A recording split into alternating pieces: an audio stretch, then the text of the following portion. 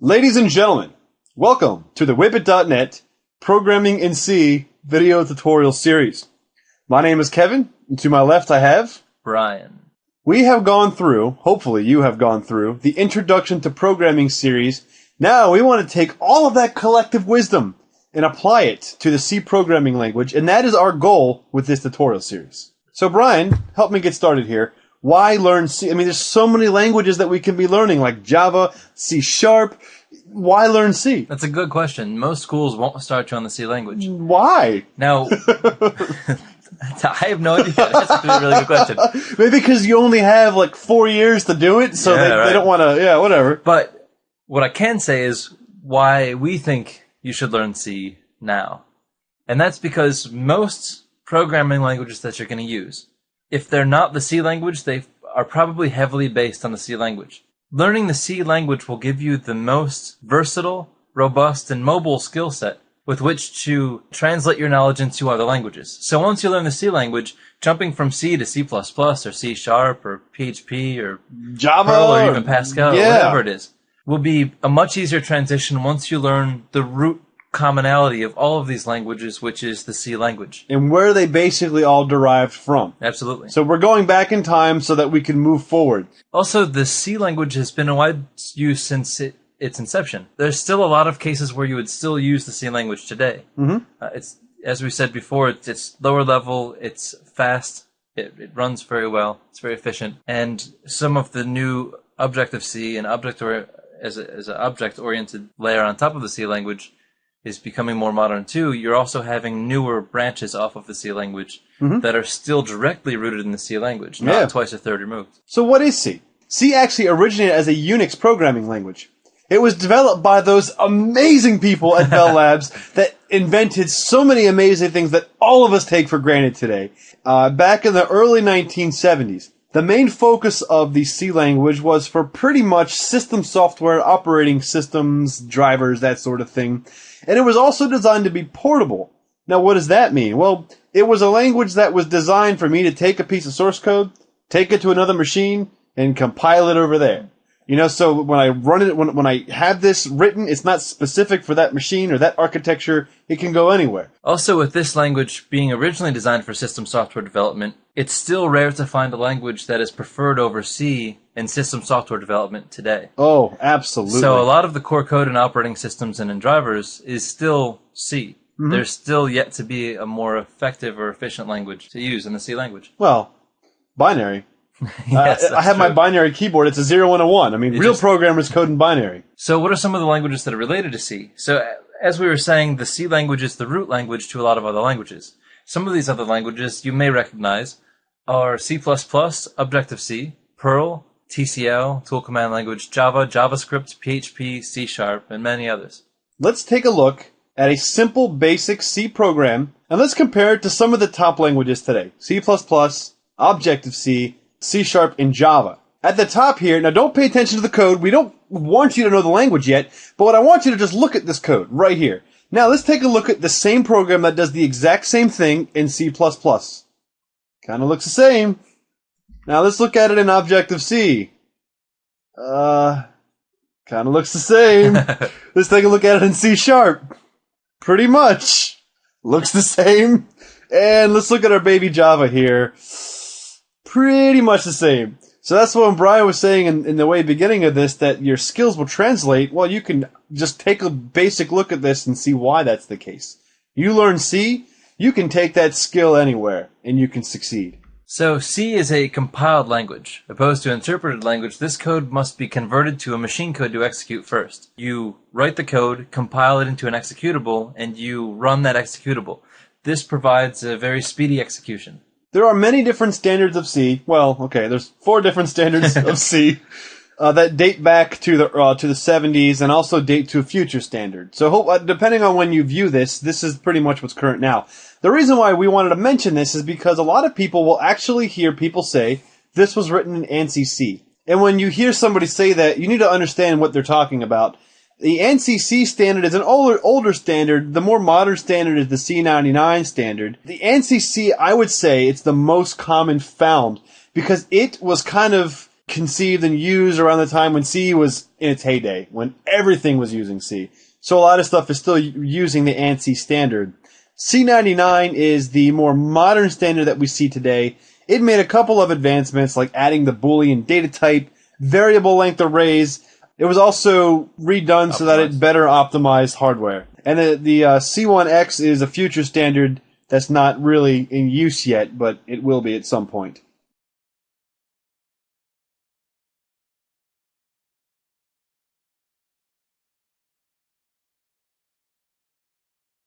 So let's take a look at some of the elements of the C language. These are concepts that we're going to move through that we've discussed in the earlier core concepts videos. So we'll kind of just speak to these as things that are included in the C language. So in terms of program flow, we have external imports. So for example, we can read a code file written in C or in another language, or use an already compiled code. Also, we utilize functions. So that means that we are allowing the code to be more modular and prevent us from retyping the same code many times over, and therefore maximize reusability of the code that we write. We also implement data types, such as the primitive data types, the basic data types, composite data types, which we've talked about. We're probably nauseous how many times we've talked about these. Static data type, which is just a data type that maintains its value during a program execution. Pointers, and arrays. We also have operators and comparison operators. So operators are symbols that represent arithmetic or logic expressions, like the plus, minus, multiply, not equal to. Comparisons are different types of expressions to be evaluated to dictate process flow. Control structures, we have decision statements, which we know as if-then statements pretty much. They give the program the ability to make choices, and loops allow you to traverse through iterations of a process on a given or a dynamic interval. And then we have some of the data structures in C. So this includes stacks and queues. Stacks where the element that arrives last is used first, and queues, which is first in, first out, or FIFO, some people say. Also we have enums, or enumerations, which is a set of integer constants. Structures, or structs, which is a set of variable values, or fields, that contain different types. And unions, which is a set of variable values, or members, occupying the same storage space. Memory allocation. In C, we allocate memory to a new item. We reallocate memory for a new item with previously used item. And we also can free memory for a item or data type that we are no longer using, and we set that memory as available. So now we'll take a look at our working environment. Our working environment is going to be where we write our code, compile our code, and execute our code through our C language coursework.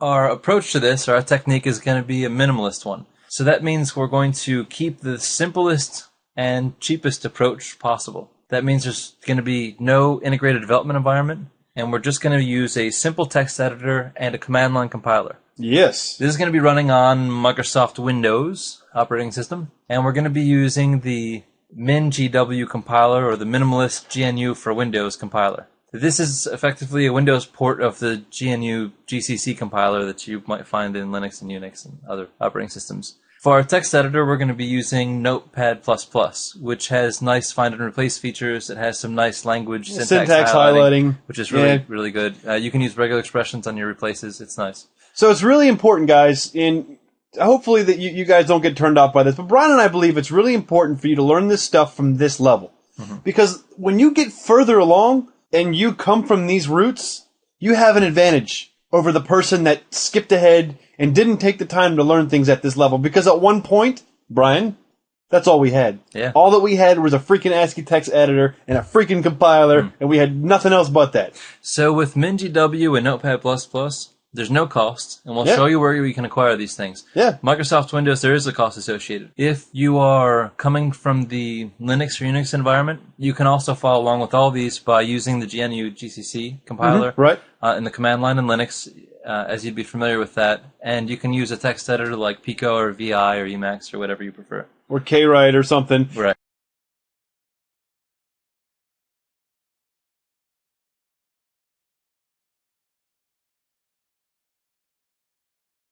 Welcome, everyone, to the first lab video for the Wibbit.net programming series. Yeah. Isn't this exciting? Yeah. Yes, this is going to be starting in C. which of course you guys know this. And all that we're going to really do in this video is we're going to set up the environment and we're going to create a Hey Buddy program, because remember, we are anti-Hello World. Hello World is dumb. Hey Buddy is the future.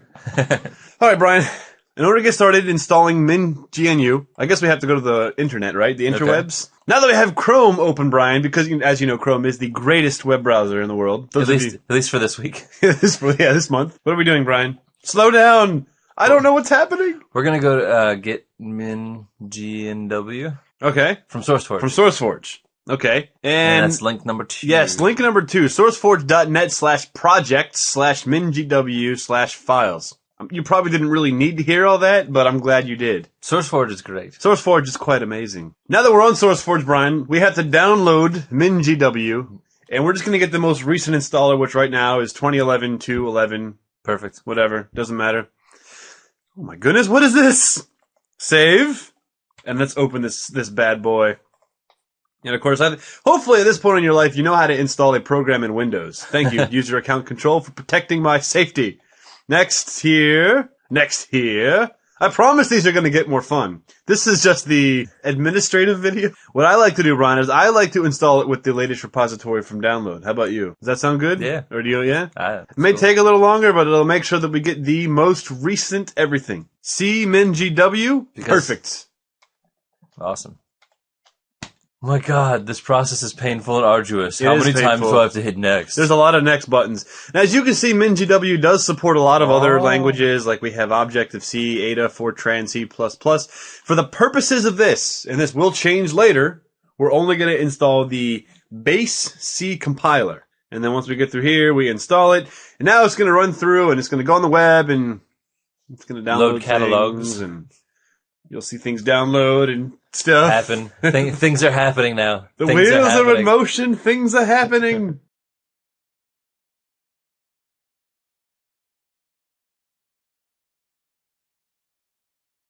All right.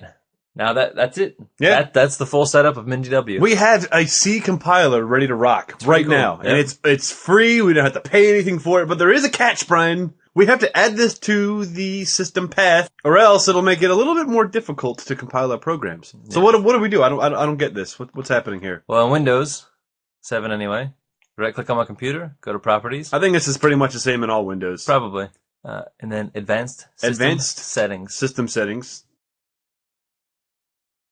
And then we select Environment Variables. Environment variables. Yes. Then we have User Variables and System Variables. Right. We want to add to the path variable out of the system variable. System, and then now the path specifies a bunch of directories on your system. Yep. Where if you include one and you are in a command prompt and you just type the name of a program, it will search these directories for that name of a program. Right. So convenience. And they're semicolon delimited. So if you were to just go through your list, I mean, some of you guys probably know this, but you have your system32 semicolon and then another path. So if you want to add a new path, if you scroll to the end, you put a semicolon. What we're going to do is, since we know the directory, it's going to be C:\MinGW\bin. That's where it is. And when we select OK, it's going to add that to the path, and we select OK again, select OK again. Now, Brian, open up a command prompt. And we have the command prompt open, Brian. What do? Let's evoke the GCC compiler. You mean like that? I don't know. Oh! Woohoo! See, if we didn't put that in the system path, we couldn't do that. Yes. Beautiful. Now that we have this, Brian, let's get a text editor that will make writing C programs the greatest experience in our entire lives. Awesome. I'm down. I'll do it. Let's do it. Now, the greatest text editor on the Galaxy this week. Actually, this year. I'd say it's held up pretty well. Yeah, it's held up very well. Is Notepad++. So let's go to Google and look for Notepad++. And of course, comes up on the first shot. And they have a cool little slogan here. It's free, as in both free speech and free beer. Awesome. Gotta love these guys. Gotta love it. We'll download the most current version, and whatever the most current version is, please download this, whatever it is. I've seen people use some absurd text editors. Yeah. I've seen people like use text editors that look like they were from Windows 3.1. Yeah. And they just like for some reason insist that it's like the greatest. But it tells you like what column the character's in, and you're like, Notepad does that. Yeah, that's cool. Have you clicked on status and then show status in Notepad? But some of the features in this that are amazing is comparing two files together, and it'll show you the lines that are different. You can do like great find and replace stuff. You can use regular expressions in your search and replace. Oh, yeah. I mean, like stuff like that makes it extremely powerful. Yeah. But I mean, above anything else, the syntax highlighting is just great. You can also do like literal search and replace, like what you were saying. So if let's just say you write a program in Mac or Unix where they use the Unix backslash n characters, and Windows won't view it because Windows expects return carriage and new line. You could open that up in Notepad++, do a Control F. You can search for \n and replace it with \r\n, and when you do a literal replace, it does the exact specified characters that you asked for. And it's ridiculously fast. It is. I mean, you can open some huge files and it just cranks. Yeah, you're right. It's cool. I have literally opened like 400 megabyte files in Notepad++ at work. So definitely hats off to the Notepad++ folks. Yes. You guys have won Text Editor of the Year? Text Editor of the Year for Whippet.net. Now we're just going to run through and just install stuff. I mean, whatever they want. I like the editor so much that in there they could be installing some like world domination app and I wouldn't care. Yeah. Yeah, right. So, at the end of this, we can then run Notepad++. Cool.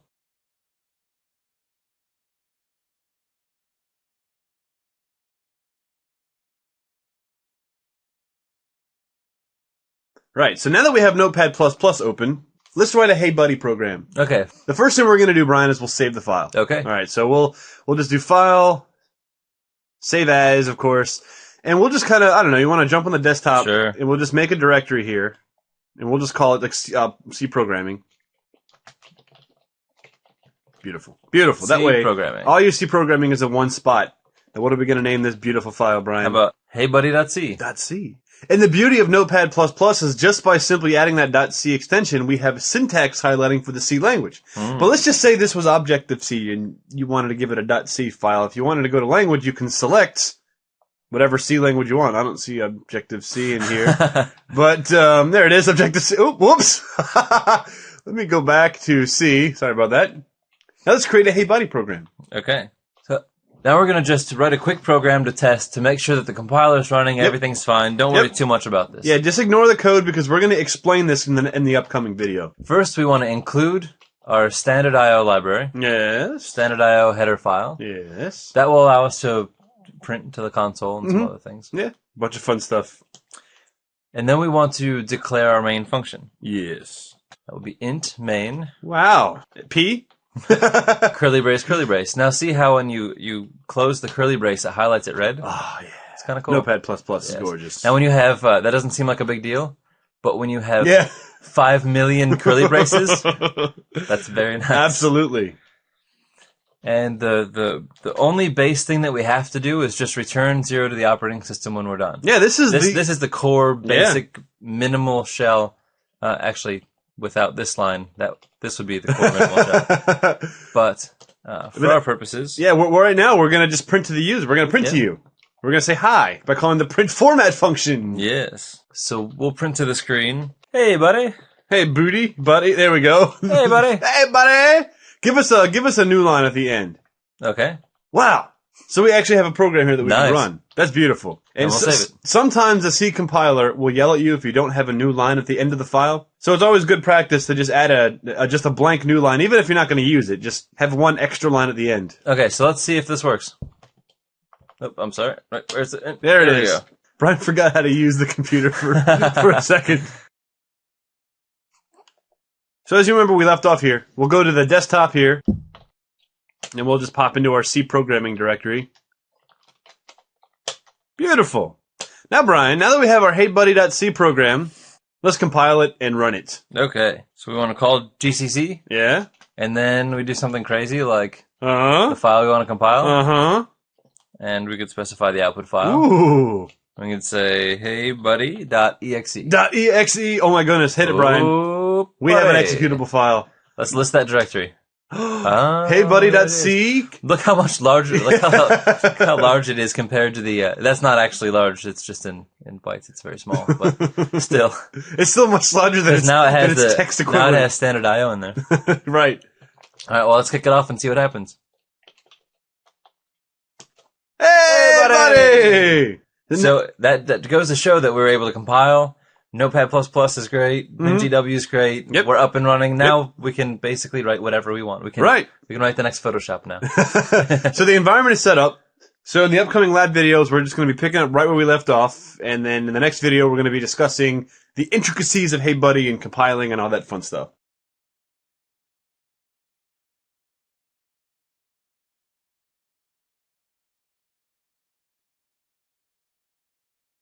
Hey, buddy. Hey, buddy! Welcome to Programming in C.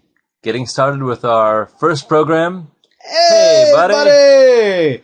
If you guys recall, those of you loyal Wibbit.net viewers, in the last video, we did a basic Hey Buddy program. Because Brian and I are rebelling against Hello World. There's too much Hello World out there.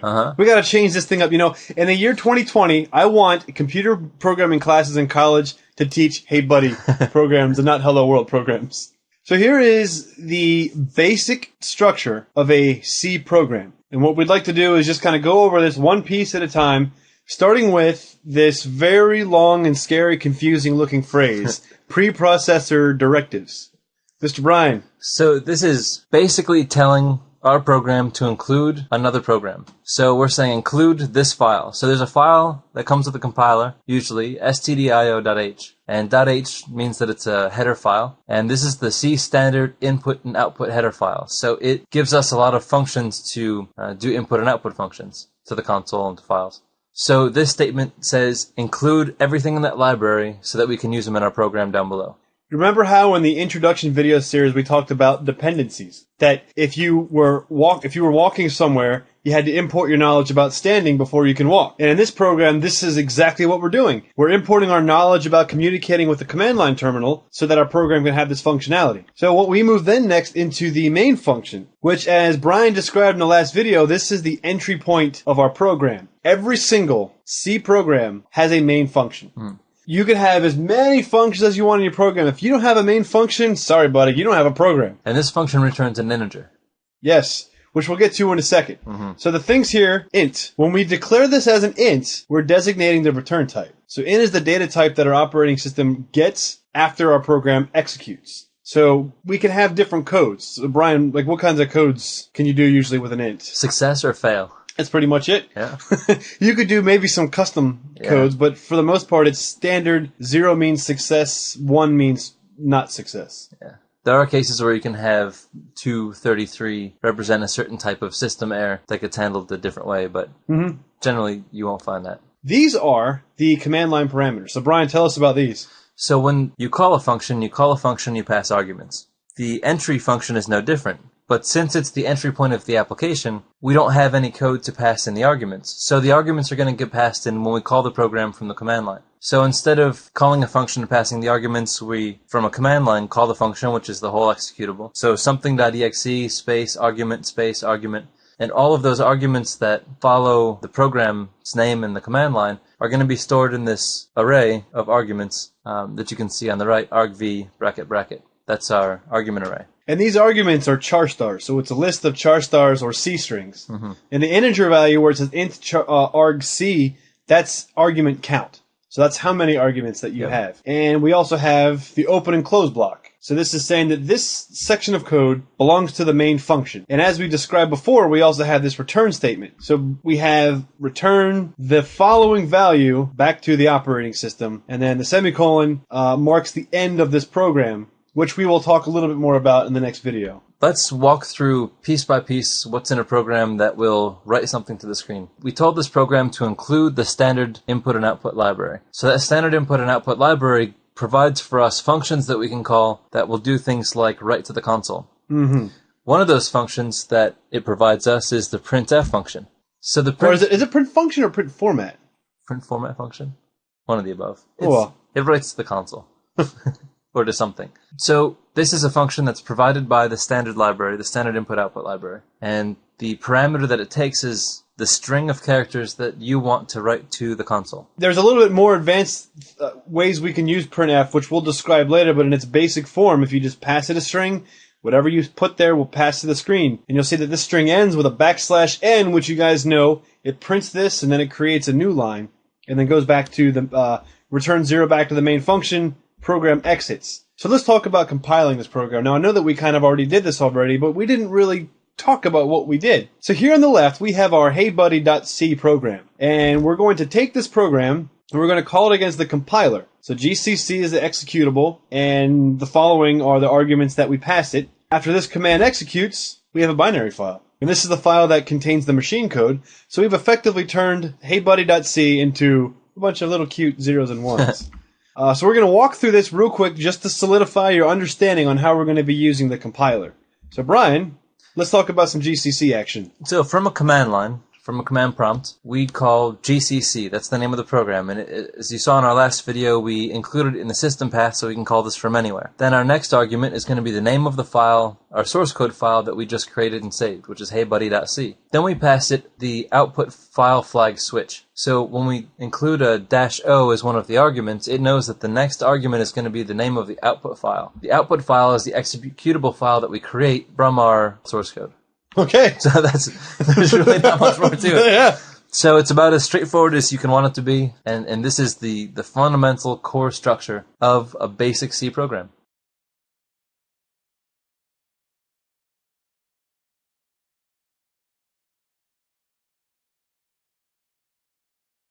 Welcome back, everyone. In this video, we're going to talk about basic syntax. Now, we're not going to go too deep into syntax. We're just going to talk basically enough for us to get started working on some programs. And the topics that we want to discuss here are the semicolon, the variable declarations, code blocks, functions, and comments. It's all the ingredients needed to make any program you could possibly want. So, Brian, tell me about the grandfather of them all. So the most important syntax element is the semicolon. Mm-hmm. So this is the terminator character that signifies the end of a statement or the end of a line of code, for example. It doesn't have to be on an actual new line. You can have statements separated by semicolons all on the same line, but the semicolon ends command. Sort of like how a period ends a sentence. Absolutely. You don't use a semicolon for every type of statement. So we don't want to overwhelm you with all the different types of statements, but we'll run into them as we come across them when we go through our tutorial videos. So let's talk a little bit about variable declaration. Now, how would I declare a variable in C? Well, you guys should recognize this syntax from our pseudocode from the previous videos that we did. We define a variable type that we want the variable to be, then the name of the variable using a legal variable name equals some sort of expression. And of course, a semicolon, because we're saying, I'm declaring this. End of story. Termination. Yes. So here's an example of how we can declare a variable in C. So the first, variable type, integer. The second, the variable name. In this case, we're calling it num. And it's going to equal an expression, which in this case is just a single number, which is 10, followed by the terminator. This expression doesn't have to be all in the same line. So when we declare a variable, we don't have to store it as an initial value. In this case, you can see we can separate this into two lines where we first declare the variable num as an integer, and then on a separate line, we set the variable value. So we say num is equal to the expression 10, semicolon. So here's an example where we can stack variable declarations on the same line. So first, we have two statements. We have variable declaration integer x is equal to 10, semicolon, and then the second, integer y is equal to the expression 1 plus 2, semicolon. Now we can also further stack these by combining them and separating the expressions with just a comma. So our initial values can be declare integer, the variable x is equal to 10, comma, and then the separate expression y is equal to 1 plus 2, semicolon. Now, when using the second technique, all the variables have to be of the same data type. When using the first technique, where we have semicolons separating them, you can literally read that like a sentence, where you say a sentence, your sentence ends, and you begin a completely different sentence. Now, this is for also stacking commands. You could also put different commands semicolons separated as well. But in a lot of code, you'll see variables declared this way because it simply just saves lines. Mm-hmm. But as a best practice, keep your code clean. Keeping them on separate lines makes things just flow better for your eyes to read. It's easier to read it. Yeah. Yeah. Now, this also brings us to another point, and that is white space is ignored by the compiler. Mm-hmm. Or should I maybe say more specifically, excessive white space? And when I say excessive white space, to kind of further emphasize that, when you look at the first example, int space y space equals space 1 space plus space 2. Semicolon. Well, sorry, semicolon. You can shorten this to int space y equals 1 plus 2, but you can't have int y with no space, because that is a required space. Yes. But you could have int space y equals 1 plus 2. Right. Because that's excessive. But there is not an inty. There's no inty. Inty equals crash. Right. So a lot of these things are the semantics of the language, but also things for you to understand how to develop your own stylistic way of designing how your code looks. So some people like to have a lot of space to kind of keep things separated. Some people like to really condense it. And code blocks are also something that some people use stylistically as well. Mm-hmm. The code blocks, though, are always signified as, or designated as a curly brace, open curly brace, or left curly brace, followed by the code that's in the block, and ends with the right or the closed curly brace. These curly braces can also be on the same line with the code between them. The new lines in the white space are not relevant for the code blocks themselves. Mm-hmm. Only for aesthetics. Only for aesthetics. Yeah. So you can also nest code blocks in code blocks and just section off code for stylistic purposes. But we'll get into in later videos where you'll find the required code block. Or in the later next slide. slides. So in this slide, we look at a code block nested inside of a code block. So we all know about this int main function deal by now, right? Huh? Okay, Yeah. Good.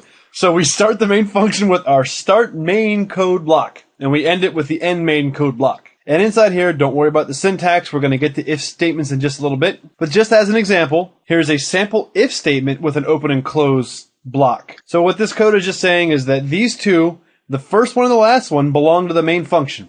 And the two middle ones belong to that particular if statement. So they belong to the structure that they are directly below. So now let's take a look at how we declare a function. So function declaration is similar to variable declaration, but a little different. Instead of saying the variable type, data type, we're now going to say the return type of the function, followed by the name of the function, and then the parameters that will be passed into the function. Or at least a declaration of the types of parameters and their names that will be passed into the function.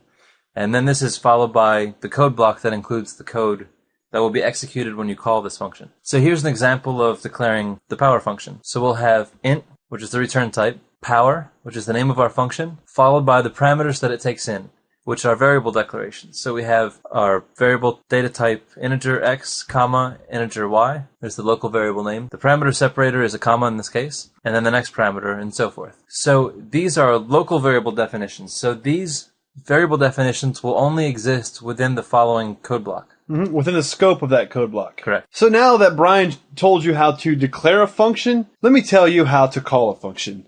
So to call a function, we specify the function name. So in this case, we're calling our power function by saying power. And we're calling it in two different ways, Brian. The first way, I'm calling it, but I'm not actually storing the value that it returns. And in the second one, I'm storing the value of the function to the variable x by saying int x equals power. Now in this case, the power function must return an integer in order for this to actually work. Absolutely. But we'll get into that when we talk about functions. They also do the same thing as the function calls, and then it takes a list of parameters, and the list of parameters is separated by a comma. So 2, 3, in this case would eventually return to us 2 to the power of 3. And lastly, we'll take a look at writing comments in our code. So there's a couple ways to write comments, and we'll just walk through those now with an example. We begin this example by declaring x as an integer is equal to the expression 2 to the power of 3 by calling the power function, semicolon. Following this line, you'll see these lines that begin with a double forward slash. Any line that begins with 2 forward slashes will not be executed by the compiler. It will be removed as it's compiled. So this is a way that we can write commentary into our code to describe what an area of code is going to do, to give us reminders, to-dos, anything to just make it easier for us to quickly get up to speed when we look at our program after not having seen it for 2 months. So we don't have to read the whole thing to remember what. Or when passing it to someone else to manage for you. Yep. So here's another example of comments, and we have appending a comment in blocks. So the block comment is this first example here where we have the / star */ So everything in between these two characters will be ignored by the compiler. So the block comment is at the top. Then we have a comment appended to a line below. So before in this example, we had the comment above the assignment statement where the X statement is. Now we moved it alongside it. So this is a way of, if you're trying to shorten the amount of lines of code that your program has, you can just append the comment to the side of it by using the forward slashes. Mm-hmm. And that's a basic rundown of the essential tool set that you need to understand the syntax of the C programming language. And as we go through these, you guys, we're going to be running into more and more things. But this is just what you have to know to get started. Without this, you can't do anything. Yep. So thanks a lot. We'll see you guys in the next one.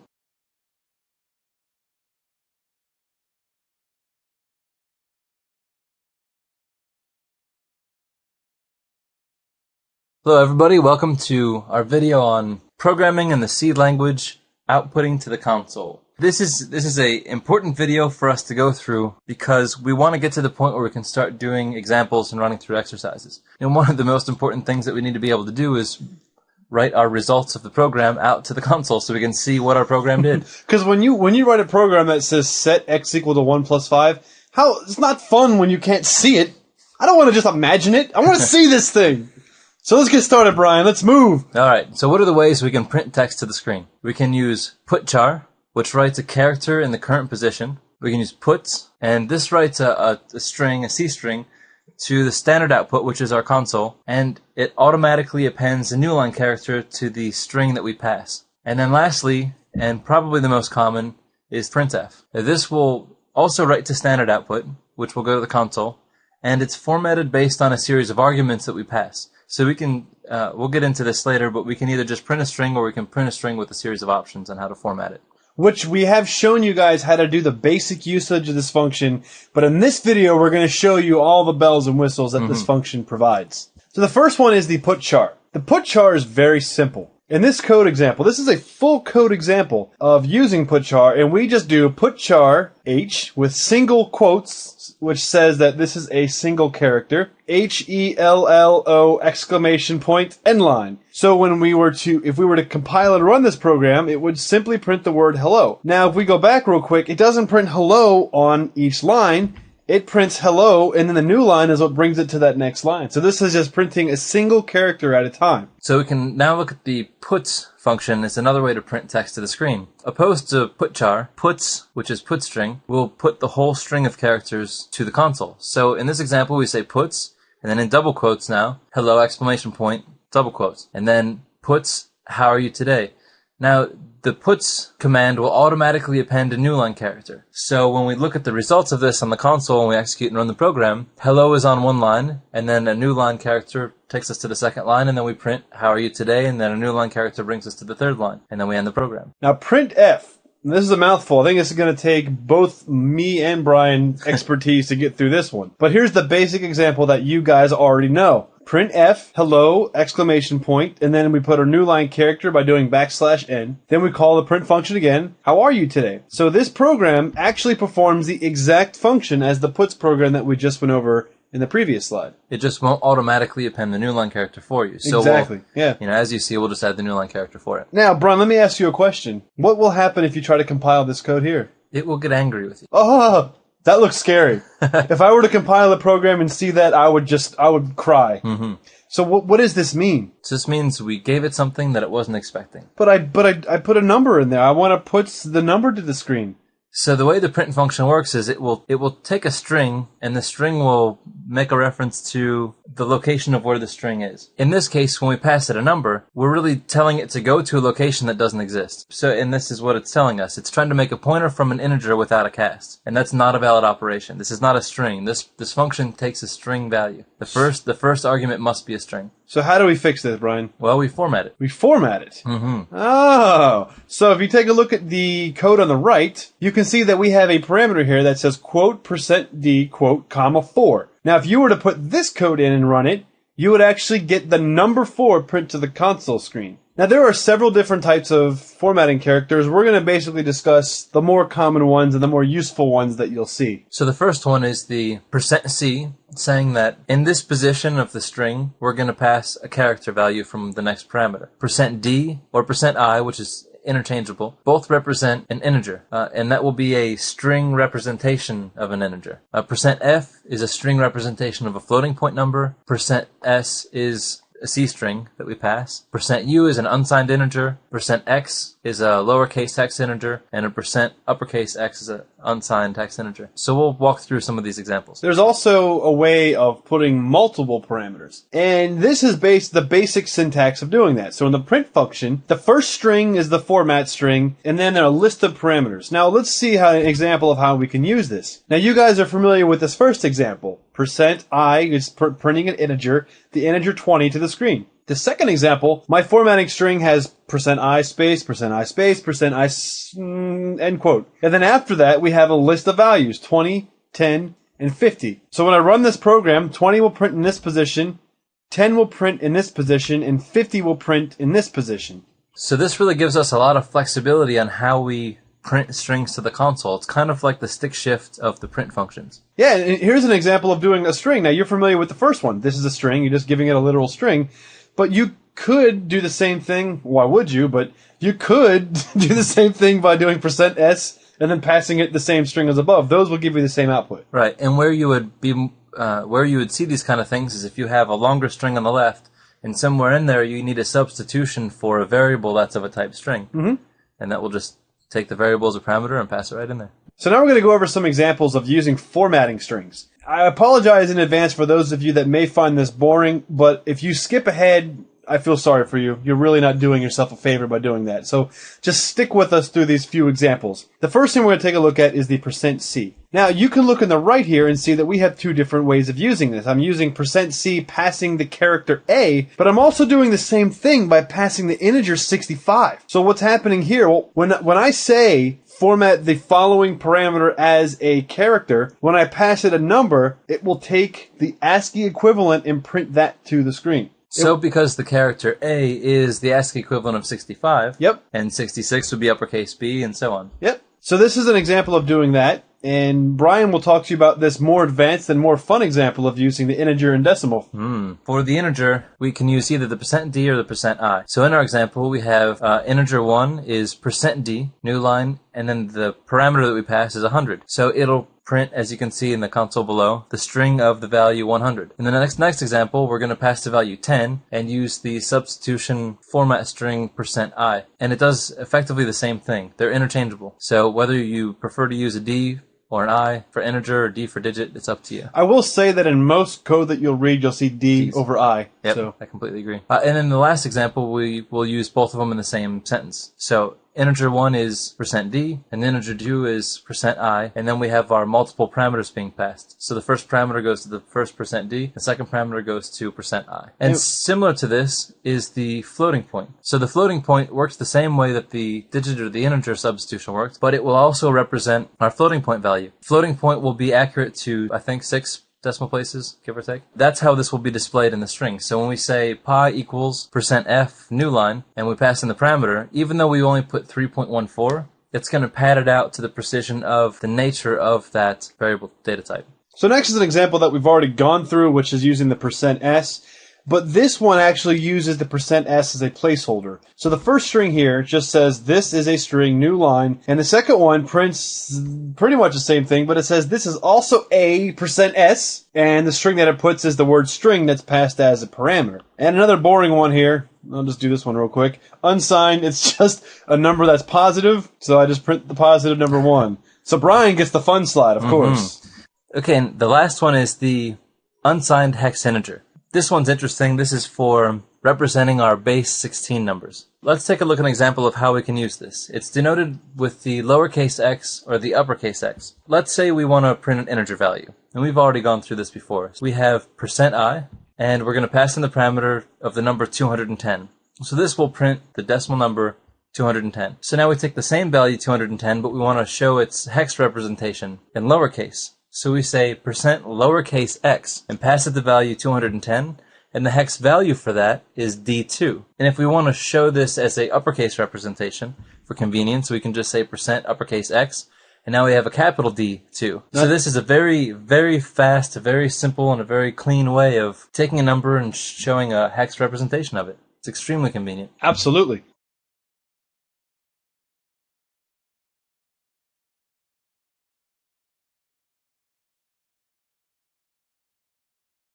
Welcome back, everybody. In this video, we're going to be doing some basic output to the console examples, right, Brian? Yes. Yes. So at this point, you have seen the basic syntax, we've set up our environment, and we've started discussing how to write to the console. Yep. Now let's use our now newly set up environment. Yes. To make a quick C program to look at formatting and writing to the console. Cool. So we'll open up our wonderful Notepad++ and we'll go to our directory on the desktop. And Brian, what do you want to save this file as? Let's call this console test, console example, console formatting. Do you have another 5 you want to try before you come to a consensus? Yep, I like console formatting. I'm happy with that. Beautiful. All right, Brian, what do we do? Well, first, as always, we start with our basic structure. We include stdio.h. Yep. Nice. And then we set up int main. Yes. And give it some braces, and we'll return 0. Zippy. Okay, now we've got our basic structure. That's a hardcore program right there. Oh, yeah. In case you guys don't know, Brian's tabbing in. Every time he goes in, he's hitting the tab key. Just in case anyone's confused about that. It's It's freaky. Now we wanna check out the print function. And when we set up our environment, we talked about print. We showed you printf. We talked about printf for a while. So let's see a couple examples where we actually use that formatting. It's very easy to use. You'll get used to it. And that's we gave you a lot of examples of formatting, different types of how to format for a hexadecimal and an integer, a character, or whatever. So look through the source code files. Yeah. We're just going to kind of walk through one just for the fun of it. Yep. So we'll print, this is a something, yet to be determined. We'll just put an X in here for now. This is a number, right? Okay. Okay, so now we want that X to be a string, and we want N to be a number. All right. So for this to be a string, we say %s for string. Beautiful. And for a number, we say %d. Oh, my. And when we pass the parameters in, now we can do a comma, and then we can say, our first parameter, and it just goes in order of the percents. Right. And then the letter after the percent's the placeholder, and the order, and the letter following it is how it's going to format it. So the %s is going to format it as a string. So we're going to say the word string as a string. Nice. And then the next one we're going to pass is the number 7, because that's a number. And that's going to say, this is a string, this is a 7. Nice. Which is really a number. And that's all there is to it. It's pretty straightforward. It's a nice function. You can pass in as many parameters as you want. There's no reasonable restriction on that. And the printf function will just print what you have directly to the console. So if the program ends and it says, press any key to continue, or goes to the next command prompt, or whatever the case is, that's going to be on the same line. It's going to get a little pissy. In some environments that matters. In Windows it doesn't, but if you're following around like in Unix and Mac, you need to have that new line there. Yep. So let's stick a new line in here. And we got a new line at the end of the program. Beautiful. Save it.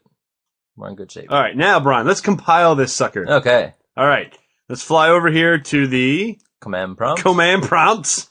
Go to CD, to the desktop, to C programming. Here we are, to directory listing. Okay.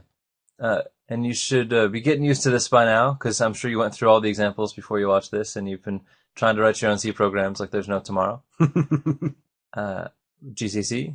Yep. Console formatting. Yep. Our output file, whatever we want it to be. Yep.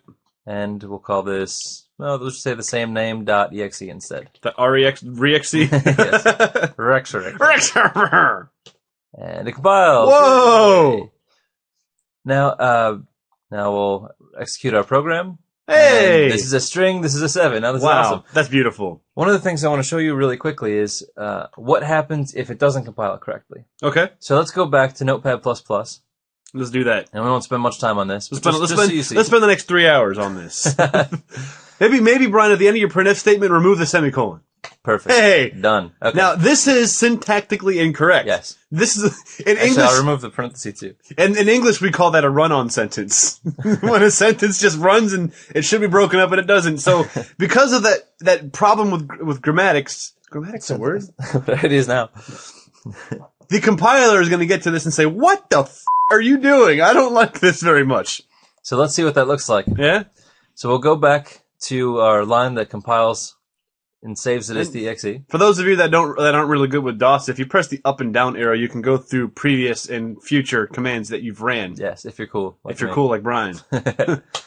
Oh! And it tells you exactly what went wrong. In the function main, right? There's an error. It expected the parentheses to end before return. Before the return statement. Yeah, and then it expected the semicolon before the curly brace token. It's awesome. All right, I mean, like, you can't go wrong. So let's put the semicolon back, but not the terminator. Okay. So here, remove the terminator. You put mean the the parentheses I'm sorry. Whatever. I haven't had my second cup of coffee yet. That's cool. All right. Now let's do the exact same thing again. Oh! Now this is also cool. Look how smart it is. This is go down to line 6, and I think that you really meant to put a terminator here. Yes. You know? Now, we could fix it for you, but, we don't want to make assumptions because we don't want to make a scene here. Yeah. You know? We're just gonna let you know. So semicolon, Brian, and now do it again. Hey! So you'll see this. So if it throws some stuff at you, it's really it's a friendly thing. It's trying to help you. Yes. And it's useful. It's great. It's nice. Although it is kind of intimidating when you do something and it's seemingly insignificant, and the compiler reports like a 4-page long list where it's like, this failed, this pointer's and blah, blah, blah. That goes on forever. GCC is definitely like decent about that compared to other compilers. Yeah, absolutely.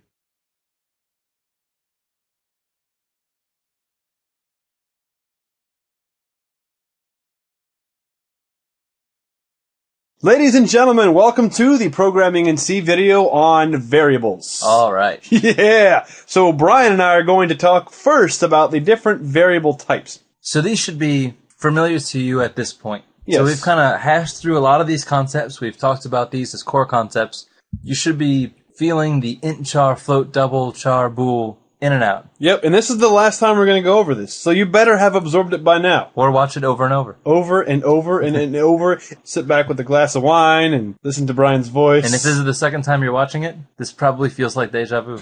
What? So the fundamental variable types that we're going to work with in the C language are the integer, the character, the floating point, and the double, which we'll talk about more in a minute. The C string, which is a char star, and a character array, which don't get too involved in these two concepts yet. That's more explained later. And the Boolean data type, which was a C99 addition to the language, because ANSI C doesn't have a bool data type, which I'm sure Brian already knew, because he writes a lot in Objective-C that has its own Boolean variable type. But only when I'm at Starbucks. Only when you're at Starbucks.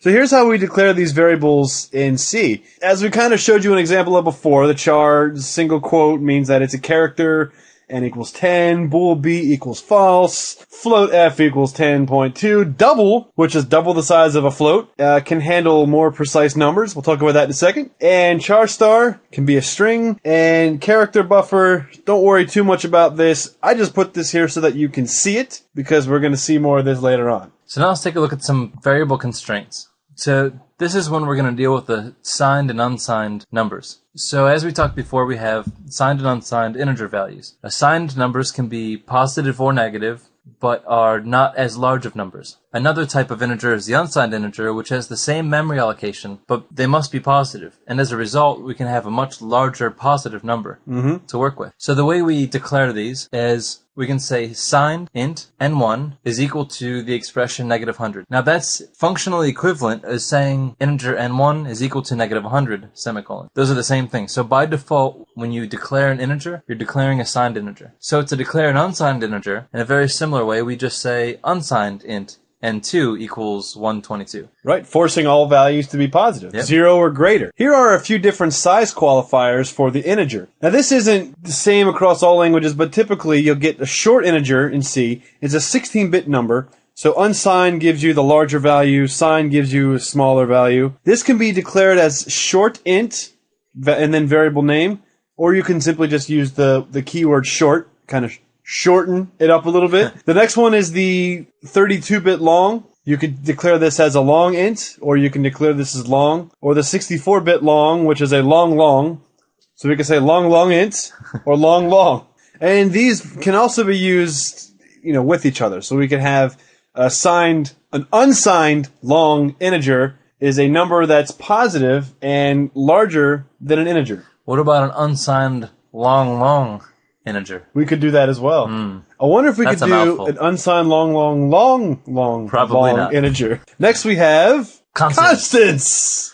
a constant will stay the same value no matter what you do or what you try to do throughout the entire program. So once you declare a constant as some value, that's the value it's going to be when the program starts, that's the value it's going to be when the program ends. Yep, it's read-only. Yep, absolutely. So when we declare this read-only variable declaration, we use the word const and then the data type and the variable name. So in this case, we're saying const float pi is equal to 3.14. So when we declare pi, based on the precision of our program, it's never going to change. Yep. Pi is pi is pi. It's a constant number. Exactly. Yep. So that's a common thing that we might declare as a constant value. Or like the speed of light. That's a constant. That's true. That's true. Now, there is also, and don't pay too much attention to this, but this is a symbolic constant where we're using a macro in the preprocessor directive. So don't be scared. We're going to talk more about this later. This is a just, hey, did you know kind of thing. So we can say define pi as 3.14, and that creates a placeholder. So everywhere that pi shows up in this program, it goes up there and it takes that 3.14 string and it just like puts that in your code. So it was like a little bookmark. Everywhere you see pi, take this and put this here. It also can work for actual full pieces of code. You'll actually see some people that do this a lot. So in this case, we're saying define user underscore print equal to an entire print statement. So it's basically the same thing as if I wrote this printf statement right down here. So it's kind of like a copy and paste or like a macro. Yes. So anytime you see this, just substitute it with this as if we actually typed it into our source code.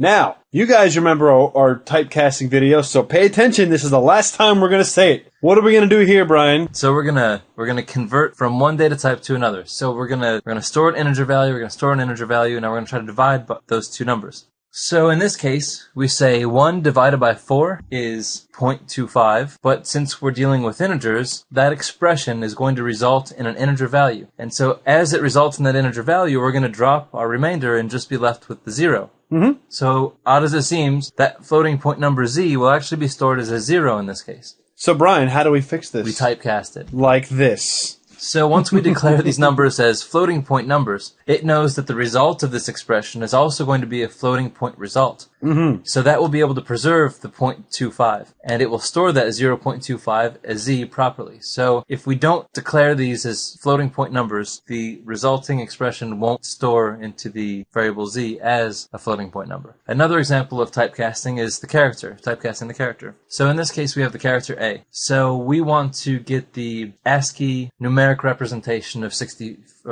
A, which is 65. And he knew that right off the top of his head without even thinking about it.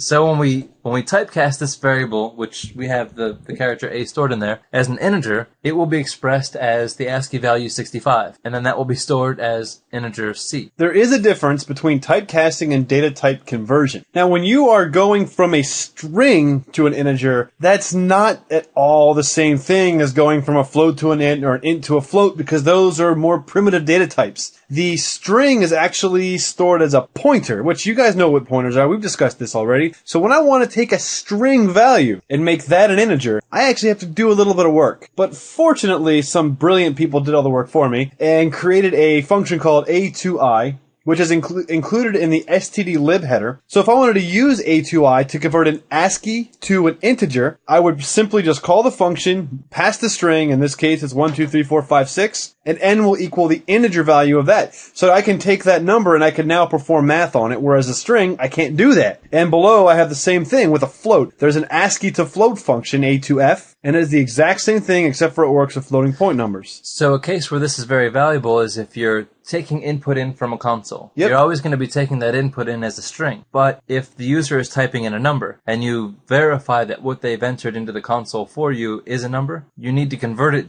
to an actual numeric data type in order to do any sort of mathematic processing on it. Now we'll take a look at another method of converting data types by using the sprintf function. So this is similar to the print function that we've seen before, but instead of just printing to the console, it will store the result into a char star. Mm-hmm. So if you look at the example below, we have our main function, and we declare char star ch. Then we declare an integer number equal 1, 2, 3, 4, 5. So now we'll use the sprintf function to store that number variable as a string into char star. So the way we do that is we first pass the char star variable that we want to store this into. Then we pass the formatting string just like we would in printf, and then the parameter for that formatting string. So in this case, we're passing it num, and the formatting indicator is %d, which is just the same as %i, as you remember.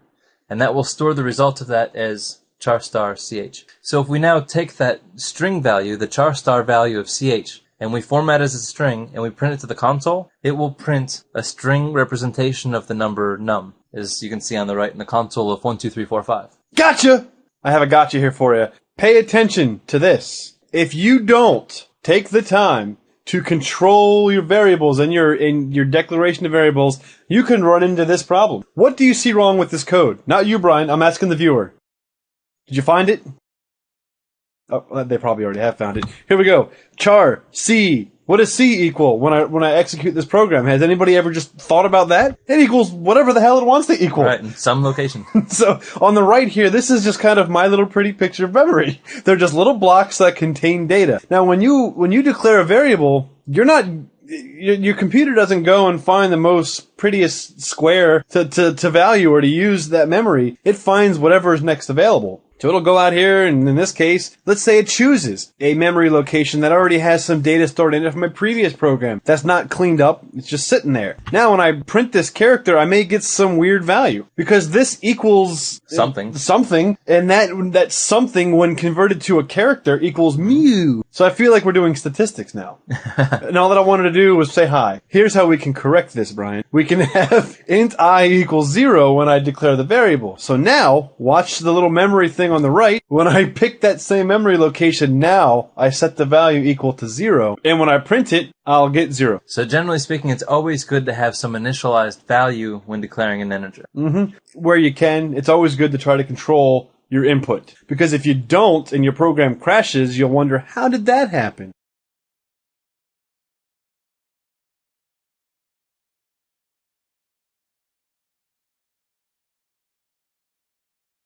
Well, welcome to the lab for variables. Yep. This one will be pretty nice. We'll assign a couple variables, create a couple variables, and print them to the console. And we'll go over integers, floats, character, an array of characters. Mm-hmm. Good stuff. Yeah, good stuff. Yeah. All right, now let's jump into Notepad++. Yes. Also, as a side note, we're also going to be discussing some things that we haven't really discussed, but we will discuss more in depth later. But just so that you can start playing around, we'll expose you to them. Now, Notepad++ is set by default to open up the last code file that you had up. We can just kind of close that thing and make a new one. Actually, I don't have to make a new one. When I close it, a new one shows up. All right, file, save as on the C programming directory. Brian, what are we doing here? This is going to be variables. Variables. .c. Brian is very able. Right. Hey, I thought it was funny. No, maybe not like just like variable. Whatever. Never mind. You're the boss, man. Okay. So, just like we always do, include our standard I.O. Yes? This is like muscle memory. Yeah. It's like muscle memory. At least you have your Terminators in there. I know. I should have my Tourette's in there. Out my ass. Sorry. Return. 0. Beautiful. Beautiful. So you guys should know how to do this in your sleep at this point. Over and over and over and over. Yes. Just like running scales on a guitar or a piano or an instrument or whatever. Just run scales on your basics. Judging from that exercise, it looks like Brian has some more work to do. Yeah, but real quick, Brian, before you get started, I want to just talk really quick about the curly brace syntax, which we never really talked about in the video presentations. Okay. So go up to here. We'll go to this guy, and let's hit the backspace. And let's hit space again. It is very common to see C code written like this. Yes. Now, that's a stylistic thing. Yep. Syntactically, that is correct. But if you do run through some C code and you see that the function is declared and then the first open curly brace is on that same line, don't be alarmed. They're not using some weird, crazy version of C. That's regular standard C. And we can do that this time just for the fun of it. Yeah, why not? I'm not typically fond of that syntax, but I know a lot of people are. I like things to kind of be in like a more natural balance. Like I like everything.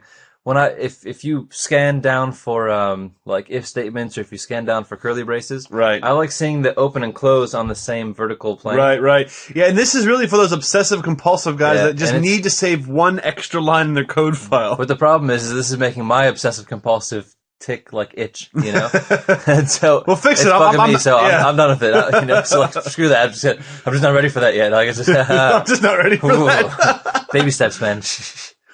We haven't reached that point in our relationship with C yet. But see, it's so much better because now, like, if we have another code block, you know, let's say we stick one here, and then inside here, we stick it here. Like now, see how it Notepad++ for us, and this is very cool. See these little tiny dots that drop between the curly braces? Yeah. It puts them all on the same plane, you know? Yep. So if you're just like some off, like putting it over here, you know, it's just not right. They don't line up, It right. makes it very confusing for you to see where you're, Right. you know, so that. Yeah, we don't do that. Sorry. Anyway, but you can if you want to, if you're just kidding. Okay, let's store a couple variables now that we know how to do that. Yeah. Let's start with an integer. An integer. We'll call it int number. Number.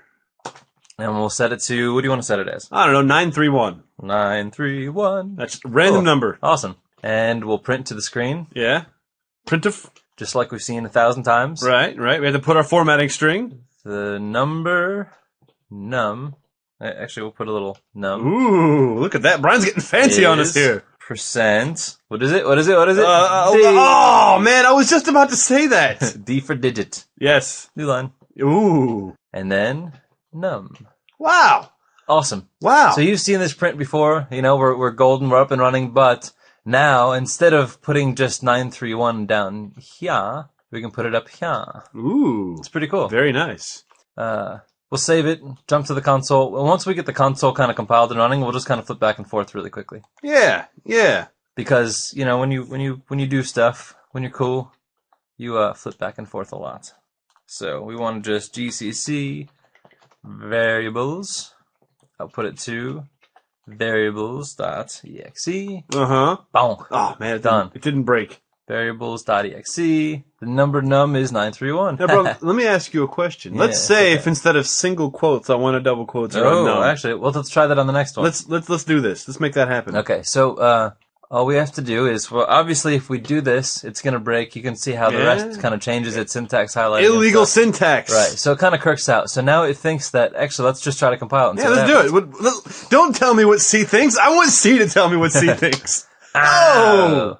So it just freaks out because it, you know, it's like, what is this num thing? You know, it's not Right. a function name. I don't know what to do with it. So let's switch back. It and was let's- actually, if you look at this, it was expecting the print format function to end right there. Yeah, which makes sense. Yeah, it makes a lot of sense. Because that string is terminated, and now it's thinking this is some other command here, and it's not, and whatever. So all we have to do is just escape the character. Escape. And escape the character, we just do a backslash in front of the character. Yes. And that escapes it. And then we Right. escape this one too. And on an American keyboard, where's the backslash? Love the enter key. Nice. Well, let's try that again, Brian. Okay. So we'll try to recompile, and Yeah. woohoo, Ooh. there we Now let's see go. what does it look like. Hey! Yeah, so the number num is 931. Very sexy, Brian. Yeah, very sexy. cool. All right.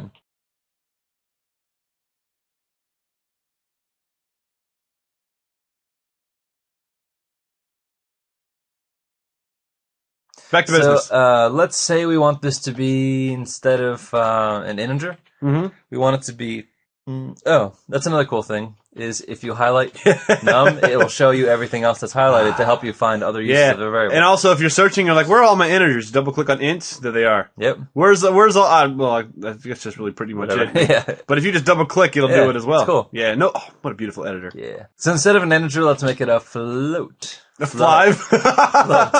Okay, cool. So now it's a float, but what good's a float if we don't put a decimal point in there? Yeah. So let's put 2.75498. You Cool. forgot- okay. Yeah. Nice. Beautiful. Yeah? Yeah. Awesome. Okay. But hold on a second, Brian. If we have the %D, Yeah, well, let's leave it in there and see what happens. what does this do? Because that's not really expecting a float necessarily, you know? So what will it show us? All right. It will show us something crazy. something ridiculously Yeah. crazy. So let's go back and say, hey, this isn't like just it's not a digit. It's not what you're thinking. This is expecting an integer. Mm-hmm.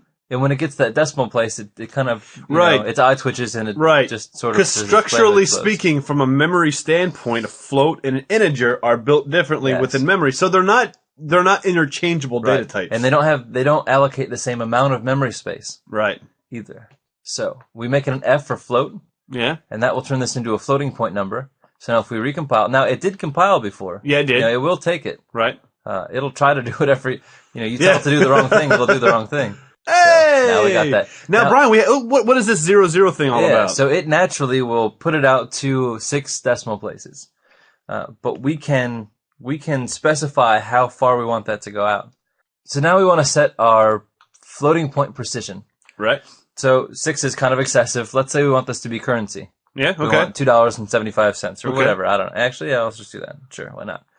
So we can specify in front of or behind the decimal how many points we want to do. So we'll just say decimal and then 2 after the decimal. And we can also say like 4.2 for 4 places preceding and 2 after, but we'll just say .2 because that's all we really want to restrict. And let's put a little percent symbol out front here. A $sign symbol. Yeah, I mean dollar sign symbol, whatever it is. Because that's the American dollar right there. Money. American money. America! Let's compile that and see if it's happy. Oh. And on that, we got $2.75. What can that buy? They can't even buy you a cup of coffee nowadays. They can't even buy you some shrimp at Long John Silver. What's that play you about? $2.99? The hell are you talking about? Never mind. Awkward sounds. You should be used to that by now.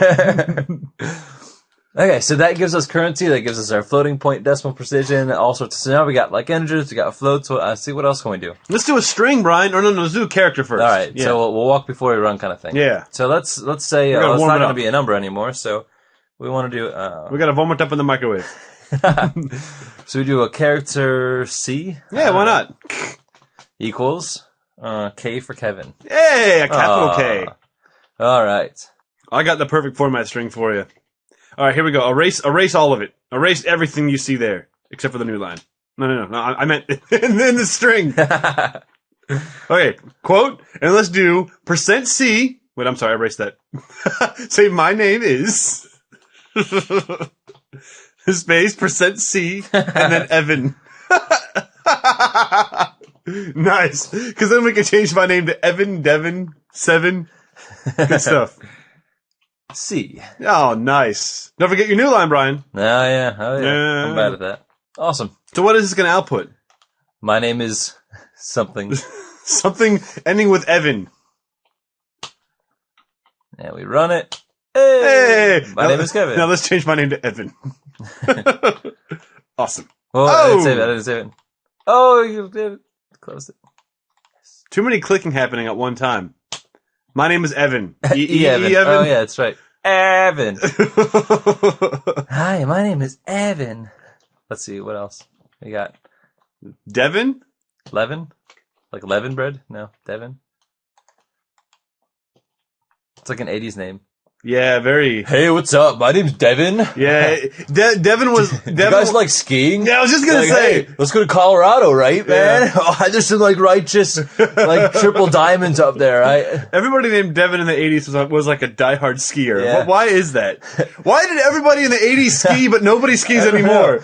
Did you remember all skiing movies? Like the skiing comedy movies, like Ski Patrol and stuff? Yeah. Like, oh, the tough guys are skiing and the nerds are going to get revenge, you know? Anyway. But I think every 80s movie was about like cool guys versus nerds. Yeah, and the nerds win, Yeah, it's very now popular. it's not so nerdy to be nerdy anymore. It's kind of No, it's cool to be nerdy. That's why I love this new generation. Yeah.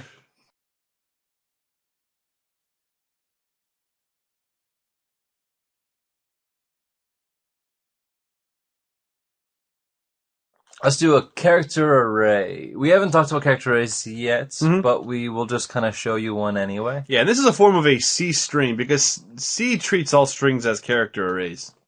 Okay. Char, list of characters. Nice. And we'll make it 50. 50. Nice. 50. All right, now how do we fill this, Brian? Let's fill it with a number. Okay. And that number will be 6753009. 530. Okay. But can you do nine? Can you add that to the end? No. What you got to do is E to the 9. E9. Like that. Nice. Is that? I think that's too big to be an integer. I don't know. It's too big to fail. Okay. So we have an integer. We've got a list of characters. We don't need that anymore. We don't need you anymore, man. You're done for. Okay. So let's say we want to get that number into the list of characters. Let's do it. You know, because we're lazy. We don't want to like sit there and assign each character. That'd be dumb. Now we're used to printf. We talked about sprintf, which is basically printf to a string. Right. It's kind of cool. And what string do we want to print to? We want to fill the list of characters. Nice. Okay. It's always a danger in spelling it wrong when it gets long like that. And then we'll pass it as a string. Now, the string formatting things that we've been looking at format some other data type to some other data type. So it's kind of like we're using this to kind of cast the integer as a string, sort of, Right, yeah. Effectively. Take the following list of arguments, format them as the format string, store it in list of characters. And then just like we do with printf, we pass number in, after that. Now, you want to check your spelling real quick. Hey, cool, all right. Nice. Now, if that didn't work, let's do that. And that. Oh, didn't work. Characters. Hey, nice, cool. Very nice. So we'll save that. So now we have a list of characters that we can print now to the screen. What do we do with this list of characters, Brian? Let's print it. Oh, okay. We can do that. Our list of characters are... Percent %S? Where's percent on this keyboard? I'm used to my Tsingtao keyboard. Now I gotta get readjusted to my American keyboard. All right. List of characters. Wait, hold on. Oh! Hey. Okay. Let's see if that works. All right. Let's flip back over to the command prompt. Compile. Execute. Hey, 6753099. Beautiful. Oh, wait. That reminds me of a song. That's a song. Yeah. Jenny, 8675309. Yeah. Yeah. That was my number. Everybody in the 1980s that had that phone number was getting peppered with prank calls, I'm sure. Because back then you didn't have to put in area codes because long distance was a big deal back in those days. Awesome. That was pre 10-10-3-2-1. You're right. Remember, like David Spade did all those commercials. Yeah. And then the guy from the sex call you call for sex problems. Oh, Adam Carolla. Yeah. There was another one. Who was it? Carrot Top did a bunch. Oh, yeah, that's right. Yeah. Anyway.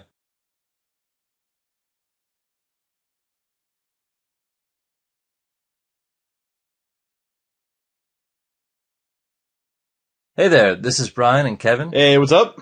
Welcome to Basic Math and Logical Operations. Yeah. All right. So this is a very basic brute force run through of programming in C, basic math, logical operations. Now, before you stop it and skip to the next video, because that's what I would do.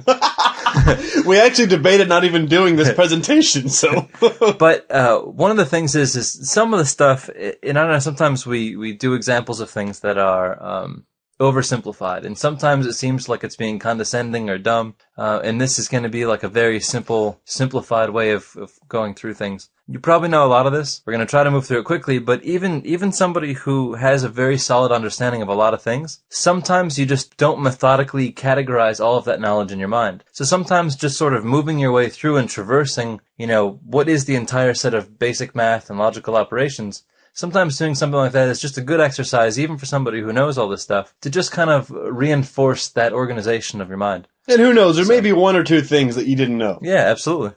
So the basic types of operators that we're going to discuss in this video presentation are assignment operators, arithmetic, comparison logical, compound assignments, and bitwise, which we've spoken about most of these in the Introduction to Programming series. So basically, an assignment operator is really nothing more than an equals. I mean, that's it. So when I want to assign the value 1 to x, I use the equal sign. In the arithmetic operations, I know we've talked about this already, but we have addition, subtraction, multiplication, division, modulus, increment, and decrement, and the symbols that are associated with these operations. operations. And the only ones of these that might kind of catch you if you're coming from other languages is division is the /, not the one underneath the backspace. Modulus is the %, and increment ++ and decrement -. Just think of, some Orwellian world where you program, and that'll be easy. So just to kind of just fight through this, when we're assigning these, we have on the bottom right int x or 100 + 2, 100 - 2, times 2, divided by 2, modulus, increment, which is the equivalent of saying x equals x plus 1. So the ++ operator increments by 1, and the -- decrements by 1. So that's the equivalent of saying x equals x minus 1. So we want to talk about the difference between ++ and ++ something, the increment and decrement of these. Okay. So is there a difference between C++ and ++C? Because they're both valid and they're both used. Okay. What happens when we run this code, Brian? Okay, so here we have int x equals 0, int y equals 0, and we're going to x ++, and then we're going to ++ y, and then print out their two values. So let's see what happens. Interesting. So they're both incremented. Okay. So what the hell's the difference? All right, well, I guess there is no difference, right? Because it looks like they both do the same thing. Nothing more to see. Okay, see you guys. All right, Brian, have a good day, man. I'll talk to you later, okay? All right, bye. Wait, what? Peace. What the f***? Ooh. What the hell is this, man? I thought we were done for the day. I had already packed my backpack and everything. Okay. I was ready to leave on a jet plane. Okay, so here we have the Wibbit.net corporate jet. Yeah. It's basically like Brian and I, we like strap ropes on a flying squirrel. That's what our that's what our corporate jet is. Nice. So here we have. So here let's take a further look at it. Okay. The question is not what is this doing. The question is really when is it doing it. So you have like x is 0, y is 0. Now we're going to print x equals x ++ and print out y equals the value of ++ y. Okay. And then we print out their values after the fact. Okay, now let's find out what this... Oh my goodness, they are different, Brian. Why? Right. So the thing is, when does this increment occur? Because obviously if you look at the bottom x and y, they both end up being 1. Okay, right. But x ++ did not increment until after that statement was executed. Okay, so let's see if we can maybe put some structure around this. What is the difference officially? So x ++ increments the value of x by 1, but returns the previous value of x. So if x is set to 0, x ++ will return 0, but x will now be equal to 1. Nice. Yeah. Right, so then on the other flip side of this, ++x will increment the value of x by 1, and then it will return the current value of x. So in that same example, if x equals 0, ++x will return 1, and x will also equal 1. Right. Okay, so now let's look at decrementing. So this works exactly the same way, but it just decrements instead. So x minus, if x is 1, x minus will return 1 as if it never decremented, but now x will be stored as 0. Whereas minus x will return the resultant value. So minus x returns 0, and x is also stored as 0. So let's see what happens if we do this on characters. Characters are effectively they're primitive integers, data types, so they're numbers, yeah. It's basically an integer that looks up an ASCII chart. So we're going to store x equal to \x1, which is the hexadecimal value of 1. Character y is going to be equal to capital A. And then character z is going to be the character that represents integer value 1 plus y, which is the character a. Which I think is 65, maybe. Well, we'll find out here in a second. Yeah, let's see. So as Brian was just discussing, what will this equal if we try to perform this operation? Awesome. Z equals B. But we're adding two characters together, Brian. How can this possibly be? Well, let's find out. So character x is hex 1, or integer 1, same thing. Character y, which is a, is 65, and x plus y, which is 65 plus 1, is equal to 66, which is b. Oh my goodness! So we have a capital B. So we take capital A plus 1 and we get B. So if we were to make a program that takes a user input and puts the output as every character plus plus, we can make a very basic Caesar shift. Yes. So here's some comparison operators, and we'll kind of move through these quickly. To do a comparison of two things to see if they're equivalent, if the two variables are equivalent, it's equal. If it's not equal, it's exclamation point equals or bang equals or just not equal, you know. Less than is just like just like in math, the less than. The alligator eats the greater thing to the, and then less than equal to, and it's kind of written out just like you'd say it, less than equal, greater than equal. I love saying, for the exclamation point, I love the bang slang, because I've had it in jobs where if we wrote a script, like a Perl script or a shell script that is referring to a path, and you use, pound bang or bang pound to reference the path. Well, sometimes you would run the script and it didn't work, so then you would say, did you bang the script? Nice. And then, I didn't bang the script, so then you put the path in there and then it works, so. Nice. And these comparison operators always return a Boolean value. Yes, yeah. So in this case, we have int b is the result of 2 compared to 2, and it's 1, and integer of 1 is true, and integer of 0 is false, so that's true. Not equals is 1 not equal to? That's true. Is 9 less than 10? That's true. Is 5 less than or equal to 5? It's equal to 5, so it's true. Is 9 greater than 10? No. Is 8 greater than or equal to 5? So I'm just kind of speaking these out, can kind of see how they, how that goes, and that's of course true.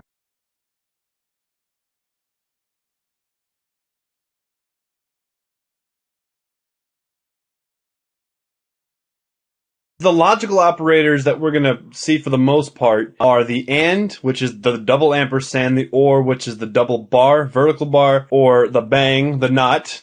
So these are going to compare two Boolean expressions and return the logical result of the two comparisons. So if we take a look at the AND comparison on the right, we have integer b equals is 5 less than or equal to 5, which is true, and 1 equal to 1, which is true. So we have 1 and 1, which is true. So true and true is true. And if we look at the or the two double vertical bars, we say 1 is less than 2, which is true, or 1 is equal to 10, which is false. So we have a 1 and a 0, true and a false. So if either one of these is true, it's true, and it's true. So with the not, we have int b equals not 5 is less than 1. So in this case, is 5 less than 1? The answer is no, that's false. So that's going to be not false and true. So when I say not false, I take that value and flip it around. So a not false is true. So int b equals true and true, which equals true. Did you get that? Hopefully. All right, so you probably intuitively can get an understanding of that. So if you lost this along the way, don't worry too much about it. But just kind of reading through these examples, you can kind of get a sense of how this is going to work.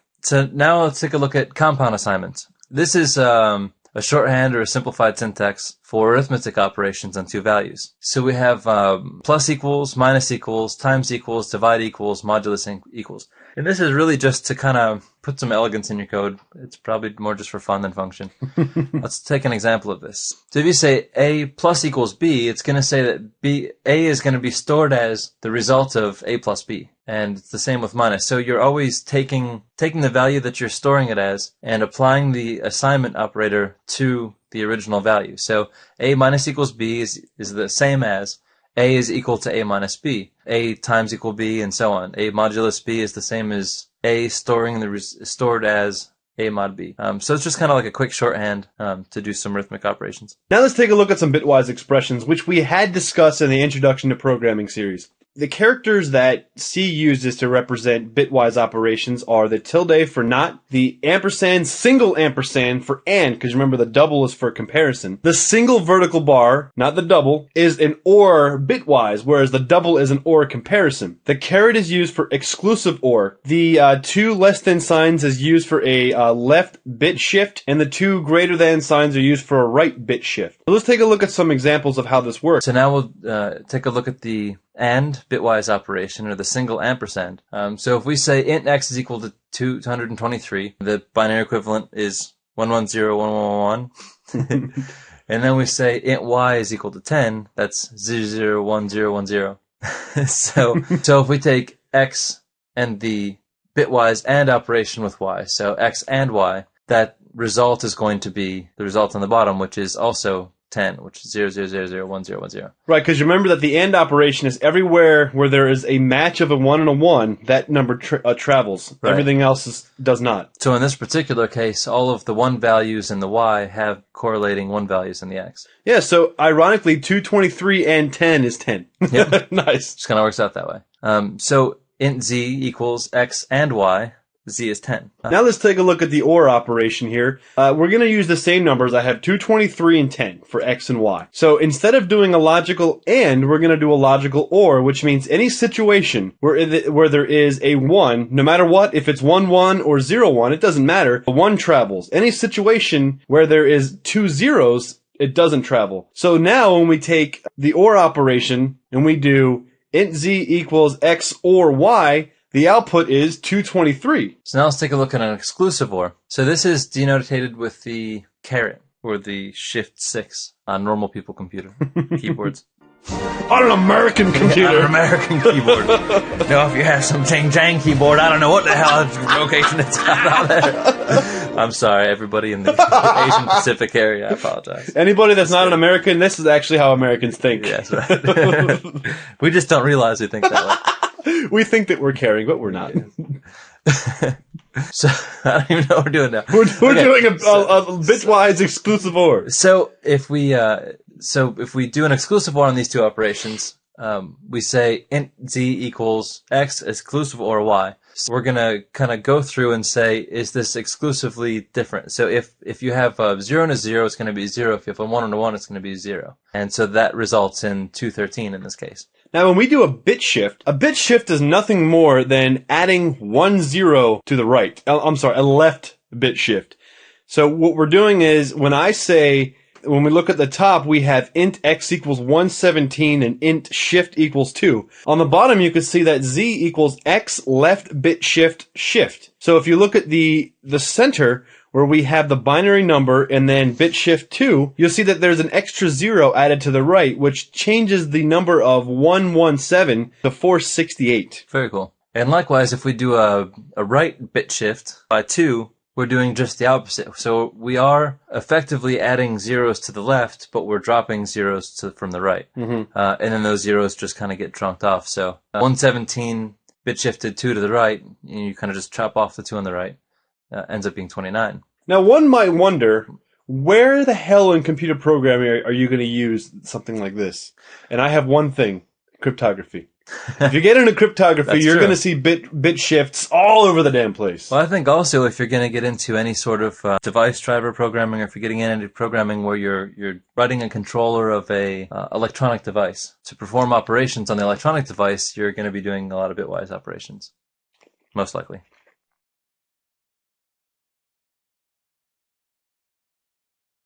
Okay, welcome to our next video on programming in the C language on control structures. Yes. So control structures are great because this is how we're going to control the flow of the program. Exactly. So all of the decisions in the program, all of the, now we execute this block of code, everything, all in control structures. So let's take a look at the control structures that we're going to be discussing in this video. First, we're going to talk about decisions. Because what is a program if it can't make decisions? It needs to be able to evaluate and then look at its evaluation and say, okay, well, this is what I'm doing based on this, and this. And the two main decision structures in the language are the if-else statement and the switch statement, which we haven't really talked about, but in this video, we're going to go over a few pretty in-depth examples of how to use the switch decision structure. You're going to like them. We're going to love them. The next, we're going to look at loops. And in our loops, we're going to look at the three main loops that C supports. That is the while loop, the do while loop, and the for loop. Lastly, we're going to take a look at labels, which is a topic we have never discussed, even going back to the introduction series. Not a difficult thing to grasp, however. And kind of an unsung hero. Yes. It is something you don't usually see in code, and some people believe it's a bad practice to use labels, but I'm guilty of using labels. I've used labels in several circumstances where it works. They're hot. And they're hot. You can also use labels to kind of simulate a loop condition, which we're going to take a look at here in just a moment. So the first one we're going to take a look at, Brian, is our favorite if-else statement. This is the standard, basic decision statement every program has an if statement. Absolutely. I almost guarantee it. Unless it's, hey, buddy. Yeah. Okay, so not every program has it, but a lot of them do. So we've gone over the if-else decision structure before, and we generally know if this expression is true, do this block of code. So in the C language, the syntax is very similar to the pseudocode we've seen before. So we just say if, and then in parentheses, our expression that results in a boolean, a true or a false, and our code block. And inside the block of code is code that only executes if this expression is true. Then we also have the condition of the else. So if this condition is not true, then we jump down to the else and we execute that block of code. And the important thing to understand with the if-else structure is in every single circumstance where the if condition is false, run else. Yes. Every single time, which is different than this one right here, Brian. Right, which is the else if. So that gives us a second Boolean expression to evaluate. So we say, if this expression is true to this block of code, if it's not, then test this condition. And that condition will always be tested after the first one fails. Then if this one passes, we'll execute the code at the end. So in this scenario, unlike the one before, not all paths of evaluation will execute. So there can be circumstances with an if-else if where we can evaluate both of these expressions and neither match, and we don't execute code in either of these blocks. Nope. And that's different than this condition. Right. So now this is a combination of the if-else and the if-else if. So now we're appending the last else. In this, that last final else is like a catch-all. So if we don't fit any other of those conditions above that follow an if, this is the last catch-all. Everything else failed, we do that final block of code. Also, the else ifs can occur as many times as you need them to. So you can say if, else if, else if, else if, else if, else if, else. So this can be an extremely long sequence of decision statements if you need them. Let's take a look at a real life example of using an if statement. A real if statement and not a pseudocode if statement. Woo! So in this case, we're stacking two variable declarations on the first line by saying integer x equals 10, semicolon, end of statement, period. Int y equals 50, semicolon. Terminator. Yes. And if x does not equal y, print the value of x is not equal to the value of y using our integer placeholders. Now, Brian, there is no semicolon in the if structure. That's true. Just note that. Yep. You don't have to know why. Just know it. So now let's take another example where we have a little more complicated of a Boolean expression to evaluate in our if statement. So first we declare a couple integers. We declare x is 10, y is 50, and z is 100. And now we say if x is greater than y, which 10 is greater than 50, no. So that's false. Or y is less than z, 50 less than 100, that's true. So in an OR condition, as we know, as we've discussed before in our core concepts, so long as one of these is true, this entire condition is true. Yes. So because this evaluation is true, we will execute the following block of code. So your program's going to scare you when it executes. Yes. So now we'll take a look at the end condition, which is used in the same way the OR is, but with the double ampersands instead of the double vertical bars. So let's reevaluate this again, and we say we have a false and true. Both of these are not true, so the entire result of the Boolean condition is false. So we will not execute our block of code. We'll skip past the block of code and continue with the program. Oh, yeah. The top statement is the one that we just looked at. Now, if you look below, that is the exact same statement. Because if you have an if structure that only contains one command, I'm not talking about stacked commands, a single command, you don't need to have the curly braces. Although, in my personal belief, the curly braces do add a lot. So even if you really don't need them, it's always good to have them. For some reason, I don't know why this is, in C#, I tend to use that a lot. Mm-hmm. But in C, C++, I always use the curly braces. It's Why? weird. Wow, it's very interesting. Yeah, I don't know why. It's just one of those things.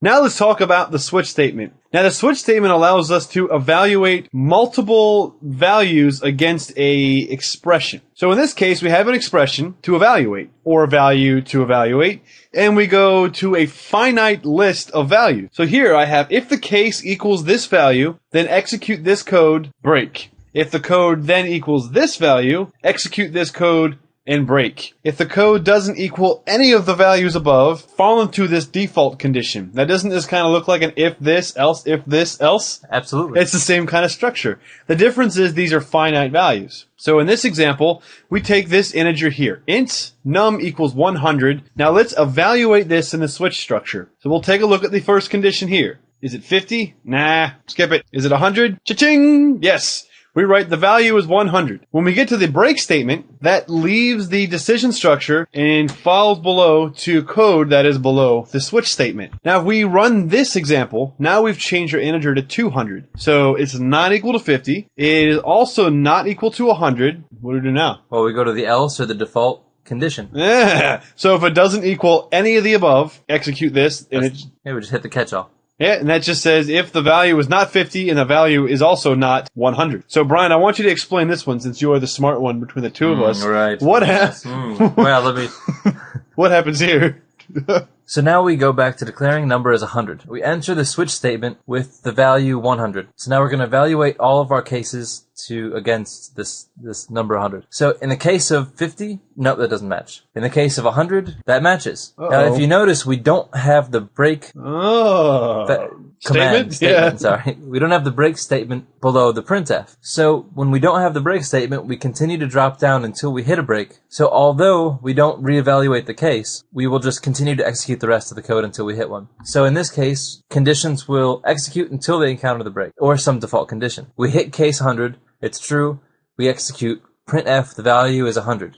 New line. Case 200 doesn't apply, but we haven't hit a break statement, so we're going to continue. We say the value is 200, and then we hit the default, the value is not 50 or 100, and is not 200, and then we hit the break and execute.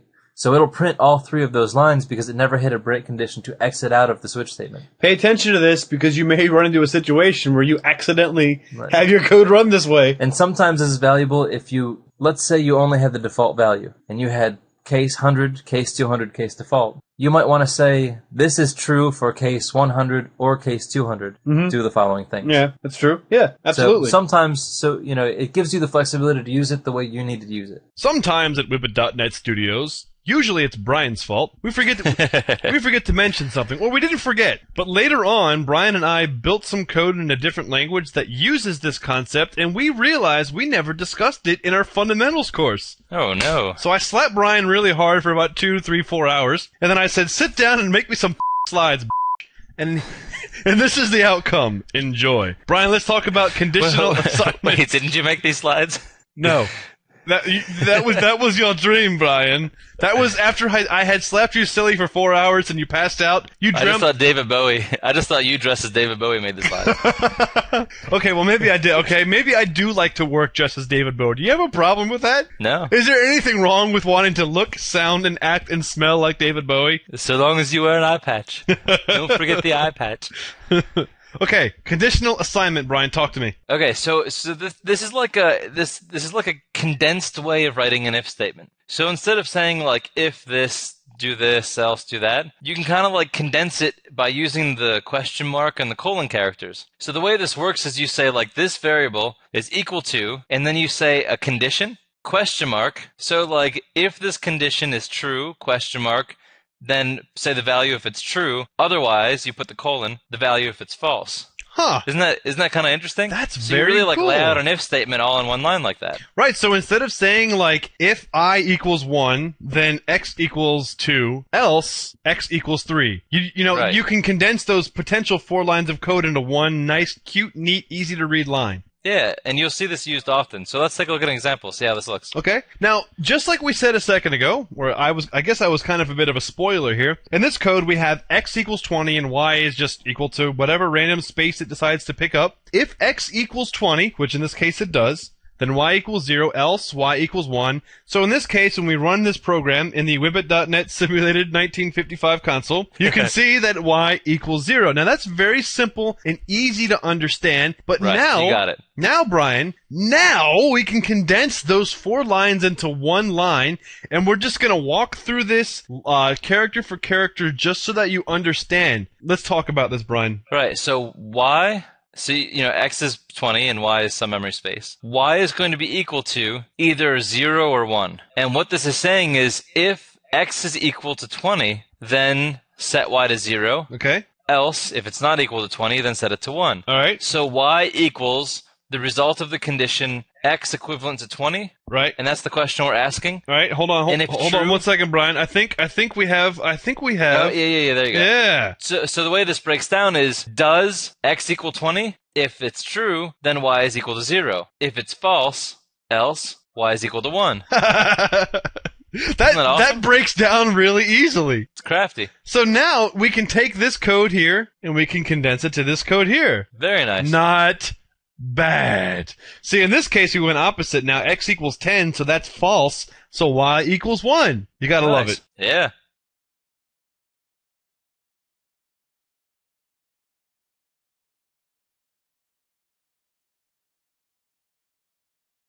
Oh, now the best stuff. Now we're getting into loops. Now this also doesn't have a semicolon. That's true. So this is the while loop. Again, as we've kind of gone through in the flowcharts, the pseudocode, the core concepts, this is the while loop. So while this condition is true, we're going to execute this code block. So in the C language, that looks like this. We say while, our expression, and our code block. Very straightforward. So let's take a look at an example of this. So we're going to store an integer x as 0. So while x is less than 3, we're going to do these following blocks of code. So if we go to execute this, we start with 0, and it's less than 3, we print the number, we increment the number. 1 is less than 3, we increment the number, it's 2, and so on. So when this prints to the console, we're going to have 0, 1, 2, it becomes 3, and it's no longer true because 3 is not less than 3. And we no longer execute the block of code and continue with the rest of our program. Or we break the loop. Absolutely. We break the loop. Little foreshadowing here. Now, as we looked at in the if statement, the while statement has the exact same convention. If we only have a single command to execute, it is not necessary to have the curly braces. Let's take a look at the do while loop. Now, in this case, just like in the pseudocode examples, just like in the introduction program series, we do something, we evaluate. Now, this one has a semicolon. Look at that. Crazy. It's madness. That is because the do statement requires it because we're doing a separate evaluation at the end of the structure. So this is essentially the equivalent of a statement below here. Whereas in the other loop, it's not. It's a pre-qualifier. This statement asks, while this condition is true, go back to the do statement, execute, evaluate, get out. So let's take a look at an example. Now this code will do the exact same thing that the while loop did in the previous example. We set x equal to 0, we print it until it is greater than or equal to 3, and we get the exact same output, 0, 1, and 2. Very nice. And just like the while loop, the if statement, you don't have to have the curly braces if it's a single statement, and it looks just like this if you were to write it that way. So, for some reason, Brian gets all the exciting slides. I know. I'm gonna let This him. is awesome. I'm gonna let him go over the for loop, even though I desperately want to go over the This is for the greatest loop. day of my life. So here's the for loop. We've seen this in the core concepts video. We've seen this in the other in the control structures videos. Here's how it looks in the C lang. For the start expression, the initializing, then our Boolean evaluation expression to break out of the loop, and then the follow-up expression, which is also known as our increment expression, and then the block of code. Just like the rest of the loops, the structure is the same, but with the for condition, we have 3 parameters in our evaluation. And a built-in counter. Absolutely. Yes. So with the other program, we had to print it and count the value. What do we have to do here? We just declare it and increment. So here's a working example of a basic for loop. So we're just gonna count 0, 1, 2, just like the rest of our examples, and you'll see it in the form of a for loop. So for the initial variable, int integer x equals 0. So that's our starting initial value of our variable that we're going to use. The break condition, if x is less, so long as x is less than 3, this will evaluate true and execute the block of code. Until that is no longer true, we're going to keep on moving through this loop. And then the increment statement. So every time we complete this execution of code, we're going to call this statement, and in C, x++ will add 1 to the integer value of our variable. So every time we complete this block of code, increment by 1. So as you can see on the console output, when we move through this loop, we print x, which starts out at 0, go back to the top, is x less than 3, it still is, we go to 1, go back to the top, is x less than 3, it still is, print 2, go back to the top and increment, 3 is less than 3, no it's not, we break and just move on. Yep. Just like the rest of the loops. Now this is an example of the scope of the integer x. Now in the previous example, Brian, where is the value of x able to be Accessed? accessed? There's the word. Only inside the block of code within the for loop. Yeah. Now where is x able to be accessed in this example? From the point it's declared to anywhere after the rest of the main function that we're in. So if for whatever reason you wanted to have a counter run through a for loop and retain its value for another piece of code, you would declare it this way. So you don't have to declare the integer in the first parameter in the for statement. It's essentially just a statement. You could run whatever statement you want. In this case, we're just setting the value of x equal to 0. Then when it exits, the value of x should equal 3, because 3 would be the last condition that we would hit before that loop becomes false. And just like the other examples, you have a single statement. You don't have to have your little curly braces. Mm-hmm.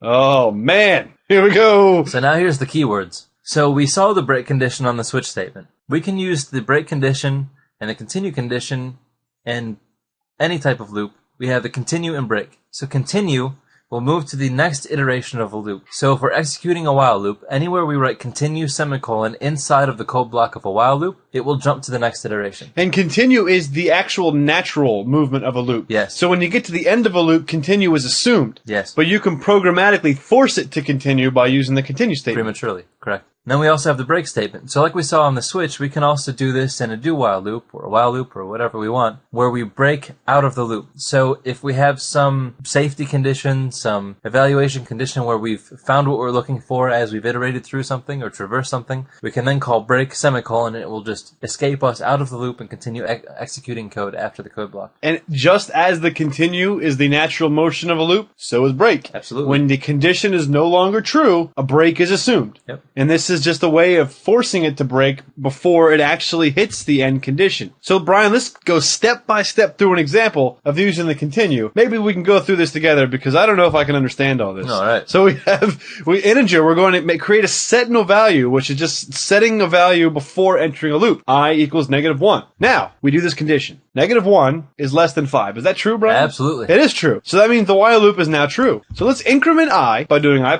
So now I equals 0. And now I'm going to let the smart guy explain this complicated structure here. So if I mod 2, which is 0 mod 2, is equal to 1, or I is equal to 0, we continue. So in this case, 0 mod 2 is 1, that's false. 0 is equal to 0, it's true. We have an OR condition, one of them is true, it's true, we continue. So instead of printing, we're going to go to the natural next execution of the loop. And we've incremented, so I is 0. 0. So now we're going to reevaluate the condition. So what we've done is we forced the loop to basically think that it had completed itself, but it actually didn't. We prematurely told the loop, go start over if this condition is true. So now we're going to reevaluate, Brian. Now, is 0 less than 5? Yes. Yes, it is. So now we're going to increment again. Now it's 1. I equals 1. Now let's evaluate this condition. What happens now? Well, now I mod 2 equals 1. Oh, 1 mod 2 equals 1 is true. Goodness. So what happens now? We continue. Oh, we go back to reevaluate the loop. Is 1 less than 5? Yep. Now what happened? Wait a minute. This doesn't look right, Brian. What's happening now? Alright. So 2 mod 2 equal 1? No, it's not. 2 mod 2 is 0. Yeah?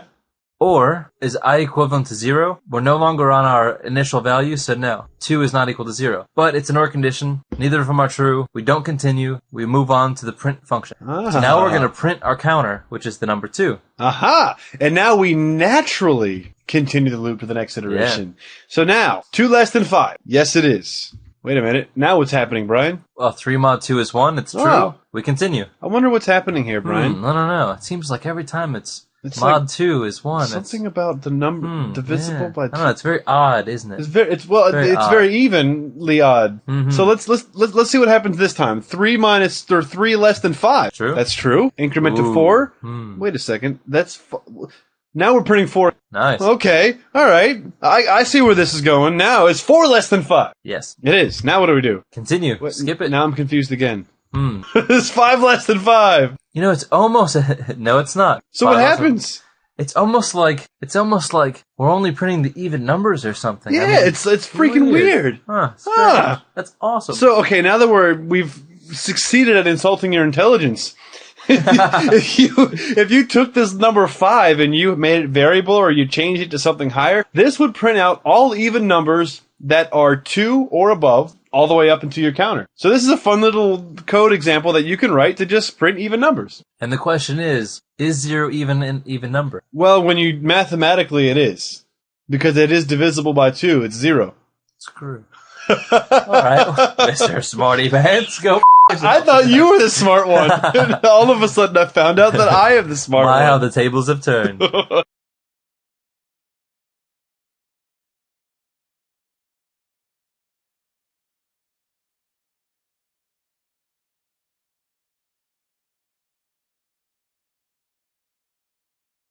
Break, Brian. Alright. Break. So if we ever need to prematurely ejaculate a loop, we need to call the break statement. So let's walk through this example. It's very useful. So we've seen the continue statement where we go to the next iteration. So now let's see what happens if we have a condition that goes to the natural execution statement if our condition is false. So we start out, I is equal to -1. Is I less than 10? Yes. Okay, sure. So now we continue. We increment I It's now 0. If 0 is greater than 1, no, it's false. It's an AND condition, so it's false. We don't break, we skip over that, and we print 0. Okay, I see that. So now we've printed 0, we go to the next natural iteration of the loop and evaluate it again. 0 less than 10? I think so, maybe. Yeah, it looks like Alright, it. cool. The Pac-Man goes to the bigger number. Increment it again, now I is 1. Is I greater than 1? No, it's still false. And Yes. it's an AND, so we don't even have to keep... Don't even have to whatever. evaluate the second Now we one. go down to print function, print the number 1, and 2 new lines. Next natural iteration, 1 less than 10, still less than 10. Increment I to 2, is 2 greater than 1? Yes, it is. And, is 2 mod 2 0? Yes, it is. So this is true. Now we're going to break. Now break will just At this point, naturally remove the execution point from the code block. So we're going to jump down to after the code block is complete and continue with the rest of our program. now you had a good example earlier when you said if you're going through a loop or you're iterating through a loop and there's like some special condition where you found what you're looking for, exit. That's exactly what this demonstrated because we have an and. If this is true and this is true, I don't want to be doing this right now. Yeah, I mean, there's a million examples of cases where this could be. We could say the first time we hit a prime number that's larger than 200, Yes. then break. Exactly. We got our prime number, we continue. Now let's talk about labels, Brian. Nice. Something we haven't talked about. The working class hero. Exactly. So how do we declare a label? Well, simple. We say label : Nice. All right. Then we put some code. And then if we want to move the flow of the program back to that label, we use the goto command. Awesome. And the goto command is followed by the label, and the code then runs back up to that piece of code. That's so simple it almost hurts my brain. It does hurt. Now let's go over an example of using a label. So what we're going to do with this label is we're going to loop through some items until a specific condition is true. So what we're going to do is create a sentinel value, Brian. We're going to say I equals 0. And then we're going to go to our label and say this is where my label is. So remember this area of code. Right, just like a bookmark. Where, Exactly. okay, this location is going to be bookmarked called start. Exactly. So now, what are we going to do? Go to memory, and then we're going to say, oh, it's 0. I'm going to print 0 out to the screen because that's what it tells me to do. Then I'm going to evaluate that condition. Is I less than 1? Well, Brian, is it? Absolutely. It certainly is. So now let's increment I so that I is now equal to 1. Now we will go to the goto statement, and it will just kind of shove me up and herd me right back up to the start label. So it's kind of like we just made up our own little loop here without using a loop structure. Yeah. Isn't that awesome? Then we print 1, then we reevaluate, and it's no longer true. Follow the code below. Very nice. Yes. So that's the actual use cases of all of these different types of control structures of how to have your program navigate different conditions and decision statements, just like all of the things we've seen in the previous videos and the videos on the core concepts and the fundamentals of decision statements of programming. And these are all full working code examples. Absolutely. So if you want to just throw these into a text document and compile them using GCC for yourself just for fun, do it. And we'll see you guys in the next video.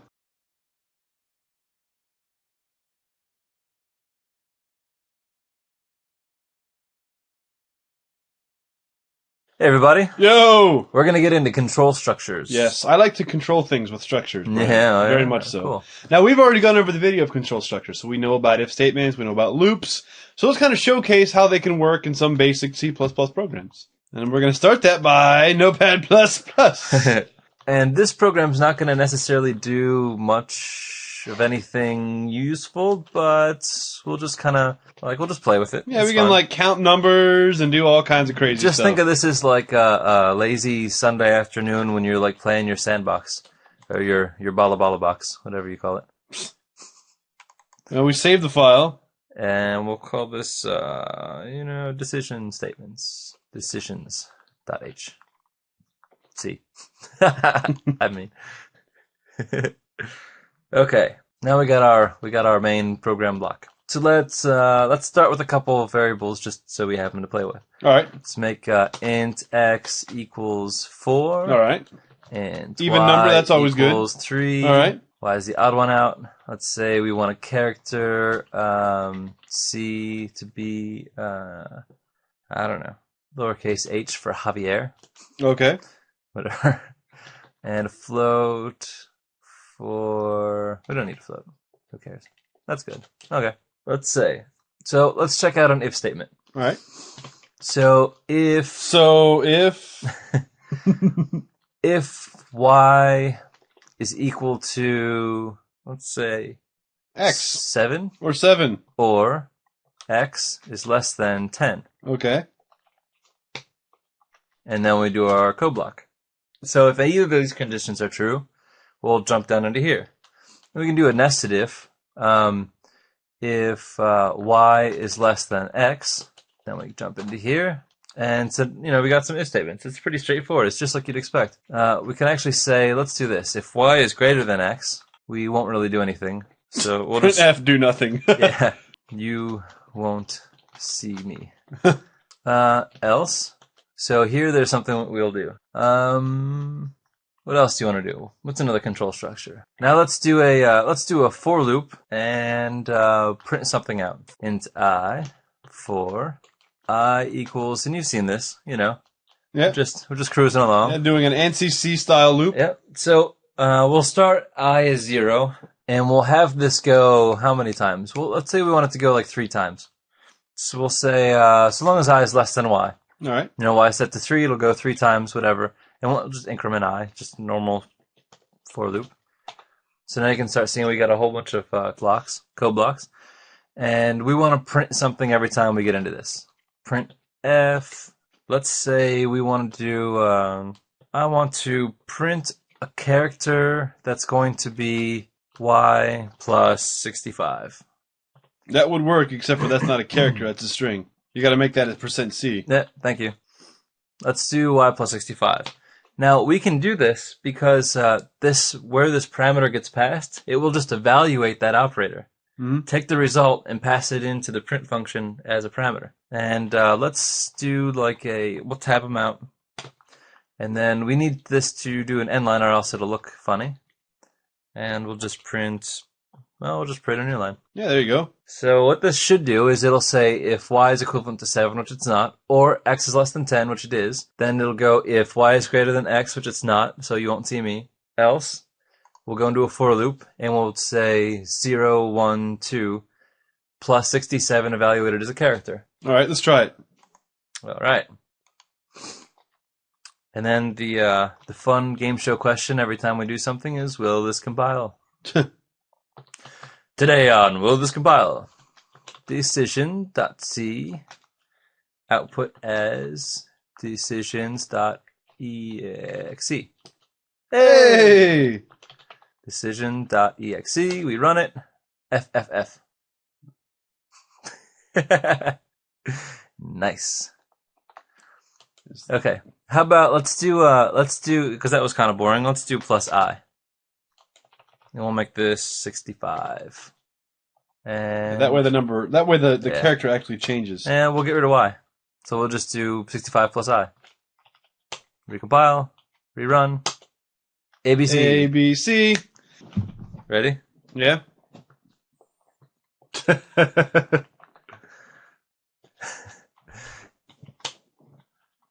As easy as 1, 2, 3. Wonderful. You and me, baby, you and me. I don't think that's the words. I don't think so either. So this showcases, although this program is pretty useless, Yep. we have an if statement that has a nested, thanks to Notepad++, we can see it has a nested if statement. Then inside of the nested if statement, we have an if clause and an else clause. And these are the code blocks associated with the two. And inside of the else statement, that belongs to this if statement, we're then embedding a for loop. And this for loop here will then iterate starting from 0 to the value of y, incrementing I, and printing 65 plus that value. So we're going to go up 3, so 1, 2, 3. We can also do this, too, for fun. Increment I. And we'll do it before we print F, just for the fun of it. And let's say this can be set to 0. And, well, we'll just, there you go. And we'll make this into a while loop. So we'll say while I is less than y, increment I, print this out. Okay, let's try that. That's cool. Actually, let's just print this so it prints the same thing. Okay. Cool. So now we just converted, just like that, our for loop into a while loop. Nice. Yeah. We recompile, run our program. Cool. And it does the same thing. Now let's convert that to a do while loop, Brian. Do this. So that we kind of, this is kind of showcasing how you can use the same loop to do everything. Yep. So we're going to do this while that's the case, and then we semicolon it. Yep. And What will happen, Brian? Hey, cool. Hey. So, I mean, we can really, like, throw this stuff around, you know? It's pretty fun. And let's make y to be, like, 6. And x to be, well, we still want x to be greater than y, so let's make this 20. It has to be less than 10 as well. Otherwise, that loop, that if statement will never execute. We'll make a 6 and a 9. Let's see what that does. Sweet. Yeah, except for now that our 1, 2, 3, since that's hard-coded. Oh, that's okay. It's just A, B, C, D, F, 1, 2, 3. Anyway, so this was a perfectly useless waste of time. Yeah. But it's fun showing like how easy and how fluid you can just kind of throw control structures all over the place to kind of direct the code to do where and what you want to do.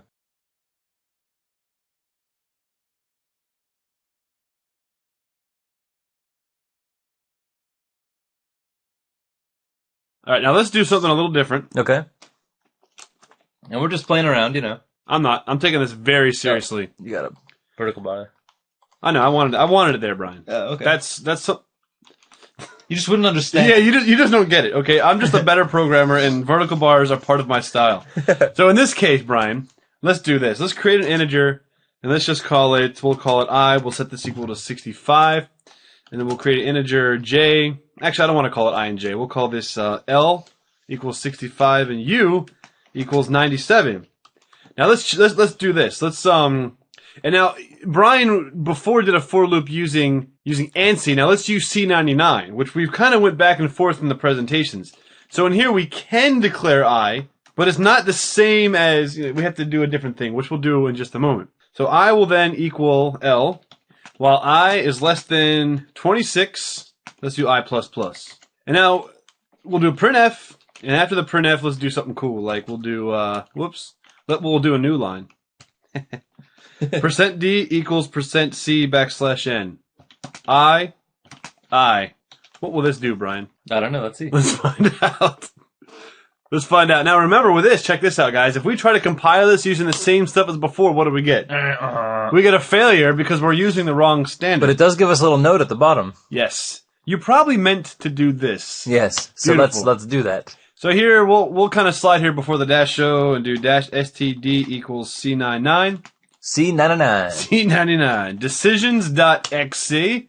Didn't do anything. Hold on a second. What did we do wrong? Oh. This is because I'm an idiot.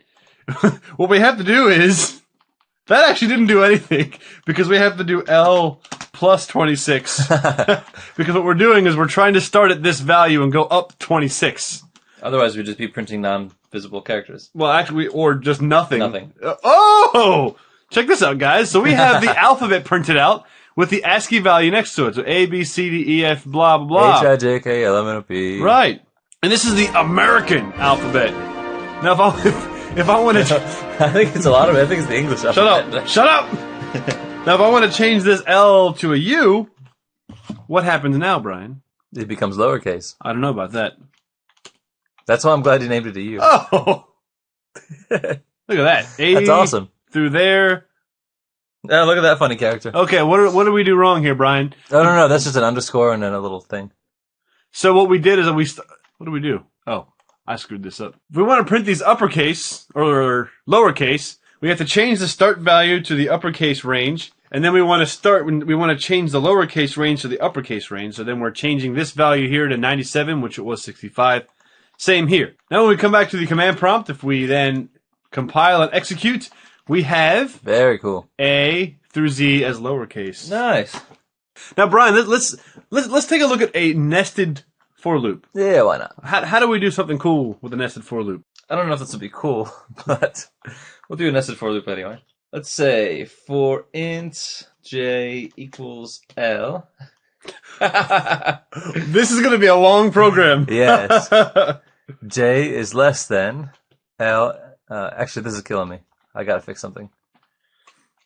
This is uppercase. This is lowercase. Oh, I had it backwards. Yeah, but it's cool. It doesn't matter. No biggie. Lowercase. Why didn't you say something before, Brian? I don't know. You made me look like a fool. Like that. I plus plus. Is wrong. I'm on J plus plus. Yes. Okay. And then, so now you would think, now that the for loop has two statements below it, that it requires a curly brace. Yeah. But I don't believe it does, because you really just have one next execution. Yep. Yeah. You know, just have one statement. So this is fun. You don't need to have curly braces. Yep. Let's we'll expand this out because we want to do some other stuff. And it also looks sexier. Yeah. So we'll say print J. And instead of a new line, let's just do a I don't want JJ. We'll just print the character with a comma. Okay.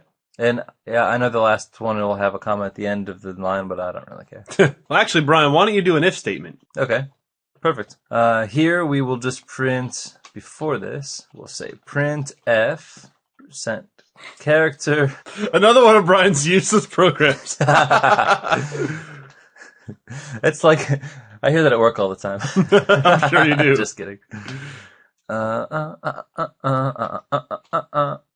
Okay, so we're going to print the lowercase character with an arrow and then the entire uppercase alphabet every time. It's going to be awesome. And then after we go through this loop, we print F, new line. Nice. Okay, so now we do our if statement. Good idea. Yeah, so we're going to try to make it so that we prevent the last character from having a comma. So we say if. What would the condition be? This will be if J is less equal to or equal to U plus 26 minus 1. Yeah, plus 25. So if this is the last iteration, It's a double equals. It's a comparison. oh yeah, thank you. That's a set operation. Now, actually, in that circumstance, that's the not equals. The equals will be the one with the not comma. Yes, Otherwise, you're only printing one value. of course. But of course, But of course.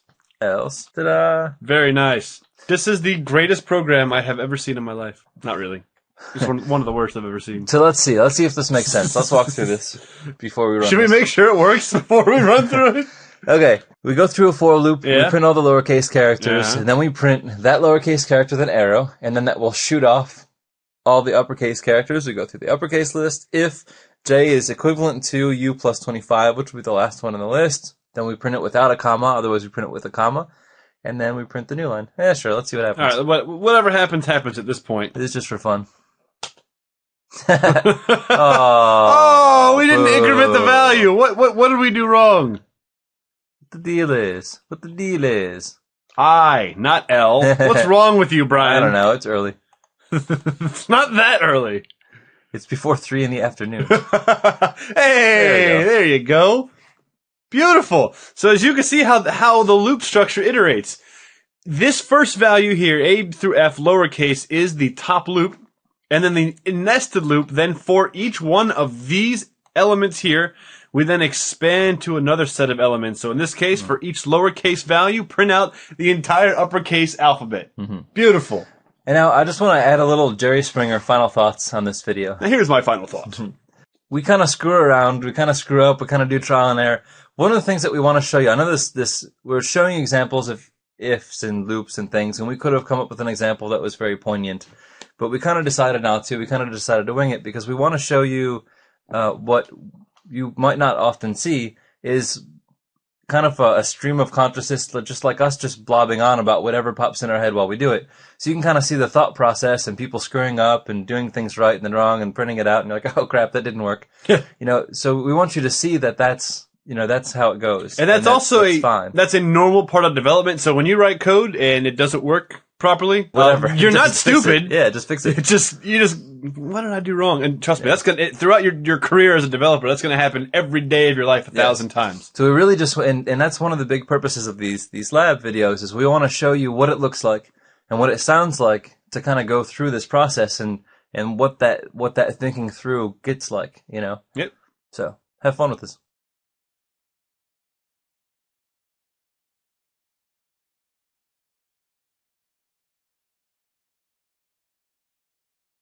Hello there! Welcome to Getting to Know Your Compiler in the Programming in C tutorial series for Rivet.net. My name is Kevin, and to my left I have... Brian. Hello, Brian. Hey. Today we're going to get to know your compiler. 1926. What a horrible intro, but... 40 years I haven't seen an intro that bad. 40 years. It's been 40 years! Nah. I'm sorry about that terrible intro, but when Brian and I were reading the title to this, Getting to Know Your Compiler, it reminded us of like those 1930 get under your desk, save yourself from the nuclear bomb videos. Yeah, right. Getting to know your bomb shelter. Or, in more awkward senses, sometimes it would be like videos for girls like getting to know your period. And then Mickey Mouse comes out and it's like, hi, boys and girls, this is a period. Like, why did Disney produce this This video? is a Tampax tampon! Alright, so Only Tampax absorbs better. Never mind. Why would Mickey Mouse know that? Shouldn't it be Minnie Mouse? I don't know. My sex ed videos were taught by Mickey Mouse. Are we gonna be sued for saying Mickey Mouse? It's spelled different. Oh. We're not talking about like the Disney, we're talking about the It's like Mouse. The Schmizny. It's like the German one, the Mikey Mouse. Getting to know your compiler. We've been using this compiler, Brian, but we've been dating him for a while. We just haven't really gotten a chance to know him. I think it's about time we get to know. I mean, he's a good looking dude. I know, let's look at give him that a chance. So GCC, gang, is an abbreviation for the GNU C compiler. Mm-hmm. And as you can see, Wibbit the Frog here on the left is extremely excited to meet his idol, was that a moose? GNU the yak, maybe? Is that a yak? I don't know. So let's talk a little bit about the compiler, where it came from, and who's responsible for it, real quick, Brian. So the GCC is distributed by the Free Software Foundation under the General Public License, the GNU GPL. Free as in freedom. Yes. Well, it's very important because Richard Stallman in his interviews, especially like 5-10 years ago, was every time that somebody mentioned the software was free, he would get like offended and be like, no, it doesn't mean free. It means like it's freedom to express. It's like, it's not free as in I'm making stuff and giving it to you. It's like I had the freedom to do whatever I want. So that's a really important message from the GNU folks. It's very cool. Yes, and Richard Stallman is the guy who was responsible for this wonderful C compiler. Nice. Yes. So it was released in 1987, and it's extremely relevant today. It was originally only compiled C, but later it was built on like C++, some of the languages. Like Objective-C and whatever, it was added to it.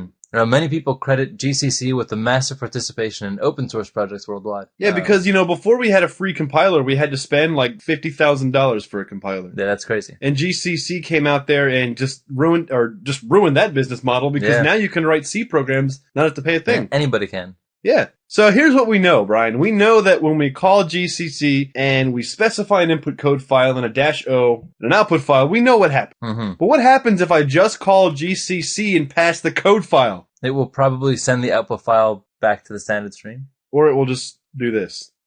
It'll create a file called a.exe. Now what the is a.exe? Well, it's the default file name for Windows in GCC, Brian. Which, of course, you knew that. Of course. But Unix-like system used the a.out file because a.out was a file format, which we'll talk about in the next slide. So if you don't specify an output file, you will see if you compile the program and do a directory listing, your default program will be a.exe. Hey, buddy! Hey, buddy! So what the is an exe? A.out is an old Unix file format, and it stands for assembler output. Even though it defaults to that name, that's not a standard for the name of an executable or anything like that. It's just kept for the fun of it. Yeah, and like the output that it produces in Unix and Windows is not the a.out file format, not the assembler output file. They just kept it for old time's sake. And Unix is not really file extension based, so if it's an executable, with no extension, you just call it and it runs.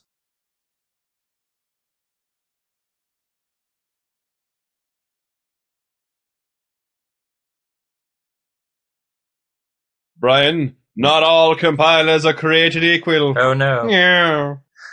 For example, some compiler configurations can be extremely picky. Very picky. But that just depends on a variety of things. Who made the compiler, what the kind of user settings you have available, what kind of user settings you're required to change to get it up and running, version of the compiler you have, if it's a standard one or not, operating system you're running on, blah, blah, blah. Yeah, because some compilers require switches that other ones don't. Some compilers will assume things that other ones don't, like the Boolean data type. Some compilers will say, oh, he meant to use C99 because he's using this structure, whereas some configurations don't do that. So here's an example of how a compiler can be picky. So let's take a look at this code here. Do you see anything wrong with this code, Brian?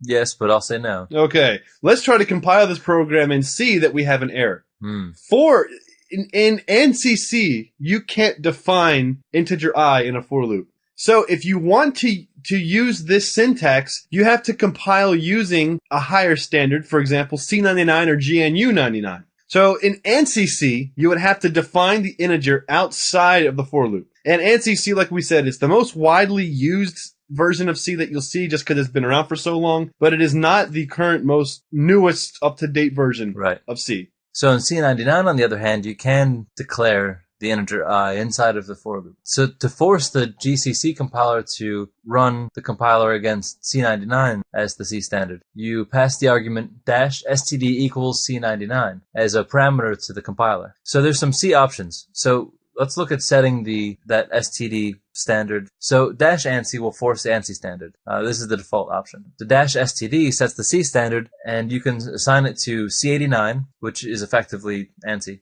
C99, and you pass C99, GNU 89, which is the default standard ISO 89 plus the GNU extensions, and GNU 99, which is the ISN C99 with the extensions. Another example of how some compilers can be picky based on architecture and operating system is things like the import directive. Now, when you try to compile this, some compilers will say that this is depreciated. Some of them don't say that. It depends on several factors. Now, why you would complain about this being depreciated, I don't understand. It's an extremely useful thing. So let's just say you're compiling a program and you're getting a whole bunch of warnings like this and you don't know what to do. You can pass the -W switch and that will ignore all warnings. Now, another kind of thing that's different about compilers is you can also sometimes selectively choose which warnings to ignore. Now, again, this won't work in every single compiler, but let's just say you're using the import directive and you just don't want to hear the import warnings. You pass -WNO -import, and let's say you want to just ignore all depreciated warnings. You can just type the -depreciated switch. Like I said, that some compilers will honor this, some will ignore it.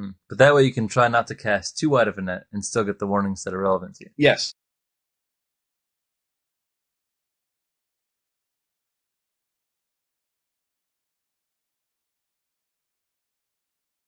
The Boolean controversy. The controversy! Not every compiler allows bool data type by default, but don't worry. Bool is the same as integers. Yes. 0 false, 1 is true, and bool and int are interchangeable in C source code. Yeah, which is very convenient. Because it's the same thing. It is an integer. Yes. It's just a positive integer. Now, Brian, how are some ways that we can defeat the Boolean controversy? 3 steps. Number 1, use integers in place of bool. We need thunder there. Right. Number 2, use the std bool h header. Requires C99 standard. Thank you for that warning. Yes. Number 3, create your own using preprocessor macros. Technically the same as number 1, but a little more crafty. Yes. Yeah, thank you very much for that, Brian. Now let's have a look-see, Brian. If I just write this program using ANSI C, right? Bool B equals 10 equivalent to 10, which will be true. I will receive this warning that bool is undeclared. Now, how do I beat this? Well, like Brian said, we can, instead of say bool, we can declare this as integer, and it will do the exact same thing. Now, Brian also mentioned other ways, which was include the standard bool header library. And this will allow you to actually create a data type called bool. Now, like Brian said, this requires a C99 standard, because ANSI C doesn't support bool, unless you do something kind of crafty, which is defining a preprocessor macro. And that basically just swaps the text. Yep. So anytime it comes across bool, it's just going to swap it out with int. This is a cute little way to sneak a Boolean data type into ANSI C. Or you can just use the first definition, define bool int, but then instead of defining true and false as 1 and 0, just use 1 and 0 instead of true and false. That's true.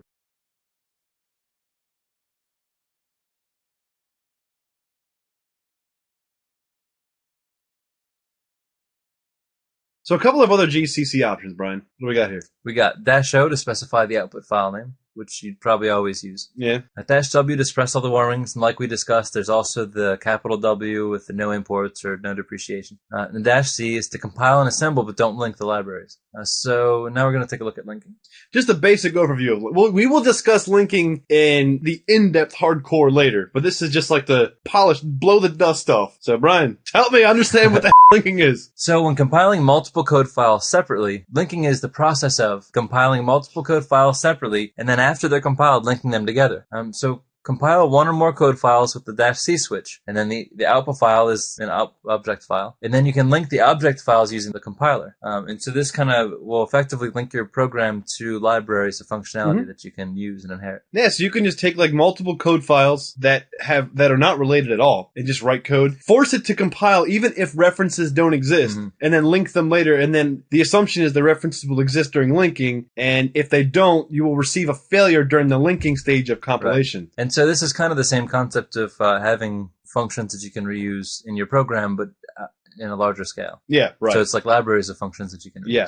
So GCC will use the file extension of your source code to try to automatically detect what the language is. How convenient. So, so like Brian mentioned earlier in this presentation, GCC initially was designed only for C, but it has extensions now for C++, for Java, Objective-C, and that kind of thing. So if I try to compile a file with a .c extension, it will use the C compiler. If I use .cpp or C++ or CP, it will use C++, or .m or .mm, I will use Objective-C. So we can also specify a language ourselves if we don't want it to assume the language by using the -x flag. And that's effectively saying, compiler, you don't know me. So we can specify a C header, C++, Objective-C, assembler file, Ada, Java. There's more. This is just some small list that I've compiled. You've compiled. I've compiled. Yeah, you like that? There's also the -- help, which is, a very classic thing and just gives you help documentation. -- version prints out the GCC version, which is useful to see if you're having any problems, if there's a newer version that patches the issue you're having. And -f freestanding. This will compile the program in a freestanding environment. This is generally found when writing things like OS kernels. Mm-hmm. Help! I might need help with the help file. So like Brian said, there's the -- help option. If there's something that we didn't explain, and there's a lot of things that we really didn't go over, the -- help option should at least push you in the right direction. Right. Like, how do you use the --b switch to run GCC for a targeted machine? Precisely.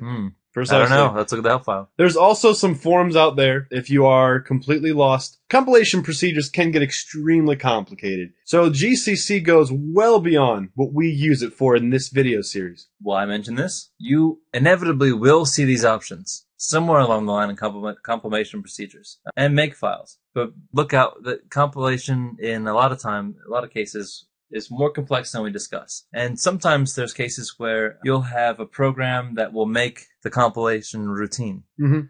So it's not that you're trying to figure out how to compile it and how to use those switches, but that you're trying to solve the problem of why some larger program is failing to compile something inside of it and how it installs itself. So that's why it's good to be familiar with them and know how to get help and where to get help from, especially when you need to, quickly kind of drill in and orient yourself to an issue that's happening. And always be helpful to those that have questions because they'll be more likely to help you when you need it. And if you feel cocky about yourself and how great you are with GCC, do me a favor and go download the source code for Firefox, okay? And I want you to open up the configure and make file. That will immediately make you realize how stupid you are. Yeah, probably. So, as Brian was said, always be helpful. Now, here's an example of how to not be helpful. All right. Now, this guy was trying to be helpful, but he did it in that whole way, and I wanted to make sure that I pointed this out. So, this person above says, what is the purpose of the depreciator flag? This guy said, well, you actually spelled it incorrectly. It's spelled, it's specific to GCC, also C++, as explained by the extensive documentation included with GCC, wow, which would be an excellent place to look for answers and such questions in the future. An asshole. So instead of saying what it does, he just says, oh, you missed the letter D, and I'm going to make you feel like an asshole, and I'm smarter than you are. Yes, this is that arrogance. This is a small example of that arrogance that Brian and I were talking about in the introduction hopefully videos. Whenever we find these, we want to show them to you. Because this is just, it gets annoying. I mean, in any event, who says they work at the supercomputer center? I mean, really, I'm going to say I'm going to work at the Super Adventure Center. Super Adventure Awesome Center. Yeah. And we must do something. And this is something. It's not helping somebody. So, guys, don't be that guy. Come on. Be a good member of the community, please.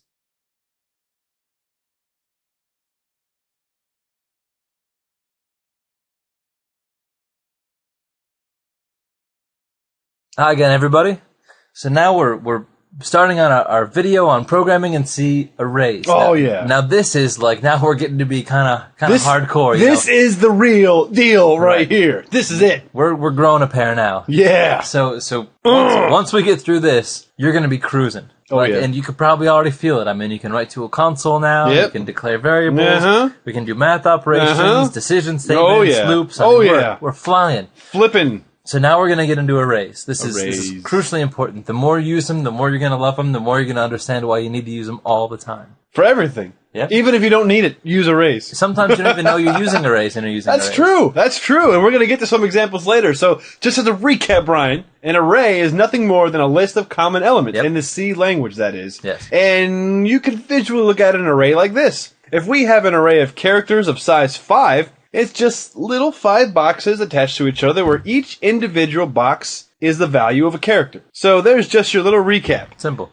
Now, let's take a look at the template for defining an array in the C language. We will declare the variable type, which is represented here. So this is going to be a character array. We're going to declare the variable name, which is called website name. And inside of these left and right brackets, we're going to define the size using a constant integer. So that will be the number of char elements in this array. Absolutely, just like in that example we looked at before. Now, when I declare char website name of 5, you can look at it as the computer creates a little thing like this in memory. It just says, okay, this is our little website name, and it has 5 little blocks. So, Brian, why don't you explain to us how we value these little blocks? So, to access one of the blocks, we call our variable name for the array, and then the index position that we want to make a reference to. So that will really get us access to the character in that position. So we say array name is website name, square bracket, 0, square bracket. So that's at position 0. So all arrays in C always start with position 0. So we're going to be 0, 1, 2, 3, 4 for an array of size 5. Whether you know it or not, you always count starting at 0, whether you know it or not. Yes, that's true. When you start timing with the stopwatch, you don't start at 1, you start at 0. Absolutely. And arrays are no exception. So at index 0, we want to store the character uppercase W. So we say array name, website name, position 0 is equal to character W. Really simple. So now we've taken W, and you can see on the right, stored it into that position. And then it's the same for the rest of them. So website name, position 1, is equal to character lowercase I. Website name, position 2, uppercase B, and so on. Website name, and this is the last one for size 5, website name, position 4, index 4, is equal to the character T. So they're all of type character, and we just kind of, move through and define all of the elements. And one thing also to note, Brian, is they are not constant. So I can change value 0 and then change it again to something else later.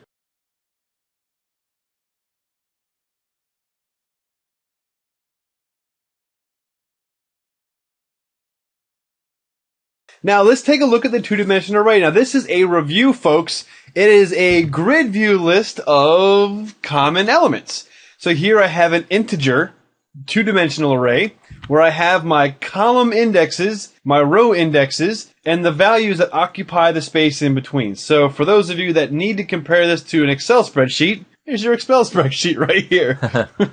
Now, let's take a look at another way of viewing two-dimensional arrays, which Brian mentioned in the introduction to programming video, and that is you could sort of take a one-dimensional array. This is visually, this isn't how it really works, but here's a one-dimensional array. You can also pretend like there is a one-dimensional array inside of this one-dimensional array, and this effectively is the same thing as a two-dimensional array. So it's a one-dimensional array of one-dimensional arrays. Exactly.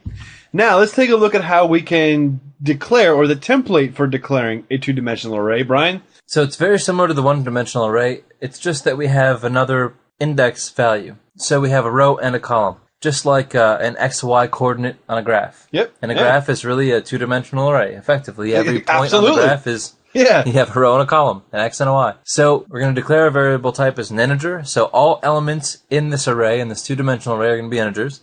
The variable name is addition table, and position 2, and the size 2, 5. So the size that we're going to pre-allocate memory for this two-dimensional array is going to be row length 2 and column length 5. And that's sort of like the opposite of most people's intuition when looking at graphs. A lot of people, when they look at some sort of spreadsheet, they go over and down. Right. Computers go down and over. Right. So in mathematics, you usually have your XY coordinates. Yes. And computers effectively have a YX coordinate system. So here's how we value two-dimensional arrays. All right. So what we're going to do in this example is let's take row 0 and let's set it equal to some values. Great. So now we're going to do addition table sub-index 0 sub-index 0. So what this is saying is at row 0, column 0, where they meet, the value is going to be 0. Nice. Follow it up with the same thing. At row 0, column 1, set the value to 1.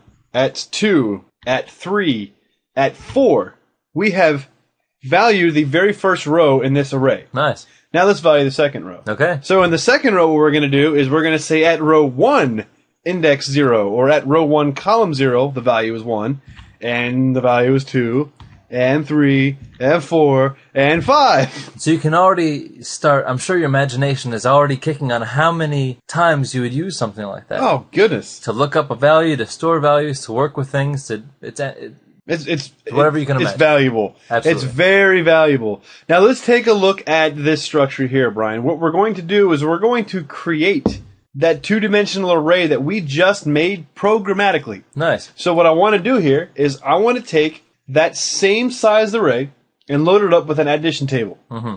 And I would like you to help me describe how this works. So in the case where we're just going to print 1, 2, 3, 4, 5, that's not a lot of lines of code. Yeah. But if we're going to build a very large two-dimensional array with a complex set of conditions that can change based on what your program's doing, we don't just want to have a series of statements saying, this value is going to be this number, or this value is going to be that number. Well, in most cases you can't because it's going to be variable. Absolutely. Based on the input. So we want to use loops as a way of traversing our arrays to populate it with data and read that data to do something with it. And in this case, we're going to print it to the console. And the most common way to traverse loops in the C language is using a for loop because it has a built-in counter.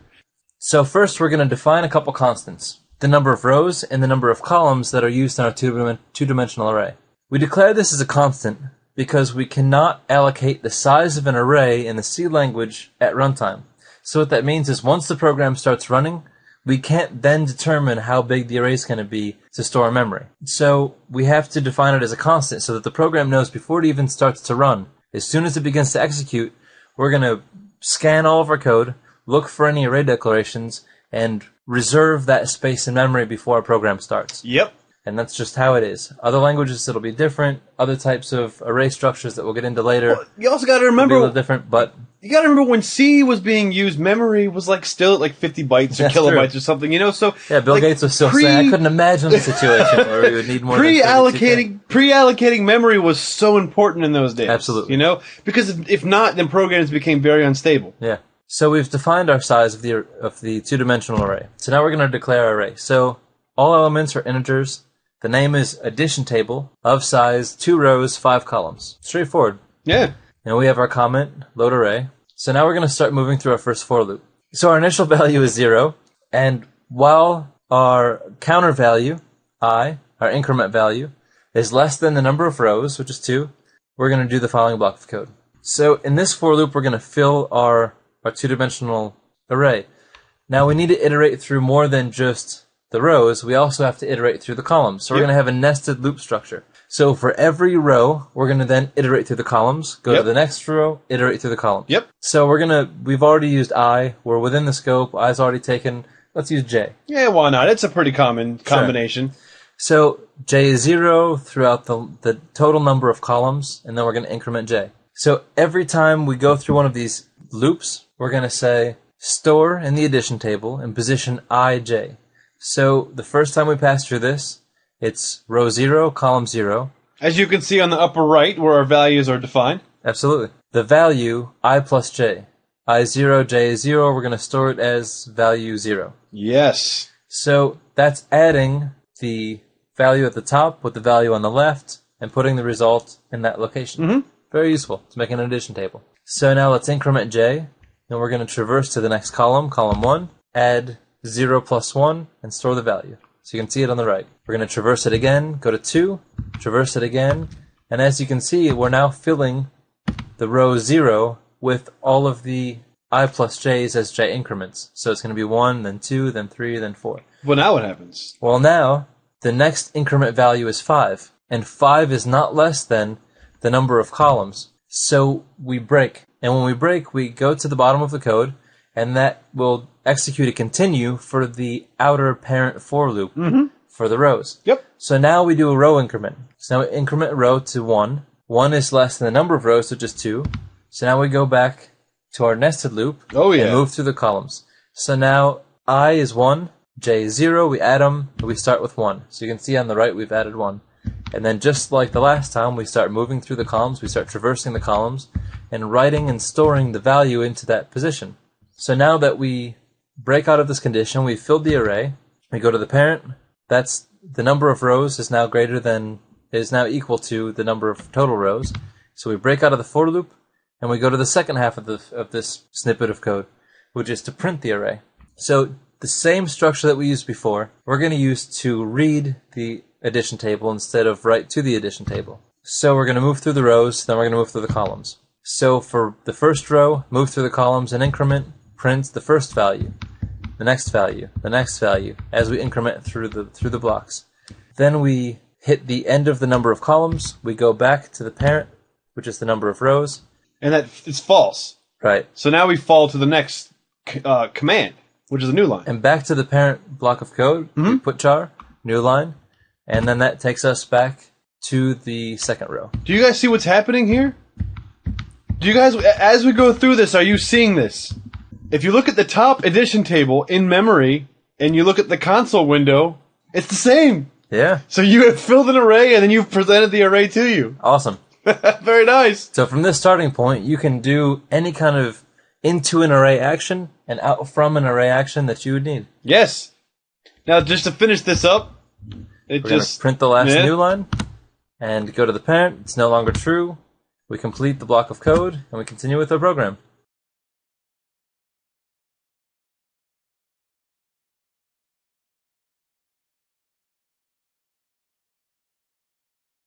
Now let's talk about some multi-dimensional arrays. Now, I don't want to hear it. I know a two-dimensional array is also a multi-dimensional array, but it's sort of different because it's used a lot more.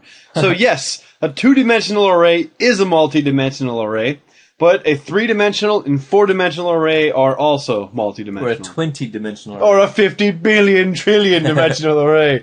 Now, I don't really feel like going through examples of these right now. Maybe we could do one later.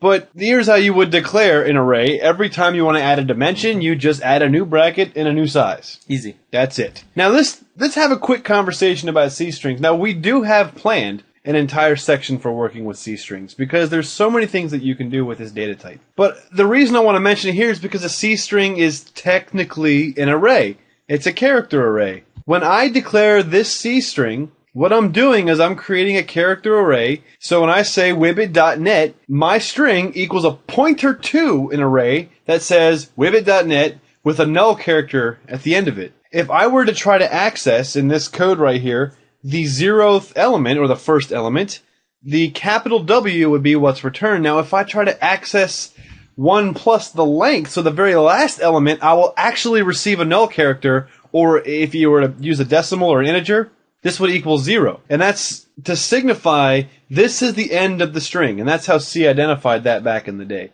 So when you were to print, if you were to print this to the screen, it would print to the screen up until it hit the null character. So even if it was longer than your string, when it hits the null character, your string is over. So Brian and I want to talk about the differences between char star and the character array. And the simplest way we can say the difference is that the size of a character array with the square brackets is that when we define it, we predefine the size. Yes. A char star signifies that this is going to be a pointer to some array of some size of characters. Mm-hmm. So they're similar and they're different. So they're similar in the fact that they are both single-dimension arrays. They're also effectively both pointers to an array. Yes, all arrays are pointers by nature. And each character element is accessible. But there are some differences. And the difference between the char star is it's static, read only. So once you declare a char star, you can't go in there and change an element. And it's also globally allocated. Now we've had brief conversations about scope before.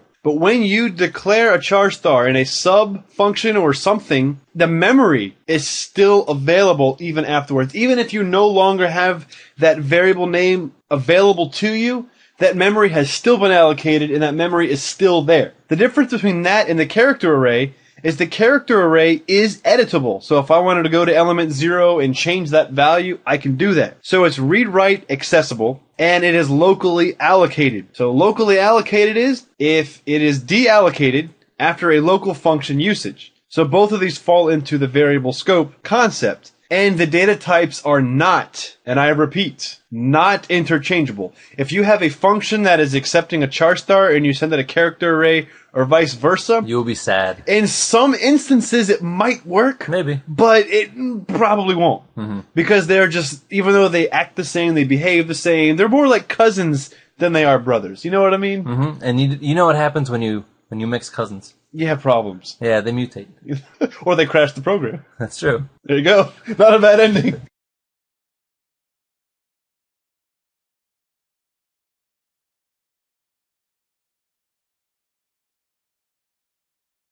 Hey, everybody. Yo! We're going to do some arrays. Your abrupt introduction scared me. That's why I screamed. 'Cause Okay. I wasn't expecting it. Okay? Don't think I'm a wussy. Let's look at a single dimension array. After Okay. this, we're going to do a multi-dimension array. Okay. Where we kind of, we do some fun stuff with it. With multi We will. things and stuff. All right. So, Brian, as we have been doing throughout this entire lab series, we go to our Notepad++. Yes. Yeah. And then we save the file. What are we going to save this file as, Brian? Let's see. We're just going to do a basic array example. We're going to do like the days of the week. All right, let's do it. Okay. We'll call this days. Beautiful. All right. Okay, cool. School me, Brian. Include All right. standard IO. All right. Nope, dot H. Uh-huh. Main Uh-huh. control block. Right. Okay. Net, So? So? turn- So? Oh. Oh, boo. Okay. Got our main code block. You know what? Wibbiters, have a competition where see who can type the skeleton the fastest. I guarantee Brian and I will lose. Especially when we're talking and typing. Yes. One dim array, Brian. Yes. So let's make integers. Okay. A number to represent each day of the week. Do it. So we have int days of week. Okay, okay. Got it. Ooh. How many days of the week are there? 7 I don't know. That many? equals. Yeah. Let's do this. Let's do this. Let's do it the hardcore way. Okay. Yeah? No, not like that. Let's start with 1. Oh, no. So you should start with 0 because C starts with 0. Keep it consistent. For days a week? Okay. Yeah. All right. Okay. Yeah. That's cool. I'm down with that. But you gotta put your 1 back. Oh, yeah. Otherwise, we'll have no Monday. I wouldn't mind that. I hate Mondays. Sounds like someone has occasion to Mondays. Okay, cool. So we have our days of week. Yeah. Now hold on a second, Brian. Before we go too much further, Yeah. that's functionally the same thing as creating a for loop and just iterating through and setting it equal to I if you were going from Yes, 0 to that's true. 7. This is just shorthand way of setting a static array. Just the curly braces equals a one-dimensional array, and that's stored at that element, the first element of days of week, all the way until that comma delimited list is over. Yeah. Yes. Now we want to iterate through the for loop, and our goal is to print out Monday, Tuesday, Wednesday, Thursday, Friday, Saturday, Sunday. Okay. Or Monday, Sunday, happy Monday, Tuesday. days of week. Tuesday, days of week. I have red hair and I made Apollo 13. Oh, I'm going to do something fun too. Oh. I'll explain this later. Oh, I don't want to know what that is. Especially after we're talking about Ron Howard. I know, you made me think of Offset. Why does Ron Howard make the word offset shoot off in our brains? Anyways. Let's see. I don't feel like declaring that, so we'll just say that. Oh, do it the ANSI way. I see where you're getting Yeah, at, we'll Brian. just, we'll just switch back and forth. Yeah. It'll be You think you're a smarty boy. cool. Days of week. Yeah, you gotta put an integer, Brian. Yeah, we'll just, we know what the size is. We don't care. If we really want to be, whoops. Where are we going? Actually, Brian, do a define, because we haven't done that yet. Oh, okay, cool. Yeah. All right. Yeah. Do a symbolic constant. Defint. Defint. You got E. Defint. Oh, yeah. Oh, Yeah. sorry. I was like, I'm not even listening to what you're saying. Let's see. Length of week, number of days. I don't know. It's just a variable. Make it something just called days. Count? Day count? D count? How about? Well, that's right. It's a of preprocessor. week. Yeah. Woohoo! Yeah. That's really long. And those Sometimes they're fun. I like to sarcastically make things extremely well, long. but even at that, even like preprocessor directors, it's pretty much standard to like write it out as full text and keep it as all caps. That's fine. That fits pretty much every standard you'll see. There you Oh! Hey! Okay. So now, length of week. 5++. All right. Cool. Nice. Yeah. Okay, so Very nice. all that's basically gonna happen. Let's just do a little, Little printf action here. blah blah blah blah blah blah. Print out I. That's cool. Make a little new line here. Yeah, we can do all that All right, stuff. so let's compile this, check it out, and we'll just Yeah. see just 0, 1, 2, 3, 4, 5, 6, basically. Maybe. If we're lucky, we'll see that. Oh, wait, go back 1 second. No. Sorry. You can't tell me what to do. You're the boss of me. %D, and we're gonna say I, and then days of week. Now this is gonna print the same thing. All these numbers are gonna be the same, but Right. whatever. I'm just gonna show you anyway. Yeah, that's true. They are going to be the same, but one is the index value, the other one's the actual value within that array. We go to the desktop, and we go to our trusted C programming folder. I trust it with my life. Egg. I just had dyslexia for a minute. That was awesome. CGG. And then we called this days. Output days. .exe. Cool. All right, now what happens? I don't know. Print days. Hey. All right. Hooray. And now we want to have this be like Monday, Tuesday, Wednesday, Thursday, Friday. So let's get rid of that. We don't need that. Oh, Gone. I became good friends with him.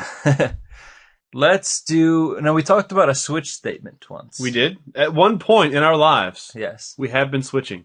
So let's do a switch. Okay. And so what this will basically do is we'll do, in the case it's 0, we'll print Monday. In the case it's whatever, we'll print whatever, Okay, so this will be cool. So we're going to switch on days of week.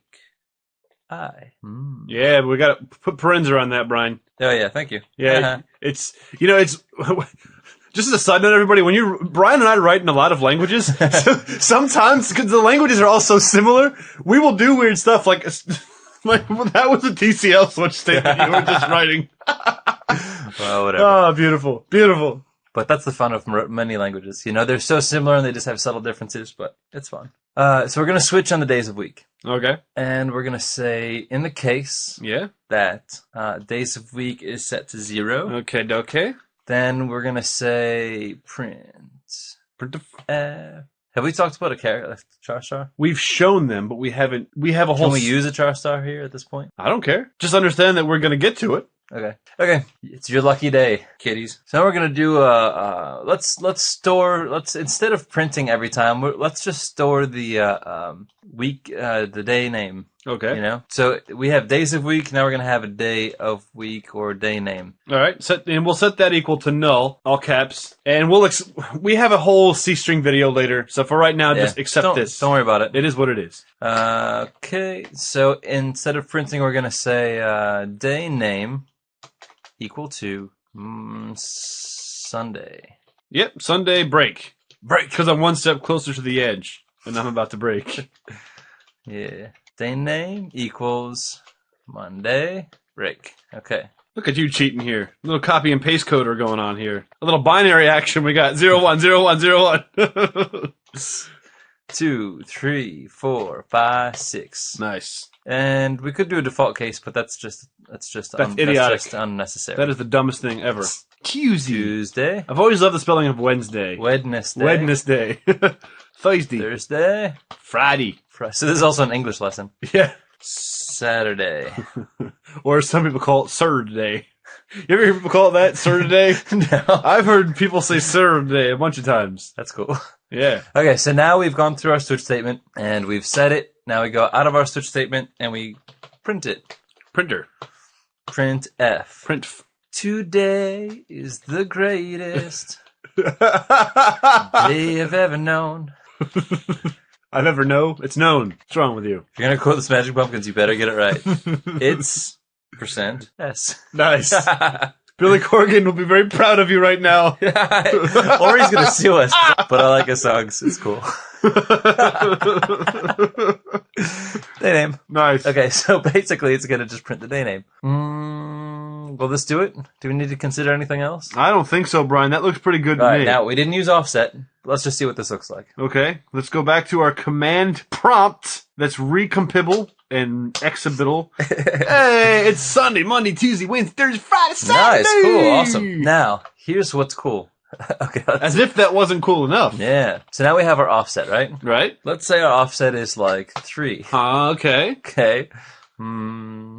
And we have like this, And then we say, okay, we're going to switch on I plus offset, right? Okay. Right.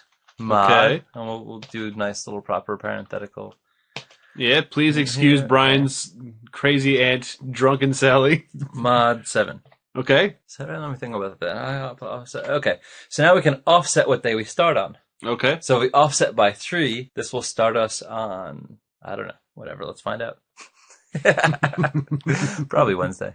We'll see. Maybe Tuesday. Offset's Wednesday, on Thursday, Friday, Saturday, Sunday, Hey, Monday, cool. Tuesday. Beautiful. Yeah. Wow, very Fun stuff. impressive. I was stuff. impressed that you just thought of that off the top of your head. Thanks, Ron Howard. Yes, thank you, Ron Howard. If it wasn't for Ron Howard and Billy Corgan, this couldn't possibly happen. The greatest people in the galaxy, next to, of course, David Bowie. So arrays are fun. We're going to show you another example of this after this. That'll be a little more, maybe not practical, but a little more, well, it'll be an array of IP addresses. Yes, so stay tuned. It'll be a 2-dimensional array. You'll like it. Ready? I will. Ready? Exit. See ya. Bye.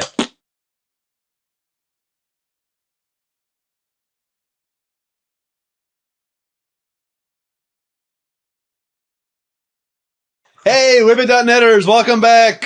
Brian and Kevin here again, just kind of pushing forward on our knowledge of the C programming language. Yes. And what we're going to do here is we're going to kind of showcase some arrays. Now, we went over arrays just a little bit ago in the presentation. So hopefully you understand, okay? An array is just a list of elements of the same type. No big deal.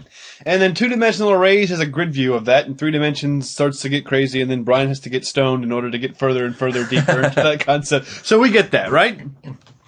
Now let's try to think of a somewhat cool use, Brian, Okay. for some 2-dimensional arrays. Yeah. Now what do you think would be a really good one? Let's do an array of like IP addresses. Okay. All right. So IP address is effectively, usually when you see an IP address, it's like a 192.168.1.1. Whatever, Okay, right. Or a 12 dot something, whatever. So that's 198.161.1.1. So there's basically 4 integers that comprise a IP address. Okay. So let's make a list, an array of IP addresses, All right. and every element is also an array of 4 elements. Okay. That sounds good. So we can see visually, Brian, that's a 2-dimensional array. Yes. So right now I just made a program called IP addresses array.c. So in this main function, let's declare an integer array, and then we'll call this IPs. Why not, right? Okay. Sure. So how many IPs do we want? That'll be the number of rows. Let's do 5 of them. 5 of them. Okay, so the first one's going to be the number of rows. So there's our list of IPs. And now, how many elements belong to that row? So we have 4, right? Yep. So we have 4 octets, right? Yep. Here we go. Done deal. Nice. Now, if we really want to be sexy, we do rows equals, Yeah, nice. I like 5. it. I like it. And then we could also do columns equals 4, and that is perfect legal syntax. Very cool. Very cool. I like it. And remember, we're doing this as a constant because C wants to know when we compile this program how much memory we're going to allocate. Maybe say addresses and octets. Oh, I'll tell you, Brian. Just to get freaky with the cheese whiz. That's why we pay you the big bucks here at Whippet.net. Yeah. OC. You mean like free coffee? Is that right? Octet. How do you spell octets? Yeah, that's probably right. That looks right. Are you sure that's right? That's how I would spell it. Hold on a second. Google. This is really how Google, I have a question for you. How do you spell octets? Okay, now this is how we actually spell octet. No, that's singular. I know, I can put an S at the end of it. It's fine. Yeah, no, you spelled it the same way. No, I didn't. I spelled it way wrong. Oh, you said octets. Oh, yeah, you did totally spell it wrong. You know what, Brian? You're fired. And ladies and gentlemen, that is how at Whippet.net we learn how to spell. Alright, let me go to Google, see what Google says. And that's why Americans are stupid. Yeah, America! Thanks, Google. It's coming for your country next, so don't think that Yeah. you're totally immune. They're just working on the language translators. At this point, let's just see if we can get a program to compile. IP addresses -O. We'll just for fun, we'll call this IPs.exe. Yeah, I like it. I remember when I was in an A+ certification class once, And the guy that was teaching the class would call them egsies. Oh yeah. Yeah, that's so weird, he would say stuff like, IP's not egsy. And for like the first week, I was like, why the f*** does he keep saying egsy? This doesn't make any sense. It's kind of dumb. Yeah, it's kind of like the guy that said Linksies. Do you remember him? Linksies? Yeah, instead of Linksys, like a Linksys router. He's Like, like, I just have to go home and program my Linksies. Yeah. Like, Or- what? Or the guy that says Linux instead of Yeah. Linux because it was from, Linus was the name Yeah. of the guy that wrote the first kernel. But it's Linux, damn it. Don't call it Linus, dumbass. Anyways, so we have a program that compiles just fine. Now, when we're doing stuff like iterating through an array, you can see this is a classical case of a sub, or what's the word I'm thinking for? A nested for loop. Yeah. We have for each row process columns. And that's how we'll print this out. But let's We'll value just kind of this. manually fill it out. Yeah, why not? So in the first row, the first IP address that we're going to value, and the first octet, we will do the classic 192. We move the mouse out of the way. And we can do this really sexy, Brian. We can do this really, look at this. 192.168.1. I know that I haven't numbered it yet, so don't say anything. So now that we have this written out, so this is going to be the first row, and we wrote it as a single row. So we'll do the first octet zippy, and then the second one, which remember we have to subtract one because we're indexing at 0, is 168.1, and this is going to be 2, and this is going to be 3. 30. Cool. Let's just real quick test to make sure that this works. We'll do an int I equals 0 while I is less than addresses. Well, we'll just do less than 1 because otherwise we're just going to print out you know what? I'm a mad scientist. I like that, Brian. I see my typo, everybody. I'm just not in the mood to fix it yet. OCTETS. My goodness. Look at this. Look what I did here. Oh, man. I'm not having a very good programming day. Okay. There we go. All right. Now, when we get here, what we're going to do, print foof, right? We're going to print foof IPs, %D, Cool. space, IPs, sub I, sub J. Is that right, Brian? Yeah. Yeah. Then let's put char, new line. All right. Cool. Hopefully this works. Let me make sure it works before I start. Let's check it before Yes. we wreck it. Now remember, we got to do dash std equals C99. C99. C9, are you out of your mind? It's C99. Hey, cool. Look, we have an IP address, and then we have. These Just are just random grabs at memory addresses. It's awesome. whatever was in that memory address converted to an integer. It looks equals like, this. you know what's really funny though? See the 36, the 4, and the 0? Where's this? 36, 4, and there's a 36 here, a 4 Yeah. there, and a 0 there. Right? Like, I would imagine that actually had to have been an integer stored in that space just by chance, you know? Well, not necessarily, because it could have been a null character at the end of a string. Yeah, that's true. Or, like, you know? or just a character. Yeah, good point. Because a null character is 0. Yeah. I mean, and plus, it could be something operating system used, Notepad++ used the last execution. It's crazy stuff. Yeah. But you can see on this first one, 192.168.1.1 is a valid IP address.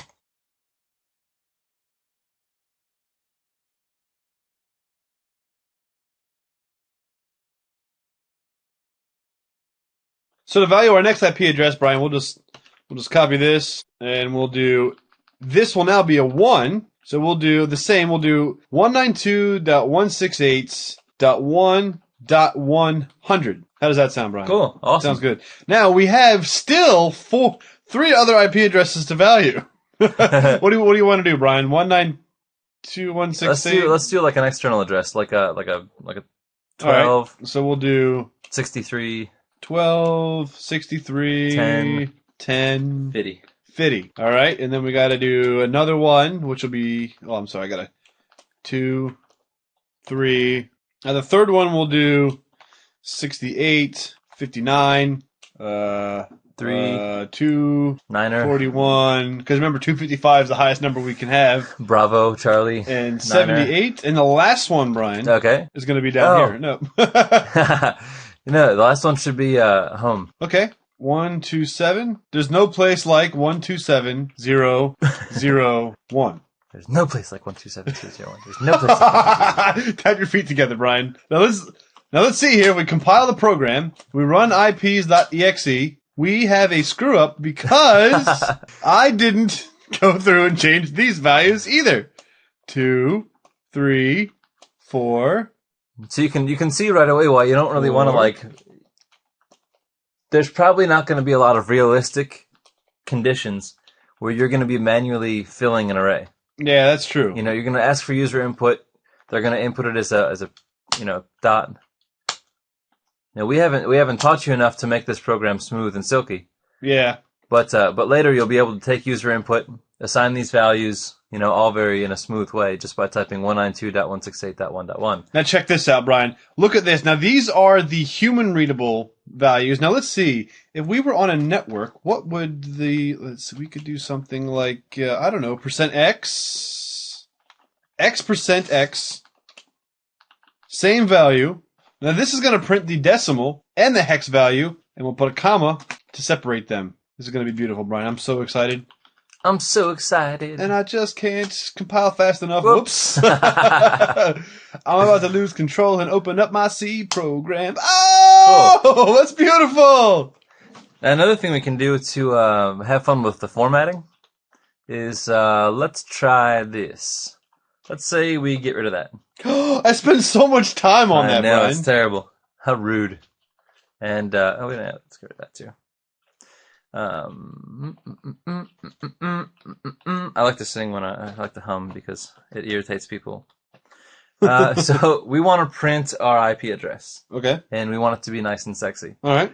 So we'll say we print it. We print a number, and then a dot, and then we print, I don't know, a number. Oh, okay. All right. And a number. Okay. All right. And then a number. All right. And good line. Yeah. Ooh. Ooh. And then we pass it. Let's see. IPs. And the address I as we go through these. And then the subaddress. Zippy. And we take this and we'll just copy and paste. And we could also bring that down to the next line. Yeah. This is true. This is very true. This is very true. Let's take a look. See. Oh. Ooh. I don't like that. This is good. I'm good You're at this. dumb. Okay. And then 1 octet What 2 is the loneliest number octet in 3. an IP address? Okay. Nice. Do you like it? Very nice.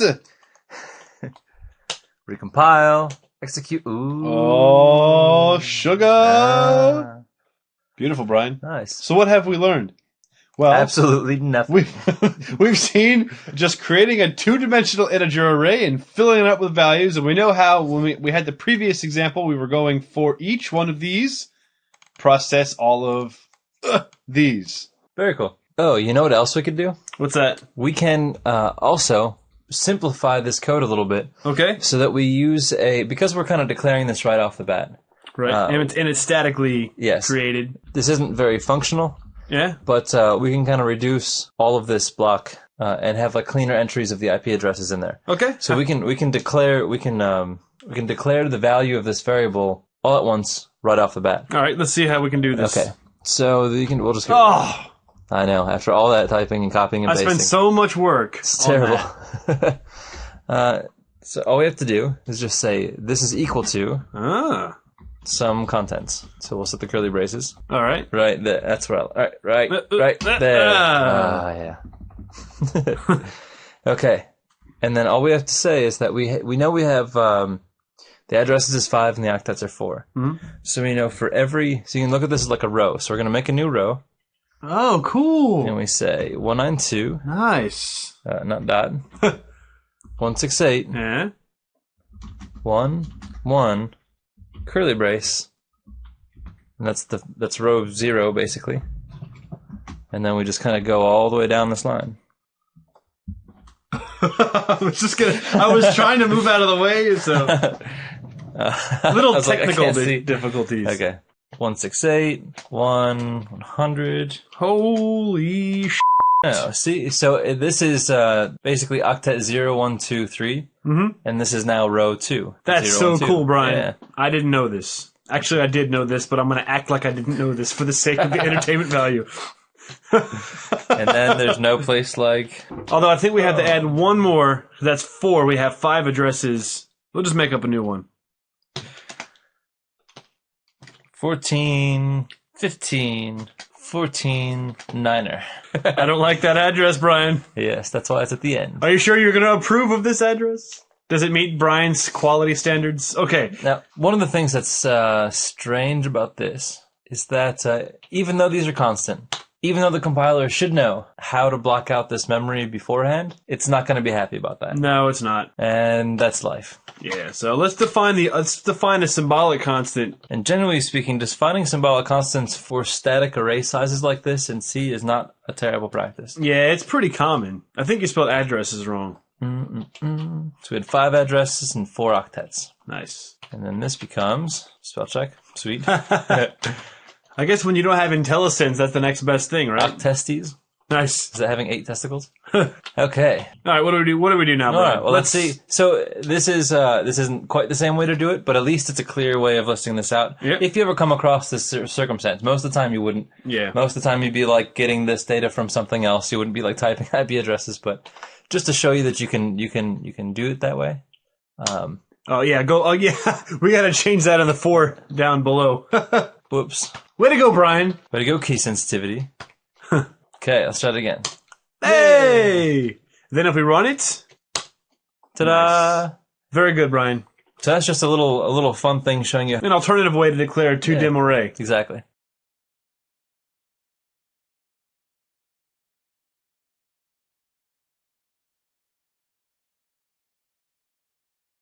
Ladies and gentlemen, welcome to the Webbit.net Programming in C tutorial.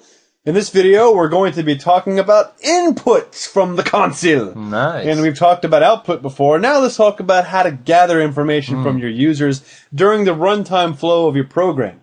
Now here are some common ways to gather input. So Brian, let's have you, the smart one, explain this to me. These look a lot like our output to the console functions. They certainly do. So we had puts, putchar, printf. So now we have, instead of put or print, we have get and scan. So we have gets. And what does gets do? It reads a line of text. Getchar reads just a single character at a time and stores them in a queue. And scanf is kind of interesting because it can be used in many different ways. We can kind of use it to store a formatted string into a char star or C string or, array. Or we can also use pointers or reference variables to store other primitive types such as double or, floating point or integer. But we're not going to really get into that usage that much because that requires some knowledge about pointers, which we'll be talking about in a little bit.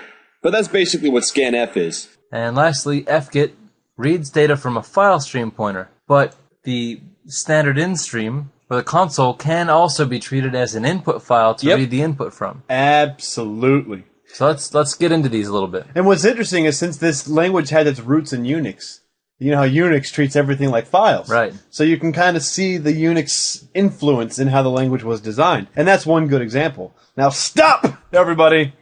There was a common debate in the community about this very subject. Many developers have their own way of doing user input, and nobody agrees on which way is the best way. If you do research, you'll find somebody that says every one of these methods that we just mentioned is the worst. Absolutely. It's the stupidest thing you can satanic do. way of doing it. It's horrible. But the great thing is, the way they suggest is the greatest, most amazing way. Even though they don't give you full examples, they just kind of like write one stupid little code line and they think that they're... This is always an unhealthy way to think as a programmer. They must work for Apple. Yeah, probably. Yes, they do. Your conclusion will not always be the best conclusion. Absolutely. If you think that way, please get out of my community. I don't want you as a developer. But usually what that means is somebody that is too afraid that they might be wrong or had too difficult of a time coming to the one conclusion that they were able to kind of grasp. Yes. So any other opinion just throws them for a loop. Absolutely. So, alright, now that I've gotten that out of the way. So let's see what the scandal is. Very scandalous. Let's see what the real housewives of the developer community have to say about this. Let's talk about gets, everybody. Now, when we run gets, let's take a look at this program flow, Brian. Now, we're going to declare a character array of size 20. Yep. That's called fav color. Now this is favorite color. And this, by the way, is the best way to get input from the console. No, this is the stupidest way to get input from the console. All right, well, we'll see. If you do this, then you are the worst programmer ever. That's it. Out of the community. Go. You like gets, you're fired. Next, we're going to print, hey, buddy. Hey, buddy. What is your favorite color? I'm not your buddy, guy. And then we get to the gets function. And you see how we have a little underscore? That's because gets is saying, all right, come on, feed me some What's data. next? So we're going to say, my favorite color is green. Enter. And then we're going to press the enter key. And once we've done that, the enter key, believe it or not, will add a new line to the end of this. So watch what happens when we get to this next line, where there is a new line in the beginning of it. There is a blank line in between the question and the response. Because that enter is actually put into the screen. So now the program is going to say, thanks, buddy. Now I know your favorite color is green.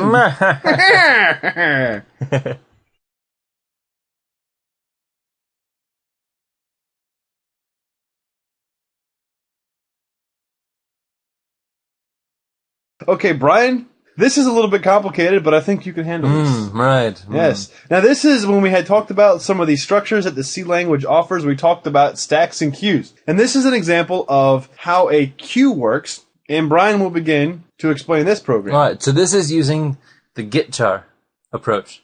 So we'll first declare a Boolean value, stay alive. Stay alive will set to true. And that's something that we'll just use to kind of flag a condition later, as we'll see. Then we'll declare a char star, which is user prompt. And the user prompt is going to be the sentence, do you want to exit this program? Yes or no? Question mark. Space. Then we'll define character C, and we'll print to the screen the user prompt that we defined earlier, passing it from the print format function. So now we'll enter into a while loop. So while we stay alive, we'll do the following block of code. So because our initial value is true, we enter it. So now we're going to store C as getchar. Now what's going to happen here is we are now waiting for user input when we call the getchar function. And we're going to wait for user input until the user hits the enter key. All of these keystrokes will be stored in a queue, and we're going to get one at a time from the getchar function. So you see the underscore signifying the user prompt. The user is going to type something like N and then enter key. So N and enter both get stored into a queue, and getchar is going to take the first from that. So that N will pop it. If you look on the upper right where our cloud is, pop! The first value goes into C and the second value waits. Right, so now that queue no longer contains the character N, and C is stored as the character N. So if the character is new line, not the case. Otherwise, if it's capital Y or lowercase y, not the case. So we go back to our default value and we print the user prompt again. So we don't want to exit this program, we print it again. Do you want to exit this program? We ask the question again. So stay alive is still true. We still never set stay alive to false. So we're going to enter this while loop again. So now we go back to getchar. Now we still have the new line character in our queue. So we don't actually need to ask the user for advice again. Pop! So we pop it again, we store it as C. Now we didn't prompt the user, no more user input. The user did nothing to do this. All we did was just take the next character in the queue, which happens to be the last character. I didn't ask for all this, man. So if that character is a new line, then we're going to continue. In this case it is, because it's the last character in our queue, which it always will be. We continue, we go to the next natural instance iteration of the loop, go to the top, we still haven't set stay alive to false, so we're going to go back into it again. Now. So now our queue's empty. Now because our queue's empty, we need more input to get characters from. Yes. So we can't get characters from an empty queue. I'm having deja vu for some reason right now. Yes, I don't know why. It sounds anyway, like weird. we must be stuck in an infinite loop here. Strange. So now we're going to get character again. We're going to ask for user input. So now this time we ask for user input. You know what? The user. I don't blame the guy for saying yes here. I'm kind of getting sick of this program Absolutely. too. I'm done. Let's move on. So now we're going to say yes. Y. We enter Y and hit the enter key. So just like last time, Y and the new line character get put into a queue. And then we pop the queue, store Y as character C. If C is a new line, that's not the case. If Y is lowercase or uppercase y, it is a lowercase y, so that's true. Now let's jump down to store stay alive as false. We go to the next iteration of the loop. Do we stay alive? This is now set to false. That condition is false. We jump past the code block down to the put statement. So now we print new line, new line. Have a nice day, buddy. Yeah, buddy. And that's an example of getchar. Very well explained, Brian. So some of these little gotchas, like things being stored in a queue, keep an eye out for them. Because if you didn't know that that was what was happening and you had this loop and You would think you're crazy. you would literally, you would put, you know what you would do? You would go to an Apple forum and you would post the question, why does this happen? And somebody would say, I can't imagine a circumstance where you'd ever want to use get char. Exactly. Get char is the stupidest thing in the world. But if you do, regardless of that, here's an example of how you can do it. Now, I do actually have another example of how to get past this on this next slide. Here is the exact same program that functions the exact same way. But what we do is, we ask the user for input, and when they press the single character in the enter key, C equals the first pop, and then we just force it to pop again and set it equal to nothing. So this will actually perform the exact same function as the previous program. It's not as fun to go through, right? But it's still pretty cool. And the disadvantage is if you were to type ASDF, enter, this program would totally freak out. Absolutely. This assumes one character input at a time.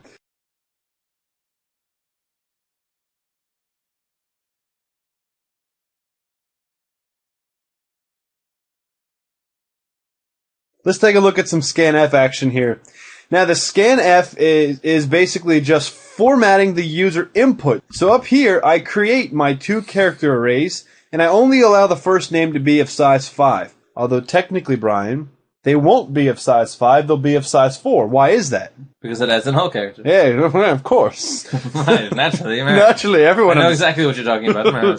So if we look at the top right, we have our 2 arrays, first name and last name. It's going to say, enter your first name. Scanf then gives me a user prompt. I call myself Bill, because that just happens to be 4 characters long, and I press the enter key. Now look at the array and the cloud on the upper right-hand corner. The very last element is consumed by a null character. Know this. This is important to understand, because even though I wanted to store a 5-character name, I have a 4-character name with 1 character being used to signify this is the end of the string. Then I say, what is my last name? Mill. And this is also 4 characters with a 5th character being consumed by a null character. Now let's print to the user, hello, Bill Mill, and return back to the operating system. So this is an example, a very basic example, of using the scanf function. Now also keep in mind that your character arrays could, if you need them to be, much longer.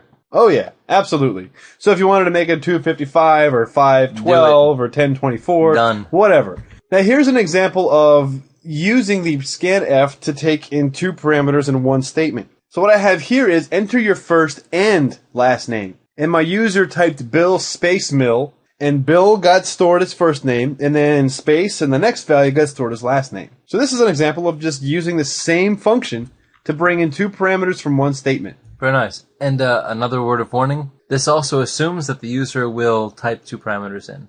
It's true. So yes. We're not getting into input validation, but just be mindful of the fact that we're not checking to make sure that their input has 2 parameters before using it. This is just going to assume a lot on a user. Oh yeah. That last example of scanf that we used was storing the formatted string input into a char star or a C string or array, which is naturally a pointer. This is an example of taking in a format string that's expecting a D, which is an integer, and storing that into integer variables. Now, we haven't really talked about pointers yet, which we'll get into that in a little bit, but for those of you that are kind of proactive and you want to see how this works, take a look at this example here. We do printf, enter the first number, and then scanf, and then here we have %d, and instead of passing x, we're going to pass the and symbol and x, which is just denoting we're passing this as a reference variable. Don't get hung up on it. We're going to talk about that in much more detail in a little bit. Then the second printf statement is asking to enter the second number. And we do the exact same thing here, where we do scanf %d, and then passing y as a reference variable, concluding with z equals x plus y, and then printing out to the user the format string integer plus integer equals integer, and then x, y, z. So if on the bottom right-hand side, we see an example, enter the first number 5, enter the second number 10, 5 plus 10 equals 15.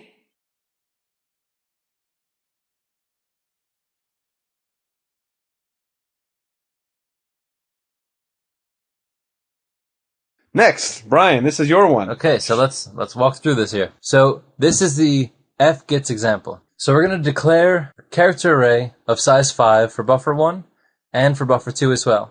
So now we have our 2 buffers. So we want to get input from the user to fill both of these buffers. So the first call of fgets we're going to pass it a couple parameters. We're going to pass it the buffer we want to fill, the size of the array that we want to return. So this is going to be the size of the array that we're filling, which is 5. And then we're going to pass it the file pointer that we're going to use to get from. So if this is a file, if we were actually pulling this information from a file, we could declare a file stream pointer to an actual file on the hard drive and read from that file stream. In this case, we're going to call stdin.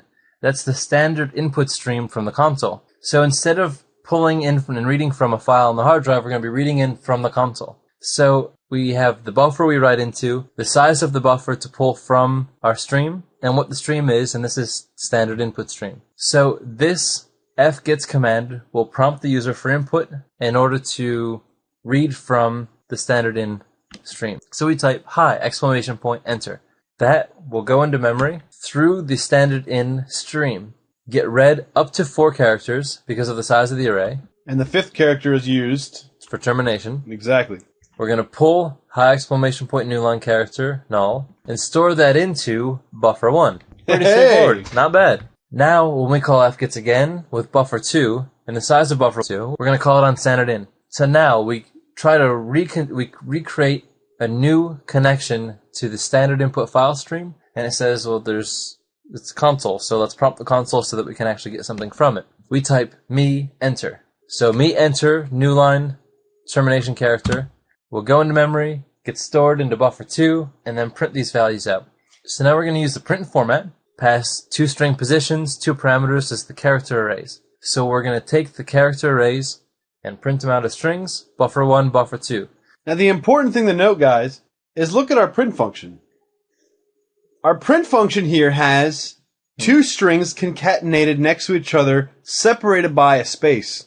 So why, Brian, do they appear on different lines in the terminal? Well, if we look at our memory cloud, buffer1 contains a new line character. Oh. Yeah. We didn't chomp it. Because the fgets will parse the new line. Absolutely. After you hit the enter key and it pulls the data in, it says, I'm going to read all the way up and I'm going to grab this new line. One of the other gotchas, keep in mind, something that you're going to have to deal with when pulling in user input during the runtime flow of your programs.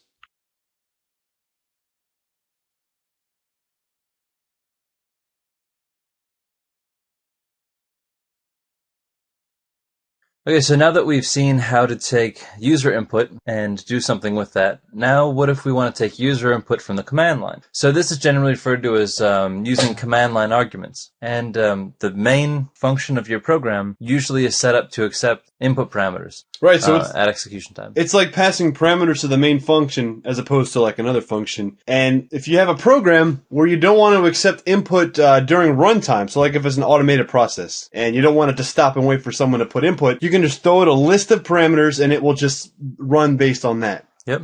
So you're probably already familiar with these command line arguments. You probably use command line commands or executables all the time, like when you go to make a directory with a command line, command prompt in Windows. Or Unix. I think mkdir is Unix as well. So like mkdir, and then you pass the path of the folder. And when you pass that path of the folder, so you type out mkdir and then the folder path, that folder path is the argument that you're passing into the main function. It's the same thing with the directory listing, dir. When you pass that /w, the /w is just a string that's being passed as an argument to your main function. Right. So when inside of the main function, it's actually scanning the arguments, and it says if the /w switch is set, then format the output in this way. Right. And that goes the same for Unix commands as well. ls space -lat. So once it sees an argument with the dash, it then parses the characters. And you can also pass multiple arguments too, like in GCC's case when we call gcc.exe. On the command line we say gcc, and then the arguments we pass is the input file, then a -o, and then the output file. So you can also pass an array of arguments into this main function too. Right. So when the main function is actually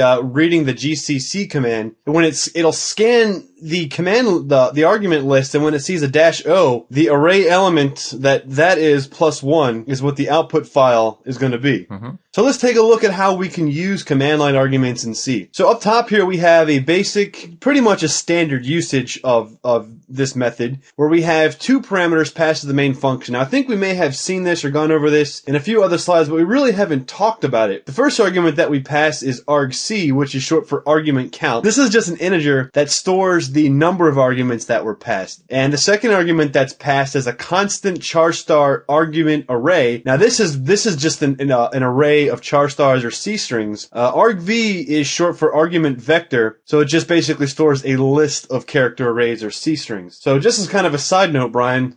So we have the argc and argv, and the argv, as you had mentioned, was the vector variable. So these are kind of terms you're going to hear a lot as you develop. Don't worry too much about this, but as a side note, there's two main types of variables. There's a scalar variable and a vector variable, just like in mathematics. Mm-hmm. A scalar variable can only hold one value at a time. It's an integer, character, etc. And a vector variable is a sequence container, so it can hold an ordered list of elements. For example, an array. Computer science has kind of pulled a lot of, mathematical terminology into it, like functions and that kind of thing. So that's the basis of all that. So here's another way to implement it. So you can call your main function and pass the argument count, like we've seen before, but this time with the char star of args. And that double star kind of notes that this is going to be an array of C strings. So for an example of this, just since we kind of haven't seen this notation before, you could, for instance, declare a char double star with C string array, length of 3, and then we could just assign 0, 1, 2, wibbit, the dot, and a net, and then print them out, and we'll be printing those char stars. Right, as their own element in this array. Yeah, so if you want to have your own array of char stars, that's one way that you can do that. So here's a little example to kind of show you how to use them, how to call them, how to pull the arguments out, and print them to the screen so you can see what you passed in is what you're working with. So we call the main function. We have our argc for the count, the number of arguments, and then we have our char star argv array. So we have our argument vector. This is going to be just a pretty basic for loop that's just going to march through all of the arguments that we got passed from the command line. So we declare I, and while I is less than the number of arguments that we have in the list, we increment I, and every time we increment, we print that iteration of the argument in the array. And so, for example, if we call the command line a.exe, just as an example program, and we pass the arguments, hey buddy, want to program in C today? You'll see that it ends up being effectively 4 arguments. args0 is always going to be the name of the executable that you called. args1, 2, and 3 are the parameters that we pass to it. But also you'll notice that even though there was 6 spaces in all the arguments, it doesn't mean that we actually have 7 arguments, because everything that's inside of quotations gets passed as one argument. Mm-hmm. So that's why we have a hey buddy, and then the args3 is want to program in C today. Hopefully that'll give you kind of a bit of an understanding of command line arguments if you weren't already familiar with them. What have we learned, Brian? Many, many things. So many things! We learned the best possible way to take input from a console. Yes. Mm-hmm. So good of a way, in fact, that everybody else is wrong. You can basically take every C book and burn them right now, because this is the only piece of information you need to know going forward. Now, which one of the examples we showed you is the best one? We can't tell you, but one of them is. Yes. And only we know the answer. Yes, because we are the supreme beings of the planets. We are the greatest source of C information in the galaxy. Galaxy. As this showed, there are many different ways to get console input. Each way kind of works the same, but it has like a little funky different thing about it. New lines are going to be a problem. Just accept it. And spaces are going to be a problem. Accept that as well. C was not designed with an exquisite user experience. So, also one thing we learned is some developers need to get over themselves. Absolutely. Yeah, and we made a note here for those people that are watching this video and they're getting steaming mad. Maybe Brian could assist them here. Mm-hmm. Well, I would say some developers want to be a rock star, but you don't want to be a rock star. And if you are, I think Apple might be hiring. Although, I can't imagine that you didn't know that. I can't imagine.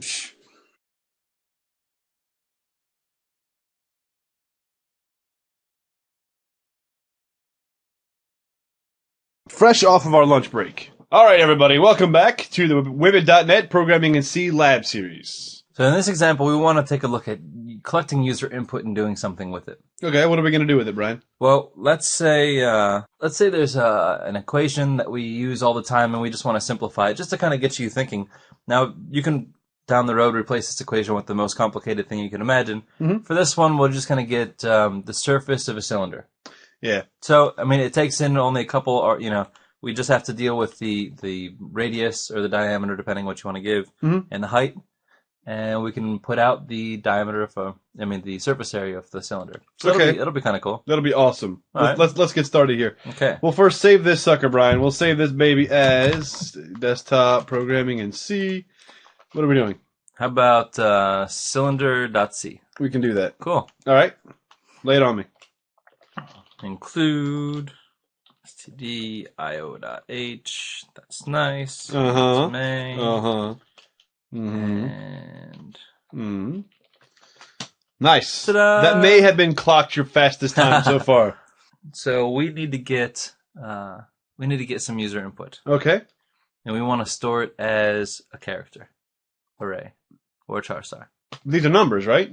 Yes. We can just we can just use scanf and convert to Sorry, managers. I'm being stupid. You are being stupid. This is not Java. This is C. All right, so let's just make some 2 float numbers. We'll do the diameter, Uh-huh. It's fine. Semicolon that baby. and then we're gonna do the the height. Hibby. Cool. All right. Let's do a printf, Brian. Let's ask the user for the diameter. All right. Cool. Yeah, cool. And then we can do a scanf. And the first one will be the formatting string. So we should just do a %f and then comma and symbol because we have to pass it as a pointer. Diameter. Okay. And that will drop us to the next line by the nature of ending our input. Mhm. And then this will printer F. Printer F. Oh. Please enter a height. Now, I like how your program is very polite and it asks, please. Because it could just say, enter a diameter. That's true. Now. I think because I always picture a computer speaking in a British lady's voice for some reason. I'm like trained from movies over the It's years. all those 80s movies you Yeah. watch. So every time it should prompt the user, I always think, please enter a diameter. Please enter a height. I'm like, okay, there you go. Nice. Please enter a diameter. Fucking. Okay, and height. That's a %. Again, Oh this, yeah, thank you. this is not Windows programming. Okay, very cool. So now we have our height and we have our diameter. Let's just print real quick to the user. Okay. Diameter equals height equals. Diameter. Diameter Is- is Pet D. F. Is this oh yeah, thank you. Number, float. And height is also float. Yes. Sweet. A new line. Diameter, height. Okay.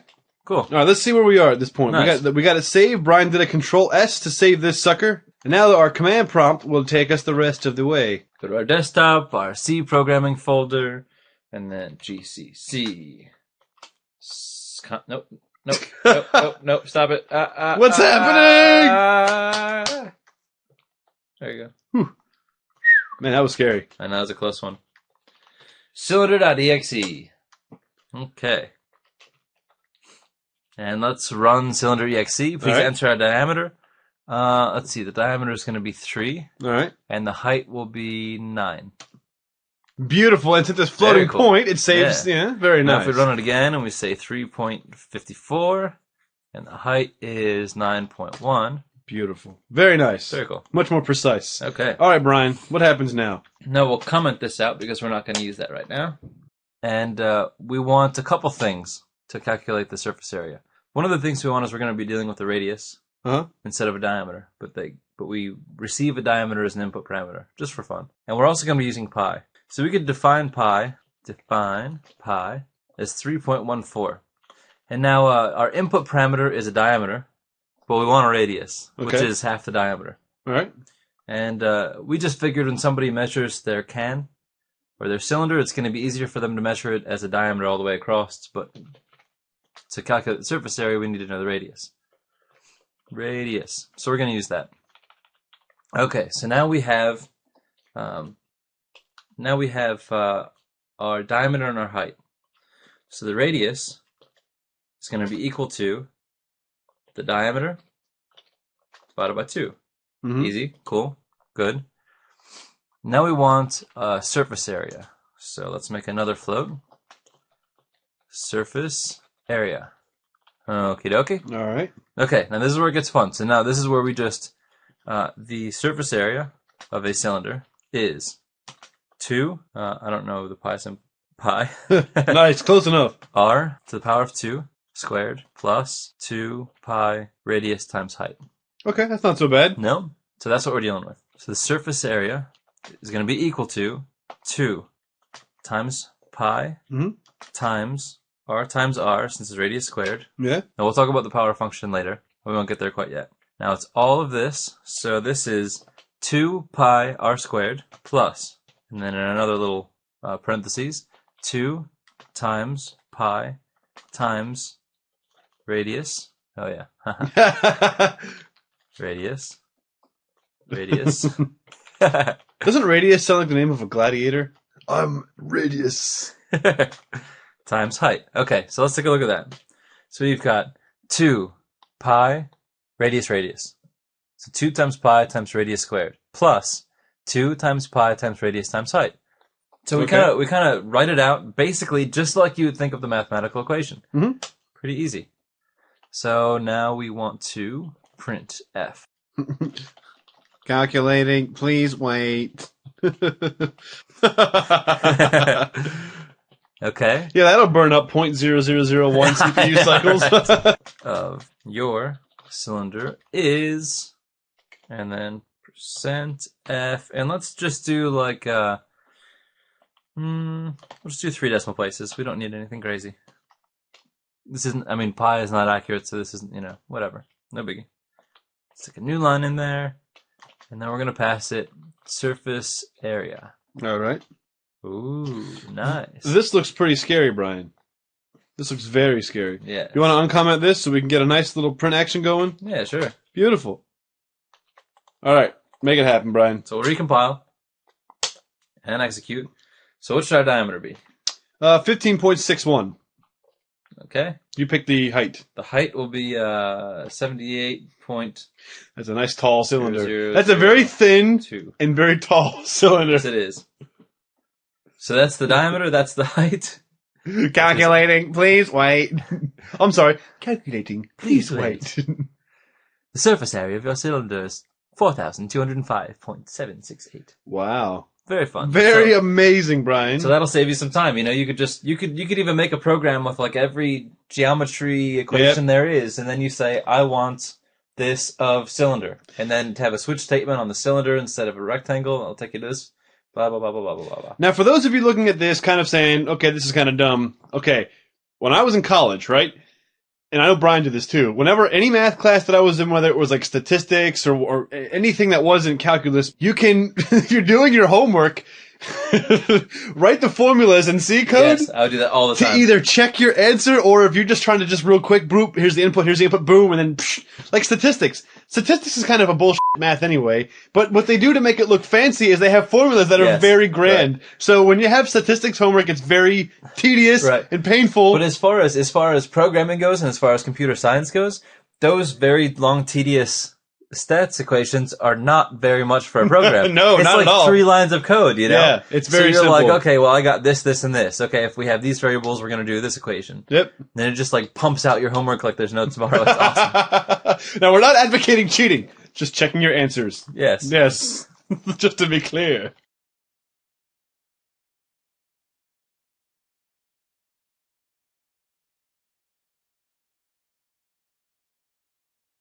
Welcome, everyone, to the Programming in C video on console color in Windows. Diddle-a-diddle-a-doo, diddle-a-diddle-a-doo, diddle-a-diddle-a-diddle-a-doo.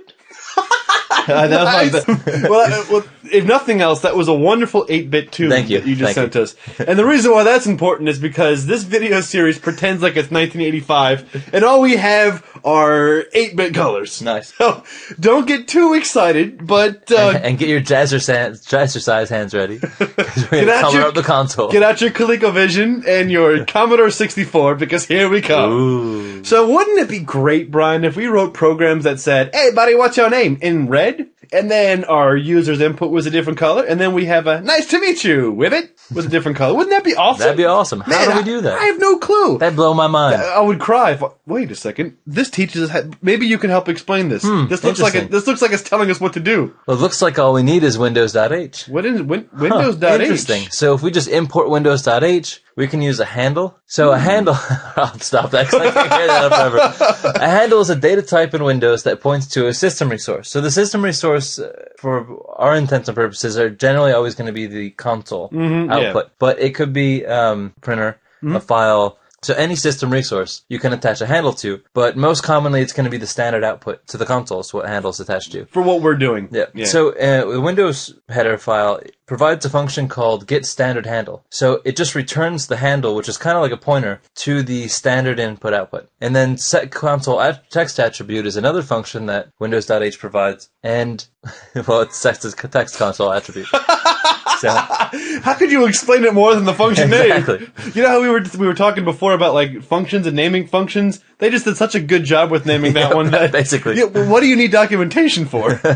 So let's take a look at this code, Brian. Maybe you can help us walk through this. All right. So we've included the standard IO header file so we can write to the console. And we've also included Windows.h, so the Windows header file. In our main function, we say of type handle, console handle, is equal to the result of get the standard IO handle. So the standard output handle is the constant, the system constant that we're passing as a parameter, and that's the system constant that refers to the console output. Right, that's a global variable that's defined in Windows.h. Yes. So now we're going to go through a for loop, and we're going to set the console text attribute of this console handle. Wait, what does set console text attribute mean?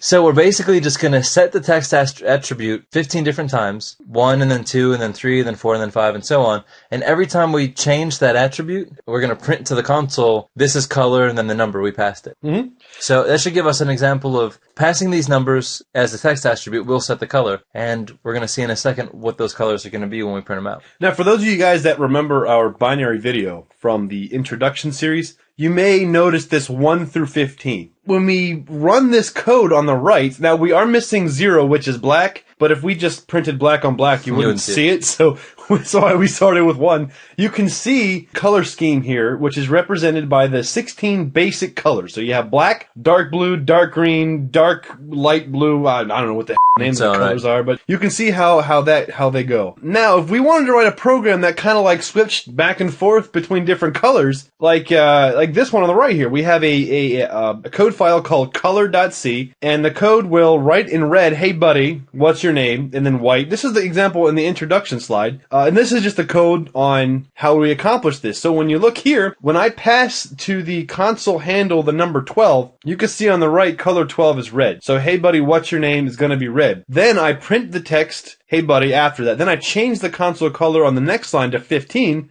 which is white. And on the next line, I use gets to receive the input from the user, and that will print as the color white. So you can think of the text attributes, setting the text attributes to just switching the console into the mode to print that color. Exactly, right. Because it's a procedural language, top down is how it works. So next color 10, which is green, and then next color 15 again, which is white, and then we set the color back to 7, which is the standard gray color. So if we don't do this, actually, Brian, the program will exit, and the last color used will be what the command terminal is. Nice. So you'll totally screw somebody up if you don't set it back to the right color. Or you can run this in a login routine, like when you start up the command prompt. Yep. You could run this, and then you could have purple command prompt.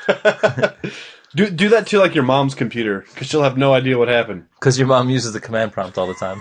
Yeah, right, exactly. I remember, it's 1985, that's all we have. So what happens, Brian, if we set the number greater than 15? I don't know. Oh, let's find out. Alright, so this program does exactly that. So now instead of the for loop going from 1 to 15, now we're going to go from 0 to less than 255. Which is the entire spectrum of the 8-bit number range. Right. So we're going to set the value and then say this is the color. And then if I plus 1, which mod 16 is 0, then we get the character. And then at the end, we set it back to 7. Right, so this allows us to, every time that we print out one set of colors, then the user has to press enter to go to the next screen. Otherwise, it would just fly right past you and you wouldn't see the changes. Yep. So this is what's happening. So the first time we run it, Brian, it's the black background with the regular colors that we saw, and then we're asked to press a key to continue. Yep. And then what else happens? And then it goes blue. Blue. and then it goes green, and then it goes bleh. Now check that. You can see how the colors repeat, because if you look at the upper left black box, you see that the next color is dark blue, and then the one below it, the background is dark blue. Right. The next color down is dark green, and the third one is dark green. So the colors go in one order, and then the backgrounds repeat in order. So this is going to be your first subset up to 7. 1, 2, 3, 4, 5, 6, 7, 8. I'm sorry. And then here's your next subset, which takes you the lighter 8. Right. So this takes you all the way up to the higher range. Yep. So even though this is kind of like an outdated thing, nobody really uses terminal applications much anymore. It's still a fun thing to know. Yep. And the basic trick is that you don't have a separate parameter for the background and the foreground, in case that was confusing for any reason. You just have one number that will set both of them. Mm-hmm. And it just so happens that the first 15 are still setting the background. They're just setting the background to black. Right, because black is the standard background color. So thanks for watching. We'll see you in the next one.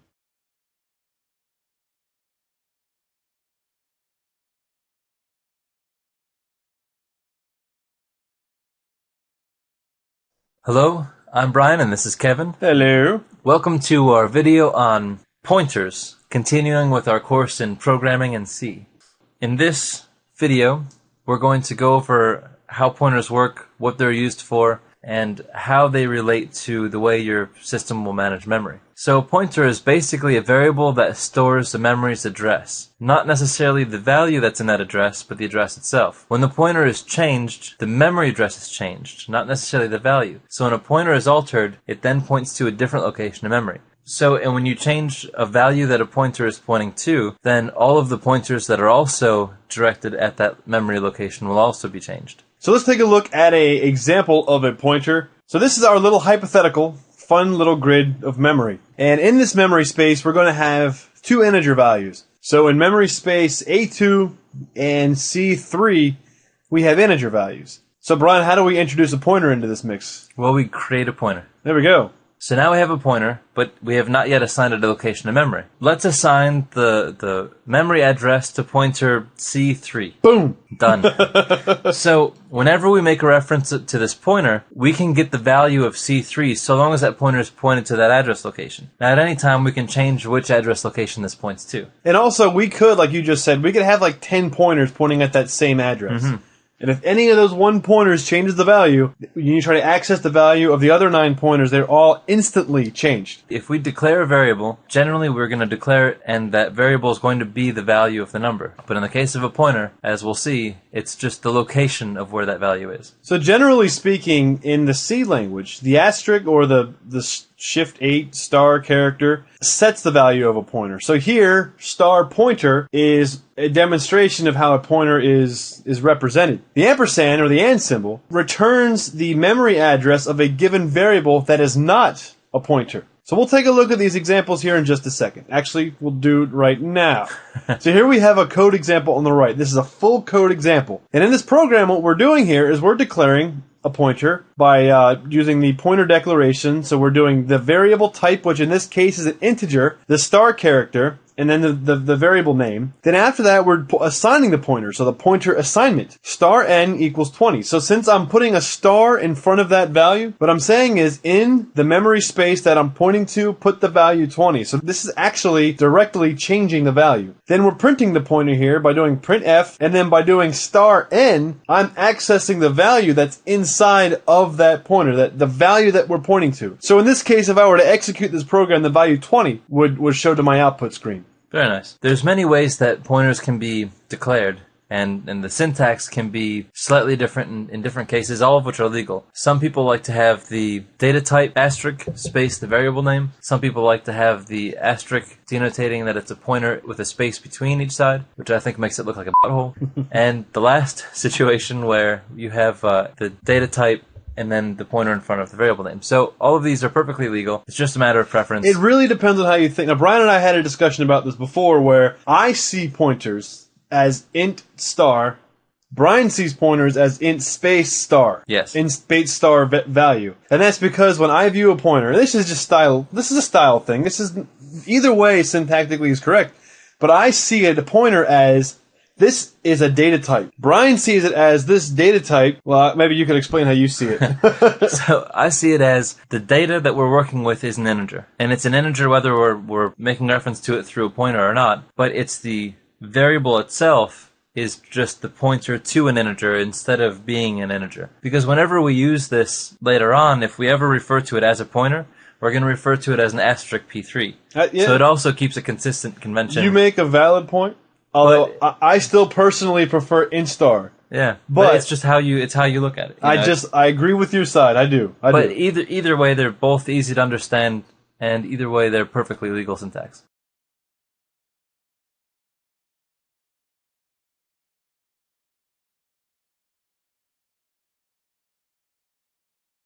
In the first example, Brian, what we did is we created a pointer n, and then we used star n equals 20 to set the value. We also printed the pointer by doing the star n in the printf statement. So what's going to happen if I don't put the star character? It might explode in the printf statement into a million pieces, or print the memory. So we didn't get the number 20, Brian. Why is that? Because we were looking at the address. Yes. And this is the integer representation. Since we did %i, we're taking that pointer, which is a binary value, and we're printing the integer representation of that binary number. Of a memory location. Exactly.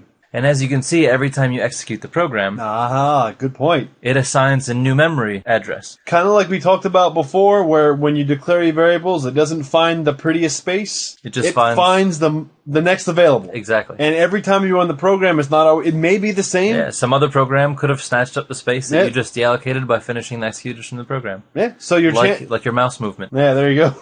So your chances of getting a new memory space allocated every time you execute your program is very high. Mm-hmm. Now let's take a look at this program example here. We're going to start off this program first by declaring an integer, and the integer is going to be called value, and it's going to equal 1, 2, 3, 4. So on the left-hand side, our address space 0 has a variable name value with 1, 2, 3, 4 as its value. Mm-hmm. Now we're going to declare a pointer, Brian. What is our pointer going to do in this statement right here? Our pointer is now going to point to the address that value is using, which is address 0. Exactly. And we didn't do star n equals because we're not setting the literal value. Right. We're setting the pointer value. So you can look at this as saying that n is pointing to the same place that value is pointing to. And the ampersand is what denotes that. Yep. So a variable that is not a pointer, the n symbol brings out its memory location. Right. So n's home address is now set to, and then ampersand home address of value. So n is going to equal the same address. So now, what's going to happen when I print value to the screen, Brian? 1, 2, 3, 4. It's going to go up here, and it's going to print this. Uh-huh. Just like you said. Now, what if we do print n? Same thing. We're going to come up here, and this is going to say, go over here to get the value. Okay, I'm up here. Here's my value. Boom. So they both equal the exact same value. Yep. Let's modify this program slightly, and let's set n equal to the memory space of value. And now, Brian, let's do star n equals star n plus 1. Okay. How is this going to work? So now we're dealing with the value. Uh-huh. So now we're saying store in the value of n plus 1. So because the value of n is set to be the memory address of value, we're effectively pointing to the value 1, 2, 3, 4. So we're going to auto-increment that up 1 to be 1, 2, 3, 5. Okay, so then we print this, Brian. They're both affected. Even though we didn't change the value of value, we changed the value of the pointer n, which is pointing at the pointer of value. Confused? So this is basically the same thing, Brian, as saying value equals value plus 1. Yep.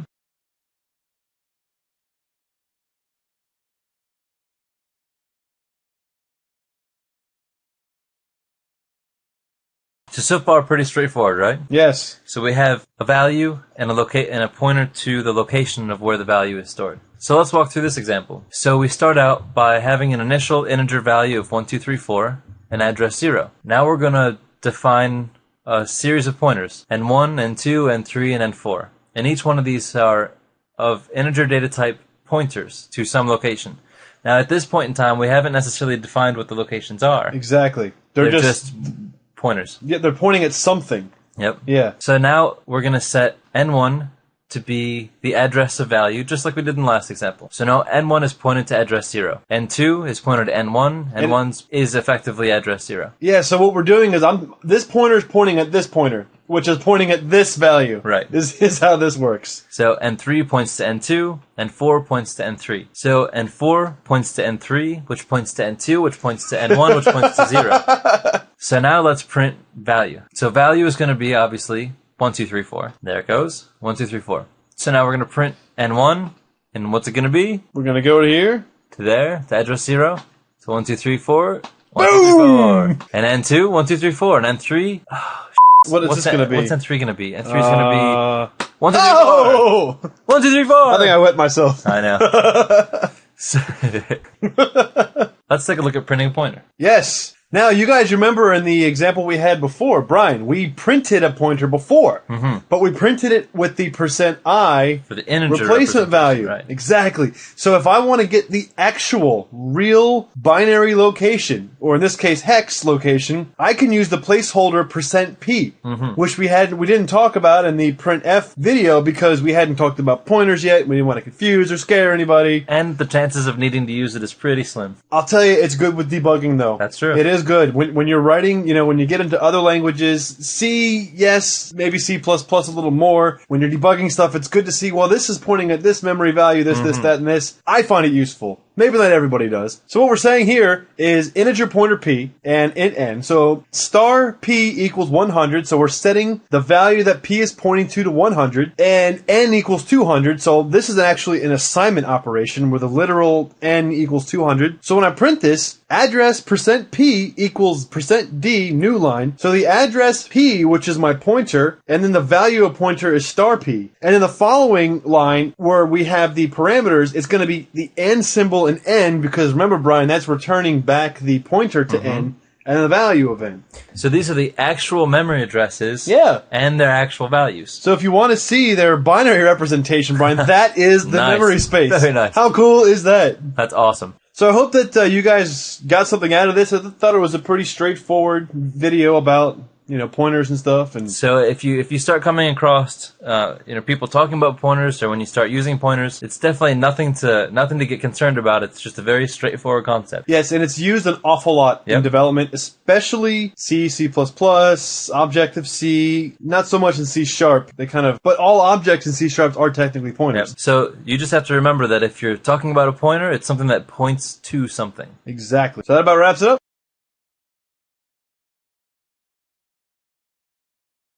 Now let's talk about null. So in C, null is a non-bindable memory address. So basically it means that if a pointer is pointing at the value of null, it's pointing at nothing. The memory address is 0. And this memory address can't store any information. So usually when you'll see a pointer pointing at null, that kind of signifies that the pointer is pointing at nothing. So real quick, here's an example where we're declaring an integer here, and that's pointing at this memory address. Now this is not a pointer, but this is allocating space in memory for an integer, and this block here, this orange block, represents the space in memory where this value 100 is being stored. In this next line, we're creating an integer pointer, and we're pointing at the memory address that the value of I resides. So now, X is pointing at that memory space. So when we print to the screen, X's address is, and get the memory address, and its value is 100, well, we can prove here that now X is pointing at this value, and we know that I is pointing at that value, and we know that we can use this notation by doing star X equals, that will change the value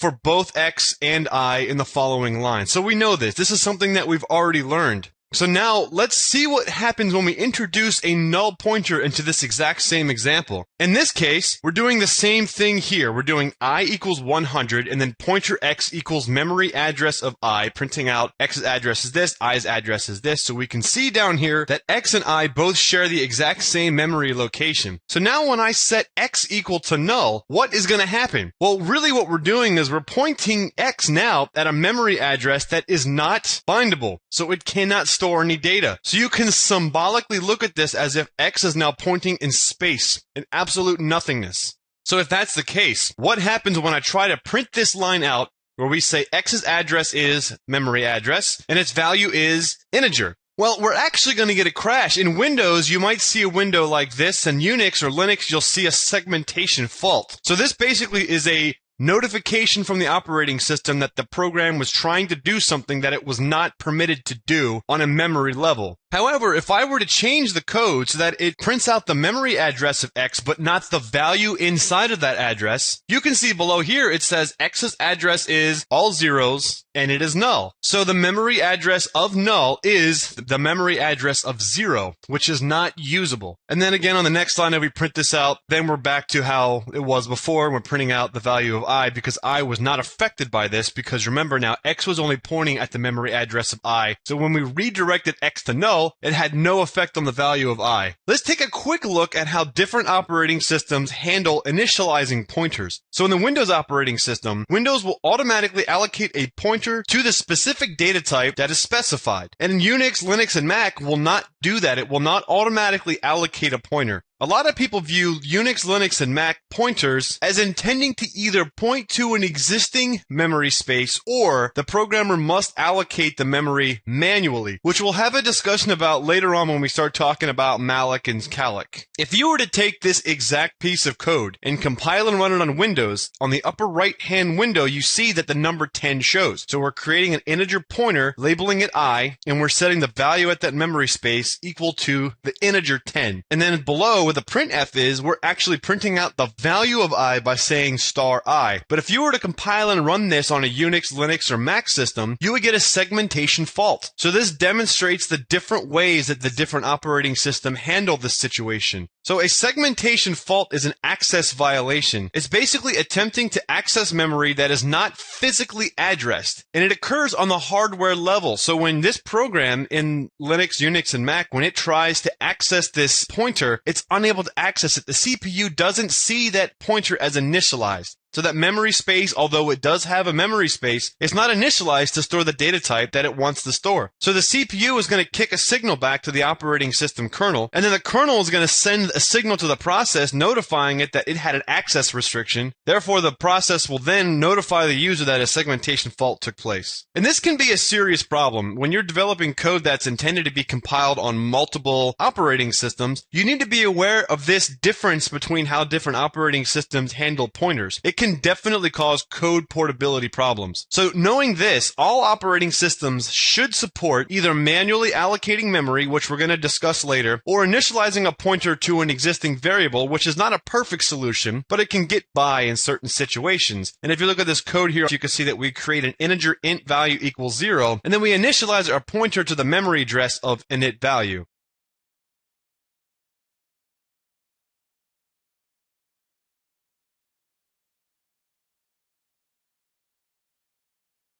You can sit through this in fucking I mean, come on. A class is like exactly. 9 months long. You know what I mean? No, a class is like 3 hours. Oh, it's like three. No, that's like 3 hours for like 10 weeks. Yeah, no. Yeah, I'm saying like in one classroom sitting. Oh, well, yeah, you've right. cleared through like everything. 5 courses. Well, and it's exactly, awesome. right. Yeah. You've gone through a whole fucking semester. This is actually more than a whole semester. Yeah. This is like a whole year of programming training. It's less time than Lord of the Rings. Put it that way. Yes. In the amount of time it took you to watch The Lord of the Rings, you could be the best programmer on the face of the planet.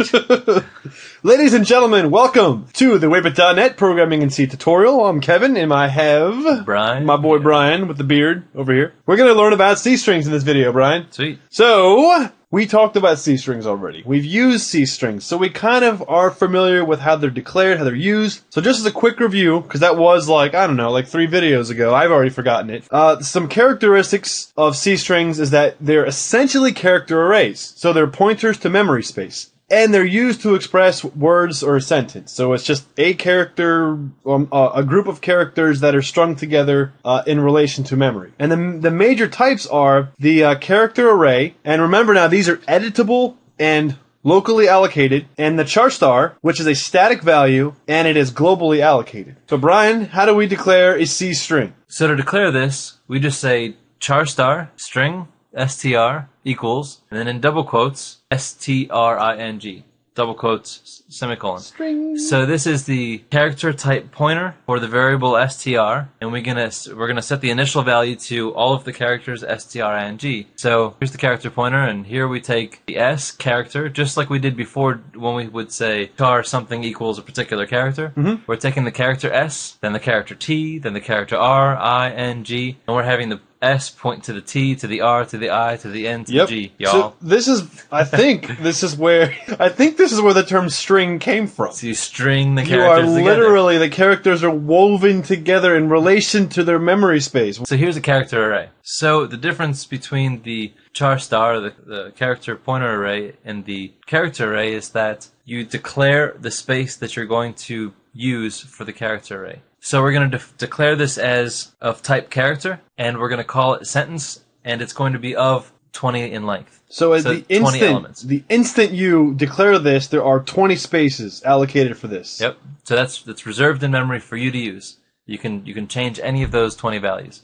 To use this, to take a string in double quotes and put that into this array, we use the string copy function, and we pass it the name of the array, and then in double quotes, the string that we want to pass it. So in this case, we're taking a temporary pointer to the string hey buddy, and we're assigning each one of those characters into the array sentence ending with a null character. Mm-hmm. And so when we print sentence, we do the %s string format for the print function, and we'll print hey buddy. Hey buddy. The value we got. So in this case, every time we do this, we're blocking out that space. We cannot use more than that space is allocated. So that's the restriction in this case.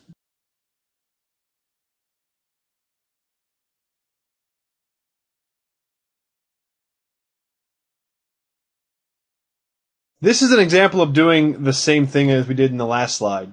Just character pointer, char star, sentence, setting sentence equal to hey buddy, and printing hey buddy. Now the difference between this is we're declaring this as a static variable. I can't stress that enough. Once you declare this, Anywhere in the program. if you do change its value, you're not actually changing its value. You're just pointing to a new memory address that's made a brand spanking new value. So keep that in mind. So Brian, let me ask you a question. Now this is a very, very simple question. And even somebody with the intellect of you, which is, I'm not saying much, It's like being one of the smarter Backstreet Boys, right? even somebody as dumb as you can figure this one out. So what will this code do? Will it print the stuff on the right?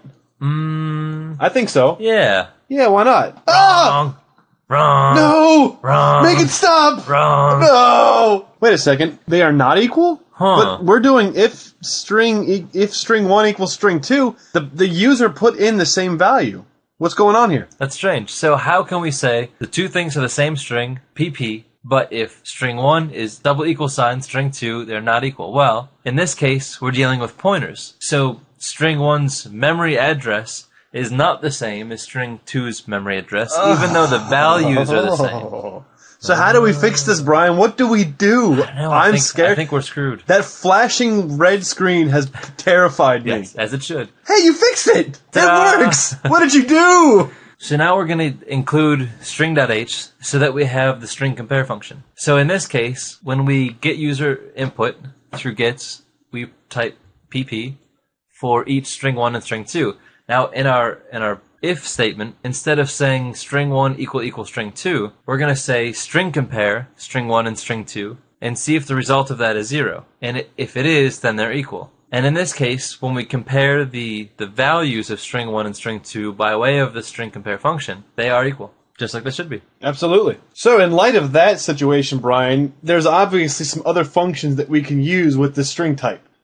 They are as follows. Now, some of these are ANSI C, and some of them belong to the more modern C99 standard. And it's not really that important for you to understand that unless you're writing in ANSI C exclusively. And we'll just kind of talk about a few of the more common functions you'll see, as well as put a reference we have for C++.com. They do have a pretty decent documentation of the C string libraries, because C++ is just built on top of the C language. So all those functions are still there. So if you want to learn more, go to that website we have listed below. So we have the strlen function, which returns an integer, which is the length of the string. strcopy, which we've already seen before. This takes one C string and takes its value and puts it into another. We also have the string cat, which is a concatenation of two strings, and string CMP, which will do a case-sensitive comparison of two strings, which we just saw. So, Brian, from here down, we're looking at more of the C99 standard.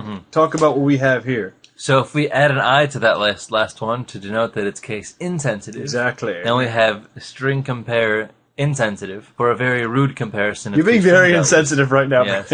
Brian. So, if we want to take a string value and make it lower or uppercase, we're provided the functions string lower or string upper, str, lwr, and upr for uppercase and lowercase. Then we have reference string, or the string reverse function, which is reversing the C string. So if we pass it ABCD, it'll come back with ED, whatever. G, B, A, But if you whatever. put what's that Beatles song where they said Paul is dead? Oh, yeah. If you put that in there, you'll see Paul is dead. Not literally, but it'd be kind of funny if it did. And if you put the word laugh in there, backwards it'll be And then we have string token. Say that one more time. Ow! Yeah, that's a one-time shot. That's all I got. So this last function, string token, will split the string into tokens. Or, for example, if you have a string and you want to split it on a certain type of character, it'll return you an array of... Or a list of characters, delimiter characters, yeah. Yep. Mm-hmm. So it'll return you that list.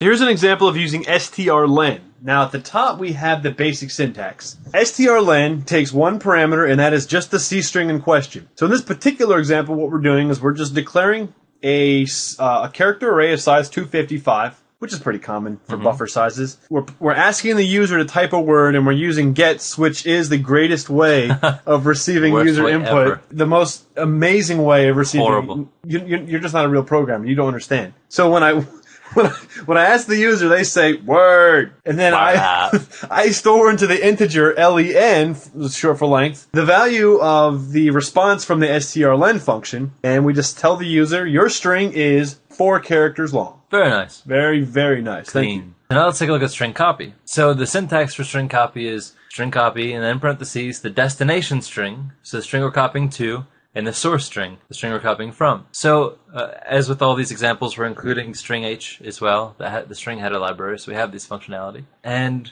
we get an input word, and we store it as string 1, and in this case, it's all capital word. Word. So then we'll call string copy, and this isn't returning a value into anything. This is simply being passed as arguments string 2, which is the destination, and string 1, which is the source. So string 1 gets copied into string 2. So when we print this out, we can see that when we print out string 2, your string was copied as word. Word.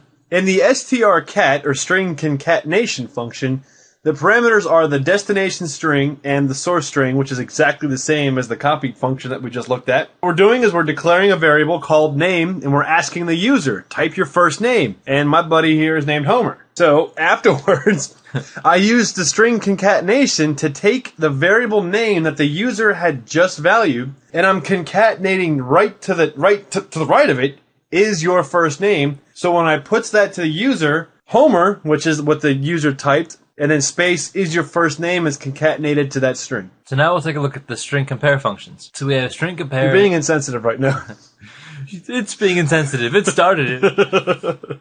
So again, we're including string H, and we're going to do a comparison on string 1 and string 2, which in the first case is test, test. And we're going to do a string compare without the insensitive, just a strict string compare. Now the case in the first example is test and test, all lowercase. The strings match exactly. Now in the second case, those won't match because we have test with an uppercase T and an S, and testes with an uppercase E. So they fall into the else condition. Yes. So now we're going to compare it with string compare insensitive and say, forget the case, are the letters the same? And it will perform the match and say that the strings do match. Very useful. Now how about upper and lowercase, Brian? Let's ask the user to input 2 strings. And we're going to store the first one in str1, the second one str2. Then we're going to call the string to lower and string to upper function. Now one thing that you should keep in mind here is that we are sending these values as a pointer, which means that when the value is changed, it's changed in our program. We'll talk a little bit about this when we get to functions, on how this works. So when we pass this as a parameter, we're actually changing the value str1 to equal lowercase test, even though the user did capital T, capital S. And with the str upper, the user did the capital E and capital T, but it didn't care. It just took str2 and converted every single character to its uppercase character.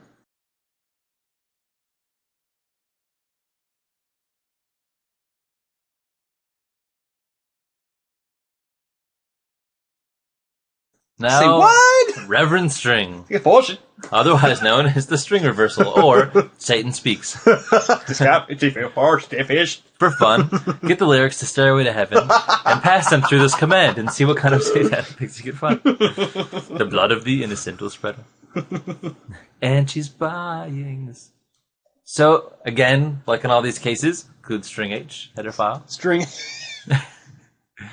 So, let's get the user from the input, and we get what? What? And then we pass it through string reverse. Notice we're not storing the result of this as anything, we're simply passing the string that we want to reverse. Pointer. So yeah, because this is passing the pointer, it's actually applying it to the value that that pointer is pointing to. So when we then print it out, that's been affected. Yeah. So, and it prints out Tawa. Tau. Here is the str toke.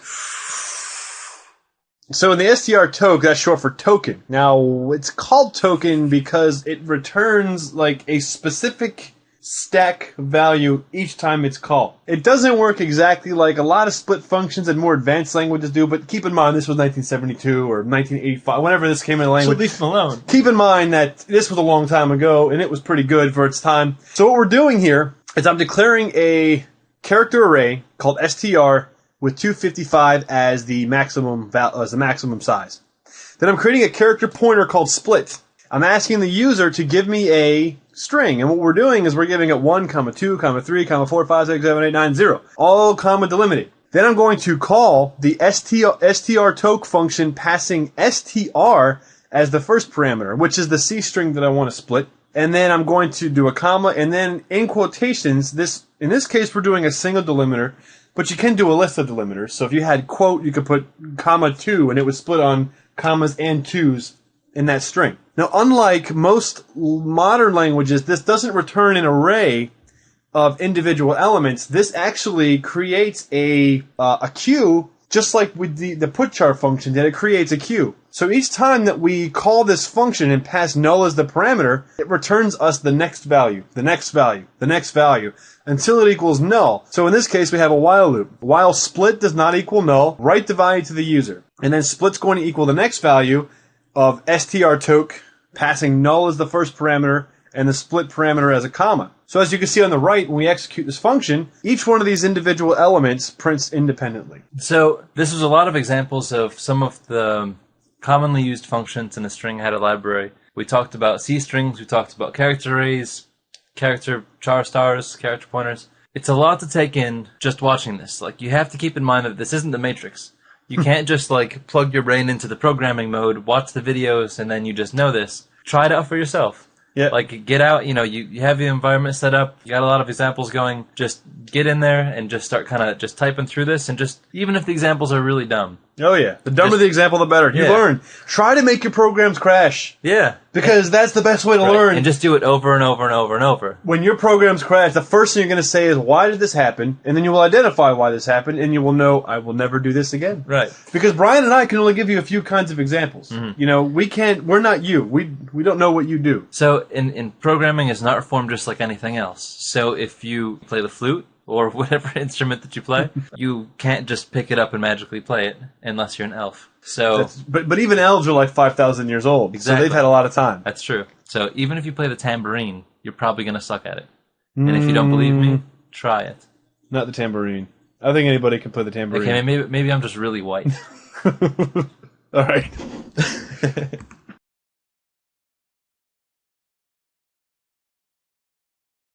Welcome back, ladies and gentlemen. In this video, we're going to be doing a really fun example that kind of combines a lot of the concepts we've learned to this point, Brian. So, back in the old days, when war generals didn't have computers and radios, they would have to send messages on paper to the other people on the field, right? And they couldn't just write what they wanted to say on a piece of paper, like, we will be attacking from the northwest at dawn. Because what happens if the messenger gets killed, and then the bad people get a hold of that message? What happens? They're screwed. Yeah, they walk into an ambush. Exactly, an ambush. A big, hairy ambush. A big, hairy, I'm sure it was a smelly ambush as well. So because of this, they had to develop some forms of a primitive sort of encryption algorithm, which, we have 500 and whatever bit encryption nowadays, and it's nothing because computers can think that fast, but humans can't. So a very simple algorithm that they used back in those days was just either substitution, where they would just literally take a letter and substitute it for something else, or a shift, which means they would take a letter and then shift that over in the alphabet to another letter, right? Yep. So if you have like, if ABC is your code, you want to shift one to the right, that becomes BCD, right? Yep. And that way, to decrypt the message, you just know that today's key is the number 3. Today's key is the number 17. Yeah, right. You know, whatever it is. Right. So. All right, so let's write our program, which is more famously called a Caesar shift. Caesar shift. Also known as a Caesar salad. Yes. You'll be thinking about that next time you eat a Caesar salad. Save as. Now there's a little bit of controversy, and that is that Brian and I don't really know how to spell Caesar shift. Let's try this. You ready? All right. All right. C-A-E-S-A-R. Woo! I think I could do the other part. Caesar shift.c. All right, let's see here. Include. Yeah. Faster. Come on. I'm trying. You can do it. Okay. Hold on.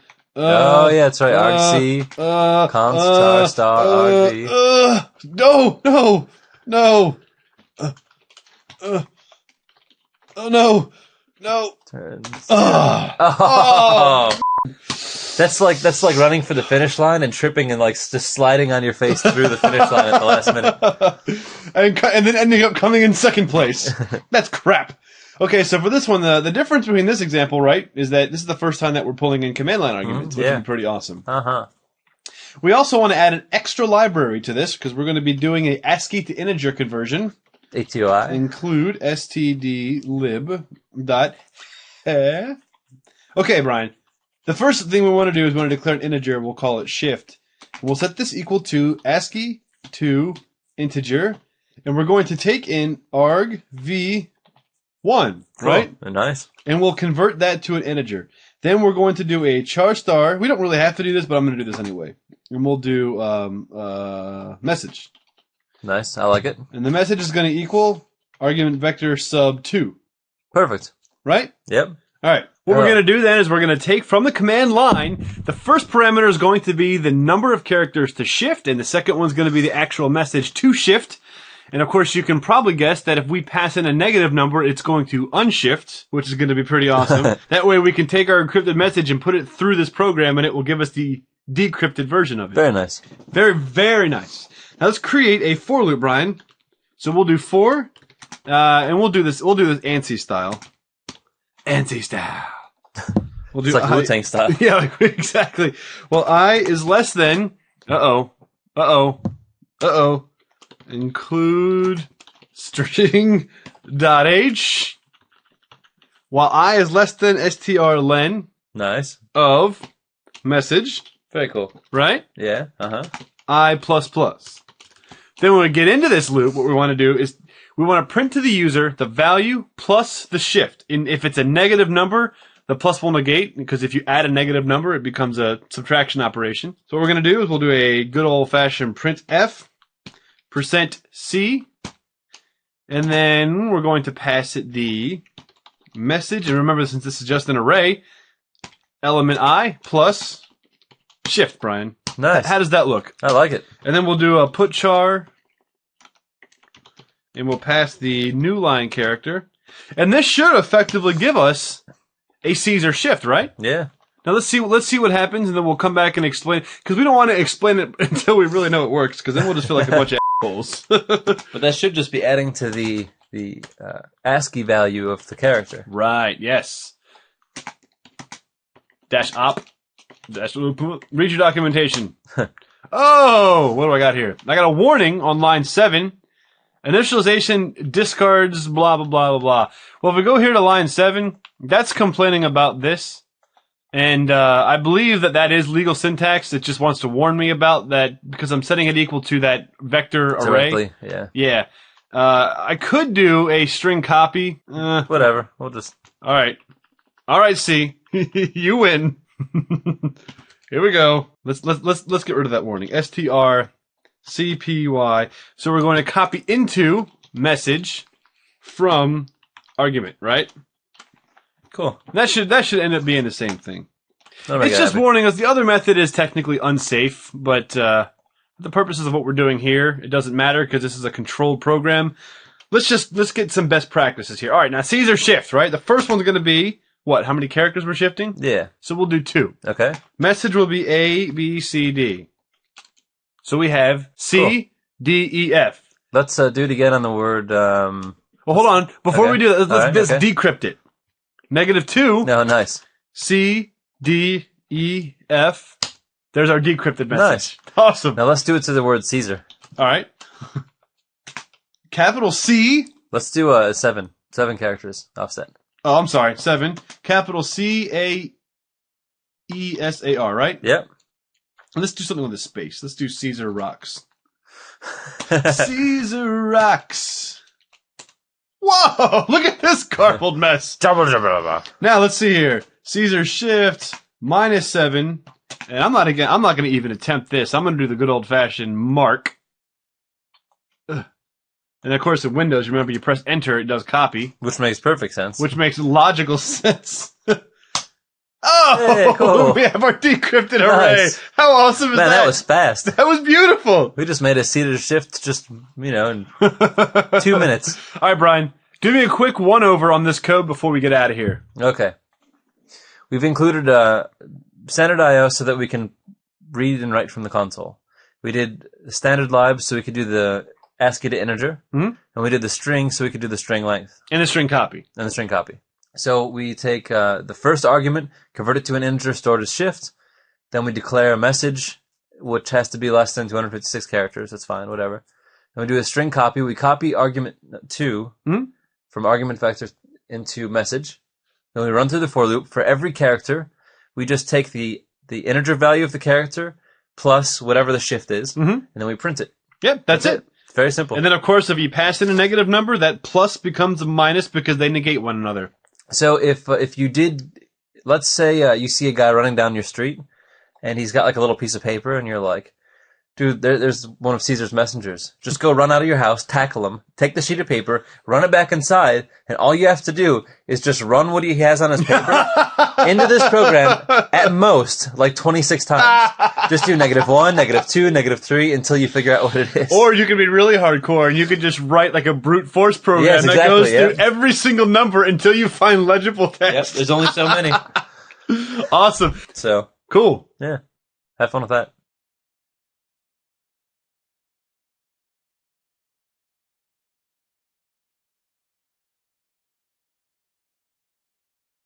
Hello everybody, and welcome to our video on functions for the Programming in C coursework. This is going to be the best set of information you've ever learned in your life. Absolutely. There's nothing better than learning about functions. Because after you learn how to use functions, you are really just one step away from figuring out how you can rule the world. Once you've learned functions, Brian, you are a real programmer. The concepts that we've gone over so far are leading up to this point. Now you can build your programs using modularity. Right. Now you can actually attach the laser beams to the sharks. Exactly. You can do it now. Freaking laser beams to the sharks. Exactly. So, Brian, tell me what a function is, basically.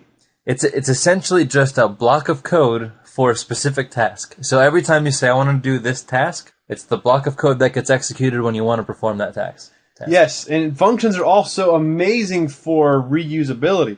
You should never, ever rewrite code. If you have something that you're constantly copying and pasting that procedure, make that a function. You have no idea how valuable that is and how great it is, not only for you as a developer coding it, but as someone that's using that code later and interpreting that code and supporting that code. Well, also, let's say that you figure out how to do a routine to perform something and it's 20 lines long. So it takes you 20 statements in order to do something. And you need to do this again later on in your program, so you just copy and paste it. And then you do that once more later. And the program's pretty long. Later, when you're going over it, something's not working properly, so you need to make a change to your program. Well, now you have to make a change to it in 3 different locations, and what if you forgot to update one of the locations, or there was a different typo, and it's a mess. Precisely. So that kind of bleeds into this. We've mentioned the modularity concept a few times. And this is basically it. We have one big bubble and then little baby bubbles that are floating behind it. Now, not to be confused with the object-oriented model, which we'll talk about when we get into the C++ language. But here we have the main function is the big bubble, with his other functions that are attached to him following. As the main function needs something, the main function will ask one of his sub-functions, hey, can you perform this task? And then he is going to give the main function a result. Now that result can either be numbers, characters, strings. It could also be void, which means I didn't return anything other than telling you that I'm complete. So void is exactly what it is, like a void. It's nothing. He can also say, okay, I'm done with you. Let me go ask this guy. Hey, could you do this for me, please? And he sits there, he does his little thing, and then he goes, boom, here's my result. So there is the fundamentals of the modularity programming concept. And you may not have realized it, but this entire time we've been using functions. Yeah. So you already know functions. You just don't realize you know pretty functions. much know everything about functions that there is to know. Yep. So it's like a Where's Waldo game. Can you spot where the functions are on the screen? I don't see the hat, but I think they might be right. Well, there's one. Oh, there's awesome. one. That is the granddaddy function. Yep. That is the mother of all functions. That's the godfather. That is it. The greatest function of all time. Can you find the other one? There's one more in here. Maybe, no. But these belong to the main function. See, I psyched you out. Or you didn't pay attention to the rehearsal of the slide. You wouldn't happen. Okay, so now, out of the code that's not highlighted in a square, can you find the other function? Hey! Good job. It's too bad we didn't highlight the include statement next. That would have been hysterical. Good job. So the printf, or the print function, is, surprise, surprise, a function. Yes. So print function, you call the function and you pass it what you want to print, and then it prints to the screen.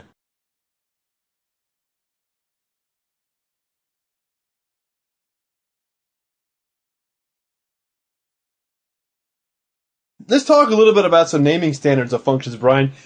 We wanted to kind of mention this before we got into functions because you're going to see a couple of function examples coming up here where we name things, and I wanted you guys to be kind of aware of where Brian and I are coming from when we name our functions. So there are really no official standards. There isn't. Anybody that writes code writes function names their own way. So we do kind of have, Brian and I kind of have our own little standard, and it's not our own. I mean, it's pretty well used, and it's very commonly found. And that is naming something starting with an action and then followed by an object or a description. So the action would be this part here. So we're getting something, we're reading something, we're initializing something. And then the object is the next part. So I'm going to put an action, I'm getting, and the object or description is I'm getting the first name. I'm going to read all text. I'm going to initialize with object. But even though we have these set up this way, Brian, there are no case sensitivities. So this is also insensitive, just like you are. So these two are both the same. So when I say get first name with the capital G, it's fine because there's no case issues when it comes to writing functions. And when you look at these ones on the left, they are very commonly seen in like the Unix side of programming. A lot of Unix frameworks and libraries will have the lowercase, action, and then capitals to designate the different words from that point on. And commonly in Windows, you'll see everything with capital letters. So get first name will be a capital get first name. It's just a naming convention that two different sides have struck. You do see them intermingling. They're not exclusive to those sides. Just wanted to mention that so that when you were looking through code, you can kind of have a good idea what environment you're in. So it's not likely that you will always be the first on a project. So you probably won't always be starting from scratch. So as a developer, a lot of times you're going to have to look at other people's code. Mm-hmm. So looking at other people's code is kind of like being a cable install person looking at different people's living rooms. Everybody kind of has a different style. Sometimes you look at the way somebody has a style of doing things and it's very inconsistent and like eclectic, and some people it's just very sloppy. Some people are very well organized. So sometimes you're going to find that not everybody, not even a particular programmer will abide by that programmer's own standards throughout the course of a program. So you're going to find the works, but it's definitely a good common practice to kind of preemptively in your mind decide how your style is going to work so that you can be consistent as you program. So something that you made 4 months ago doesn't clash with how you name and flow your language of statements later on. So now let's take a look at the different types of function statements. So we can have a prototype, a definition, and an implementation. Those are kind of the three components of a function. The prototype is when you preemptively declare the function at the top of the program so that the main function knows that it exists. Now, this is not required if you define your entire function before the main function is written. But because C programs execute from top down, if you didn't implement your function before you implemented the main from top down, looking at the source code, then you need to just define a prototype saying, hey, by the way, I haven't done it yet, but later on we're going to be implementing this function. So just so that the main is aware of where it is. He's a very picky main function. Yes, exactly. That guy. It's the Godfather. You don't. You don't mess with the Godfather. The main function. You're going to tell the Godfather that you're going to bring him $200. Otherwise, he will crash or kill you. Yes. Or not compile at all. The definition is the actual code that makes up the function. So your algorithm that's implemented into code. Now the implementation is when you call this function. So a lot of times you might implement the function in the main function by calling it.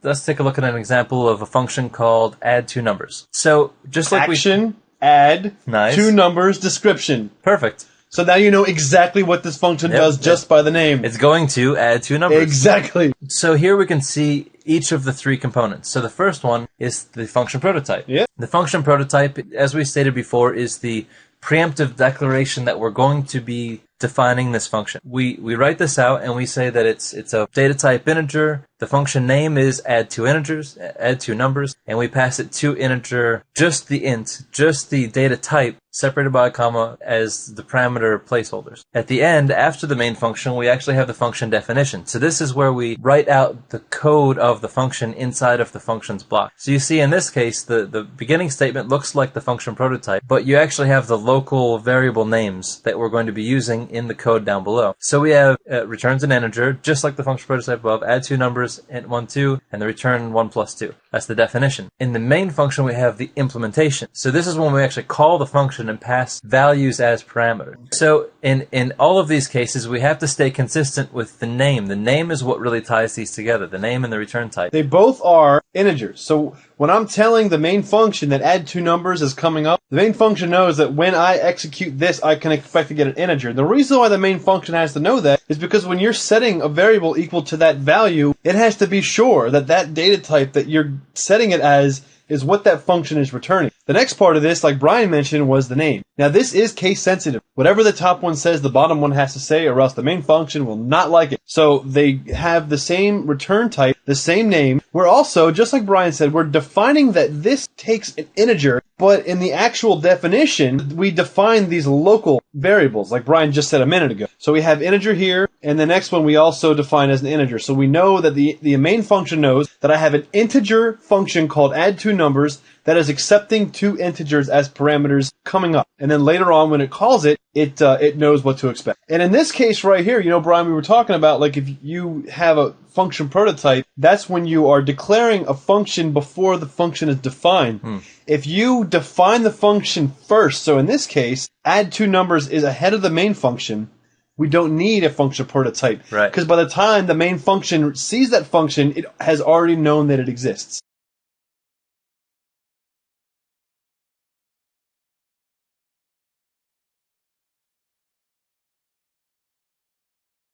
So now let's kind of walk through the function definition.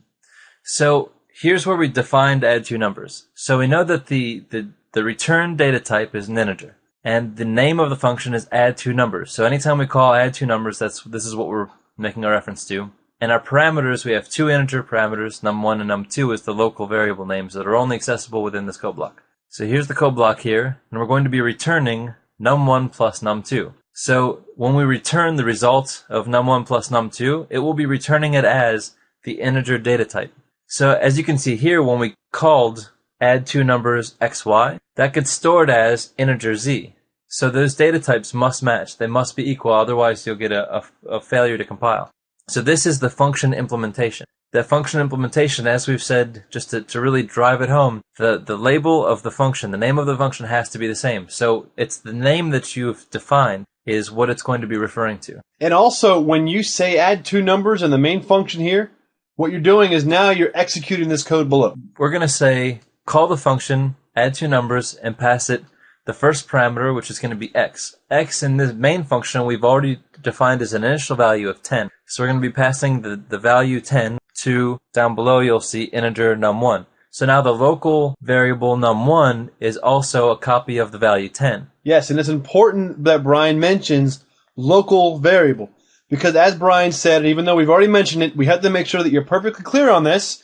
When we say int num in that function below, it is only accessible in that function. If we change its value, it does not affect the value in the main function. Right. We will discuss a circumstance in a minute where that does happen, but in this case it doesn't. And then we pass a parameter y. Y, the initial value is 20. And that gets passed down to num2 because it's the second parameter on the list that we've passed to this function. And so the result will be that 10 and 20 returns 30, so int z gets stored as 30. For the rest of the program, when we print this out, this will print as 10 plus space 20 space equals space 30 new line. So when you are passing parameters to a function, there are two ways that we can do this. So let me explain these and kind of explain the difference between the two. So when you pass a variable by value, what you're doing is you're making a copy of that variable. So just like in that example that we just went over, that's an example of passing by value. Then passing by reference is when you send a pointer to the function as a parameter, and this actually passes the memory location. So when we change the value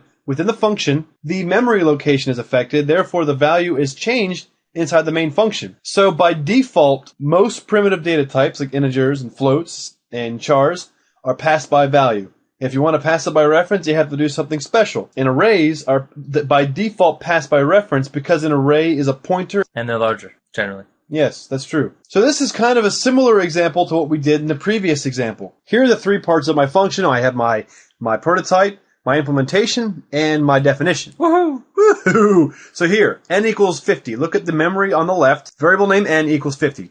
And on the next line here, we're going to call the myFunction function and pass n as a value. So inside of my function, boop, we're making a copy. So the local value inside of my function is called number, and it has 50 as its value. But as you can see in our little memory representation on the left, it is an exact copy of what was sent to it. In another address space. Exactly. So now, what happens here, Brian? If I say number equals number plus 100, the value of number changes. To 150. But when I come back to the main function and I print n still equals its original value of 50. Ooh. Even though I took its value into another function and changed it.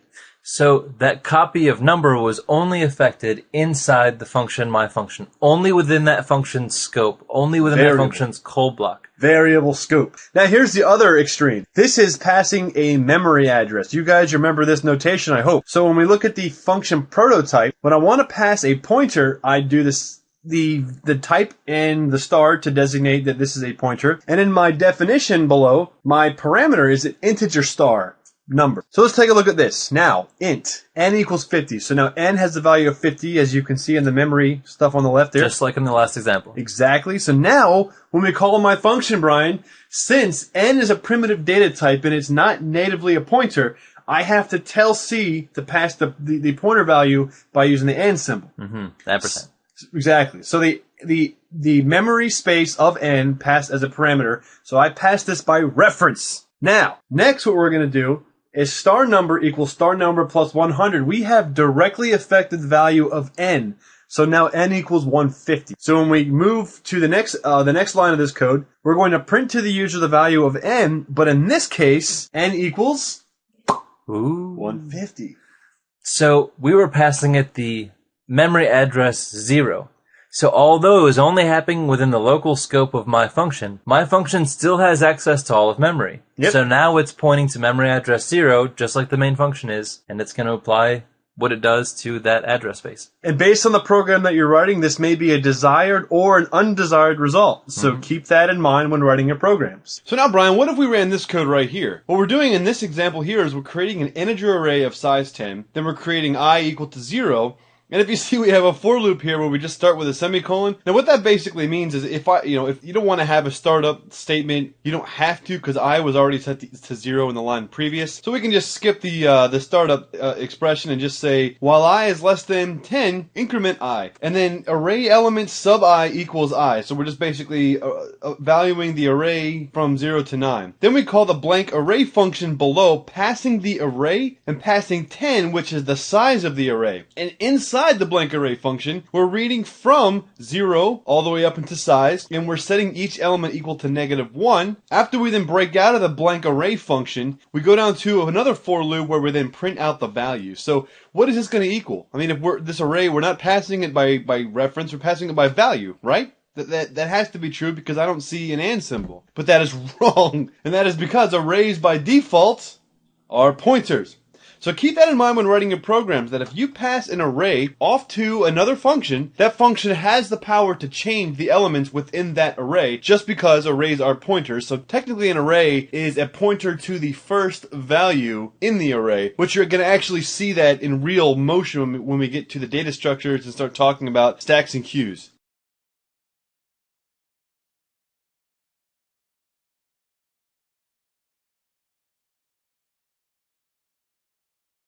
Let's take a further look at local variable definition. We have a program, we have the store local value prototype, the main function where we return 0, and the definition of the function store local value where we just declare a variable c and store it to the character a. Char c equals a, so variable c only exists when you call this function. So if this program were to run, this would never exist. Yeah. Because we've never called this function, this never exists within this function. When you create a new variable, when you define a new variable, that variable only exists within the scope of where you define it, within its code block, within the function. Right, so even if we did call this function, after the function is done, that variable c is gone. Mm-hmm. So it's not accessible to any other part of the program. Now this is different, Brian. This is a global variable. So when we define a global variable in this case, a global variable is a variable that is accessible to the entire program. Around the globe. Around the globe. Globe. So in this case, we're saying character C equals A. And I'm defining this outside of the scope of my main function and above it, which means my main function can access it and the function can access it. So what I'm doing is I'm doing put char in a new line in the main function, and then I'm calling the function and saying put char and then a new line. What this does is this performs the same operation. Because again, C is globally accessible, therefore both functions have equal access to the variable C. So now when we return from that function, it's still effective. Yep. So now let's take a look at static variable declaration. So in our main function, we move through a for loop, and we iterate from integer value c from 0 to 9. And every time we go through these 10 iterations, we call the function print static variable. Action, object, description. Nice. I'm printing a static variable. Seeing a pattern here? So now let's go to the definition of print static variable. We declare a static integer I initially equal to 0. So the first time we call this function, we create variable I to a memory space and the value is 0. Now we're going to print I is 0. Now we're going to increment I within this function. So conventional wisdom would say that every time we pass through this, I starts out as 0, I always ends up at 1, and prints a 0. So conventional wisdom would say that this would print to be 0, 0, 0, 0, 0, 0, 0 10 times. Why then does it print 0, 1 through 9? Because it's a static variable declaration. The static variable declaration retains its value within the scope in which it's defined. So in this particular case, the scope is inside of the print static variable function. So every time that we call this function, it remembers the last value of I. And after I has been defined the first time, the static int I equals 1 statement is ignored from that point on. So even though it looks like we're constantly revaluing this, we're actually not. So we only set I to 0 once. The second time that function is called, we don't initialize I to 0 again. So it just retains it from the last time in increments as if it was globally available, but it's only globally available inside of the scope of this function. Or inside the scope in which it's defined. Yes. Because it can be defined globally. It can be. Yes. And in this particular case, it's just in this little chunk of code.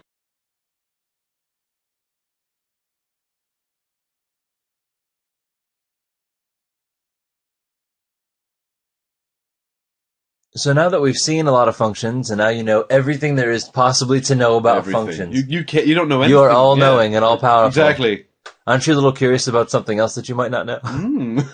Wait, I thought we knew everything. I don't know. What the hell? So the print function, printf, it's kind of interesting because we can pass it, 2 arguments, we can pass it 15 arguments. Or 1 argument? Yeah. Any number, when we call printf, we have the string and we pass like the %s or the %d, and we can do that as many times as we want. We can do %d, %d, %d, Yeah. pass it 3, we can do one of them. When we've seen functions declared, we declare, we want this argument and that argument. And if you want more than just those two, you have to do another one which overloads it to a third one. Mm-hmm. So there's no way that the print function has like some finite, 50 definitions of the print function with every possible 50. overload or Yeah, 500. you're talking like 5 billion. Yeah. So there's no way they would do that. So how does that work? Like, so how could we write a function where we have a variable number of arguments that aren't, listed out that way by like overloading it every single time and having 15 of the same functions declared? So let's see how this works. So basically what we do is we can create a program similar to this. Now this just kind of demonstrates how this works. Now this can actually get pretty in-depth. Like, in the print format function, you don't actually have to send the same data type. You can send a character, you can send a string,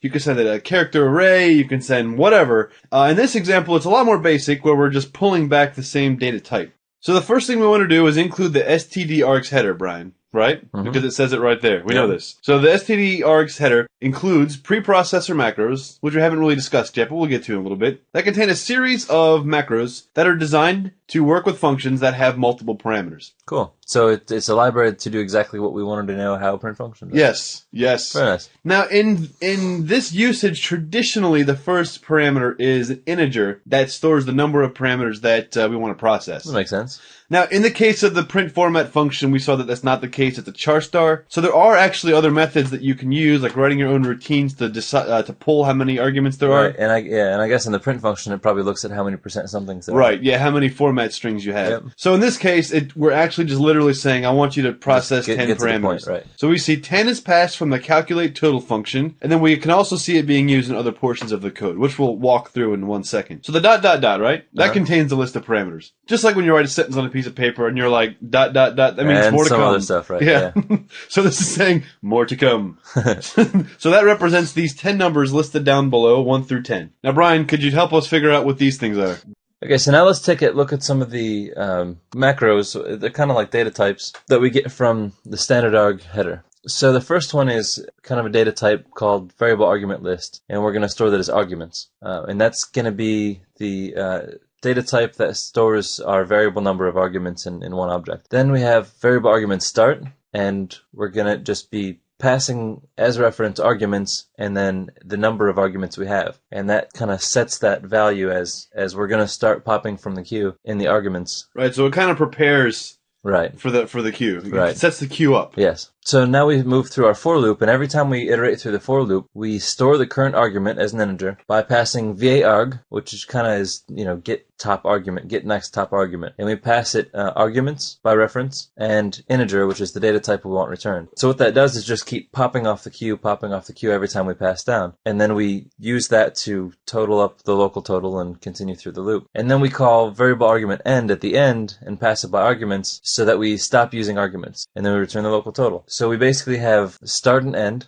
to prepare the arguments and to stop the arguments object, the list, which defines it, and arg, which gets the top argument. And that's basically it. And so when we pass that in, we kind of run through and it passes through our variable number of arguments, however many times n is, and then it sums up the total and passes it back. So it's really not too bad. It's really pretty straightforward. Yeah, and the VAN, Brian, it's important to call this because the macros do, when they produce this queue, they have to use like manual memory management type things, like we'll talk about a little bit later. So when we do that VAN, we're also actually cleaning up the memory that was temporarily created to allow this process to happen. So we can compile and execute this program, and we can see that it simply just runs through, like Brian said, and tallies up the integers until we have a total result of 55. So now that we've gone over this, guys, and we kind of alluded to the print format function, here is how you can write your own print format function without including the std_io. Awesome sauce. Yeah. Now this doesn't do it manually. Like Brian and I were saying that you can go through and you could tally up the number of format strings that you have to get the number of arguments. The std_args header actually has a print format function called vprintf. So this is kind of another way that you can do it, and it will just, it works in the exact same way as the regular printf function does. Yeah, so we define the list, arguments, and then we start it and end it, and then instead of iterating through the loop, we just call that vprintf and pass it, the constant character pointer and then the arguments, and that will handle that string formatting for us. Yeah. Which is convenient. So instead of calling the vprintf, like Kevin was saying, you can just write something that it would first grab the number of formatting characters in the string, and that would become your total. And then you like a replace. Actually, that's it. That's basically it. Yeah. Well, then you have to just do a replace. Then you just do a replace yeah, on them. That's that. So Not bad. So we hope this clarified how functions work, how to call functions, how to define functions. You should by now understand the prototype, definition, and implementation of functions. Listen, folks, when you've gotten to this point, even though we have more material to cover, you are actually a real programmer at this point. You are actually able of doing great things with the knowledge that you have accumulated to this point. You can do math, you can accept input, you can do modularity functions. Just think about that. I mean, think about all the things that you can do with that. And we're just going to add on to that knowledge as we continue through these series. Yep. Thanks for watching.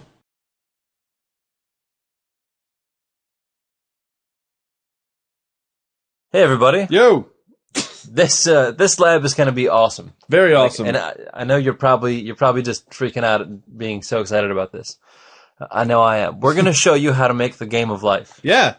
It's a full-scale game. It's an actual program, and it's more than just the main function.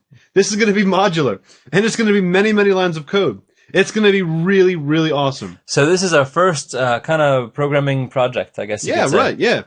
We'll walk through the algorithm. We'll walk through kind of what to do, and well, you'll see. It'll be good. So the game of life is an algorithm that was created by a mathematician. I think his name's John Conway, right? Not John Connor from Terminator. John Conway. Although they're both just as badass. And in this algorithm, there's a few simple rules, right, Brian? Yep.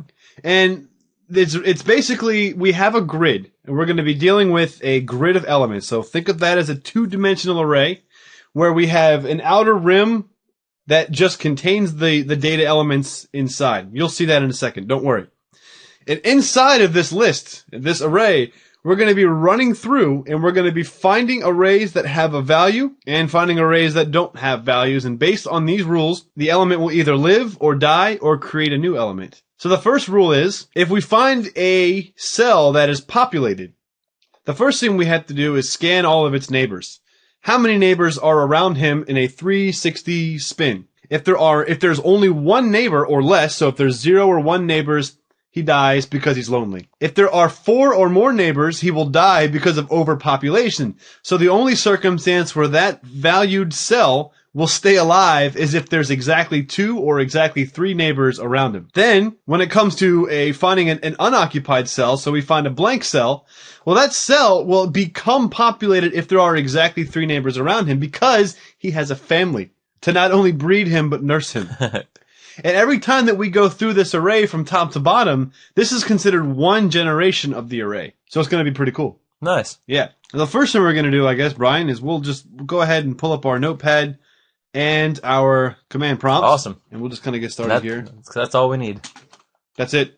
You can be a winner at the game of life. Now, when we start this off, we'll include stdio.h, right? Mm-hmm. We're also going to be adding include time.h, which we're going to be using a random number generator, whether we've discussed this or not. It's a pretty simple thing to understand. And that's all that we're going to include for right now. So the first thing that we're going to do, I guess, is we'll just create our main function and return 0. Nice. We'll save this as desktop, C programming, game of life.c. And right off the bat, we'll want to think about what functionality are we going to need for this program. Mm-hmm. And as we think about those requirements, we will kind of write them out as our prototypes. Yeah, the first thing that we really have to design is how big we want our grid. So first thing we're going to do is make a define. And we will set the rows, and we'll just set this equal to 20 for now, and we'll just kind of play around with this. And we will set the columns equal to 79, because in DOS there's 80 characters left to right, plus a new line. So 79. Perfect. Now, Brian, we should prototype some stuff and set some global arrays that our program's going to be using. Okay. So the first global array we're going to set is generation. And generation is going to be a counter. How many generations have we processed? The next one that we're going to store is the population. So we can keep track of how many nodes or how many cells are currently alive. Then we'll create a population max, which will be an integer that represents the highest population that we have achieved, and population min, which will represent the smallest population that we've lived through. Next, I'm creating a global array, and this is going to be called temp grid. And the temp grid is going to be of size rows, in size columns. So the beauty of this is, Brian, if we just want to change the size of our array, we just change those defines That's up awesome. top. Yeah, Everything it makes just a conforms total to it. different resolution of the game. Now, temp grid, just as kind of a heads up what we're going to be using this for, in the game of life, we have to have two arrays that are functioning at the same time. One is the array that we're building, and the other one is the current generation that is alive. You'll see this in action here in just a few moments. Now, Brian, we got to template some of our functions. Okay. Because we have our members all set up, ready to rock. Nice. All right. The first one we're going to do is get user input. Yep. And that'll be nice. Yep. So this will be a function that we just go to and ask the user, how many generations do you want to see? And then it will return back the calling code, that integer. A void function called process init grid. Yep. And that way we can initialize the grid. Yep. And here's some syntax we haven't seen before, Brian. Passing a two-dimensional array to a function. Nice. So the first thing, it's going to take one integer, and that's going to be the number of rows, and this is going to be the number of columns, because in this case, I don't want this function to assume that define has been set. What if you wanted to put this on a DLL or something? Right. You want to be able to pass it those values. Yep. So we want to pass the rows, pass the columns, and here we have to set rows and columns, just because C wants to know how big the array is. Otherwise, it won't allow you to compile the program. Yeah. Next, we want to process the generation. All right. So A this particular generation. right, and this will be taking the same parameters, because this is just going to be accepting that same array. All right. What else are we gonna need? Oh goodness, I don't know. Next we have to be able to count how many neighbors are around a specific cell, right? Okay. Yeah. So we'll do count neighbors, NEIGHBORS, right? And just to save some time, let's be a nice, lazy, sexy programmer, Brian. Cool. All right. And that's What do we have to do next? so we pass the reference to kind of give us the information to deal with the array, and then the location of the element in which we want to count its neighbors. Right. And since we're dealing with a grid, it's an XY coordinate system or an RC for row column coordinate system, whatever. Or Euclidean for the nerds. There you go. Then we want to be able to print the grid, right? And that's just going to give our users the ability to see what the grid is, and that's going to be taking in the row, the column, and then the array that we're passing to it. Yeah. Then we're just going to create like a little program or function called sleep, which will allow us to sleep between each generational that's cool. iteration. Nice. Cool.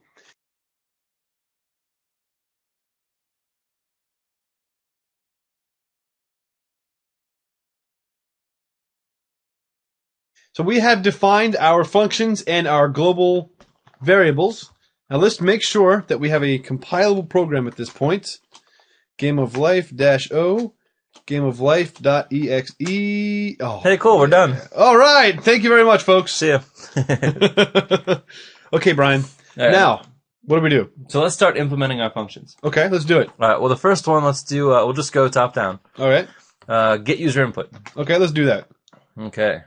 All right. So this is Like a going to nice be little- int get Yep. user input No parameters. and no parameters. What are we going to Okay. do here, Brian? All right. Well, we're basically asking them for the generation. So let's say thanks for playing. Please enter the number of generations you want to watch. Okay. Thanks for playing the game of life. And then a new line. Cool. All right. And then what do we want to just say? How many generations? Yeah. How many generations Do you want to watch? Do you want to watch?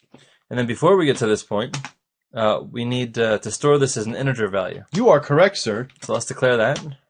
Okay, perfect. So I guess we're going to be doing a scanf here. Yep. So we'll just pass it. %d. Yep. And then we're going to pass the memory address of G. Absolutely. Right? And Yep. then return G. G. Perfect. Flawless. Done. Easy. Right. Cool. Compiles. We're good. Compilable. Okay. Now we implement our next function. All right, let's do that. Okay. So the next one is going to be the grid initialization. Oh, great. Init grid. This is going to take integer rows, integer columns, integer, and we'll just call it locally G. And this is going to take rows and columns, which, as you can see, come from those integers on the left there. Very Nice. cool. Right? All right, Brian, what do we do now? So now we have a nested for loop. All right. So we're going to need a couple things. Because it's nested, we're going to have a I and a J and a K. And we'll see why later. All right. The first for loop is going to iterate through the rows. All right. All right, so this will be I equals 0 while I is less than rows, I++, right? Yep. And just a reminder to the audience, this means it's now C99. No, C99 would be if Oh, I no, have no, it in sorry, here. you put in above. Never mind. Ignore me. Okay. For J equals 0 Yep. while J is less than columns. J++. Here's our little J++. Here's our little nested for loop structure Nice. here. Okay, so now we've moved down the rows, and for every row we move through the column. Yep. Cool. So right off the bat, we want to set all of the outer elements of our array to be -1. Right. And this will just kind of simplify things, and don't worry too much about it. So we'll just kind of visually see that if we have our grid, whoops, here's our two-dimensional array, Brian, as a comment. Cool. Nice. What we want to do to simplify this is we're going to set our outer perimeters as -1. And this is, for those of you that may be looking at this kind of funny, in a lot of programming courses where they talk about this this example, this is a very common way of doing it. Because what this does, see, is it really simplifies the count process because you don't have to account for corners. You don't have to account for accidentally going outside the bounds. You just have a nice little contained area where the inside cells are for your data, and the outside cells just represent the little container that your data exists inside of. Mm-hmm. All right, so Cool. All right. let's talk about this. So if we could say if I is 0, that's the top row. Right. Or if I is equal to rows -1, which is the last row. Okay. So that takes care of any condition across the top and across the bottom. Okay. Also, or if J is 0, which is if the column is 0 effectively, Mm-hmm. or if J is equal to columns -1. Okay. So if we're on either the first row or the last row or the first column or the last column, Right. we'll just kind of blank them out. All right, and we're going to do this by doing what? So G in position IJ Uh-huh. is going to be equal to -1. Beautiful. Easy. You can't get any better than I that. know. Else, All right, now we have the else, right? Because now anything it's not part of this outer perimeter here is everything that's inside of the outer Yes. perimeter. so the else will handle any of those conditions. Yep. What are we doing, Brian? Well, let's assign a random number. Okay. We'll store it as K. Right. Well, IJK is a common sequence in loop structures Yep. because I is for iterator, J and K just happen to be next in line alphabetically. So All right. K is equal to, now we're going to use the rand function, Uh-huh. mod 3. Okay. And if K is 0, Uh-huh. then we'll set the position, the element in the current position we are, which is GIJ, row column, IJ, yep, is equal to 1. And we'll increment the population. Right. So basically what that's saying is there's a 1 in 3 chance that a cell will be valued Yes, when we start the right program. off the bat. And if you want to change this, we could either make this a parameter, or if you want to play with this later, you could make Yep, it whatever you want. You can make it a 1 in 20 chance, a 1 in 50 chance, a 1 in 2 Right. chance. And the way that you make it a 1 in something chance is you select any number within that range and make that mod Yes. the maximum that it can be. You could also just manually set, before we even get into this, you could manually set, well, it doesn't matter. Yeah, it's true. That way Okay. you can like set up your own shapes. Yeah, There's exactly. a specific Make test. a flower. As the Right, start. yeah. And then we say else, it's 0. Okay. So else GIJ is equal to 0. Okay. Easy. And then what we're going to have to do is once we create that grid, Yep. we're going to have to then test to make sure we're going to have to then just clean it off on the first run. Yes. So in order to do that, we have to create another function. So here's the init grid function again for those of you that are pausing and typing with us. Of course, it's probably best just to watch this and then just look at the code afterwards because it's kind of a large project. So next, I guess we have process generation, Yep, right? exactly. So we'll just go ahead. So we don't have to go back. We'll just do process, PROCE, process generation.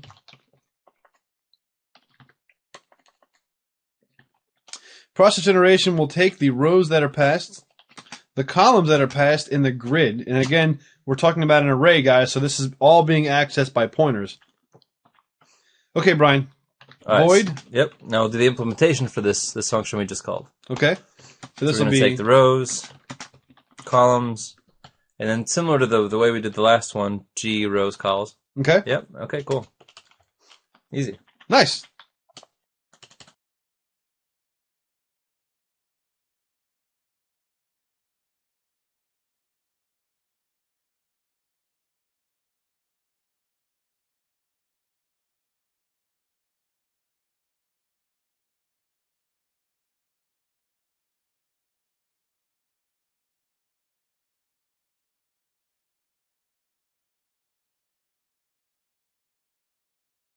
in this, we're basically going to have 2 for loops. All right, so we're doing the same thing Process again, right? generation. Yep. So So we'll we want a I, a J. And in this case, we want a neighbors. We can keep using K, but we might as well get kind of descriptive. Okay. Yeah, otherwise we'll get too scared and confused. For I equals nothing while I is less than rows, increment I. Yep. And then we'll do it again. For J equals 0 while J is less than cols. Yep. J plus plus. Perfect. So now we're going to traverse through the array again. Yep. Now what are we going to do with this array, Brian? Well, if we're on an element that's set to -1, we know that's a border.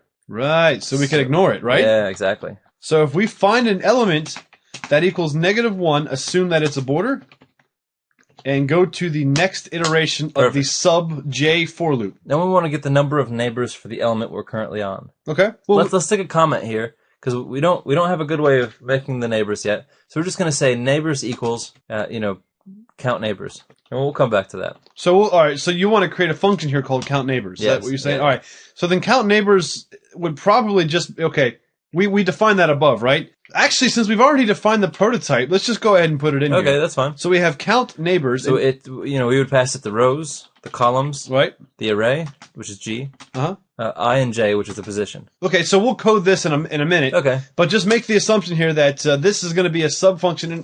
We're making modularity here, everybody. So neighbors equals the count neighbors. That way we don't have to jam a lot of code in the process generation function. Okay. So now let's consider this condition. Okay. If we're on an element, yeah, and it's set to 1, which means it's alive. Okay. And there's less than 2 neighbors. Right. Or there's more than 3 neighbors. Right. That means that this guy can't live. Yes. Because it's either underpopulated and he dies of loneliness, or overpopulated and he dies of overpopulation. So how would we write this in a C statement? Okay, so if our current position, Gij, G.I. Joe, G.I. J, is 1. Okay, if it's 1. And. Okay, so it's alive. It is alive, and? And neighbors less than 2 or neighbors greater than 3. Okay. All right. So neighbors. Let me think about this. N-E-I-G-H, neighbors is less than 2, so it's either 0 or 1, right? Right. Right. Or it's greater than 3, it's overpopulated. Or neighbors is greater than 3. Yep. Perfect. Okay. All right. Good job, Brian. That's a good one. Now, what are we going to do in this case? So in this case, we're gonna remember the temp grid. Oh yeah, that's right. So we're gonna kind of pre-populate. That's sort of like the next generation. Right. We're starting to build the next, the game of life, the next generation. Nice. So the temp grid is going to be equal to 0. Okay. That value, that yes. particular index. So that means they died. Right. Else, if, and in this condition, if, the other case was if you have 3 neighbors and that element's not alive, right? Those 3 people, Mormonesque style, will produce a new child. Right, because that's a family. Yes. And they can nurture that child. Yes. Wonderful. So if G sub element I and then subcell J, if that is not populated, right? So it's if it's 0. And neighbors. Yep. GH neighbors. What is that? Is greater than? Or is equal to 3. Is exactly 3. 3. No, I'm sorry. To, yep. I'm sorry. It has to be equal to 2, right? 3. 3 neighbors. That's right. Yeah. I forgot the rules. No, we'll just put extra parentheses in there just to kind of make it nice and separated. And the end condition. Oh, you and your stupid parentheses. It'll be fun. This is not Lisp, Brian. We are not lost in silly parentheses. This is C. We are lost in silly curly braces. Okay, cool.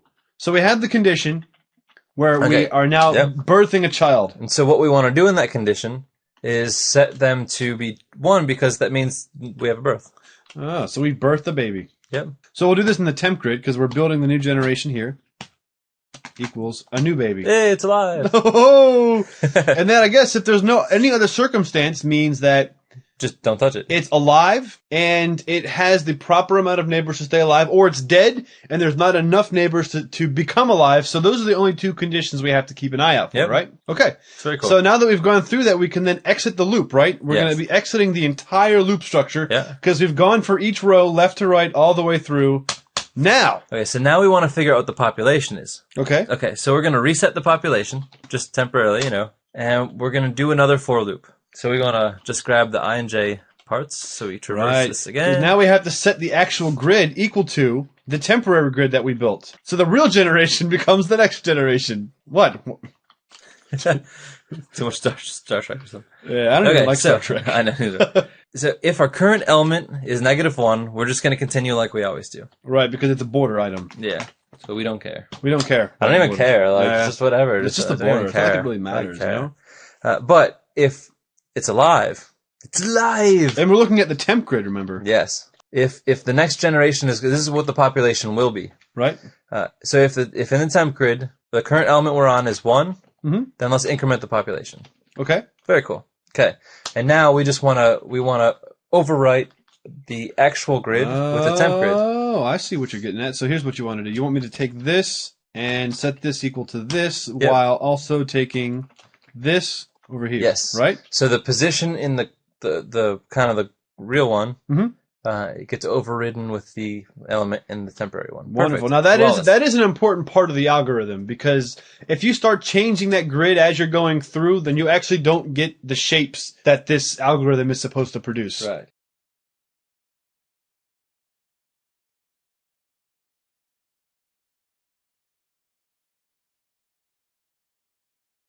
Okay. Okay, so the last thing we want to see is we want to keep track of the min and the max population. Right. Cool. Because that way we can kind of see like the peak Right. of our civilization and the demise of our civilization. Yeah.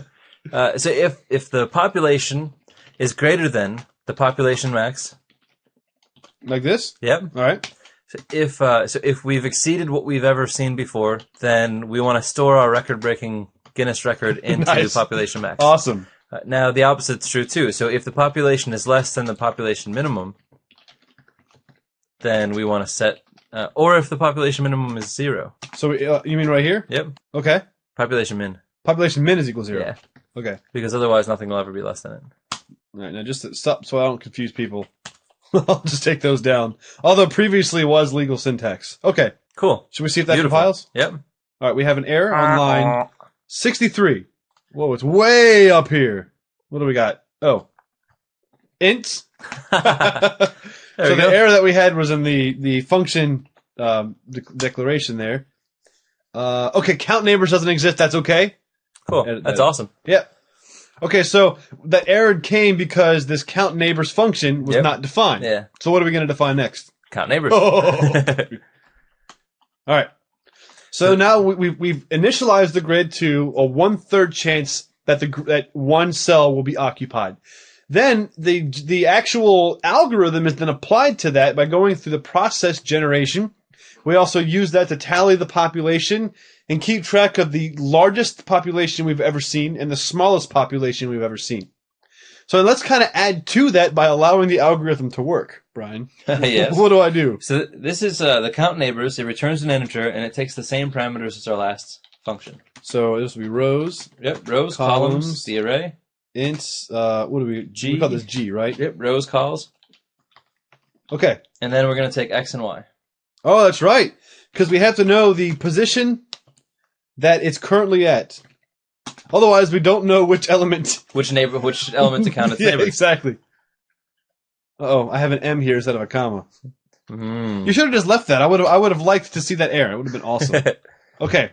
Okay. How do I count my neighbors, Brian? Well, we want an n because we're just going to use int n to count. Well, first, the actual algorithm itself. Let's Let's take a look. So when you're counting your neighbors, each time that you run across the cell in question is this one right here. So in order to know all of its neighbors, a very simple algorithm to do this will be to take its value, move back 1, and up 1. Then we scan this row. Every single time that we see a 1 in this row, we add 1 to the neighbors. Every time we see a 0, we add 0 to the neighbors, which means it will be nothing. And if we see a -1, we don't count it. Then we come down to the next one. As we scan this row, we only allow the first and the last to be counted because we don't want to count ourselves. We don't want to know if I'm occupied. I want to know if my neighbors are occupied. So we count this one. When we get to this one, we skip it, and then we count this one. Then we perform the exact same process on the last row here. So we have effectively taken the origin of center, gone upper left, count, down 1, count, down 1, count, and we have counted the number of neighbors that surround that middle item. Cool. And we do that shift over, shift over, shift over, shift over, all over the array. Isn't that cool? Nice. And that's one of the reasons why we had that little -1 border, because it simplifies this algorithm. Very cool. Awesome. Now, Brian, what do I do? Okay, so we want to n set to 0. Okay, that'll be the number, right? So that'll be the number of neighbors. Then we're going to have an I and a j because we're going to iterate through this little subarray. Okay, I got you. So we'll do I and j like this. Okay, sure. Right. If you want to be all crazy about it. I am crazy about it. So right now we're going to set j equal to y. And what are we going to do? So that's looking at the row. It's going to right. So it'll go up a row. So this will be up here. And if j is less than y plus 2. Is less than y plus 2. Then we increment j. And the reason why is, right, because we have, here's 0, here's 1, here's 2. If it's greater than 2, it's outside of the range. Right, exactly. Right? Is that good? Perfect. All right. So then we want to go through the I. We'll do the same thing with I, okay, right? Yep. Just gonna, not ints. I, so this will be x minus 1, X just minus the same 1. way. and then what is this? Well, I is less than, what is it, x plus 2? Yep, So it's the same thing, except for left to right instead of... exactly. All right, and then I plus plus. Yeah. All right. Perfect. Okay. So that's where sometimes algorithms get a little weird. Where it gets a little weird, but basically we just sweep the columns, sweep the rows. Mm-hmm. So we'll just check some conditions. We don't want to do anything if we're on our current position. Right, the x in the middle, we want to ignore that. So if I is x and j is y, right, okay. then we'll just continue. If I is that and j equals y, because that's our current element. So we don't want to count our current element. Mm-hmm. But if our current position, if gij, is not -1, because we're ignoring negative, everything that is not -1 we're counting. Right. Then we're going to say n plus equals the contents. Right, so that's essentially saying n equals n plus whatever's in that cell. So again, if there's 0, we'll just add 0, and if there's 1, we'll just add 1. Yep. And then we should just have to return n at this point. That's all we have to do. That's it, and that returns the number of neighbors. N. That's what I meant to say. So hopefully we explained this well. I mean, this takes a relatively complicated process and really shrinks it down to how many lines? Well, we could actually remove 2 if you want to take away some of these curly braces, but we got 1, 2, 3, 4, 5, 6, 7, 8, 9 lines. Not bad. And that will handle any size two-dimensional array. If you want to have your ecosystem to be 5 billion by 5 trillion, this will handle that as well. What do we got next, Brian? All right, so now we want a way to print our grid, because that would be cool. Yeah, we want to be able to see what's happening. Yeah. Well, before we do that, let's make sure we haven't done anything stupid. Nice. All right, cool. Ooh.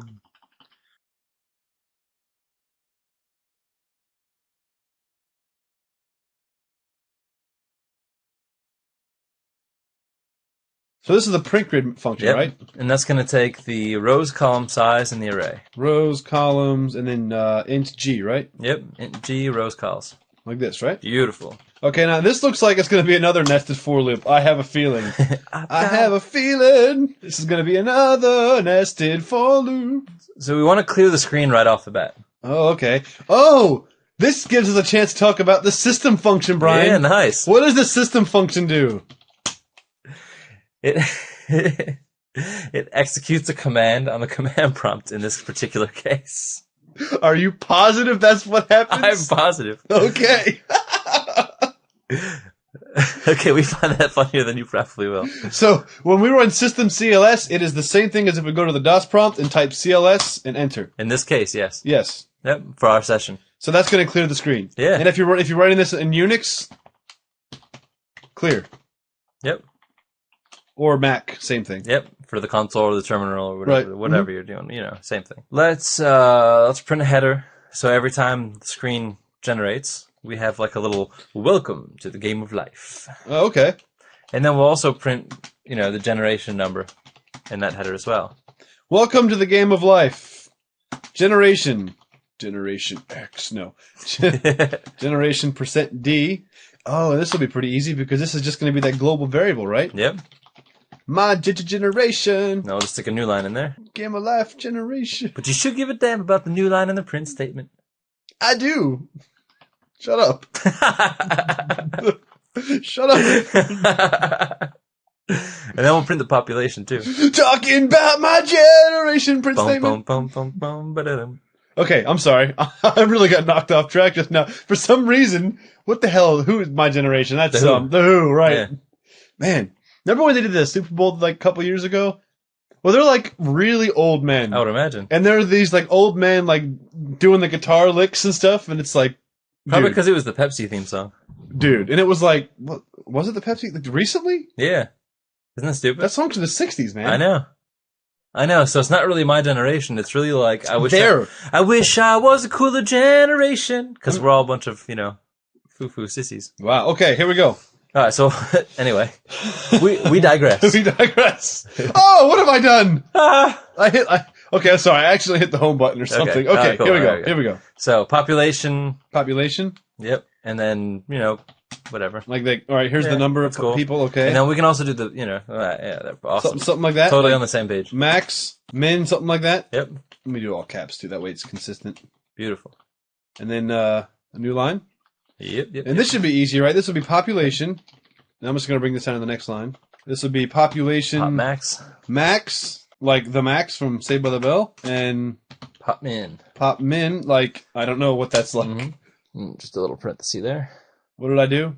Just a little parenthesis. Finish the close of parentheses. After the %D.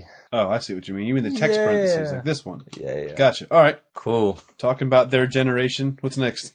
So we want to do the nested loop. Oh, so Like we're going to we're be used doing to. this job again, right? Uh-huh. Okay, here we go. Old hat. 4 I equals Zibby. Well, I is less than Just all the rows. We're going to go through the I whole thing. Plus. And then I guess we can just do 4. Since we're not nesting anything else other than this, j equals 0, while j is less than calls. Okay. J plus plus. And just to make it sexy, we'll do this. Cool. All right. Okay, Brian. All what do we right. do inside the nested for loop? We want to be able to print something Okay. given a condition. All right. So a switch statement is probably the best way to do it. Probably. I would think so. Okay. So let's So we'll switch do on. G sub I sub j. Yeah. Like this. Yep. Okay. So what conditions do we have? Well, we have the case where it's Negative negative one. 1. Okay, 0 yep. and 1, right? All right. So let's do negative 1. All right. Negative 1. And we'll just put like a little, like a little blocky character. Okay. Which I think XB2 is a block character, right? Okay, I'll take your word for it. And then break. Of I had the ASCII chart memorized, man. Of course. I've been doing this for a while. Who doesn't? Yeah. All right. So in the case of 0, then we'll just put like just a blank space because nothing's really there. Right. So we'll do put char space Cool. break. In case 1, something's alive. It's alive. Well, hold on. Before you continue, Brian, I think a great character for this would be the form feed. Yeah, because it's just a block. Well, it's a circle with a line, so it looks like a little person. Perfect. Awesome. I like it. When you actually print it out as Very character. cool. Nice. Okay. And then default will just break. Okay. So if it's any other freaky thing, if something went haywire when we were doing this, then we'll just we'll just break. And then after all this said and done, for each iteration of J, we'll just do a little new line thing here. Exactly. All right, so what this will do is this will go from the array from the upper left corner to the bottom right corner, and every time that it equals something, we'll print, the little block character for the outer perimeter, a space for a value that's not alive, and a little person /F character if it is alive. So far, this is really easy. Like, these not are all bad. concepts that like, we haven't done anything, like, really off-the-wall freaky. It's, it's pretty cool. So far, so good, Brian. And we only have one function left to go. So we're down to the last one. Here we go. All right.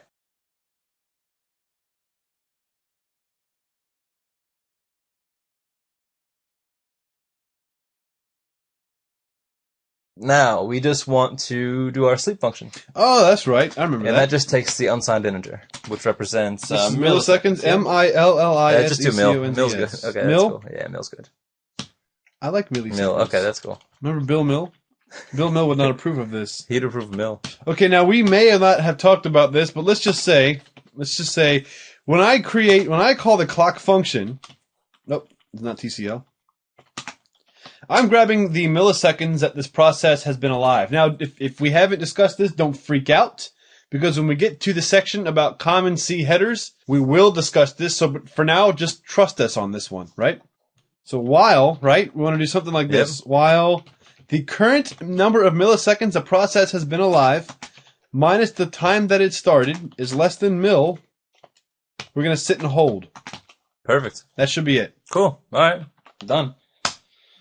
Okay. And that should work across platforms, so that way you can put this in Mac and Linux, and it should just work. Whatever. OS2 Warp. What you have a little fascination with OS2 Warp? I'm sorry. When it came out, I thought it was the stupidest thing I've ever seen. Like, have you ever looked at it? It was just for its time. It was. I didn't understand. Like, IBM was like, "Oh yeah, Microsoft will show you," and it just was like, "You'll show what? You'll show that you irritate the of a lot of people and cost your server sales a lot." Anyway. All right, Brian. Now we have all of the functionality defined for the game of life. So let's drive this thing home. Let's drive it. Because we've declared, we've implemented, and now we're going to drive. Yes, and then we'll get like a nice. Once we're done, we'll get a line count, and then you could tell all of your nerdy friends, I wrote a program that was this many lines long. So we're going to drive in the main function, Brian. You're a loser. I am a loser. Okay. So why don't you kill me? Why don't you kill me? I'm a loser. All right. So what we're going to first do, I guess, is randomize the randomized timer. Yes. And this is done SRAM. Pass it unsigned in, or at least typecast time to that. Okay. Now again, we'll discuss this later if we haven't. But basically, it just takes the current time and uses that as a seed for the random number generator. Yeah. Pseudo-random. Pseudo-random. All right. We want to make our grid, right? Yes. This is going to be of size rows. Calls. Perfect. Flawless. Then what? Then we initialize the grid. Oh, we just call the init grid function. Yeah, see, we already got our functionality all whatever. This is nice. And then init grid will take the rows and columns first too because it wants the size. Oh, you're right. So we have to do this. Yep. Forgot about that. Yeah. Thank you, Brian. And that just kind of we don't have to we could have written this a different way, but it just makes the we wrote it in a more code scalable shorter, way. whatever. Yeah. And then we initialize the grid and then we print the grid. All right, so we just tell the user what's up. Yep. So we just kind of have our baseline grid. And this will take the same params, right? Oh yeah. Cool. All right, now that we've shown the user the grid, perhaps we should see what happens at this point. That's awesome. Look at that! Look at these little people floating around so here. Cool. Hey everybody! Hi. That's so cool. Nice. So you can say that B2 character is this little block, and the 4B looks like little people. So this is going to be awesome. We have our population, so we created 236 people, and the maximum was 236, the minimum was 236. All right, this is generation 0. Yes, this is before everybody gets started. Beautiful, Brian. Okay. This is great. This is even more exciting now that I've seen my little alien people walking around. So we're going to go through a for loop, so we want an I, and we're going to get the user input, and what we're getting from the user is how many generations, so we'll just do G. So they're talking about their generation, right? Yes, they are talking about their generation. Perfect. So G is going to be, we're just going to get user input. Which is that function declared directly below the main function. So we already know what that is. We don't have to explain it. Let's see here. Game of life. How many generations do you want to watch? Right. Cool. So 5. you put in a number. Okay, all right. Doesn't do anything, but okay. Now we want to basically just make this process 5 times. Okay. So we run through the for loop. Well, I is less than G. I plus, right? Exactly. Yep. All right. So we're going to increment our generation number. So we had that up above. Generation. Yeah. Okay. So if we and then we process the generation. Yeah, and this is going to take a rows column grid. These. Let's be a nice lazy programmer. All right, Cool, rows column grid. And then we're going to print the grid. And that's going to take the same thing. So we just process, print. Okay. And then we'll sleep for a little bit. Sleep for like 100 milliseconds, whatever. Just so it's not like, All right. And is that it? That's it. Could we possibly have coded the game of life? That's insane. Already? Holy crap. Let's see here. The game of life.exe. Okay, let's see here. All right, let's do let's do 10. Let's start with 10. See what happens. I don't know. We'll see if that little counter works okay.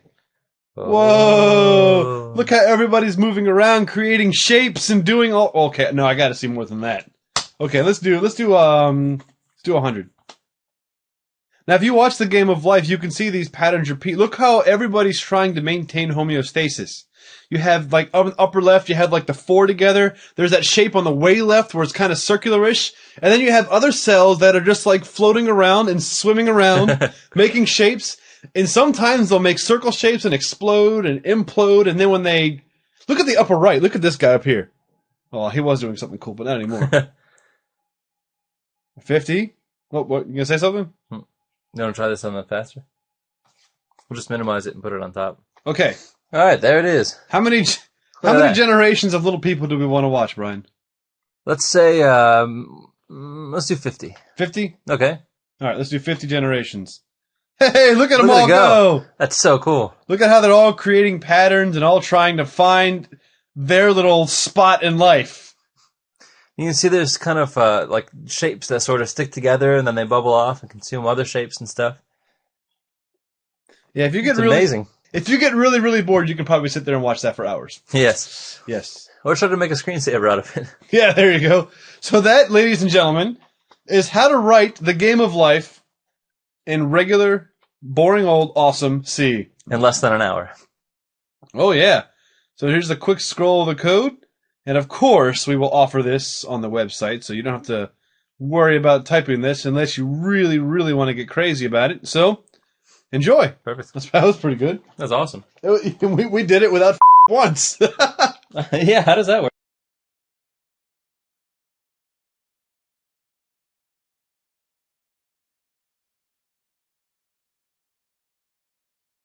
Okay, hello and welcome to Variable Scope. Yep. This is going to be a very fast run through Variable Scope. Yeah, because you already have exposure to Yeah, this. and hopefully we won't scope creep this video. Yes. There we go. So let's talk about variable scope. It defines the availability of a variable based on where it is declared. And the two basic types that we deal with are local variables and global variables, although technically there's also static variables. But what we're talking about here, we're talking about just these two types. So a local variable is only available inside of the particular block of code that you're working.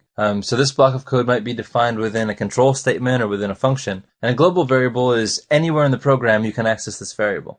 So here's a code example where we define the integer n in the main function. So you can see here below, the value of n is available to the print function or the print format function and the return statement. If I were to have code in the my function here below, this could not possibly run because it is not defined within this scope. So the scope of the variable ends at this point where the main function ends. So here's another example of scope, and this is inside of a control block. So int n is 20, and that's declared in the main function block. Then we have if n is equal to 20, and then we have the curly braces. So inside of that control block, we say int z is equal to 100. So we can print n and we can print z, and everything's happy. And this ends the code block where z is defined within its scope. So z only exists in the scope of the if control block, and n is inside of the entire main function control block. So if outside of the if statement we try to print z, it won't allow us to do that because it was only scoped within the if control block. So if we wanted to do that,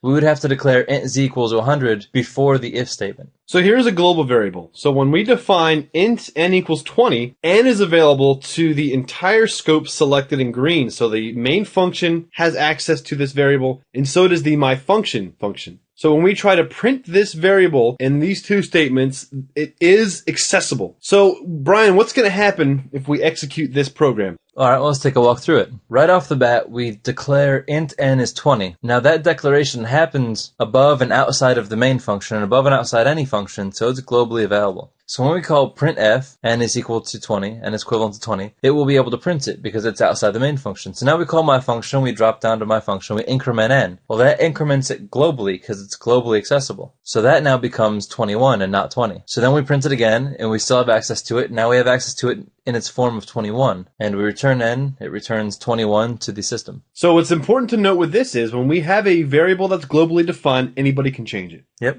Unless that is a desired result, find another way to declare that value. Yes. So a lot of times global variable definition like this, although sometimes it's convenient, can be very dangerous. Yeah, And right. In general, you probably want to avoid global declarations anytime you can.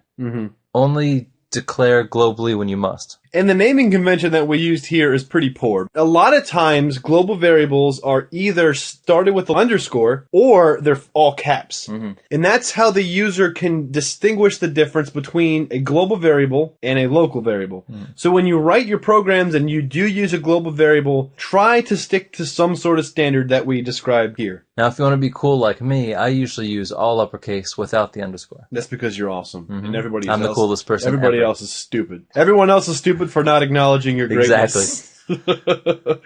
So, Brian, what is the great thing about global variables? It can be changed anywhere in the program. So what is... So if you want to see like the state of something or the status of something as a program's running, that's a good way to do it. Well, what's also a not so great thing about global variables? You can have something change it when you didn't intend it to, or when you didn't realize it had been changed. So be careful. Use your global variables wisely. Yes.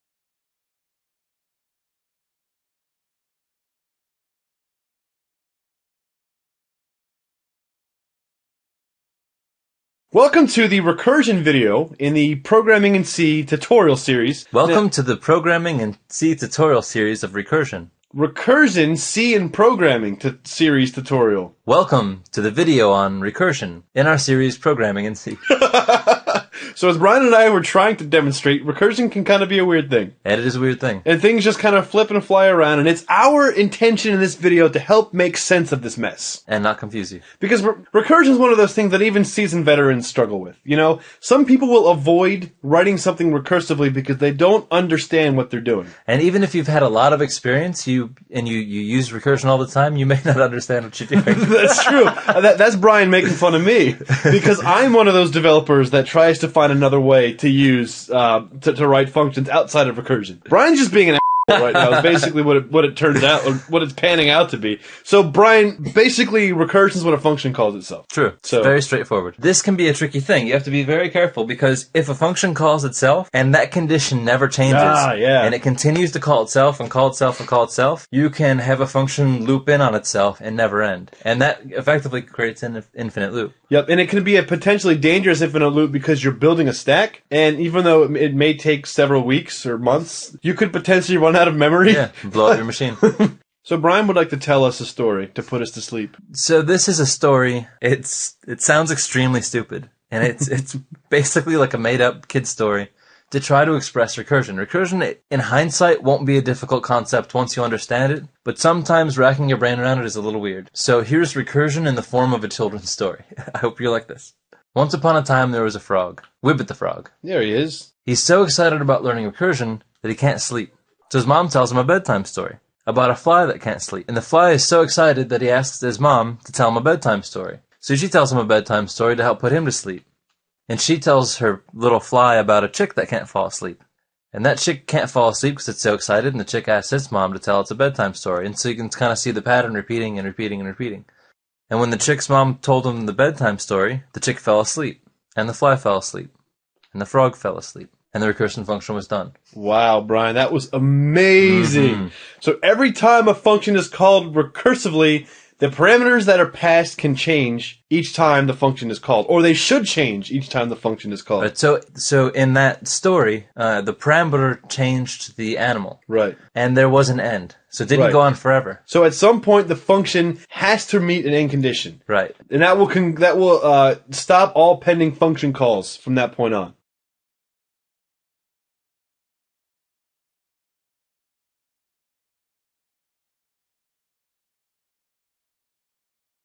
Let's take a look at a non-practical, stupid, let's just see how a recursion works in C example. Okay. So in this example, we declared a function called rectest or recursion test, and we pass it a parameter I. So if you notice that rectest, inside of the rectest function definition, we call rectest itself.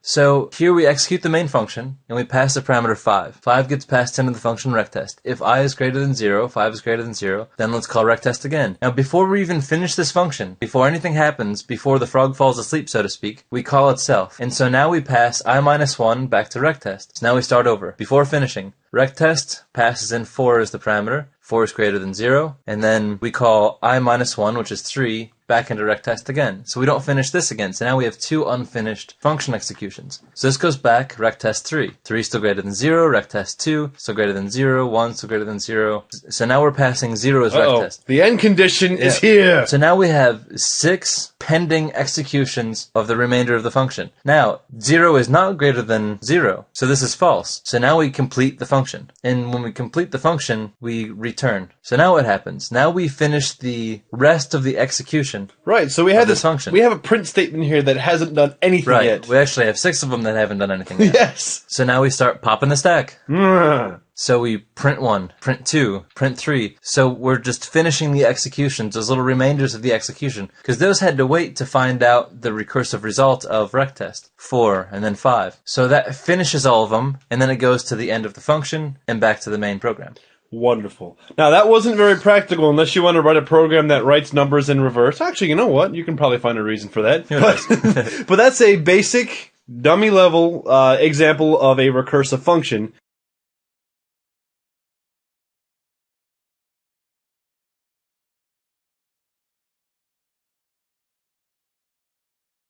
Now, Brian is going to show us another example that's a little more complicated, but it's great. It's factorial. One of the classic recursive functions. Yes. Next to, what is it? The Fibonacci sequence. So the mathematical examples we're going to take a look at in this is going to be the factorial and the greatest common divisor. The factorial example. So the way that you write this out in general is going to be n bang. And that's also known as n factorial. And that's how you'd say it. So you're going to bang n. Yes.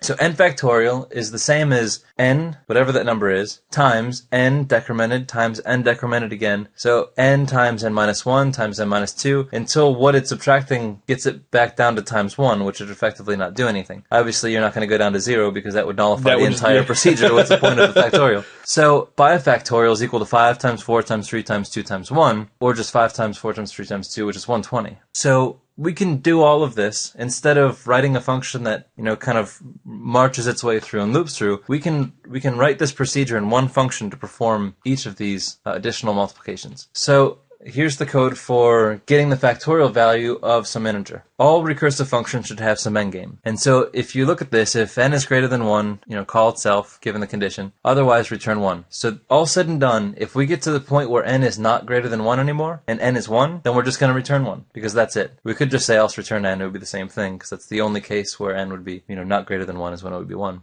If n is greater than 1, then we call get factorial again from itself. So our local number is stored as n times n minus 1, which is the result of get factorial n minus minus. So we pass get factorial again decremented, kind of in the same way that you saw the factorial play out, where it's minus 1, minus 1, minus 1.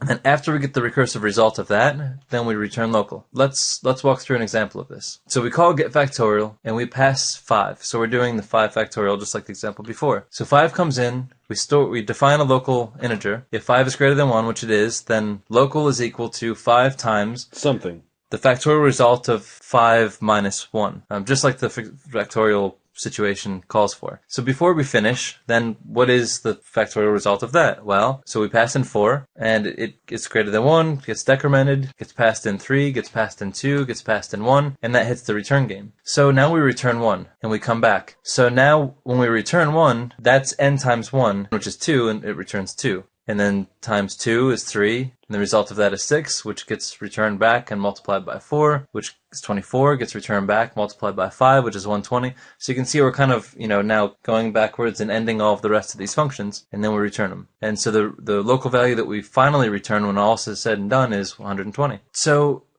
here's factorial information. Or more information.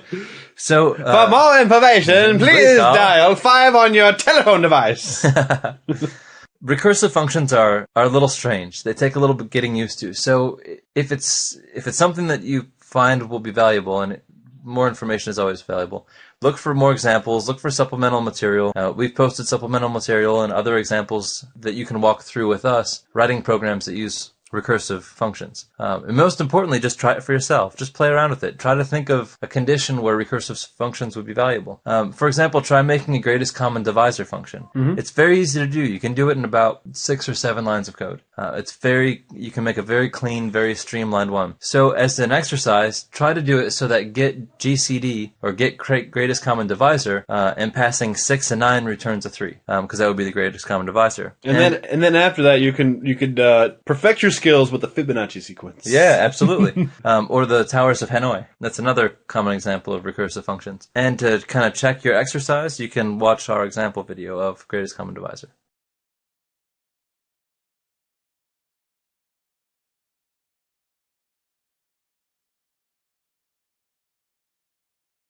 Welcome to the lab on recursion. Yes.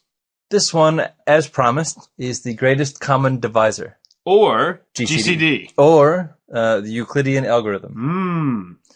That crazy fella. The least common divisor, as you probably know, is, let's say you have the number 9 and the number 18. The least common divisor would be 3. 3. 3, 6, 9. Right. 3, 6, 9, 12, 15, 18. Yes. Right. And the greatest common divisor would be 9. Right. Because 9 goes into 9 once and 18 twice. Right. So, this is something we want to show you recursion with. It's a pretty straightforward, pretty simple example. Right. I think you're going to like it. You're going to love it. You're going to go nuts over it. So, as usual, we do our... Amanda! Oh, Arminian! Who's Arminian, Brian? Should I know about Arminian? Every time I try to type it fast, it doesn't type very quickly. Go to our desktop, our trusted C programming folder, and we'll call this gcd.c. Cool. Now, Brian, change it so that we can accept these from the command line parameter. So in the main function. Okay. All and right. stdlib. Yeah, buddy. Include stdlib.h. Awesome. That'll make the program a lot sexier. Nice. Okay. And then in the main function, int argc and int argv. Sounds good. So we'll get our argument count, and we'll get our argument vector. It's going to be a constant char star. Of course it is. And then argc, not arc. Oh, yeah. What is wrong with it? I don't know. You're having some difficulties today. I know. Okay. There we go. There we go. Okay. 56. So now we have some parameters. We'll define this as a function that we can use, and it will be a recursive function. Mhm. And like we discussed before, a recursive function is nothing special. It just happens to call itself. Mhm. So, You might want to prototype it first. of course I do. This is going to return an integer. No. This will return an integer. We will call the function gcd, Nice. and it will take 2 parameters. Beautiful. The 2 things that we're going to be looking for the greatest common divisor of. Awesome. Okay, here we're going to implement our function. So it's the greatest common divisor. We're going to take in A, and we're going to take in B. Okay. Easy. And we want to return something. And there's 2 conditions that we want to return something. If B is 0, actually I'll just type it as I say it. If B is equal to 0, then we just want to return A. That's it. Right. So there's no figuring anything, just return A. That's it. Done. Otherwise, we want to return the greatest common divisor of, and we'll take a look at this. We're going to call itself. We're going to call the same function that we're currently writing. Right. And we're going to pass it B as the initial value, as B as the A, and A mod B. Which you are not writing in some dumb language. Mod is actually %. I like to say, you get used to like speaking, which you, never mind. I might as well just say parenthesis. Yeah, right. Okay, so that's going to take A mod B. So if let's run through this in the case that this was 9 and 18. B is obviously not going to be 0, so we're going to take in, and this is going to be 18, and this is going to be 9 mod 18, which will just be 9. So it's basically going to flip them. Mhm. We'll come back in here, and then B is not going to be that either, and then this is going to be 9 because it's going to flip over again, and that's going to be 18 mod 9 now in this case, which will be 9. So now we have a 9 and a 9, and then so on. 9 mod 9 was going to be 0, then this is going to return A. To kind of see how it's going? Yep. Because eventually when 18 mod 9 returns 9, we have a 9 and a 9, and then 9 mod 9 is 0. Right. So now that 0 becomes this B, becomes a 0, return A, and so on. And we keep kind of like cranking this down until we get to the point where we find that greatest common divisor. So when that's 0, it returns A kicks back, we don't do recursively anymore, and it returns A, which returns 9, which is, does that make any sense? That makes sense. Okay, cool. Awesome. All right. So now the tricky part. Fair enough. So we want A, we can just use A and B here as well. And A is going to be equal to ASCII to integer of argument vector 1. Yeah. Yeah. And B is going to be ASCII to integer argument vector 2. Nice. If it wasn't for the sake of just showing you a target example of a recursive function and no other reason, we would validate our input. Make sure we have 2 parameters that came in. Right. Make sure that they're valid numbers, that they're actual numbers, all the rest of the kind of stuff. But because we just wanted to show you the least line of code possible just to express the recursive function, we're not going to get into that. There's also other libraries that make that easier that we haven't discussed yet. So we have our A and we have our B, and we're going to print F the greatest common Divisor divisor of %D And %d is %d. Awesome. And new line. Okay, not bad. Not bad at all. Very sexy. So of A, Yep. of B, Ooh. and of Uh, the greatest common divisor nice. of A and B. A and B. That's it. Let's try it. Nice. Let's try it, Brian. What do we do? Think it'll compile? I don't know. Okie dokie. I'm not the C preprocessor, Brian. I can't sniff out a syntax error from just looking at it like that. Sometimes. GCC. GCC, GC. GCD. GCD.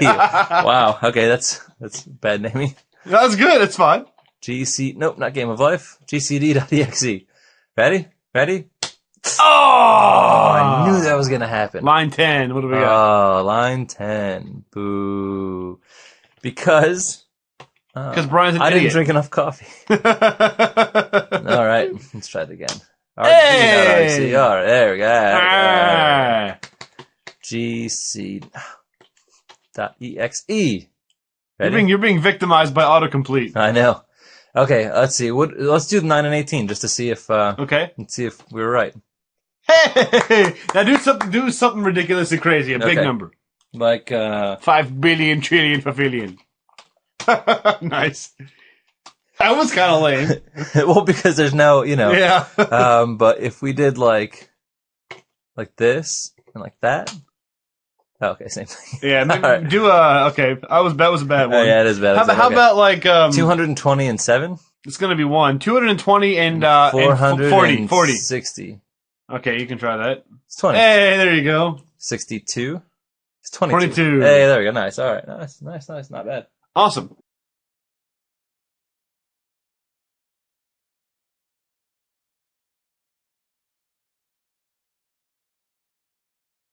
Hi, Brian.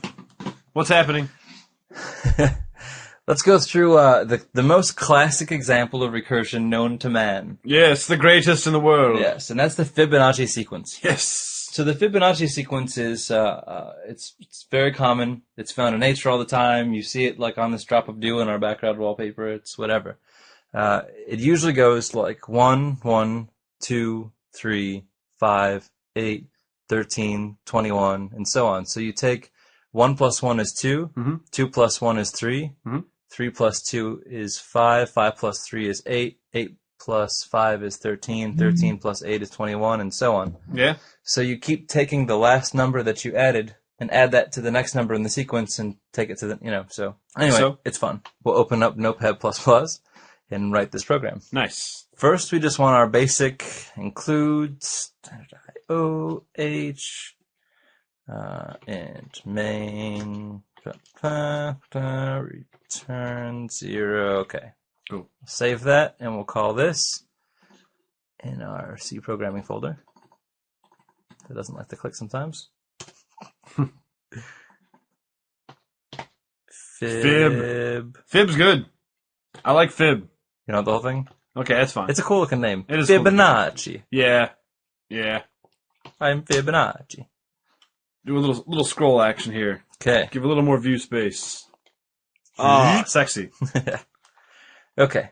This is going to be one function, and again, because it's recursive, it will call itself somewhere within its implementation. Mm-hmm. We know that we want to return an integer. We're going to be dealing with whole numbers. Okay. We'll call it, I don't know, something crazy like Fibonacci. Fibonacci. And we'll take in a number, Okay. X, or a whatever, doesn't matter. Or just the prototype. You don't need to define that. Oh yeah, thank you. I'm being... Okay, so then Fibonacci int num here. There you go. Not that. Sorry. There's a couple conditions. There's a condition if the number is 0 or if the number is 1. If the number is 0, we want to return 0. If the number is 1, we want to return 1. What about negative? Well, negative is a little different. Negative would just... Do you just return the negative number back, I guess?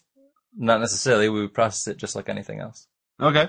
But 0 plus 0 is 0, and we want to return 1 is 1, so we have some sort of... All recursive functions, like we talked about before, all recursive functions do have to have some sort of endgame.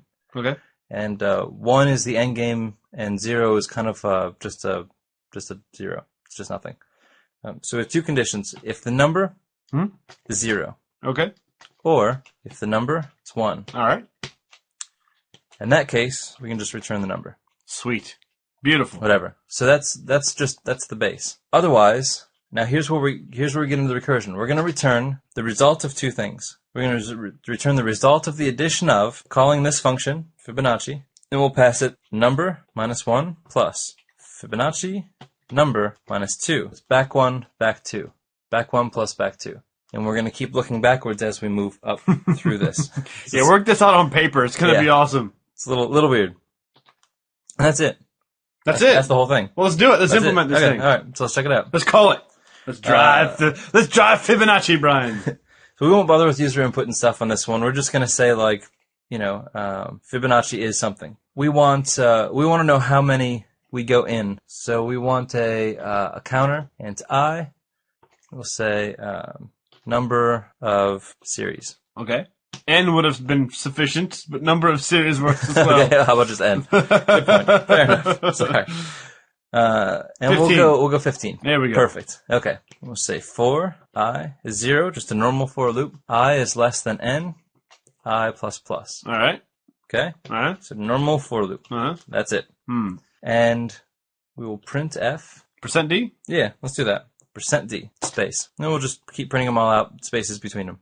Cool. And we're going to print Fibonacci of I. Does that name make you want to eat spaghetti right now? Or Yes, it does. It's amazing. Okay. Fibonacci with some Moroccan cheese.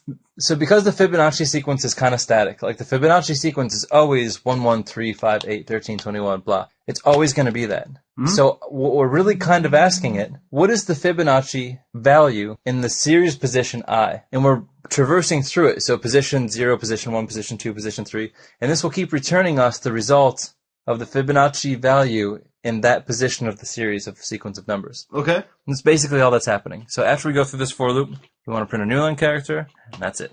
Okay, let's give it a shot. So let's see if this will print 15 numbers in the Fibonacci sequence. Okay. Go to the desktop, go to the C folder. GCC, Fibonacci. Fibonacci! And I'm just going to call this Fib. With some Moroccan cheese.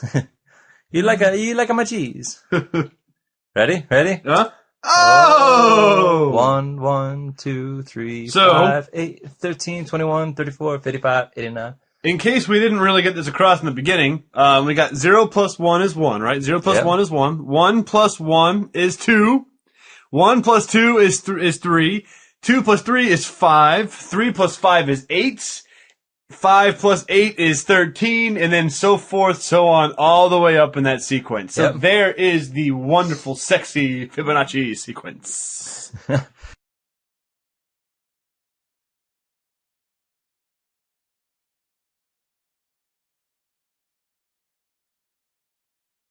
Hey, buddy. Hey there, buddy. Welcome to File Input Output. File EO! So we're going to take a look at how to read and write to and from a file using C. So I think you'll like this. It's extremely useful. You're bound to run into a circumstance where you want to pump in a lot of data or write out a lot of data to a file. So it's a very common procedure in software development is using external files. So for starters, Brian, C uses file handles or pointers to represent files. And some of the functions that interact with these pointers are fopen, which opens a file handle, freopen, which reopens a file handle that has previously been closed, and fclose, which is a function that closes or removes a file handle. So you also have a couple other functions that will print stuff to a file. So it's kind of similar to how we've seen things write to the screen. But instead of writing to the console, we're going to be writing to a file. So we have fprintf, and this prints a formatted string to a file. And that's like sprintf. It's now fprintf. Yeah.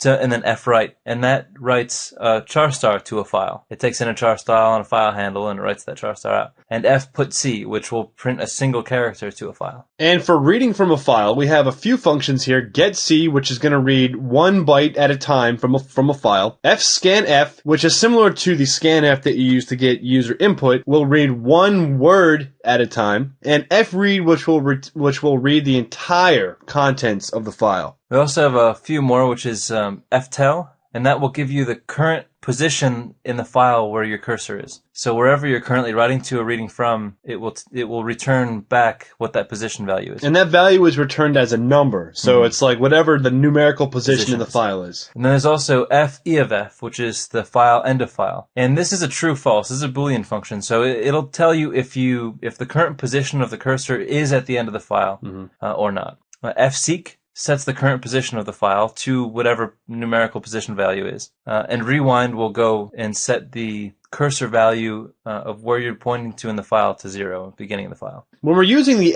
fopen function, it uses modes. And these modes basically tell you what context you're creating this pointer in. This isn't every single mode that you'll come across. There are more, but these are some of the more commonly used modes. And these are all lowercase, by the way. W represents write, so it will create a file if the file does not exist, and if the file does exist, it will overwrite the file content. So keep that in mind. That's why you want to use a different option if you are appending to a file. So R is I'm setting the mode to read, and append if the file exists. It creates a file if the file doesn't exist, but if a file does exist, then the pointer will just be set to the end of the file, so whatever content that is currently there will remain there, and then whatever you send to it from that point on will then just add to the end of the file. So by adding the plus symbol, so for example, R plus, I'm setting this to read and write, and W plus is the same thing. So I can read and write to this file in both contexts. But keep in mind that when we set the W plus mode, just like we do with a W mode, it overwrites the file data. And A plus is read, write, and append, which is the same thing as W plus, but it doesn't delete the file contents. Very nice. Yeah, thank you.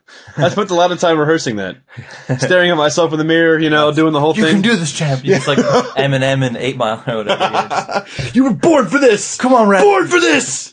fprintf.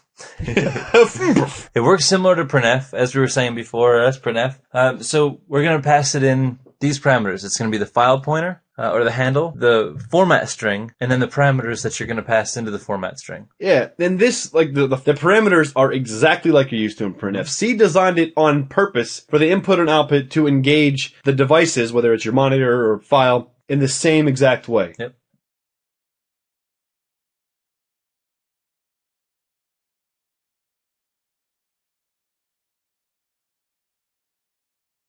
So here's an example of using fprintf. So in this example, we're using a file object, which is just a pointer to something. Right now, it's not set to anything. Next, we're going to set that pointer equal to f, the result of the fopen function, which accepts the parameter to the file name, which is myfile.txt. And this is assuming that myfile.txt is a file within the same directory that the file is executing in. We also pass it the W mode, which, as you remember from the previous slide, is the write mode. So if the file exists, delete everything in the file. If the file does not exist, create the file. So as you can see right here, the file did not exist. Now the file does exist. So now we're going to call the fprintf function, passing the file pointer as the first parameter and the text to hey buddy, out to the file. So we temporarily create a pointer in memory that stores the text, hey buddy. We send this text out through the pointer, which just goes, go out to the disk, send this to the file on the disk. Then after this, we call the fclose function, which closes the handle to the file. Then we have fwrite, and this will print a constant array of data at a specified block size. So, for example, we use it with fwrite, and we pass it the constant array, element block size, the number of elements, and then the file pointer, or the file handle. So let's take a look at an example. So we have our file handle, pointer f, and then we have a char star text. Hey, buddy guy. Hey, buddy guy.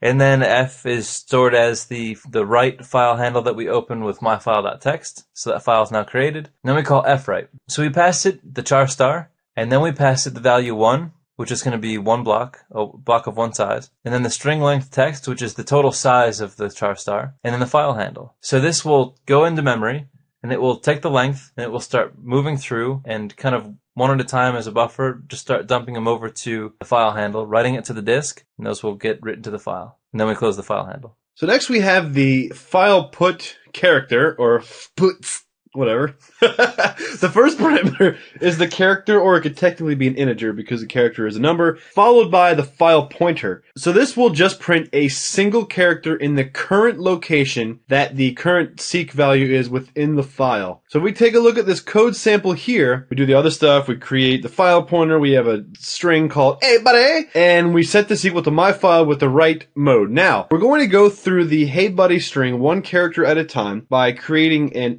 for loop that starts from I up until the last index value of S, and we use the strlen function to get that value. Then we're just going to print one value at a time, because a C string is just a single character woven together in relation to memory. So we can access each individual element as an array by doing the S bracket I. So here we do sending H, E, Y, comma, B, D, D, E. Hey, buddy. And then we close the file handle. So this is just a way if you're just running through and writing a single character at a time, which happens a lot when you're doing like binary writes, like if you're doing a binary copy. This is a common process. Aren't you glad we don't use Hello World? Yeah, man, screw Hello World. Yeah. I'm done with Hello Hey, World. buddy. Hey, It's buddy. way better. Yeah. Then we close the file handle, and the file is now on its own. Nobody loves them anymore. You just like used them up like a dirty towel, threw them in the toilet. So, Brian, tell us about FTL, or I will tell you about FTL. That's horrible.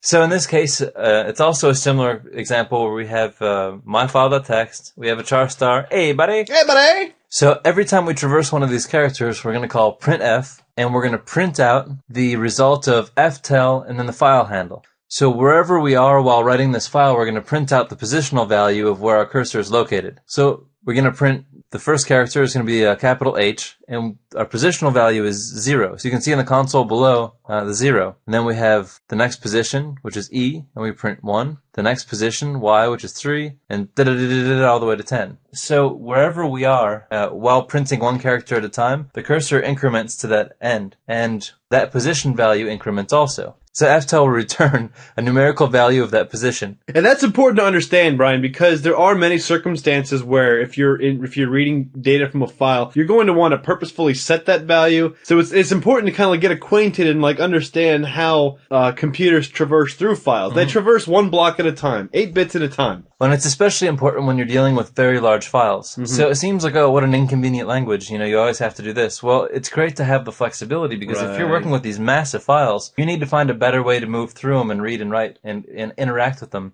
that won't just completely occupy all of the memory on your computer, crash your program, make it run dog slow. Great analogy, because if let's just say you one of your assignments at work is to parse through a log file. And the log file, at the end of the day, since it's a production environment, is 4 gigs.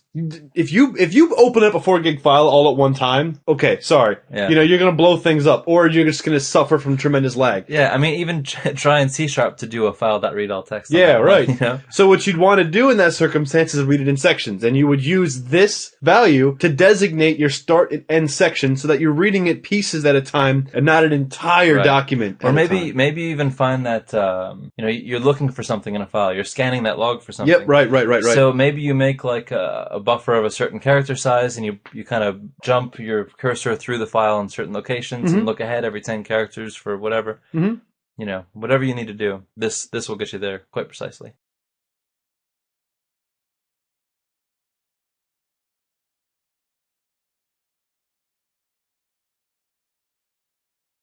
So let's take a look at the getC or getCharacter function, which is our first look at file input. Now there is a notation here that we haven't discussed yet, but we do have this in a later video, and that is the __ capital file __.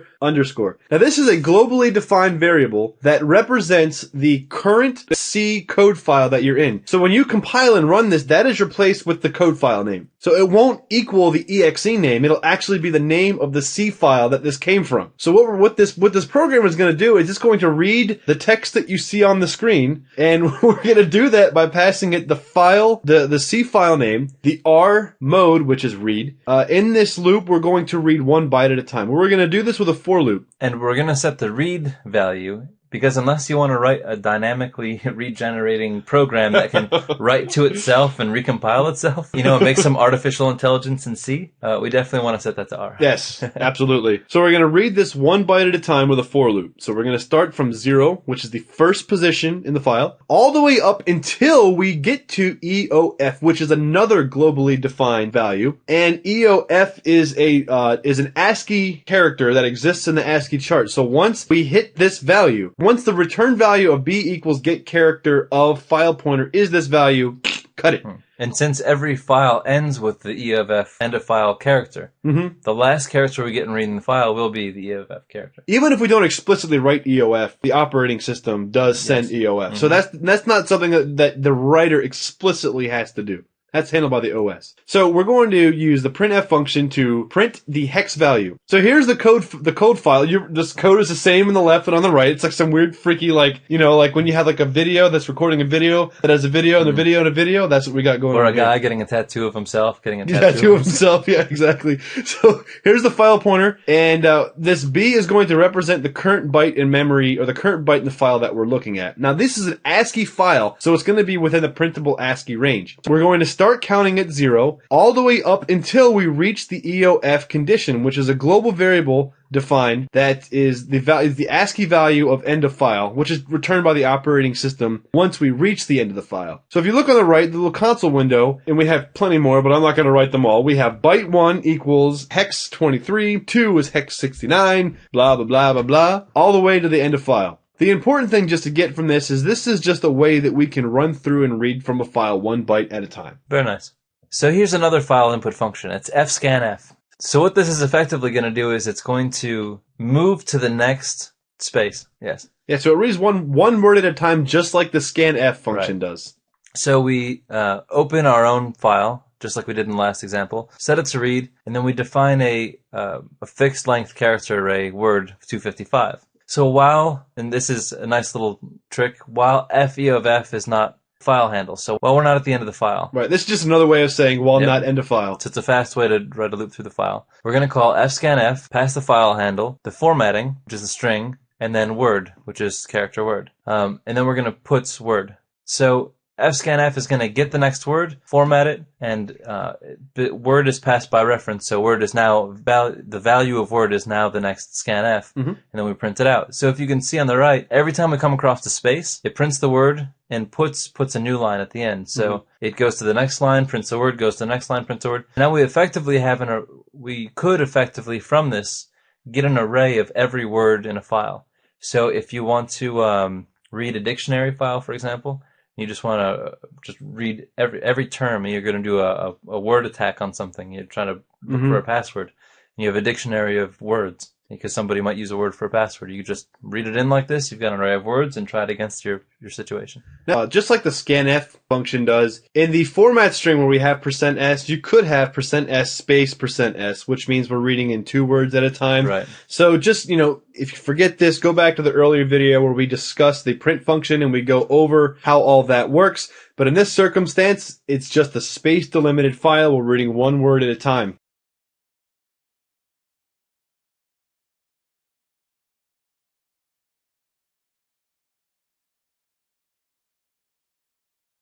Here's a fun one, Brian. Read. Read. So this is going to be the maybe practical, may not be practical method of reading a file. And this is, let's just say, I want to go to a file and read everything and store everything in memory at one time. So this is a fun little program that we can use to do this. And we've defined here some other functions to get the size of the file, which we haven't shown before, and a read all text, which will return a character pointer, or a large C string that contains all the file that is contained in the __ file, which is this current file we're looking at. Nice. So Brian, help me out here. All right. So we've got a char star file data, which is going to be everything in the file that we read is going to be stored in this string, file data. So this is equal to the result of read all text, and we pass the parameter to the file, which is the path of the code file we're looking at right now. So the file handle now opens a file handle to the file. We get the pointer. And then the integer file size, if you see on the bottom in read all text, the integer file size is going to get the file size and pass the file handle. So now we go up to get file size, and it's going to return along the file size. we're going to pass it the file pointer. So we get fsize declared as long.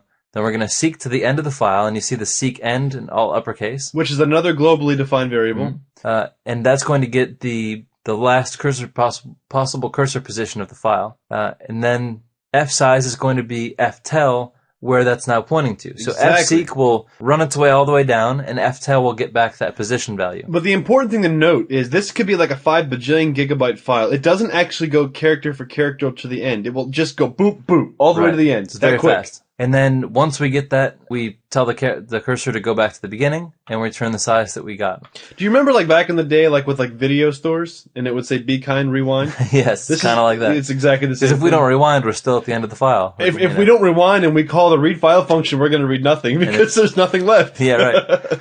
So now we've got the file size. Now we've stored file size in the read all text function. So now we make another char star called buffer. And that's going to be the char star malloc. We haven't discussed malloc before, but generally speaking, it's just saying that we're going to allocate memory. It's memory allocation. And the size of the memory allocation that we're requesting is going to be the size of a character times that position, because that's how many characters are in the file.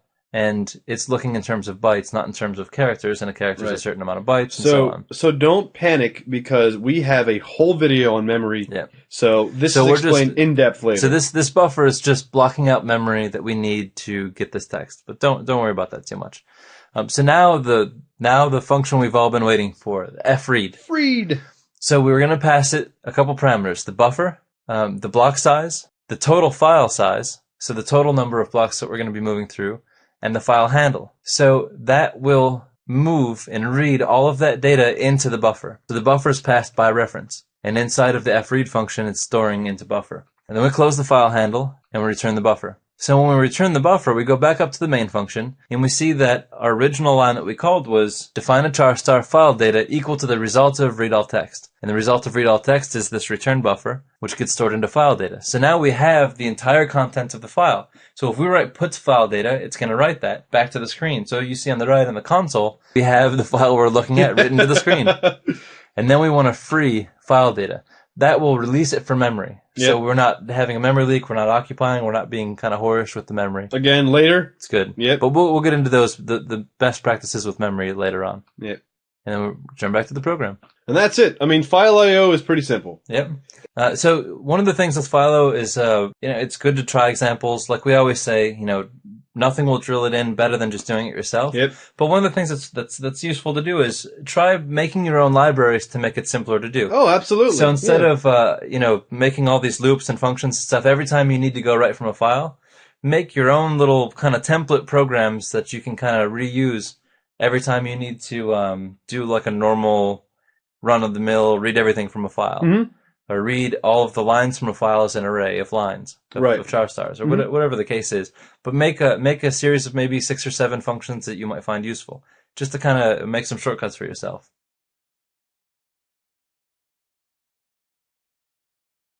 Brian! Yes. What are we going to do now? I want to know about how to do file input and output more than I did during the presentation, but I want to do it doing a really fun example. Okay. All right. So if you had to just on the top of your head think about, well, what would be a really fun example? What would it be? Off the top of your head, without even thinking about it, go. Boom. It's like, whose line is it anyway? Just do it. Let's do Caesar shift. We already did a Caesar shift. With a file. Hey! That is a fantastic idea, Brian. Yes, because not only does... We can take in a file. Yeah? Encrypt it, save it as an encrypted file. Yeah? Yeah. And we could also probably do the opposite as well, right? Yeah, it's true. We can read the encrypted file and dump it out as a decrypted file. Let's do it. Now, this is also, not only do we learn about the cool things about file stuff in C, but we can also learn about stealing from our past self. Okay. Because we already wrote the Caesar shift process in caesarshift.c. So let's open this in Notepad++ since we could have our different tabs. Beautiful. Do a Control-T. I'm sorry. And do a file new. I'm sorry, this isn't Firefox or... So what have you. We'll hit the new thing, and we'll just work from here. File. Save as. Brian. Caesar shift. We're going to steal from our past self again. Caesar shift, Caesar shift file. File. .c. .c. All right, let's see. What can we steal from this program? Right off the top. Right here. Boom. Boom. Boom. Boom. Boom. Boom. Record time. Cool. All right, Brian. There we go. Here's Okay. All right. Okay. Here's what we got to do. Okay. Here's what happening. Okay. What we want to do with this program is we're going to read in a file, and based on its file extension, we're going to be doing things to it. True. So let's first write a program that will receive the file extension of a file. Okay. So we'll create a prototype called char. We'll do a char star since it's just a pointer anyways. Yeah. And we'll call this get extension, and we'll pass it a character array or a char star, whichever one you feel in the mood for, because they're both pointers. Yeah. Awesome. Blossom. Then down here we'll write that prototype out. Nice. And this is going to be taking in... This will be a char star, and then and it will be called file. Okay, cool. Yep. So then inside of this function, Brian, Okay. now we're going to be doing something that C is not going to like, but we're going to be doing it that way just because it's easier to describe, and then once later on we start doing stuff with memory, dynamic memory and stuff, it'll be a little more sexier. But for right now, it's going to be a little less. So the first thing that we're going to do is just create a character array of size 4. Okay. Now what that's going to give us, Brian, that's going to give us 3 characters for a 3-character file extension, and then 1 extra character for a null character. Okay. All right. And then let's return ext. Okay, we're done. Just kidding. Now above this, let's create int I, and then we'll do a comma, and then we'll do j equals 0. Now, the reason why we're doing that is because we're going to be running through an array, and that's what I is going to be valuing, and j is going to be counting the elements that belong to the ext variable. We'll do for I equals, and this is going to be awesome, since we're assuming a 3-character file extension, strlen, passive file, Yes. -3, semicolon. Woohoo! While I is less than, strlen, file, and then I++. Awesome. So, of course, we're assuming a lot here. We're assuming that the extension is going to be 3 characters. Yep. This is just for demonstration purposes. No, it's Obviously, 1985. Yes. That does nothing. We're working it like it's 1985. Tonight we're gonna party like it's 1985. Nice. So let's do the that ext element j, which is set off as 0. Okay. Set that equal to file sub element I. Okay. So we're kind of displacing it into another array. Yeah, and then in order to keep things cool. on track, we got to do j++. Naturally. And then after the for loop, Brian, let's do ext Okay. sub element j. Oh, the last J position. Okay. Equals the character null, which is going to be Yeah. /0. That finishes our character array. Yeah, so at this point, we should have pulled out the 3-character file extension. Cool. Right? All right. I like it. Now we go back to the main function, Okie dokie. and inside the main function, the first thing that we're going to do is let's just go ahead and set up all of our variables. So we'll do Okay. int shift, and we're going to be pulling this in from the command line. So we'll do a2i, and we'll do argv sub 1. Cool. All right. The next one we'll do int byte, and then we'll do comma I because they're integers. We'll keep them on the same line. Sure. Why not? Then we'll do a character array, so we'll do char, and we'll call it new file name, or file name. I'm sorry. Whatever, We have to do both. We got to do Yeah, file yeah. name. We'll just make it 255, 256, whatever you're in the mood for. The next one, the same thing. We'll call it new file name, and we'll do this the same. Okay. Wonderful. Cool. Then after that, let's do a char star. All right. The char star is going to be ext, and that's just going to be, we're Cool. going to be pulling That's from fine. that ext function. Next, let's do a file. So we'll do a file pointer, and then we'll call this one f_in for the input file. Okay. And then again for the output file. Okay. Because we're going to be reading and writing. That is correct. That is correct, sir. Yes. Now, Brian, here's where the fun. Cool. Here's where the funness begins. Let's do an str copy. All right. str copy. CPY. And let's copy into file name the value of argument vector sub element 2. Cool. So So- that's our second parameter that we pass in from the command line. Yes. Saving to file. Yes. Now let's also make let's make a copy of this that we can screw around with. So we'll copy new Okay. file name into new file name Whoa. the value of file name. All right. Done. Perfect. Awesome. Wonderful. Flying. Moving along. Now ext, Brian, Okay. equals get extension. Oh yeah. Nice. Now we can use what we just built. Yeah, and then we'll pass in file name. So we should have that 3-character extension at this point, which comes from down there. Yep. Now if we do if statement, so we're going to just be basically checking the file extension. So if strcmp, so string compare, going to take in the file extension, and then comma, and then quote enc, which is going to be our proprietary file extension. So if the extension is enc, Mm-hmm. then we're going to consider that to be an encrypted file, I guess. Yes. Equals 0, so that means if nothing is different. Okay. And then we'll have an else condition after this. So Okay. we can just kind of work Cool. in here. All right. All right, so now if we have an encrypted file. We have encrypted file here. Nice. Okay. We'll do new file name.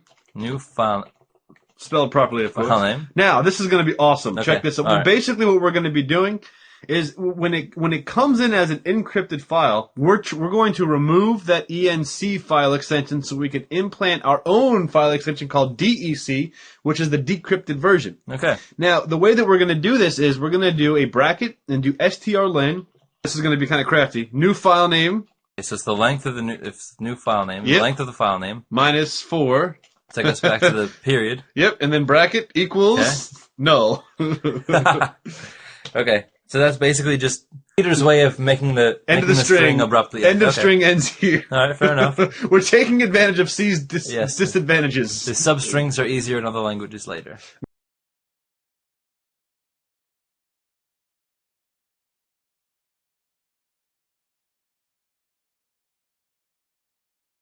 Now we'll do an fin. Okay. Set that equal to fopen. Uh-huh. And we're gonna fopen file name, and the parameter is gonna be R for read. Okay. Nice. Smooth. Next line. So now we've got our file handle. String cat strcat. Okay. And in string cat, we're gonna send new file name. This is why we made the copy, Brian, because we're gonna actually change this value. So if we Gotcha. pass the other file name, It'll it change would be the a other change one. on the other one. Okay. And we're gonna add .dec and then paren semicolon. Beautiful. Awesome. Okay, now we have defined the input file, which is the file that was passed as the parameter. Now let's define the output file, which is the file that we just now value. So let's do fout, f_out equals fopen. Gotta grab it. Then we'll do new file name. New file name And then instead of R, this is going to be W. to write. Nice. Cool. All right. Cool. Now, let's do a for loop. Beautiful. For I equals 0. Remember we defined I at the way top. Okay. And then let's do a space and then a parenthesis. And we'll do byte equals get C, so get character, from fin. And then Okay. end that, and then end it again. So we're going to read, and we're going to get a byte, and we're going to check to see if it does not equal end of file. So while we're reading, and we're not at the end of file, and we're also valuing byte in this array, That's awesome. and then semicolon I++. And then inside of this, we're going to do f put C, so file put character. And then from here, we're going to pass it byte, which is the character we just read from the file, minus shift. Oh, And because then, we're decrypting. yep, and then we're going to do fopen, or fout, I'm sorry. Boom, boom, Beautiful. boom. So we've decrypted the file, but we can't really test this because we have to encrypt the file first. That's true. So let's go to the else condition. Else. Inside the else condition, let's define fin equals, oh, I'm sorry. No, We want to encrypt this here. here Okay. and now. Let's do fin. This is the file Okay, in. so we grab the input handle. Yep, and that's going to be equal to We fopen, want to open the file name. file name as read, Cool. similar to All as right. we had above. Sweet. And now we're going to basically do the exact same thing with strcat and then new file name. And we're going to append to this, we're going to concatenate .enc. That's going to be our proprietary, pay us Okay, $1 million to use this file extension. So that's not going to take out the old file extension. It's just going to add on. Right, .enc. so if Perfect. it's file.text, it'll be file.text.enc. All right, I like it. Now let's do fout, So we grab our output file handle. and all set right, that equal to fopen, and we're going to write to the new file name. new file name, and that's going to be right. Beautiful. Okay. Right? Now, another for loop. The exact same for loop as above, but instead of fin, it's fout. As long as I is 0, we're going to read. Oops, I'm sorry. It's okay. So now we're going to get from input just like we normally would. Well, this is not the end of file. Yeah. Yep. Increment I. Now we're going to do the exact same thing except for plus. So it's going to be f put C, so fupits, Plus plus shift, shift. fout. Because adding will. And it's not really. It's only decrypting because we had already shifted it 1. Mhm. So, I mean, whatever. And then below this, what we want to do is we're going to close the file handle. So we'll do close, Okay. and then fin, and then do it again for f out. Makes sense. Beautiful. All right, let's Okay, cool. save it. Save it. What happens now, Brian? Let's see if we can compile this sucker. Okay. Go to the desktop, go to our C programming folder. Now we say GCC Caesar Shift File -O CS file.exe Exert. and Let's do a -W. Okay. Yeah. We're gonna suppress the warning. We're returning. Doesn't matter. Whatever. Yeah, just who cares? We don't care. Okay, now! CS file.exe. First parameter is the number. So do any number you want. I don't care. 7. Then let's do gcd.c because that file is in this directory. Now, Nice. Okay, cool. So that'll read it, shift all the characters up by 7, and save it to a .enc. Do it. It should anyway. All right, now let's see. Magic. Let's see what happens here. It's kind of magic. Where are you, GC? Oh, whoa! Hey, look at that right there. Let's edit this with Notepad++. You just turn into a hillbilly. Look at that right there. Look at this, Brian. This nice garbled mess. We have encrypted our file using the Caesar shift algorithm. Nobody knows what that is. Nobody knows the file contents. Nobody could possibly ever know what this is. Yeah, I know. This is impossible to crack, It's impossible. This is the great... I think the government should use this algorithm for everything. Now, let's decrypt this file, Brian. Cool. When we decrypt this file... Let's go back to the command prompt. I'm going to close this. We don't need that anymore. Yeah. Okay, cool. Go back to the command prompts, which is right here, of course. Now, when we decrypt this... so this is .enc now. Mm-hmm. And we want to pass in 7 so that it shifts back 7. Mm-hmm. So this should give us gcd.c.dec. Yep, it will. Which is the decrypted file shifted back 7 again. Now let's see what happens. Okay. Oh my goodness. All right, let's open it up. Hey! it's here in all of its glory. With new lines and all. All right, Brian, let's just do a quick one-over of what we did here. Okay. All right, so when we start from the top, of course, we include our standard fun stuff, stio, lib, and string.h. We create the prototype for getExtension. In the main function, we're going to be pulling in one parameter for the shift, and then another parameter for the file name. Of course, we're going to the byte, which is going to be traversing through the file and storing each character, and the file name, the new file name, the file extension, input and output file pointers that we're going to use. Remember here, we're going to copy from the argument vector into file name, copy into file name to the new file name, grab the extension from file name, and we're going to check that file extension. If the file extension is ENC, which is our proprietary, pay us $5 billion to use file extension, then we're going to decrypt the file. And remember that we're going to decrypt the file first by cheating a little bit and shutting off the fuel cell. I mean, shutting off the end of the string array. Chopping it right off. So wherever you see the period, ninja, no more.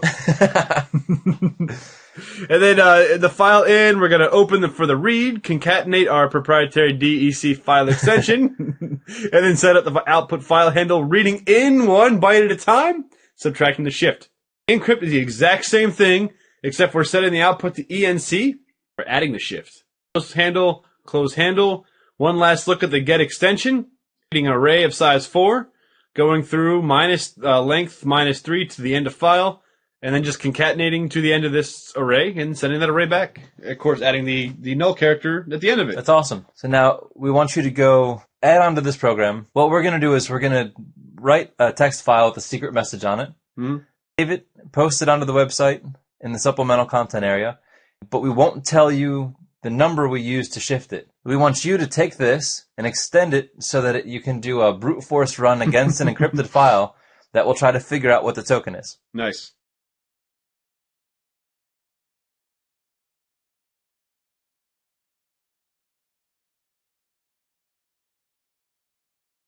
Ladies and gentlemen, welcome to Programming in C Sorting Algorithms.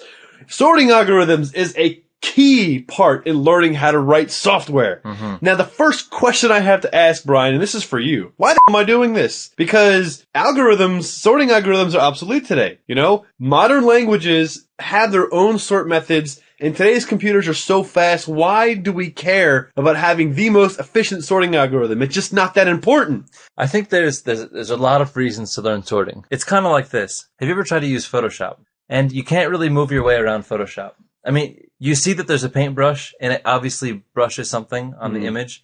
And you see that there's layers, and you see that there's like burns and dodge, and you kind of figure out like, oh, okay, dodge dodges. But you don't exactly know why it's doing it. Like, it seems foreign, and you just kind of stumble your way through it. And a lot of people can use Photoshop, but they're not really good at Photoshop. That's true. I'm one of them. And one of the reasons for this is because a lot of people who use Photoshop have never actually been in a Photoshop. Yeah. And everything in Photoshop is designed to, all programming is always going to be taking a process in the real world and making it as automated as possible on a computer so that it's more efficient, it's easier to do, it's more cost effective. And so Photoshop is no different. It's taking a very expensive thing like a photo lab or a Photoshop, and it's digitizing it so that it's more cost effective. So cost effective, in fact, anybody can have it on their computers. But if you're not familiar with the process of film and processing films, layers and blending modes and dodging and burning are just going to blow your mind. It's not going to work. Maybe you could stumble your way through it. Maybe you can kind of like crop something, brighten it, darken it, maybe. But you really won't understand what you're doing, and you won't be able to fully use the tool to its best possible capability.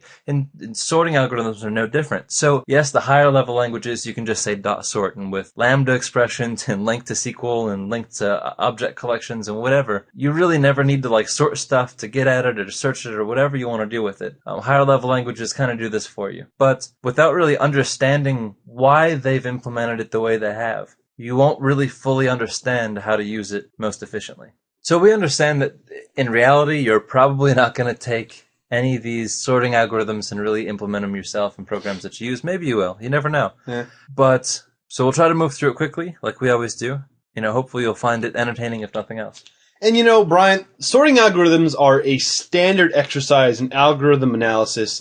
If you take any type of algorithm analysis course in college, usually the first thing you do is sorting algorithms, because it's just an easy way to get you involved in like, well, what is an algorithm really?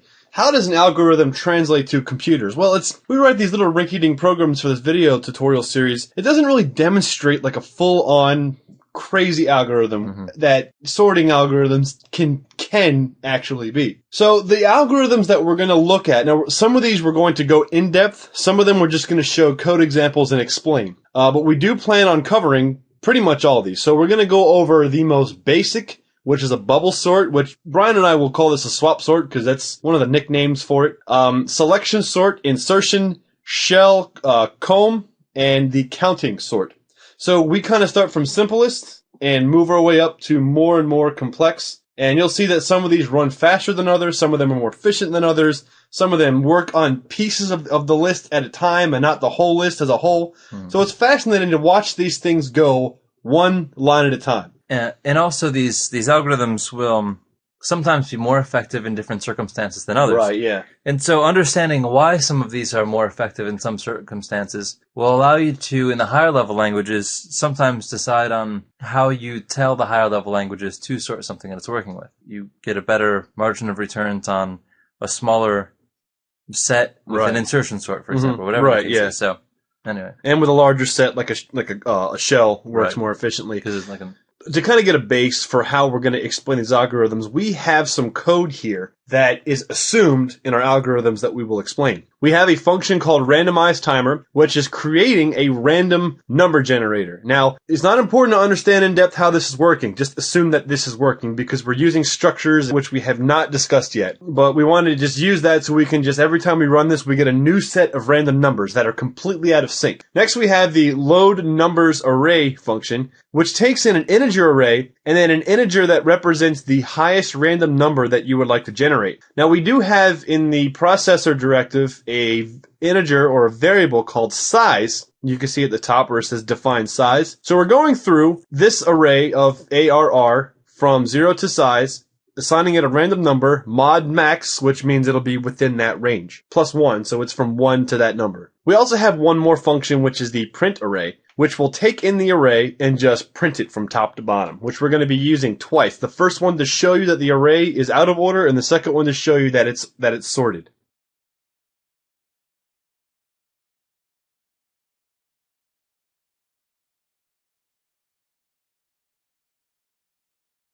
So let's walk through a bubble sort. Bubble! So a bubble sort is basically going to move through and look at its neighbor. And if it's greater than its neighbor, or if it's smaller than its neighbor, it will swap spaces with its neighbor. And that's why we also call it the swap sort. The primary function in the bubble sort is bubble sort array, and we pass it an array. So in our main function, we define an integer array, numbers array, size, and size was 4, if you remember from the define. So then we call load numbers array, which we've already discussed. We'll fill the array with a series of random numbers. So this gives us 77, 15, 88, 2, completely randomly generated, within the range of 100. Then we print unsorted, and then we move through the array with our print array function and prints out our unsorted array. That proves the array is not sorted when we Right. first get it.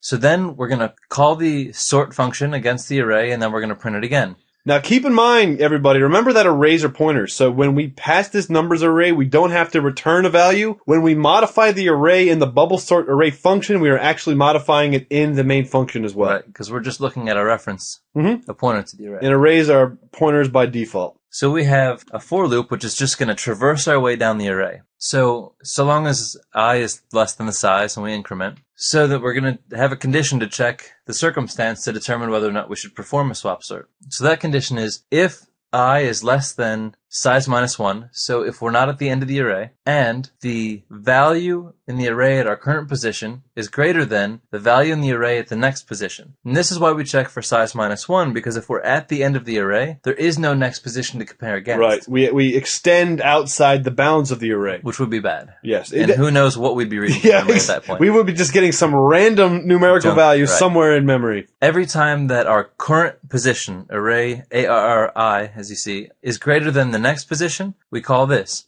int temp equals that value, which is 77, and then we're going to store that as the next position value. So I plus 1, the value in the position I plus 1 gets stored into I.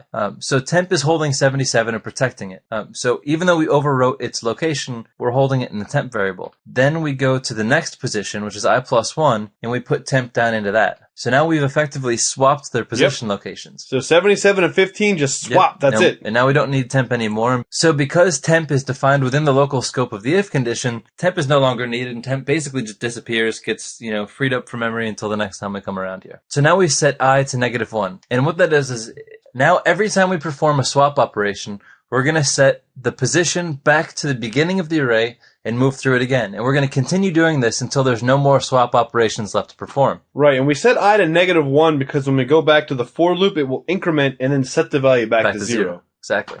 So let's start it again. So we're not at the end, and 15 is not less than 77. So we go back to the for loop and we increment I again. So now we check, are we at the end of the loop? Is it less than size minus 1? Yes, it is. And is 77 greater than 88, which is the next position? No, it's not.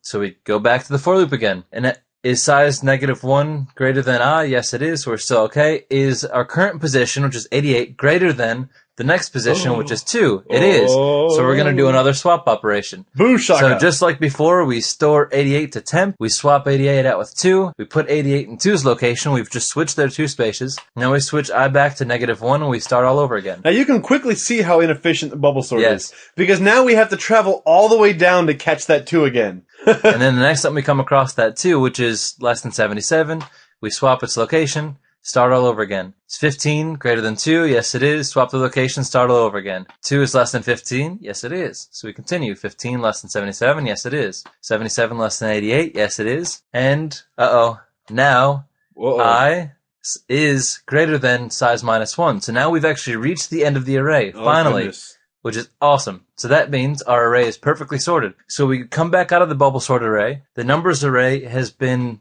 modified, and we print out sorted, a new line, print array, numbers array, and we have our sorted list. Hey, So we have now just went through our first sort algorithm. how about that? Isn't that something?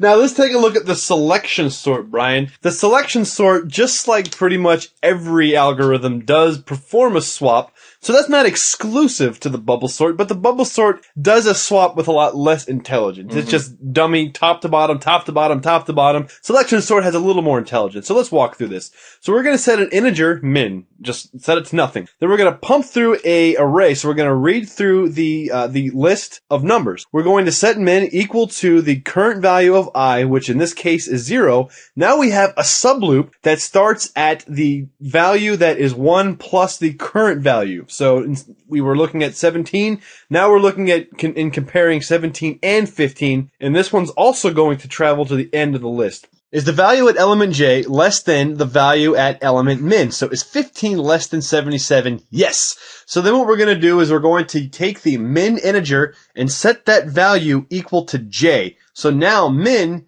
equals 1.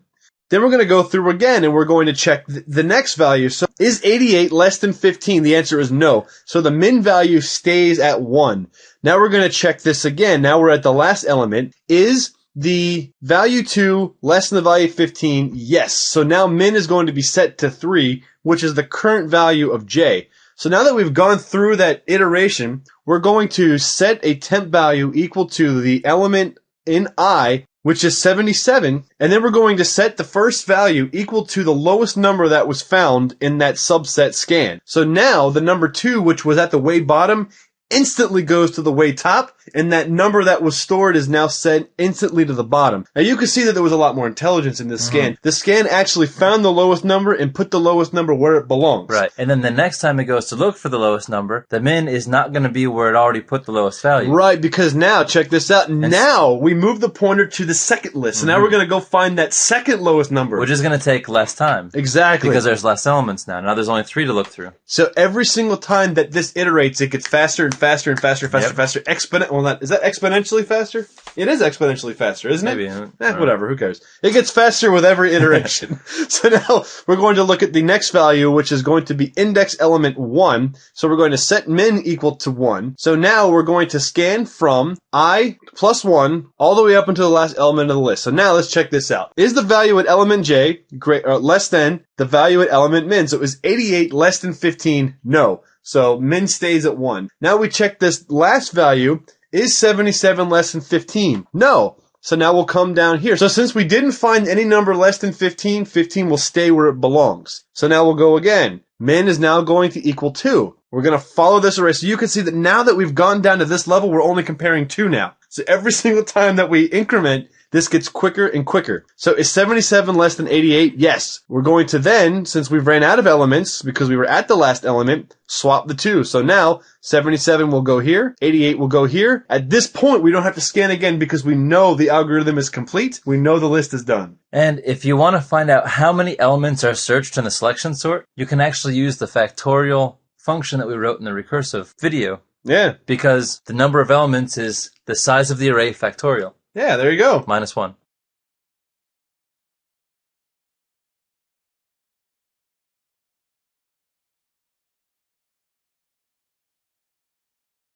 So now Brian's going to take us through the insertion sort. Ooh. Thank goodness, because I really struggled through the last one. So I'm going to watch Brian struggle now. Yeah, right. Okay, so we'll move quick. So let's take a look through this insertion sort. So we start with a for loop that iterates through the array all the way to the end of it. Well, to the second to end of it, starting at position 1. We're going to store value as the value at the current position I that we are, which is not 0. So that's going to be 15. Then we're going to set j to be I minus 1. So we're kind of looking backwards. And then we're going to set done to 0. So now we enter into a do while. So before checking any condition, before checking to see if we're not done, we look to see if the value at the previous position is greater than our current value. And yes, it is. So we enter into the if condition. Then the value at position j plus 1, which j is 0, because it was our previous position, plus 1, which goes to our current position, is equal to the value at j. So it's sort of kind of backwards of the bubble sort in this particular section where we're taking the previous value and moving it up into our current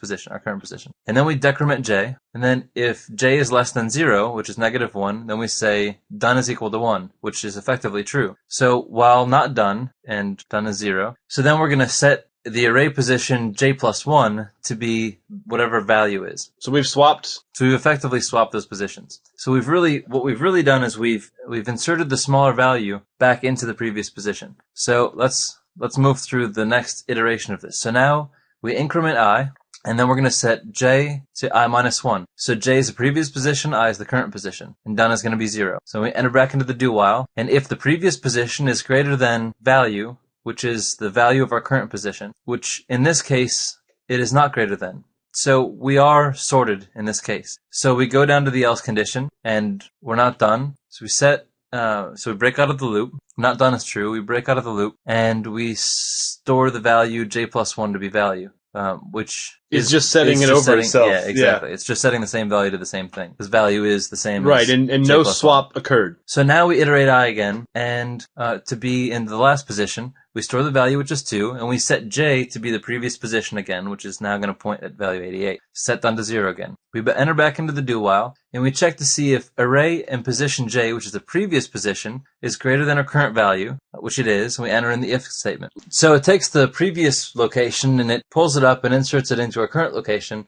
decrements j, and then if j is less than 0, which it's not, we just break out of here. And that means it's not done. So we didn't actually set done to 1. Right. So now we come back in here and we do the same thing. So we take our current value and insert it back up into the list. Decrement j. And it's not done, so we do it again and decrement. So now you can see, let me rewind this a little bit so you can kind of see what's happening. So we take 88, insert it upward, take 77, insert it upward, take 15, insert it upward. So we're kind of, and then insert 2, insert it upward. Mm-hmm. So instead of having to go back from the top and iterate all the way through the array again, what we're doing is we're just inserting it. Do we need to insert it again? Yes, insert it. Do we need to insert it again? And it just sort of like takes that, it situates the array where we can just take that and just bump it up, bump it up, bump it up, bump it up. And we go back to the for loop, and we've reached the size of the array. We break out of it. Now we have our sorted insert sort. Yeah. So, this is a very effective sorting algorithm. Mm-hmm. It may have taken us some painstaking time to get through it, but when you run this through a computer, it's extremely fast how it handles this. Right, so it's really about how few iterations you can perform, how few times you can move through a loop. Right.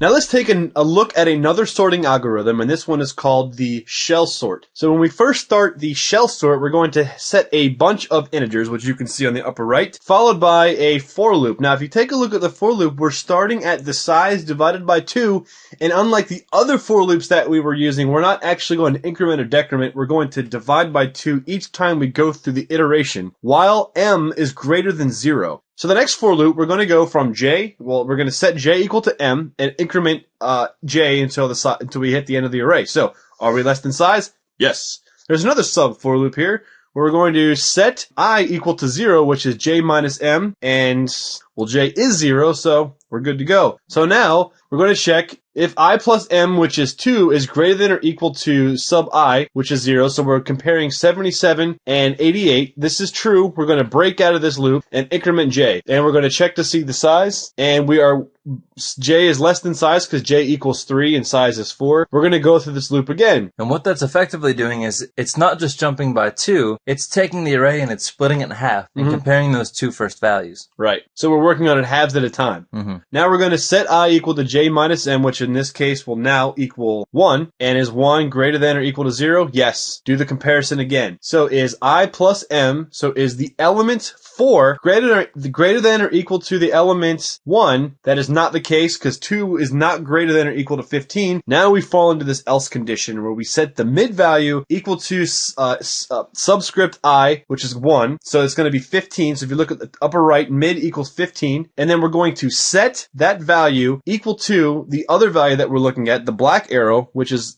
I plus m. And then we're going to replace that value with the stored value mid. So now we have swapped 15 and swapped 2. Now we're going to decrement this by m. Is this greater than or equal to 0? No. Now we're going to go back to the top, increment j. So now j is going to equal 4. So we've hit the last element in the list. So then we're going to go back to the main loop and divide by 2. So now m is going to equal 1. Is m greater than 0? Yes. Come back into this array. We're going to set j equal to 1. While it's less than the array, yes it is, because 1 is less than 4. We're going to go back to this loop. So now we're going to set I equal to 0. Is it less than or equal to 0? Yes it is. It's equal to 0. Let's check out this loop. Now we're going to check I plus m, which is going to be 1 compared to 0. So we're going to compare these two. It is false. So now we're going to swap these two. We're going to set mid equal to the sub element 0, which is 77. Then we're going to set that value equal to I plus m, and then set this one to mid. So now we've swapped those two values. Coming back, do this decrement. Is I less than or equal to 0? Well, I is negative 1, so it is not. We go back to this parent loop. We're going to increment j. j is still less than size. Fall back into this loop. Are we greater than or equal to 0? Sure. Go back to the if statement, compare these two values, and this is not a true statement, so we break. We're going to come back to this loop, increment. Yes, we're lower. Yes, we're within range. Check this loop out again. So now I is equal to 2. We're still greater than or equal to 0, and we check this loop again. Now we're going to compare these two values, and now we've hit a true condition because 88 is greater than or equal to 15. So we're going to swap these two. Set mid equal to 88, set the array value equal to 15, and then set the other value equal to 88. Do our decrement. Are we within range? Yes, it's greater than or equal to 0. We're at 1, so yes. Check the statement again. In this case again, 77 is greater than or equal to 15, so let's swap these suckers with that mid value. Coming back up, decrementing. Are we within range? Yes, we are. Boy, this is a lot. Yeah.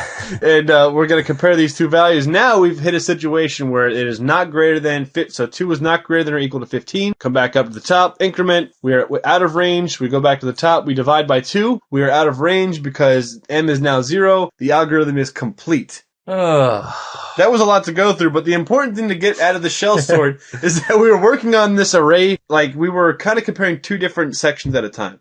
And if you're still watching this, just like we asked, why are you learning this? You're probably... I'm going to now ask, why are you watching this? Yeah, no, you must be a real loser. I mean, honestly. The only person that's more of a loser than the person watching this is the people that are going through this, which is us. So the thing to keep in mind with the shell sort is just kind of generally understand the shell sort is basically a process of chopping things in half and comparing them and sort of trying to adjudicate the comparisons until you get a sorted list. It's just another way of approaching it. It's another algorithm.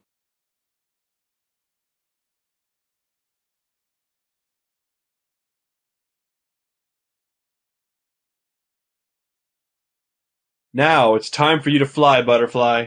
Fly. Now it's time to do your own algorithm analysis. So now that we've gone line by line, painstakingly through those other algorithms, now it's time for you to try this on your own. So here is the full code to a comb sort. So go ahead and take this and work this out on paper, sort of like we did with the other algorithms, but do it in a way that works for you. This is your time. This is your opportunity to go through and try this on your own. Put this code in a code file, run it, work it out on paper. Here's another algorithm, comb sort. Next is the counting sort. So this is just another algorithm. So this is a little bit more advanced because we're using things like calc to build memory, but it's still important for you to at least have exposure to this, throw it in a program, test it. It'll be a good exercise for you. So Brian, why the did we spend all that time doing this? Well, I think not only so that we can understand how sorting works and just like the basic low-level functionality of sorting so that we can appreciate a sort algorithm when we see one. Oh, yeah. But also just so we can kind of get a sense of, we're going to have to start training our minds to move through larger algorithms. And these are still extremely small algorithms. Yeah, you're right. So you want to train yourself to not get nervous about these and to just kind of like take a breath, take your time, sit down, focus. Not all things will be learned in 30-second increments. So just breathe, walk through stuff, and really just kind of rumigate on it and let it get into your mind. And sorting is a great way to start on that with algorithms. And before we end this video, I'm just going to say I'm going to apologize because that was some hard stuff to get through. So thank you very much for sticking with it, guys. We'll see you in the next video.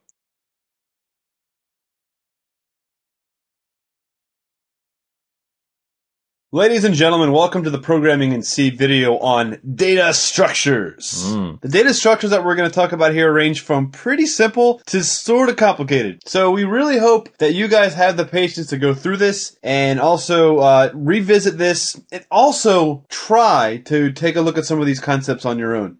Because there's plenty of great examples that exist that we don't go over. We just go over the basics to try to get you understanding some of these concepts. Right, like integers, floats, those kind of things. Like that's all pretty straightforward. It's pretty easy to understand. But once we start getting into the the stacks and queues and structures and stuff, you'll get it. You'll follow along. I'm sure you'll have no problem with this. But doing it on your own, nothing can replace that.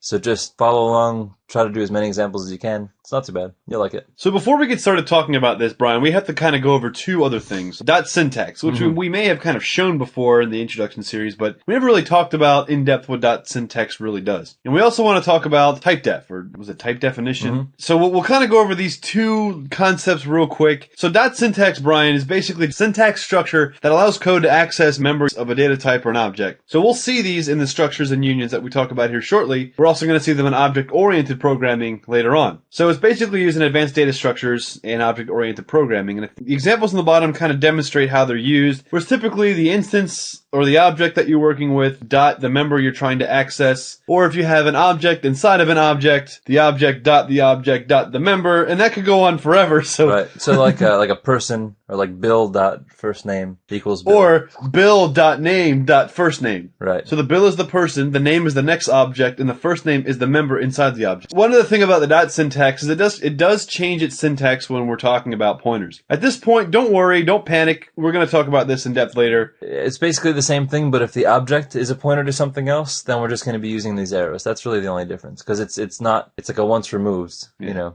So Brian, let's hear about type def. All Let's right. see the expert. Type definitions, we've seen a lot. You know, we declare something as an int, as a char, as a something else. Well, we can make more of those if we want. We can define our own data type names. And a very simple use of this is you can redefine a type, basically making an alias for a data type name. Right. So if for some reason we don't want to use int because we're cool, we can make basically a type def alias of int called integer, int, or number. So we can declare something saying number k equals 1,000, and it's still essentially an integer. So if you don't like typing char, you want to say, you know, character all spelled out or something, or whatever, you can make your own type defs. And there's other ways that we'll use this later, and we'll see. Yeah. But this basically is just essentially the fact that we can define new data type names. Yeah, because type def can represent like entire structures. But in a basic sense, right now we're just saying if you see integer, it's the same thing as int.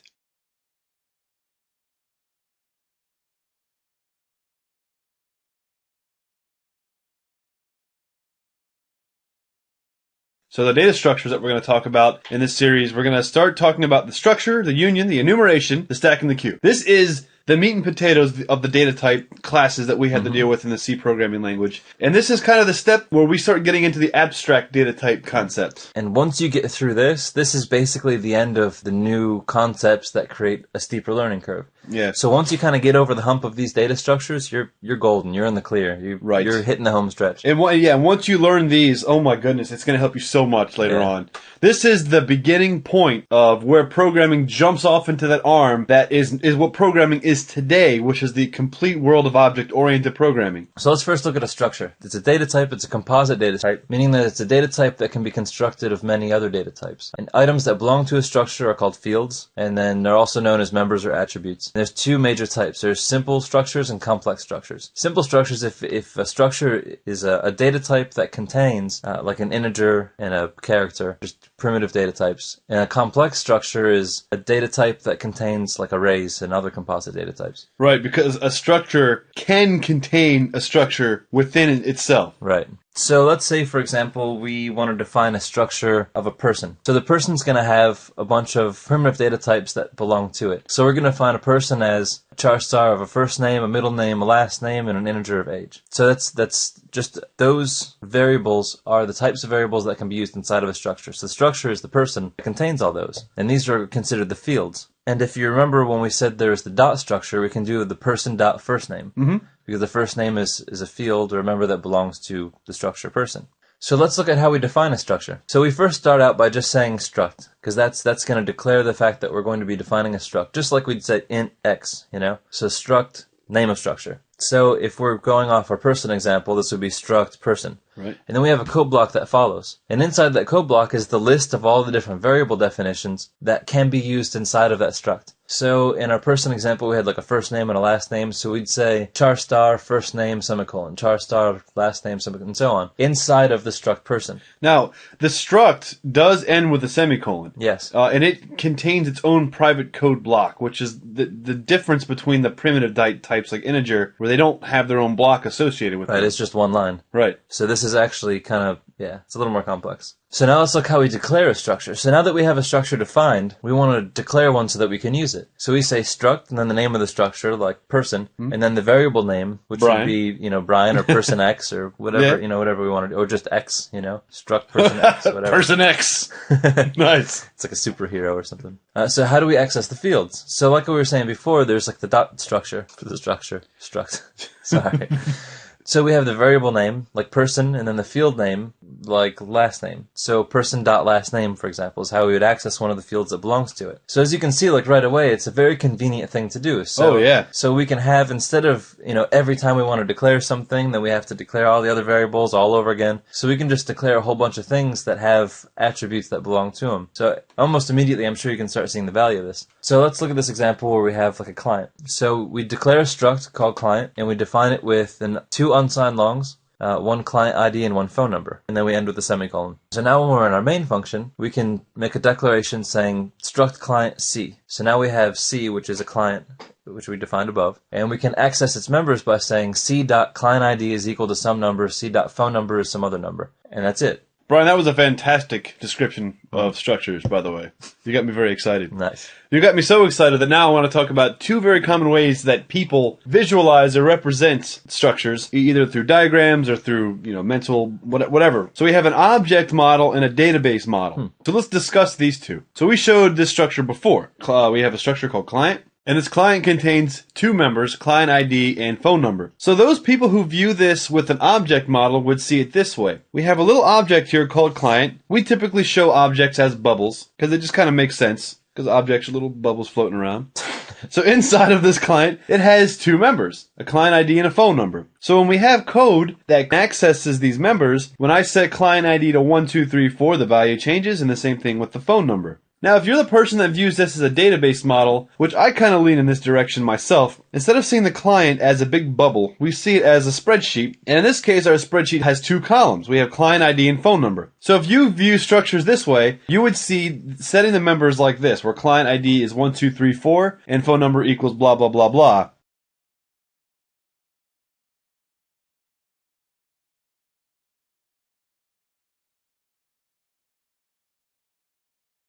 So if we take a look at an array of structures and you have the mindset of the object model, you would see 5 little bubbles with 2 members in each one of the bubbles. And that's a good way of viewing it. Then the other way of viewing it is this way. We have a spreadsheet where we have 1 column client ID and 1 column phone number, where each one of the array elements in the struct is a row in a database or database table. Yeah, it's great. So now you can see that the way that you view a spreadsheet, you can structure this the same way. Yeah, exactly. Which is very nice. So it gives you a very clear way of saying, so now if you go back down, you see CI, client ID, store something, it's nice. It's a very convenient way. So this is probably a bit more effective for some examples, and maybe for some other examples that are modeled after things that actually exist, like a car or a person, or like more literally an object's attribute. Maybe the other way is better. So whatever works well for you. So now let's take a look at structure initialization. In the previous examples, once we declared our structure as C, we then said C.this is that, C.that is that, after we define C. So here's a shorthand way of initializing a structure declaration.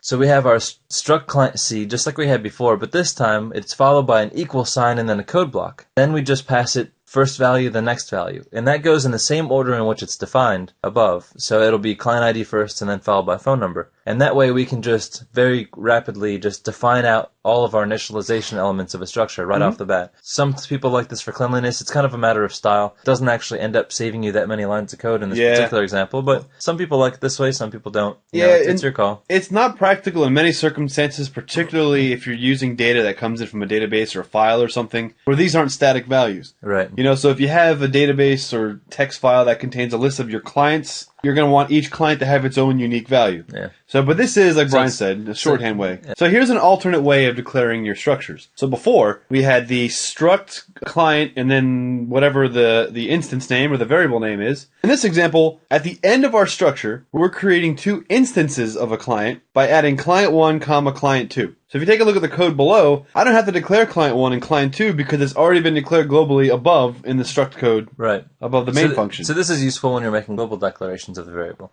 So just another way to do it, another useful tool that you can have in your arsenal. So complex structures. You're up, Brian. So we've so far been basically looking at simple structures.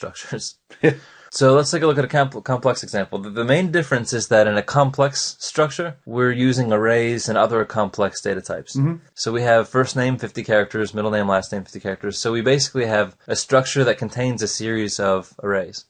And so in this example, we access the array with a string copy. Oh, goodness. Now we have a super complex array, or Also structure. known as a super duper complex structure. So, Brian, explain to us why this is super duper ridiculous complex. Okay, so if you look at the top left, we have structure name, first, middle, last, just like we had in the last one. Then in the next, down on the bottom left, we have structure client. Uh-oh. Well, structure client contains a reference to structure name, so it's a structure that contains a structure. Oh, my goodness. I know. So now if you look on the right to the string copy, we have a c.clientName.first. Oh, gosh.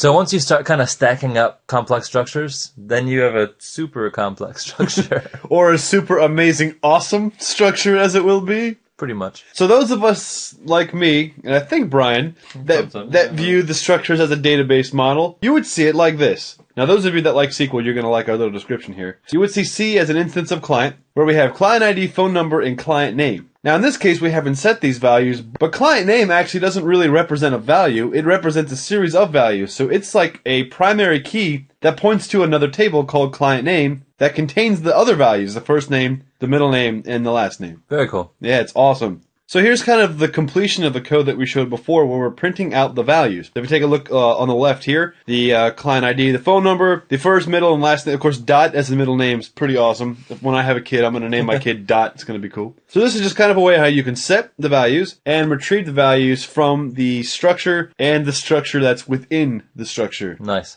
So let's take a look at another way of calling a structure.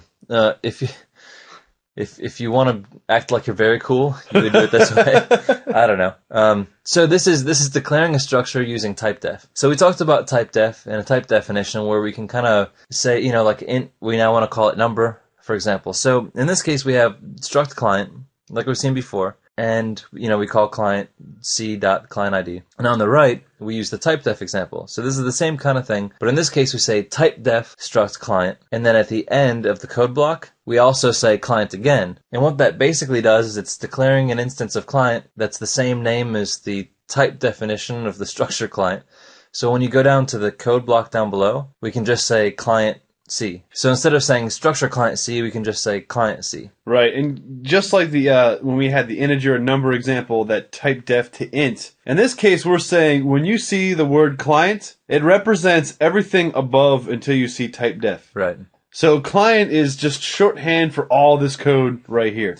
So yes, it gives you the ability to not say struct, but I mean, some people are so bent on reducing the number of characters in their code that it becomes not as readable. So, that's true. It's slick. You can shorthand, you can type faster, I guess, but with IntelliSense, who cares? But when somebody else comes back to read your code, and I don't, no matter who you are, somebody else will read your code in any circumstance. Even if you just do it for yourself, maybe somebody steals your computer and likes your code and wants to do something with it, whatever the case is, somebody else will read your code. So when somebody's trying to debug something or when somebody's trying to go through something, sometimes these kind of shorthands make it just a little more complicated for somebody to kind of move through the code. Maybe not. I don't know. Yeah, it's up to you. It's kind of like the people that take the preprocessor directives to an extreme. Yes, exactly. Where they just build the program using all the macros. And, just because you can. Right. Doesn't mean you should. Well, yeah.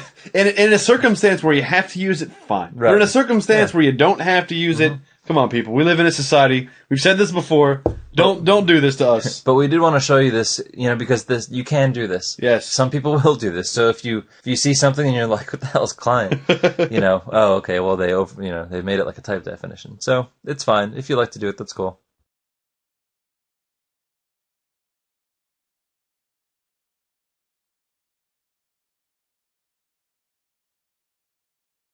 So a quick syntax intermission. Okay.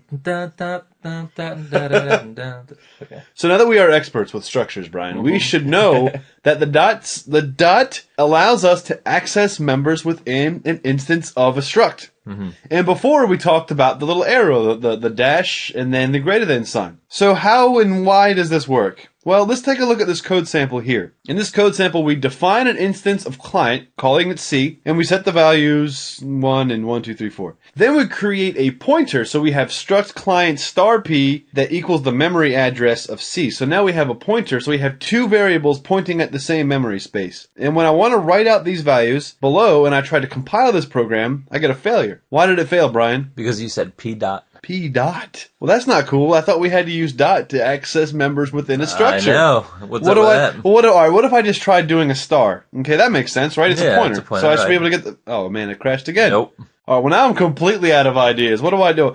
Oh, didn't Brian and Kevin say something about some arrow a second ago? Oh, they got it! All right, you guys. There's a fundamental reason why this has to be designed this way. Let's just say, for example, you tried to do the star P dot, client ID. Well, what you're really saying is get the memory space of the value client ID. So there has to be a way to differentiate the pointers inside the structure and the actual variable itself that you're using within your code. Right. And that's where the arrow comes in. It differentiates the two. Right. Any circumstance where you see the dash greater than sign, that is a pointer that you're working with. And it's important to understand that because there's so much code out there that you see this, and if you don't understand that, it may kind of just throw you off completely. Right. So it's not too bad. No, just know that this is kind of like a way to kind of jump over to the location you're pointing at and then access the member. Yeah. Okay, so now let's go through enumeration or enums. So this is kind of a fun one. This is something that you'll see come up a lot, and you'll probably use it more than you think you will. Yeah. It's another composite data type, and it's basically, essentially, just a set of integer constants. Yep, that's all. Numbers. So it's kind of like a struct, except they're all defined. Their values are defined. People sometimes refer to the individual items as like a constant or a set or a member or element. So let's take a look at a definition of an enum, because the best way is just to kind of see it in use. So we have an enum and then the name, just like anything else, just like when we define an integer, just like when we define a structure. Then we have a code block, just like in the struct definition. And then we have element 1, element 2, and so on. Let's take a look at an example of colors. So we say enum colors, and then red, yellow, green, blue, white. Or white, if you're from the south. White. So these are just a series of constants. These are the default values. 0, yellow is 1, green is 2, blue is 3, 4 is white, white. White. So these values are defined in colors. So Right, so if you don't specify the values, they will kind of work like an array. Right. Where each one of these integer constants will start from 0 until n. Right. And we can also force the values in the definition. So we can also say enum colors, red is 12, yellow is 14, green is 10, blue is 9, so on. Now White is 15. Now this is great, Brian, but I gotta see this in use, because I don't know what's happening here. I know. What's going on I'm here? scared and confused. It's like a structure, but you can define the value? That's stupid. Yeah, and there's no data type declaration. Yeah, I want to just cry. What the balls? You can only use an integer? This is lame. This is stupid. Why would you ever use this? Oh, wait. Let's see how we call it. All right. Little anticlimactic.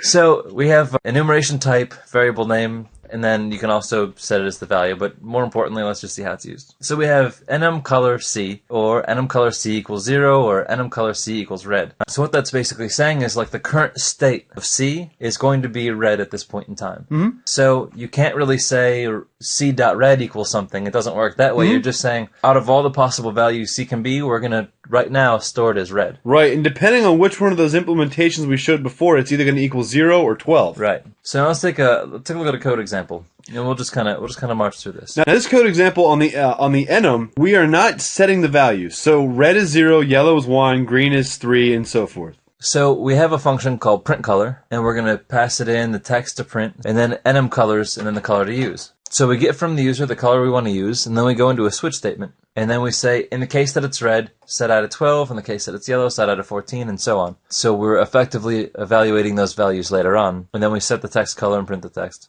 And then we use this example by saying, enum color C is equal to red. So we set it as red, and we print out color is red. And then we pass it C, which is red. Now we can also just pass it blue. Print color, the color is blue, and we pass it blue, and that's the value that passes. Right, because we set the color enum at the top, everywhere where blue is shown in the code, that's going to equal the integer of 3. Right. So let's walk through this real quick. We declare enum C, enum color C is red. Then we say print color, and then we pass it C, which is the enumerator. So that comes back in, and we get the standard handle, the output handle, and that's for setting the color. And we declare I, and then we pass into a switch statement, and in the case that it's red, we set I to 12, and then we break. So we break out of it, set the console text attribute to I, which is 12, print the text. The color is red! And then we set it back to the default color, and then we exit. So now the color is reset back to white. Or to gray. Or to gray, Yeah. So now we say print color, the color is blue, blue. So now we pass it in blue. Now it understands that blue is going to be on this switch statement because blue is now globally valid color enumeration value. So that passes to I, which is 9, break, print it out. Just to kind of show another form of this. In this example, now instead of having the switch statement that evaluates, if it's red, then we set 12, and if it's yellow, whatever, we're going to just declare colors with the values, as we kind of saw before in the other form of declaring an enumeration. Enum colors, red is 12, yellow is 14, and so on. So now when we go to use it, we can say print color, the color is red, and then it'll just understand that red has a number value associated with it. Mm-hmm. So in this case, we can use it interchangeably. We can say print color, the color is green, and just pass it 10, and it will evaluate it as if we're passing it the enumeration value green.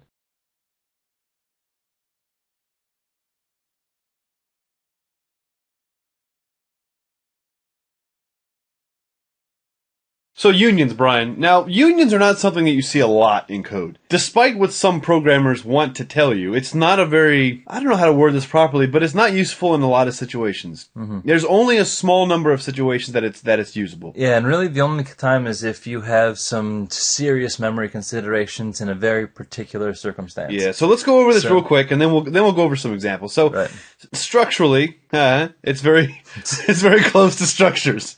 So it's the fundamental difference is how it's stored in memory. Each data member in a union begins in the same memory space, so it shares a common chunk of memory. So a union only occupies as much space as the largest member. So in a union, if we have an array, an integer, an array of characters, an integer, and something else, the largest size that the union can be in memory is the size of the largest one of those elements, and the structure consumes at minimum the sum of the space required for each field. Right. So unions are potentially far more memory effective, cost effective, but you can only store one thing at a time. Right. So here's our warning. So the unions can only allocate one element at a time, and that's why the shared memory thing exists. That's why it can only be as large as the largest element, because every single element's going to use that same block of space to store its value. And this is one of the things that's kind of annoying is if you ever take a class in programming, or if you take you read a book about programming, every time you see structures or structs, it's structs and unions.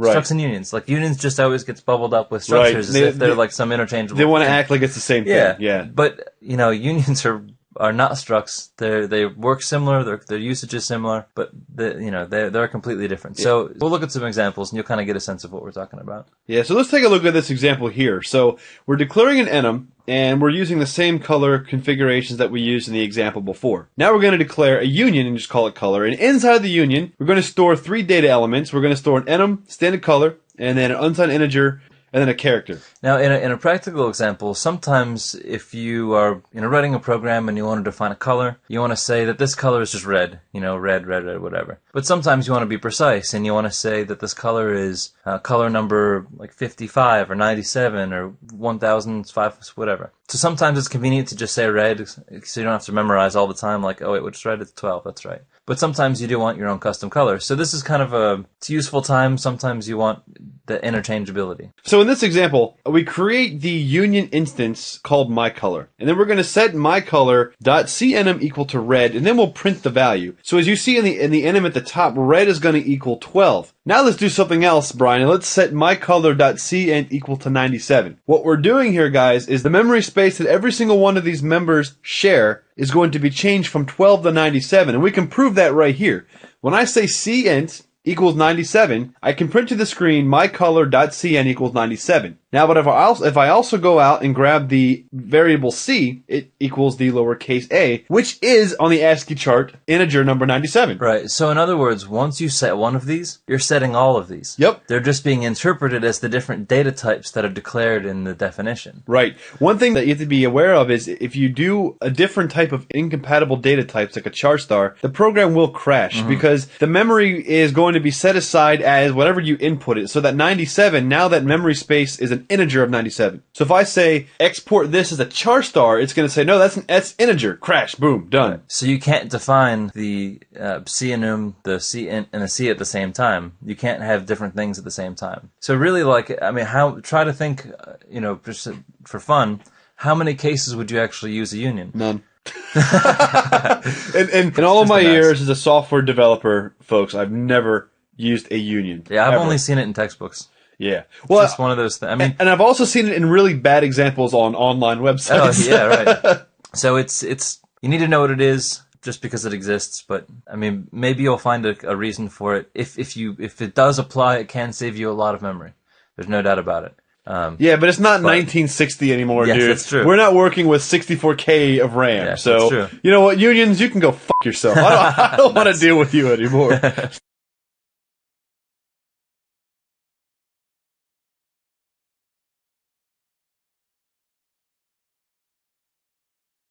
So, Brian, now we're going to start getting into a little bit more complicated data structures. Right. But way more fun data structures. Well, that's true. A stack isn't necessarily a data structure on its own. It's a combination of multiple data structures that work together in order to perform a single goal. It's almost more like an algorithm. Yeah, exactly. So, we have stacks, we have queues. They're kind of different ways to use arrays, sort of. Yeah, in a fundamental sense, yeah.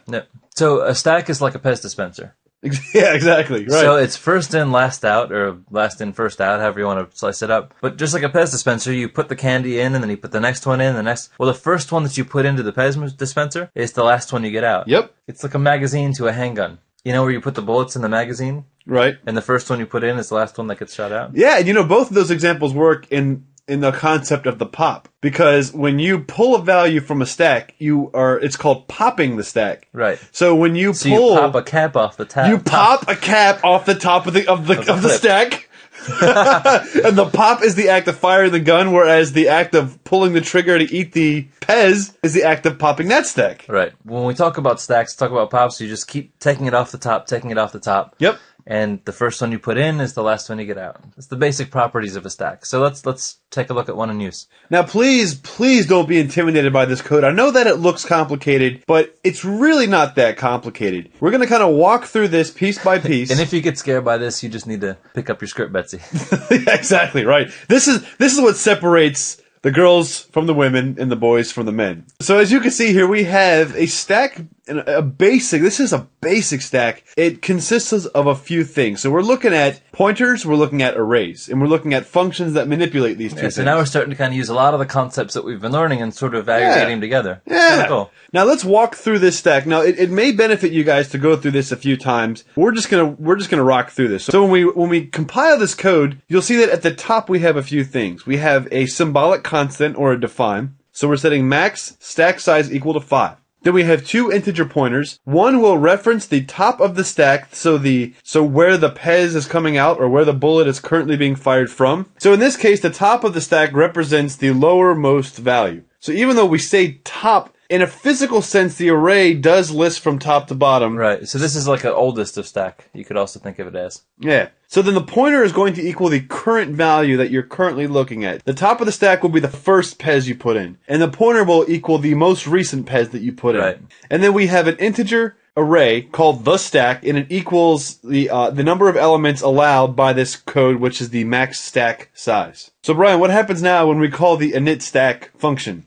Well, we set the top of the stack. We set the pointer to be at the top of the stack, which is the beginning of the stack. Right, so remember that arrays are pointers. So when you say that this pointer equals this array, you're pointing at the first element in that array. Right, and then we set the pointer to the same thing. Yep. Now we're going to go through a for loop, Brian, where we're going to go from 0 to 5. Right, we're basically just going to fill this. And so when we put something into a stack, it's also known as pushing. Right. Pushing, popping. Right. So we're going to push element I into the stack. So we start with 0 and we push it in. So push stack works this way. If the pointer is not equal to the top of the stack of the max size, So which is the length, basically. Right, if it hasn't extended the maximum size, right. Then the pointer is going to be, the value of the pointer is going to be the input value.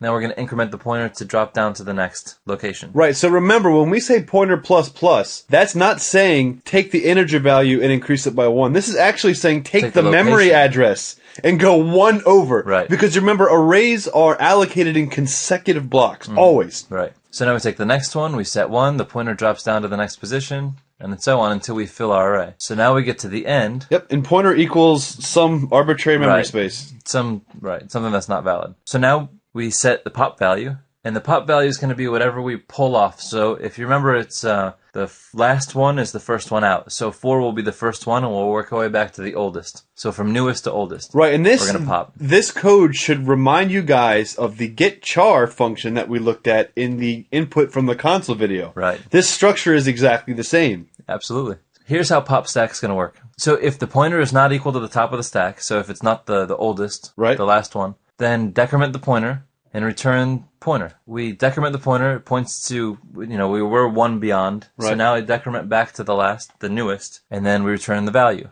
And then while this is not null, so while we still have some ways to go, print it and continue. Print it and do it again. Print it and pop it again. Print it and pop it again. And every time we're decrementing all of our way back to the oldest member of this stack. So now we get to the last value, which is 0, and we come back down, and we go to pop. It's now equal to the top of the stack, so that's not valid, so we're going to return null. Right. And since the while loop breaks when it's null, we jump out of it and return 0. So now we've effectively just went from newest back to oldest. Right, exactly. So fundamentally, this isn't that bad. No.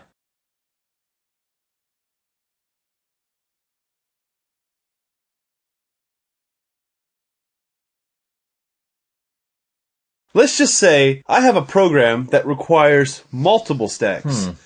See, the problem with the code that we had before is it's designed to have 1 stack for that program. Because every single one of the functions represents the globally defined stack. Right. Let's just say I want to have 50 stacks, or 4 stacks, or 2 stacks. What do I do? Well, there's a few things you can do, but we're going to show you an example that uses other data structures that we've learned. Nice. And by data structures, I mean structures.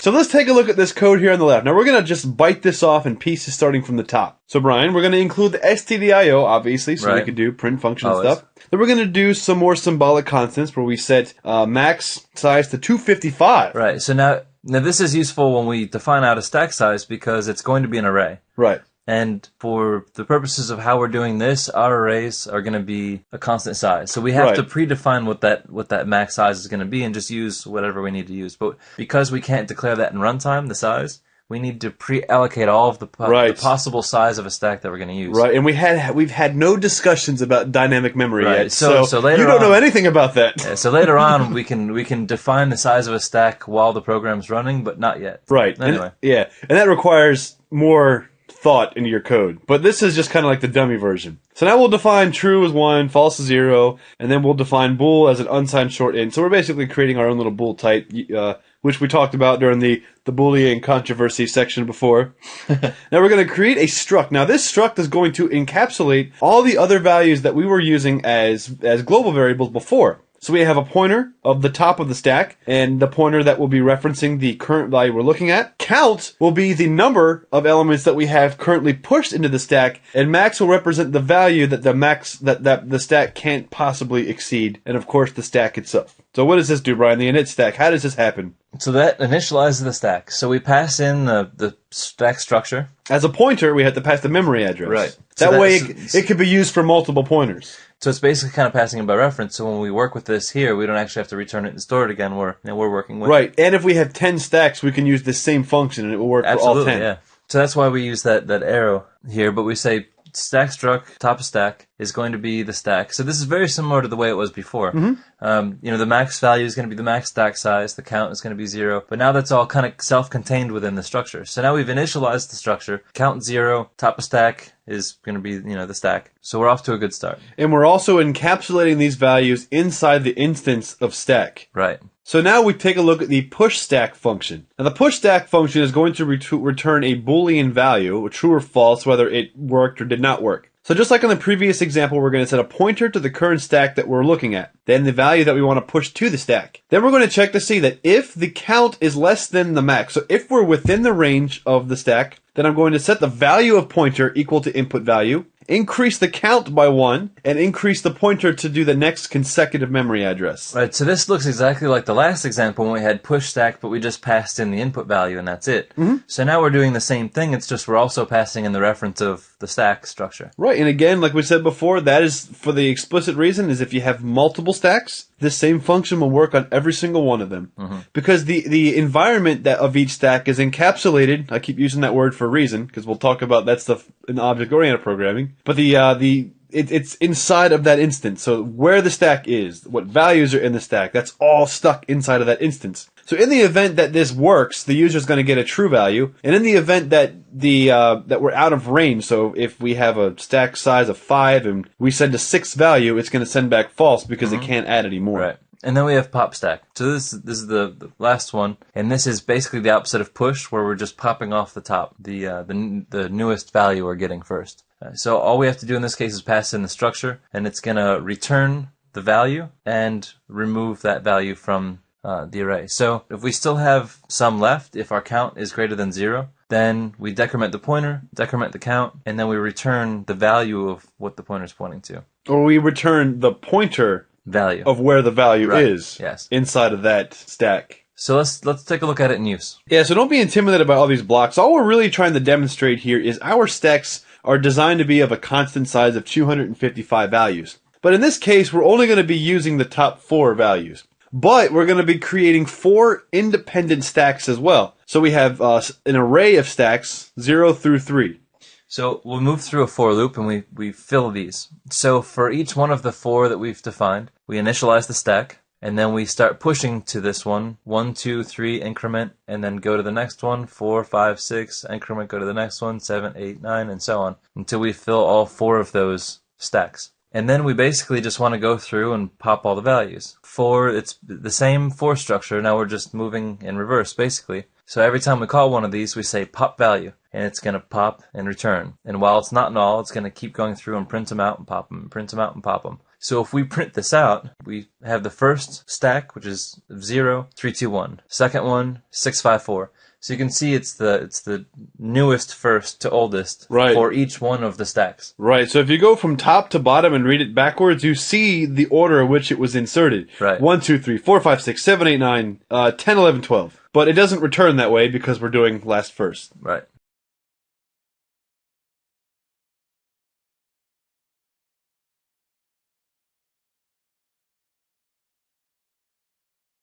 Ah, the queue! The queue! Right. So, Brian, now, the queue is kind of... The stack is a structure that computers use an awful lot. The queue is a structure that humans use an awful lot. Like when you go to the bank, right? It's a structure for the people, by the people. Yes, exactly. Q. Vote for Q. If you... Yeah, but in this, that's just like one queue. Right, yeah. So, in the human way that we kind of see queues is it's first in, first out. So if you go to the bank, the first person that gets in line gets service first, and the last person that gets in line gets service last. Unless they're kind of an asshole and they skip forward in line, but everybody gets pissed off and it just crashes the program. That's true. And you have riots in the bank and it's no good. Riots in the bank. Okay, Brian, let's go over this nice, fun structure. Now, don't get intimidated again. This is just the backwards implementation of a stack. So, Brian. All right. We're going to define the max queue size just like we did on the stack. Perfectly fine. 255. And we're going to define the structure queue. And it's still similar to the stack. We have our pointer, our current value, the count, the max, and then the queue, which is the array. Right. So when we initialize the queue, we pass in, by reference again, the stack. The queue. Wow. So we pass in the queue, and the queue struct max is going to be the queue size, and the count's going to start at 0, and the pointer's going to be... So all kind of like what we've seen before. And the push is going to be the same thing, where we kind of, push it in order. Mm-hmm. But now the difference here is going to be in the pop. Bam! So That was my attempt at making a popping sound. So we still have push and pop, but because we're talking about a queue, it's first in, first out. Yep. So instead of the other one where we're kind of like, we have a pile and we take from the top of the pile and work back down, this is more like what we would normally use a queue for. It's far more common. So if you have like a sequence of commands that you're ordering, you would expect that the commands be executed in the order that you gave them. So when we pop the queue, the difference is instead of decrementing from the newest, we're decrementing from the oldest. The current value is going to be stored as the queue, which is going to be the Top of the stack. The top of the stack. Mm-hmm. And then we're going to decrement the count and pointer and sort of just work our way on down. And then after we pop the value, see, here's where this little loop structure comes in. See, Brian, when we're at a bank, right, and there's 10 people in line, and the first person gets serviced, everybody has to step up one space in the line. Right. So that's what this is doing. So every single time the top of the stack is removed, everybody else gets shoved up to the next value. So the top of the stack will then equal the next oldest value in that sequence. And this for loop just orders that stack, or that queue. Right. I'm kind of fucking up with that too. So let's walk through an example of this. Is that your stomach? Yeah. Holy shit. So we have a queue. Q. So we initialize. Vote for Q. Yeah, right. So we initialize the queue, and then we push 1 into the queue. So that goes in just like we're used to seeing. And then we push in 2, and then we push in 3. So now we got a queue of 1, 2, 3. They're waiting in line. So now we go to pop a value. Now this is where it gets interesting. So the current value is 1. The pointer is down at the last thing. But now we're going to set... The pointer's going to be the last one we have in. So that's kind of like our, where we left off. But we're going to set the current pointer now to the oldest value of 1. So then we're going to take a look at the next pointer and then set the current pointer to be the next pointer. So we've grabbed the value and now we've sort of copied the next value up and then we'll return. And then we go down to the next one and copy the next value up. So we're sort of just shifting everybody up in line. Right. And then we finish the for loop. And you can see the pointer left off where the old 3 value used to be. So if you add a new value, it's going to overwrite that value. Right. So now if we go through that again and look at it faster, we see we have 1. And we store 1 off as the current value, and then just kind of just shift everybody up. Yep. 3 goes up there, and then we print out 1. So not too bad, right? Yeah, it's so pretty we just good. Grab it off the top and slide everybody forward 1. Yep. So now we're going to do it again, and now the current value is going to be 2, and then we move the pointer and we kind of shift everybody up again. So we copy 3 up to the top. So now we're still not at the end of the list, so we're going to get the, print it out and get the next, pop the next value, which is 3. So now the pointer is going to be that current value, so there's nothing else to slide forward. So that for loop won't really execute. We've incremented as much as we need to. So then we just return the current value and print it out. And when we go to pop it this last time, because there's nothing left to go, our count is 0, we just return null. And while the null will break out of the while loop and return 0. So we've basically just ran through the whole process of, the next person gets served at the bank and everybody shifts up and the next person gets... Now the only difference is we just have like a slug trail of the last person cloned in all the specific... Yeah. but really it's just, we could null them out. But you know what? If you want to, whatever. In a technical sense, if you really wanted this to be realistic, when we define the array, those already have values anyway. Whatever the last value equaled before is what it equals. So one thing to keep in mind, for those of you that look at that for loop and say, wow, it's horribly inefficient for us to run through and constantly move the stack. Well, look at it this way. If the bank allows for 10 people to be in line, and it services the first person, the second person, the third person, and nobody moves up, but it can't allow any more new values to come in until the 10th person has been serviced. Right. Because anybody that tries to come in behind that, the stack is already at its maximum size. Right, so you'd just be... Right, exactly. So there are more efficient ways to do the stack in the queue once we start getting into... No, there's not. This is the most efficient way possible. Once we start getting into like linked lists and dynamic memory allocation. Which is coming up, and I can't wait for that. Yeah. It's so exciting. So you'll like it, but like this is perfectly efficient. I mean, this is great. So try thinking of examples where you would use a queue in a program and just do this exact thing. I mean, you can even start out by just retyping out these functions or write your own, initialize and push and pop. So it's not a lot of functions to write. It's not too bad. It's good practice for algorithm analysis, basically. And, I think it's useful. So hopefully you enjoyed it. Hopefully, we didn't lose you. Now we've gone over not only stacks and queues, but we also went over unions, union structs, and how useless unions are, and how structures are kind of cool, and how people that use typedef all the time should quit their day job because we don't need them and become a dancer in Vegas. Well, if you need that much attention drawn to you, you should definitely become a dancer in Vegas. So look out for any kind of examples we'll try to put out with these. just do it on your own. That's the best thing you could possibly do. Yeah, I mean, hopefully we didn't lose you guys. Practice these concepts like Brian said over and over again. All right, guys. See ya.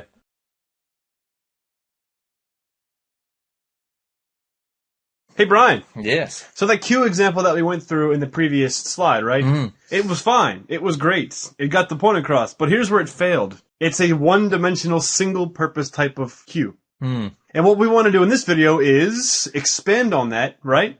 Yes, always. What we're going to do is we're going to rewrite that Q code using a more robust method of doing it that will allow us to do much more fun and sexy programs. I think that's a great idea. All right. What will it allow us to do? I don't even know. I Okay. mean, it's going to be so amazing that It's limitless. people are going to be watching this tutorial and they're going to be collapsing because In the their street? heart is just going to be racing so fast In the streets? in the streets of what? Just, they're going to be collapsing in the streets? Oh yes. The Wibbit.netters are going to be running around the streets screaming, "Eureka! The Q!" Okay. All right. Well, let's start with header first and then driver second, All right. because that's how we roll. Brian likes to give header. Here we go. A new file, and we got two files here, header and driver. So we'll just start here. Okay. File save as C programming. Cool. Remember the folder. Yeah. And we'll just call it what? QUEUE. Dot H. QUEUE.h. Perfect. Awesome, Brian. So give me a few pointers. How are we going to start this thing out? Well, besides our define, undefined. I'll write this while you explain what's happening. Okay. We will create a structure called Q. Then we're going to want something to initialize the Q and push to the Q and pop the Q. All right. And that's about it. It's pretty straightforward.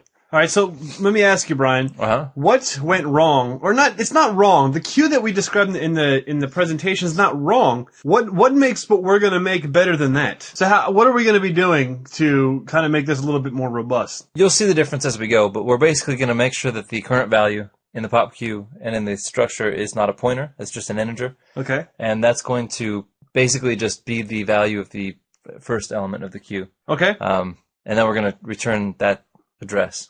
Another exciting feature that we're going to add to, Brian, is what? We can take in whatever kind of data type. Oh, so we can change the data type that we're going to use based on a preprocessor directive. Yes. How cool is that? Yeah. All right, so I guess we should kind of get started there. I guess, Yeah. right? So let's define. We'll call that Q data type. Okay. QUEUE like that. Yeah. Data type. Data type. Yeah. Let's start with the character this time All right, because yeah. we did an integer on Integer. the video. Whatever. All right. All right. Nice. And then let's also define the max Q size, and we'll just set that to something like 1024. okay. It's fine. So it should be ample. QUEUE SIZE 1024. Okay. Perfect. Okay. So we will start. We need a Q. Right. So let's start with a struct Q. Okay. That'll have a couple things in there. All right. Start from the top. Okay. The first thing is going to be a pointer of data type Q data type. Okay. So Q data type, and this is going to be a pointer. Yep. And this will be our traversing pointer. Yes. Okay. And then we want a current value of the same data type. Okay, but this one, as opposed to the presentation, will not be a pointer. Right. All right. Then we want to count how many, and Okay. we want the max amount of elements. So that's also going to be an integer max. Right. Okay. And the last thing we need is the Q itself of Okay. data type Q data type, Nice. and that's going to be of max Q size. Nice. Pretty straightforward, just like Very you'd expect. nice. Very. So we very have a nice. Q, we have a pointer to the Q, we have the current value, how many, and the max. Okay. Now, before we get too far along, Brian, I don't want to get into a situation where we are too far along And we're up a creek. Yeah. Okay. Incalude. Ingmain. Cool. Uh-huh. And we'll also include Q.H. QU. Awesome. QUE. Is that right? Yep. QE? QE. And we want a command prompt? QE Lewis in the news. Nice. Sorry. I'm actually embarrassed for you. Desktop, C programming. Wasn't there something about them GCC? being like horribly racist or something? Or I have no idea. do you remember some sort of scandal Dude, in the 80s? I don't know. That's a little before my time. We are not 80s kids. We did not grow up in that era. I know of the 80s. I have a vague memory of somebody wearing a pen that said, Relax. great. Frankie says relax. No. It said, great in 88. I don't know. Oh, feeling great in 88. Yeah, that's what it was. Everybody's dad's like yacht team Yeah. had that. The elastic band shorts and the hooked up tube socks. That was during the era of the fanny pack. we have our data structure here of the actual queue itself defined. Now, how are we going to proceed from here other than putting our comments to separate our functions? Yeah, that's about it. We're done. That's all we need. Okay, we're done, right? Let's initialize the queue, because that's a good starting I thought place. you said we were done, man. I was going to wrap this thing up. So we create a queue, and then we initialize the queue. Okay. That's a good place to start. I guess we're going to... doesn't return anything, just void. Inits. Void the noid. Queue. And the and we're going to pass it in the struct queue as a pointer. Okay. Queue structs. Okay, looks like I have a little bit of a boof here. Perfect. Look at that. Oh, I am the greatest developer alive. I am the greatest developer ever alive. Okay. And inside of here, I guess we're going to initialize... Yep, so we're going to set the max to be the max queue size constant. Okay. And then after that, let's increment counter. So that we're kind of, it's at 1. Or zippy, right? Yes. I mean, sorry, set the count to 0. Set her to 0. Got it. All right. Mm-hmm. Yep. Then Then we're going to set the pointer to be equal to the queue. Okay. So the pointer is going to be equal to the memory address. So this is the first where the queue begins in memory. Okay. Cool. Gotcha. That's it. That's it. Yeah, we're done. Now, before we get too excited... Ooh. All right. I'm paranoid, Brian. Oh, yeah? All right. The last thing that I want is for our loyal followers to go through these videos and have us spend like 9 hours debugging what we just did at the end of it. That would be embarrassing for them. Thank you for laughing at that. Go to Q.C and let's call in it real quick. Oh, okay. All right. We'll create we'll just make a struct Q. Structataria. Struct Q. Okay, init QU passing it the memory address of Q. Beautiful. All right. So now let's see if that won't crash. All right. Q.exe. Cool.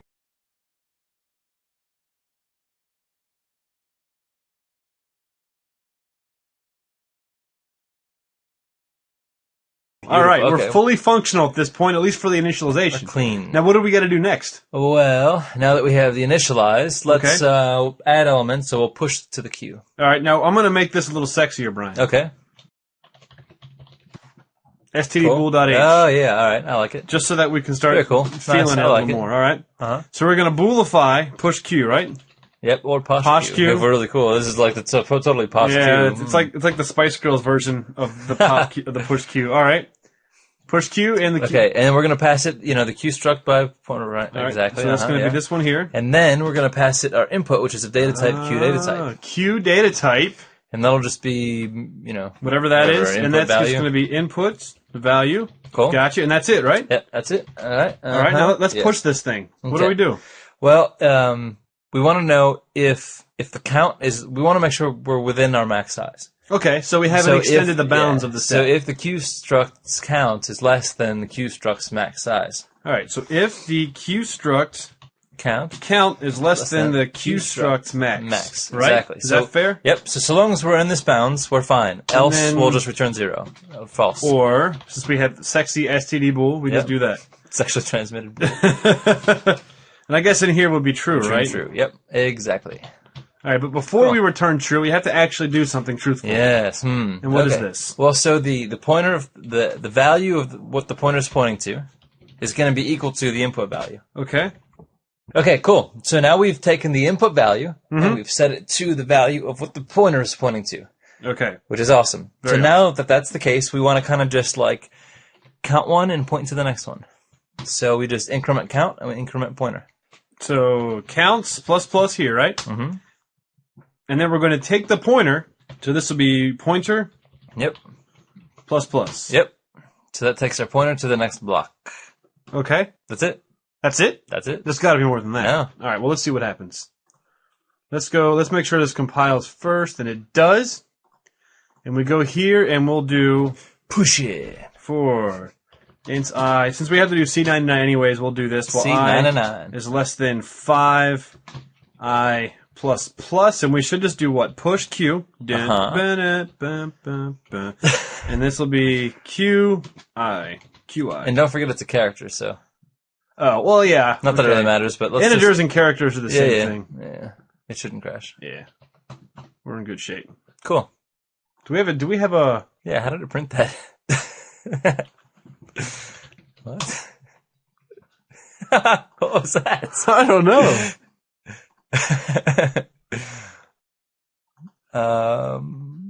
Oh, I ran the wrong executable. Oh, that's cool. Apparently, Man, that got me freaked out for a second.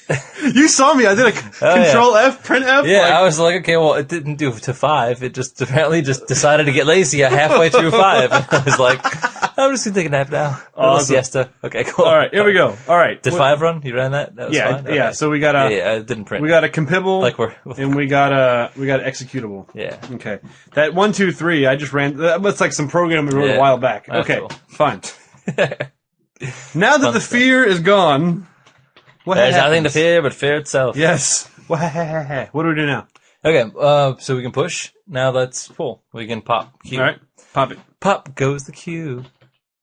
No. Okay. So we And, got yeah, this, we'll right? Pass back a pointer. That's cool. Pop Q. And we're going to pass it just like we've always been passing it, the pointer to the Q structs. Okay. And it doesn't need a value. We're just going to pass it at the top. Right. Because whatever is Top of the pop. whatever is at the top of the queue will just automatically get shuffled back to the calling code. Yes. And I guess the first thing we want to check to is make sure that we actually have a queue to pop from, Yeah, right? make sure there's something. Right. So So if, so long as counts something, it's greater than 0. right. So if Q structs counts is greater than 0, then we will do that. Else, what are we going to do? Yep. We'll return no. Exactly. Because that means we have nothing else to pop. Yes. Let's set the current value to be the first element in the queue. Make Okay, sense? perfect. So then that'll be this equals this, and then it will be the hidden, the Q, sub 0, right? Yes. Okay, nice. Cool. All right. So now that that's done, we want to decrement, count, Okay, right. and we want to decrement the pointer. Pointer? The pointer. Okay. That, Minus, can minus. we just do minus, Yeah, yeah. minus? Uh-huh, Okay. Let's do it. And And then then- same thing with pointer. So it's kind of the opposite of push. Like this, right? So when we push, we increment. When we pop, we decrement. Right, okay. So we're going to be taking the pointer and shuffling it back a block. Yeah. So now we want to kind of move through the queue. Okay. So let's do a trusty for loop, and we'll go from I to count. Okay. We have C99, so you can. Nah, I'm Whatever. gonna Okay, that's cool. avoid because Because otherwise we'll keep initializing it. That's cool. yeah, we'll just do for I equals zippy while I is less than, and this Q will be struct count. Q structs count Glorious. I plus plus. Okay, once we get into this loop, we're basically going to be storing a couple of temporary pointers, right? Yes. And we will. Let's So we're gonna set the. okay. Okay. Yep. And then, so that'll be the current one, and then the next one we're going to store is what? The next pointer. So we got the current pointer and the next pointer. Okay, and we're just going to set these equal to just null space for now. Okay. So let's set the current pointer Okay. to be equal to the Q plus I. Okay, so Q struct the Q location Plus plus I. I. plus I. So something like that'll this, kind right? of traverse it that much, right? Uh-huh. Sure. Yep. All right, and then the next pointer is going to be set to. The current pointer plus 1. So that we're always looking out to the next one. So long as we're less than count, and then we know that that's going to be safe because it's less than count.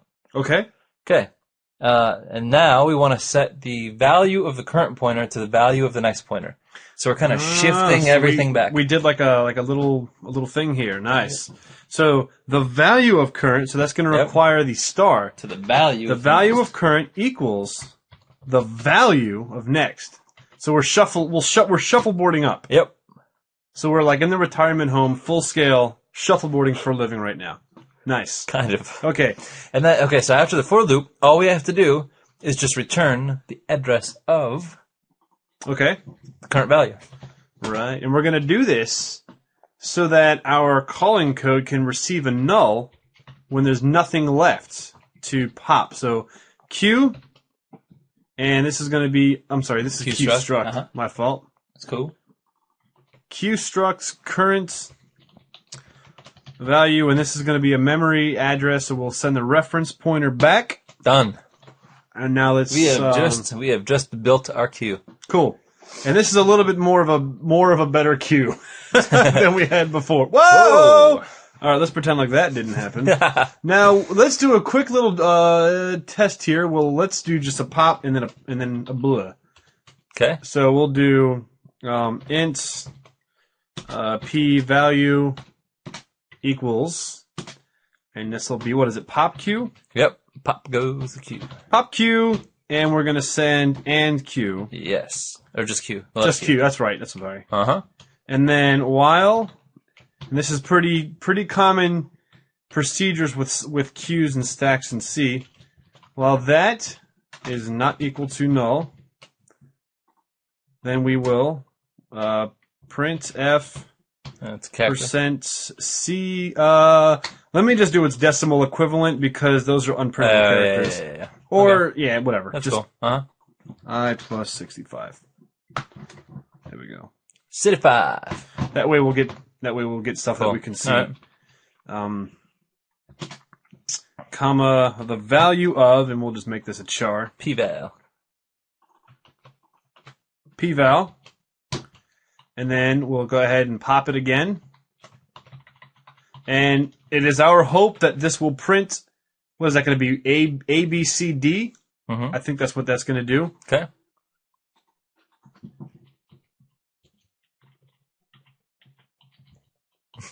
Oh, it didn't. Yeah, there you go. A, B, C, D, E. Yay! A, B, C, D, E. Okay, less than, not Beautiful. equal to. So Yeah. it's 0 to 4, which is 5. Cool. So that worked exactly as planned.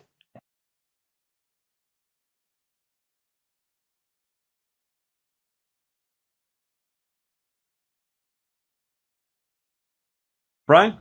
Huh? What? What's happening? Hey. We have a very... hey, what's yeah, up? hey, what's All right. happening? Oh, cool. We have a very exciting program in mind for this, don't we? Yes, we do. Why don't you give us a quick overview, or do you want me to give a quick overview? Yeah, go for it. All right. Yeah. The reason why I want to is because this is just awesome. All right. We are going to be talking about multi-threading in C. Now, we get into this concept more in depth in C++, and we really hadn't planned to talk about it in C, but we just thought it was just too exciting of a concept to deprive you of. And why not? Yeah, why not? And you're going to love this. I think you're going to have fun with this example. So what we're going to be doing is we're going to be using the cube that we built, and we're going to be creating 2 threads, which you remember when we talked about multi-threading in the introduction series. A thread is a spawn of a subtask within a process. So our main process is going to create 2 concurrent processes or 2 concurrent threads that are working independent that will both be doing something to the queue. One is going to be loading the queue, and the other one is going to be pulling from the queue, and they won't be doing it simultaneously, so there will be a form of communication between the 2 That's awesome. to prevent them from accessing the same memory at the same time. Because, Brian, what happens if that race condition happens and they both actually hit it at the same time? Game over. You lose. It's done. Program crashes. There's no ifs, ands, or buts. This is C, remember? Nothing protects you from those types of There situations. was no condoms back then. Right, yeah, right. It was free love in the 60s, man. They had no idea what protection was back in those days. That's why we have all the sociological problems now. It's because they couldn't control themselves back then. But they had good music that came out of the era. That's true. That's just about it. Let's take this Q.C Okay. and let's blitz this. Yeah, we can just drop that. We'll Drop just, it like we'll a bad habit. leave that much. Yeah, that's true. And Brian, maybe you can help Okay. kind of coach us through here. Well, let's do 2 functions. Okay? One will fill, Okay. and one will pop. okay. So because these are going to be threaded, so we're going to make 2 threaded functions. Okay. One that will go fill. One will go pop. okay. So All right. let's talk about this, Brian. And then once we have those in place, then we can use them. Okay. Let's start with the fill thread. Okay. How do we do this? Well, since we're calling a thread, they have to be void. Yes. Because all threads require void functions. Let's call this fill Q thread. Fill Q thread. Yep. Okay. And we're going to pass it struct Q, pointer, local Q. Like this, right? Yeah. Okay. All right. Now we'll co-block that off. One of the things that we'll want to know is globally. Mhm. We'll want to define a Boolean value globally. Okay. So we want to include standard bool. And the Boolean value is going to say whether or not that the fill thread is running. Okay. So we'll call this bool fill thread running. And we'll just start it off as, yeah, exactly. Okay, You start got it as false. Same page. All right. Cool. We're also going to end up wanting to know if the queue's processing or not too, so we can just do that too. So Oh, so like we'll have a value that will be valued true if something is using the queue, right? Right. And that's exactly. what this will be. Yep. Okay, and what are we going to call this? We'll just call it queue is processing. Like this queue is processing? Yep. And that'll also start false. Okay. And that will be the trigger that will prevent the two functions from actually touching the queue at the same time. Yep. And that's globally available. Right. So both have equal access. Yes. So? Okay. Sorry. Right off the bat, Okay. when we start a fill queue thread, we want to say that we're going to tell people it's running. hey, guess what? I just got kicked. Okay. So, all right, here's what we'll do, Brian. We'll have one thread that's pulling one character at a time from this file, Okay. throwing it in the queue. Okay. And then the other file, when the other thread is not using the queue, it will then jump in, lock the queue by setting that to true. The queue is processing the true and start pulling some data from it. Cool, awesome. So then they'll both be like fill, pull, pull. It'll be awesome. Cool, all right. It'll be like a nice little tug of war between the two. Of the file. Okay, I like it. That's beautiful. Okay, all so right. let's- I told you this was going to be fun. So we want to create a file handle. Okay. So to create a file handle, I think we need a library. No, stdio is good. Okay, we don't need stdlib? I don't think so, but why don't we just go We'll just stick it in there for fun. stick it in I think there. you're right about stdio, but whatever. We'll just stick it in for... Yeah, I'm pretty We'll confident. probably end up... I'm sure we're going to end up using it by the end of this. Yeah. Okay, so we'll call this code file. Okay, so, I'm sorry, we'll call it the variable. Just for fun, because that's what it is. That's what it is, okay. And then we'll do a fopen, and then that's... Yeah, you got it. So it'll be this exact Yep, file, and then this C read only. file. Uh-huh. So then this will be the R control, whatever. Gorgeous. And then we'll just do an F close just Absolutely, because. we wipe ourselves. Yep. And then lastly, we can say that the fill thread running is false, because that's we're done. right. Because once we've gotten to this point, this is no longer running. We know mo. Okay? All right. Okay. So for the reading of the file, we basically just want to say we're going to be doing this while the queue is not full, or we're at the end of the file. Okay. To track that, we're going to need a counter to see where we're at, and we're going to want some sort of current character indicator whether we're at the end of the file or Right. not. All right, so you said we're going to create a counter. So C equals 0, right? Uh-huh. And then we're going to create another integer called byte. Right. Right? And that just checks to make sure we're not at the end of the file. Right. So okay. either one of two things are going to happen as we're going through this. We're either going to hit the end of the file or we're going to fill the queue. Right. So once we get Either way is fine for this example. It's okay. So right, because once we fill the queue, we don't want to keep filling. Yeah, exactly. Right. Let's get a character from the code file. All right. So we'll set B to be get C of the code file. Okay, so B will equal get C, which will read 1 byte, and this will be pulling in the file that we're reading from, which would be get code file. Yes. So we pulled in the first character from the Cool. file. Okay, so while Okay. our counter is less than the max queue size. And the max queue size is constant. pulled from the Yeah. constant. Uh-huh. We can also do, since we already set this in here, well, you know what, let me just do max queue size. You guys know we can also pull max, we store max inside of the instance of the I'll describe local it. queue. Alright, That's fine. it's just a little, I think, safer to do, or more fun, who knows. Yeah. Okay. Whatever. Okay, while it's less Or- than max, or B is not the EOF character. okay, B does not equal end of file. Yeah. Okay. That's it. That's it. So that's our while loop. So That's our that's while. going to move through this business. Let's sleep some random amount of time so it's not just like a Okay. full balls to the wall, just like Right, collision of stuff. And sleep is coming from Windows.h. Yep. That's cool. So we'll pull in Windows.h, and Windows.h has a sleep function with a capital S. And we're going to sleep for, and so here's what we need, stdlib. We're going to be pulling in a random number, and we'll just make it mod. So it's anywhere between 0 and 49 milliseconds, which is not very long, for those of you that know how quick a millisecond goes by. There's 1,000 of them in 1 second, so...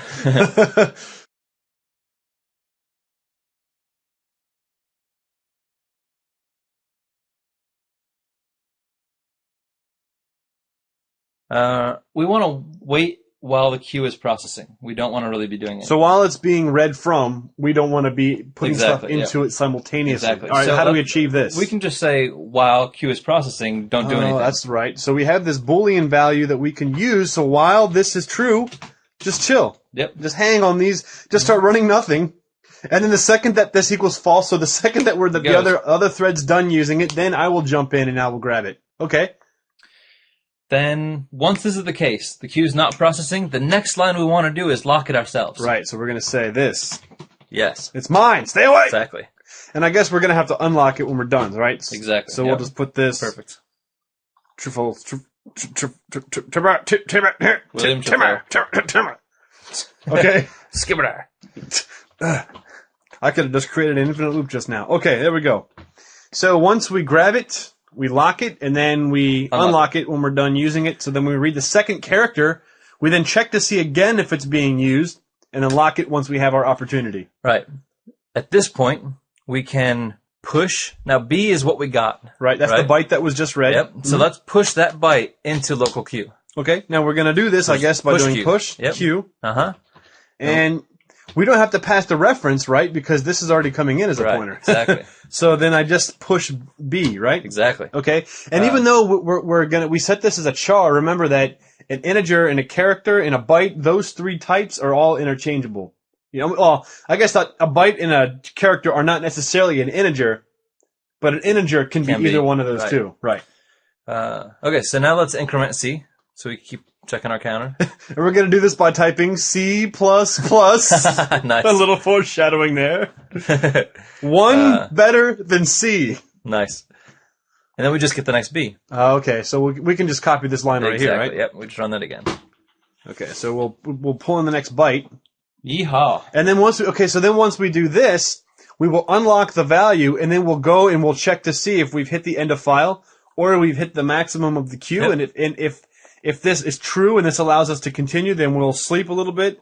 Next time we have our opportunity, we will then push the value that we just read to the queue. So it's pretty Beautiful. straightforward, right? Let's see if that compiles. All right. And we can even call that and then compile it again if we feel like it. Okay, so it compiles and runs. All right. Didn't crash. Good news. We compiled. We're good shape. Let's get our last thread implemented. Okay. And then we can use it. And then it's time for some fun. All right. So the threads were just calling void functions that take one pointer parameter. Now, you can call this function if you want, just like a regular function, but we'll show you in a minute how you can call it and it will run as a thread. Yes. So it's just how you call it, not how you declare it. Right. And now all that's left is the pop queue thread. Okay. So now that we have push queue thread, we want pop queue thread. Okay. Now talk to me, Brian. Okay, I guess so this is also going to be void. we'll be basically just copying this, but just changing the name. Exactly. So this So will be pop fill instead of queue, fill. pop queue And then thread, we block it off. block it off. Okay. Let's also sleep for some unspecified amount of time. Well, here's what we'll do. We'll sleep for 10 milliseconds. The Okay, reason that's why fine. this is a good idea is when you do multi-threading, the computer runs so fast that when we actually kick off these threads, it'll happen relatively simultaneously. And if we have this thread, depending on the other thread for its own survival, we have to give the other thread typically chance. about 5 to 10 milliseconds. I'll give you a 10 millisecond head start before I attack. Right. I mean, in computer time, 10 milliseconds is a long time. In human time, 10 milliseconds is so quick, it's indistinguishable to us. And we could have implemented this in different ways. I mean, you could always say, like, has the other process started and don't start this until that started and wait until that. But what, like one thing, like we really just want to show you the queue. You can make it more complicated and create a struct, and part of the struct that you pass as a parameter includes the queue and the handle to the other thread. But so you can monitor the thread, get the process ID, the thread's execode, the thread's current status. You can send it a signal and get a signal back, but we're not going to do that. It's an example, people. Yeah. It's an example. It is but a mere reflection of what could be. Yeah. Okay. Let's get a pop pointer set up so that while we're running through this, we can kind of keep taking back the results of what we're popping. Okay, so we have some place to store what we're getting back. And we're going to be... And that's just going to be of some data type, Q data type. And so in Q.H, remember we defined this Q data type. Yes. So we'll copy that, and we'll put that here. And you said it's a pointer, right? Yep. Okay. And we can call it like pop pointer. You know, it's just whatever comes back from pop. And then we'll set that equal to null to just point at nothing. Okay. So we want to know, we want to be processing this while the fill thread is running, or there's still something left in the queue. Okay. Because if the queue is empty, but it's still running, then that means it's still processing something, and the Right. queue may eventually end up being full. Right. And then the other situation is the other thread has stopped running, but there's still data for us to process. Exactly, right. Okay, great. Okay. So while fill thread is running, Okay. while fill thread running, I'm going to just do a little copy and paste perfect. here. That's always safer. Yeah, well, while that is running, or Local queues count. local queue, and this is a pointer, so we got to do this, right? Count is greater than 0. Yep, exactly. Okay. Okay. We will also want to wait if the queue is processing, just like we did Just before. like in the other one. Okay, so let's So we kind can go of up and just grab that. steal this guy. Uh-huh. I think we're probably going to want to grab that as well. Yeah, right? because we do want to set that. Because we want to lock it ourselves. Exactly. And then we'll unlock it. And then we'll unlock it when we're done here.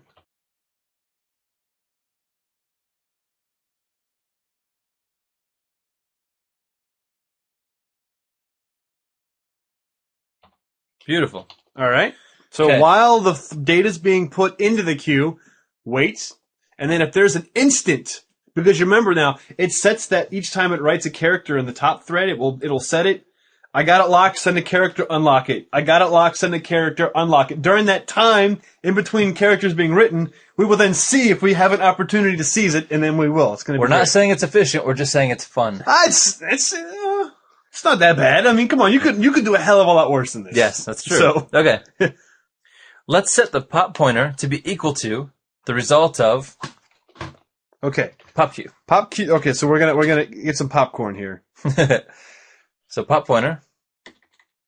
Pop pointer is going to equal pop QU, QU, Yeah, QU, yeah. and we're going to pass it since it's already a pointer. We don't have to send the and symbol, so we're going to pop the Q, and then I guess since we're not going to be doing this while because we're going to read one character at a time, instead of while is not null, right? We'll do an if.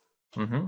If pop pointer is not null, Because that would be disastrous. right? Terribly disastrous. Put char. Cool. We'll just And print it. we'll print the value Exactly. of pop char. Look how nice that is. That's it. We've just wrote our threads. Okay, is that Man. really all? Yeah. All right. Well, let's just No make joke. sure. Okay. We pull back a little bit so we Sure can we get can compile, yeah. So get a little bit of. We can fill the queue and we See, can. now we can get a little bit of Yes, perspective on what's. beautiful. Oh, I like it. Oh, that really changes things. if there's a bird's eye view, that's a SR51's eye view. Nice. Okay, compile. It works. I'm actually kind of nervous that it's working. Okay. All right, Brian. Now let's implement this nonsense. All right. Let's start by clearing the screen. Well, I guess before we even do that, let's start talking about the libraries that are required for us to do multi-threading. Okay. Well, a good point. We have Windows.h, so we want process.h. Okay, right.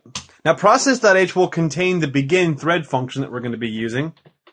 So include process, PROC, process.h. Uh-huh.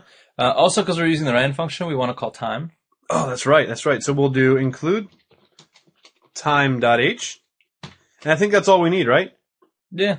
I mean, that's... So for our multi-threading, since we're doing Windows threading, we want Windows.h because Windows.h will provide us with functions that help us keep track of things and pull signals from them. Mm-hmm. And process.h will give us the ability to actually create a thread. I like it. Nice. Okay, so now let's flip back down to the main function. Okay.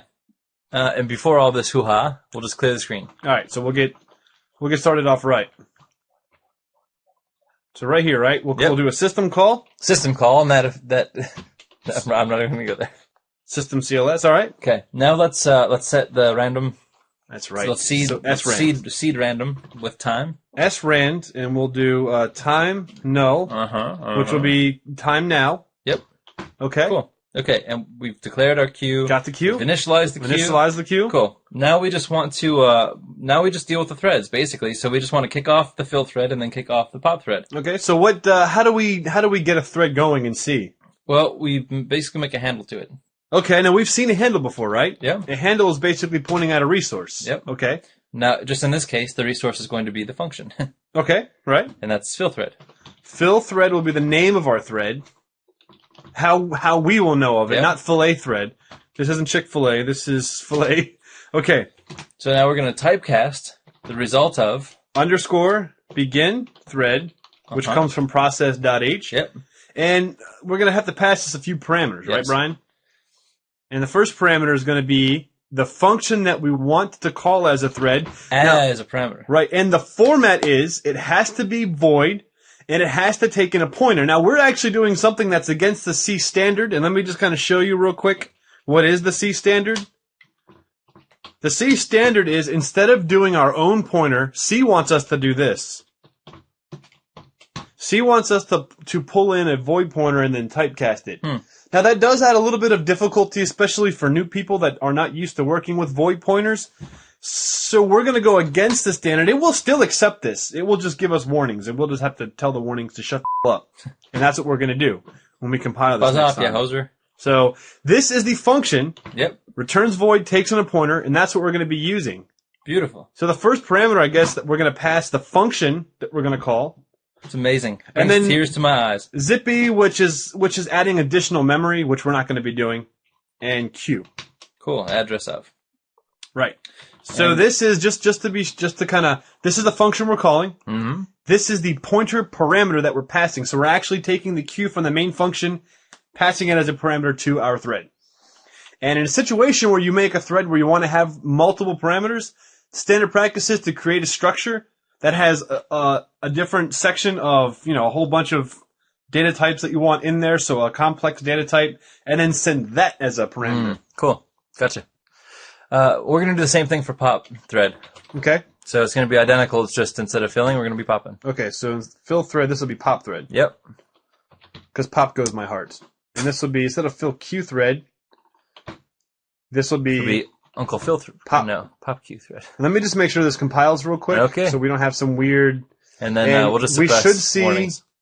This looks scary, folks, but this is just saying that, Just like what we're we're talking expecting a void pointer and you're not giving it to me. So I'm going to say, shut the up, and... about. Take it like a man. Yeah, there we go. Brian, if I had to quit on every program I've ever made that had warnings, I would not have ever That's gotten true. this far in my career as a developer. Because sometimes you just have to go against the standard to get something done. Okay. So we don't want the program to end right away. Mm-hmm. So we're going to just Right. we're just going to wait for the threads, and then when the threads are done, Right. we'll be So, on our way. At this point, the second the code hits these, boom, threads have been fired off. And like we were saying before, they'll happen so fast that if you don't have that check in that second thread that says wait for the other one to start, then the program will just end really quickly. Yeah, exactly. Okay. So we'll have to use a function, I guess, to keep Yeah. track of this. What is it? Just wait for single object. Wait Yep. for single object. I believe this comes from Windows.h. Wait for single object. Yep. And then we're going to pass it our handle. Okay, so the thread that we're watching, and then we'll pass a timeout, Okay. which is how many milliseconds you want to wait. So we'll do 1,000 times 300, which will be 300 seconds. Cool. So roughly 5 minutes. We'll do the same thing for pop thread too. Okay. And that will be effectively waiting for our threads to finish, and then we're done. All right. Let me compile this, and then let's try to guess at how this is going to work. I don't know. I'm scared. Should I just do it? Should I go? Yeah. All right. Oh, look at it go. Did you see it? Wait. That's cool. Awesome. So actually, guys, what's happening is the one thread is filling the queue, and the other one is pulling from it and writing to the screen what the other thread is putting in it. That's awesome. That is so cool. So this is like if we were in like a 1980s, like nerd flick. You know how this would be the hacker code, Yeah. taking over, hacking the Gibson, man. yeah, and since we had that random, you see how it's not happening, you'll see that sometimes it gets a little slower and a little faster. Well, that's because they're fighting for that Yeah. resource, and they're both kind of, even though it's happening very quickly, there are conflicts that are happening between these two. So threads. what would we do to make this more realistic? As if somebody was typing it, we would put an additional wait every time there's a new line character, and then maybe anytime there's a parenthesis, put a random wait timer in there, so it looks like somebody's thinking about what should I type, Yeah. and then slow it down a little bit, and then just have the noise. Right.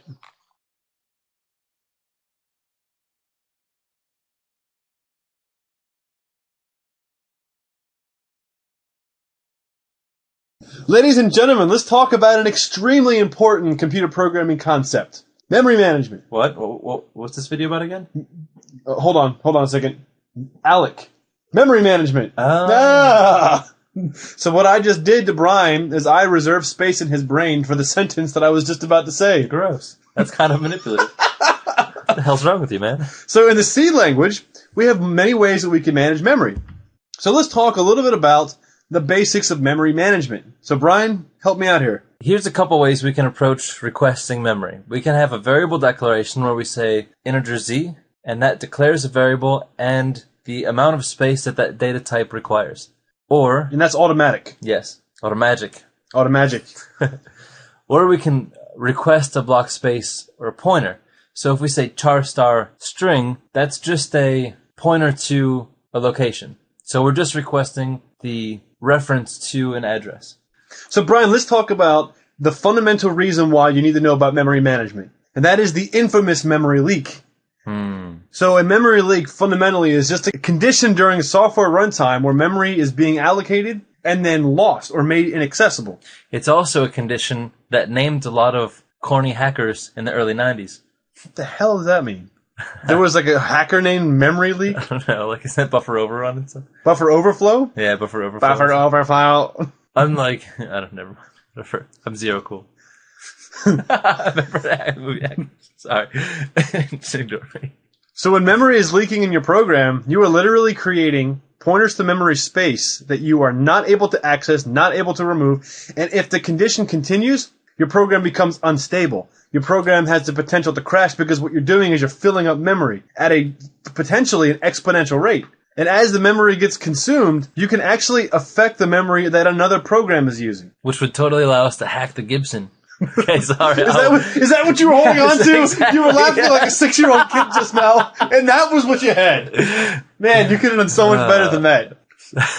Sorry. So Brian, Yes. our favorite example of the memory leak condition is the Ninja Star. Yeah. Oh!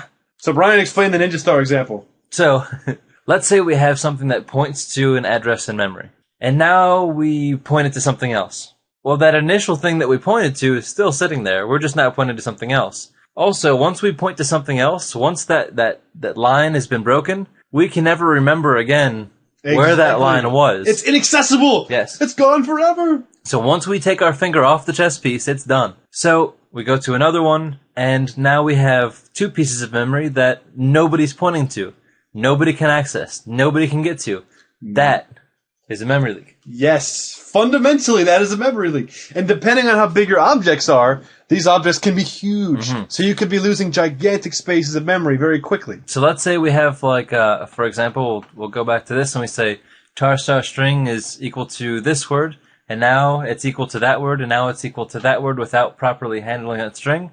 Now we have memories just filled with strings that we're never going to use again. It's just leaking memory all over the place. Our system can run out of memory. How do we fix this?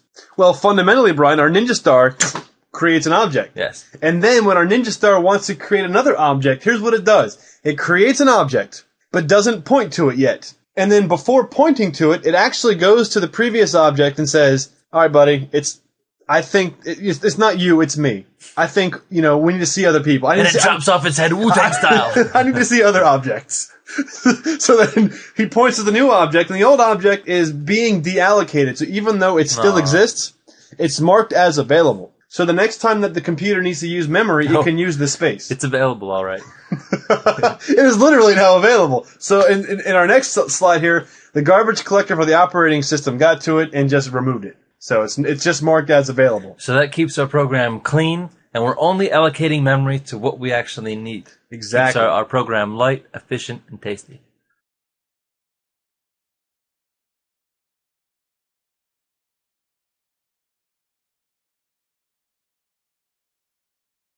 In C, there are many instances where memory management is, or even should be, controlled by the developer. There are certain types of objects that are best used with manual memory management. And the ways that we can use manual memory management are these functions below that are given to us through the stdlib header. So to allocate memory, we have the malloc, aka malloc, and the calloc, or calloc. We also have a realloc, which is reallocating previously used memory, and dalloc, which is freeing memory. So we're going to go through each of these one at a time. So let's take a look at malloc, or memory allocation. So this allocates a block of memory and returns a pointer to that space that we just allocated.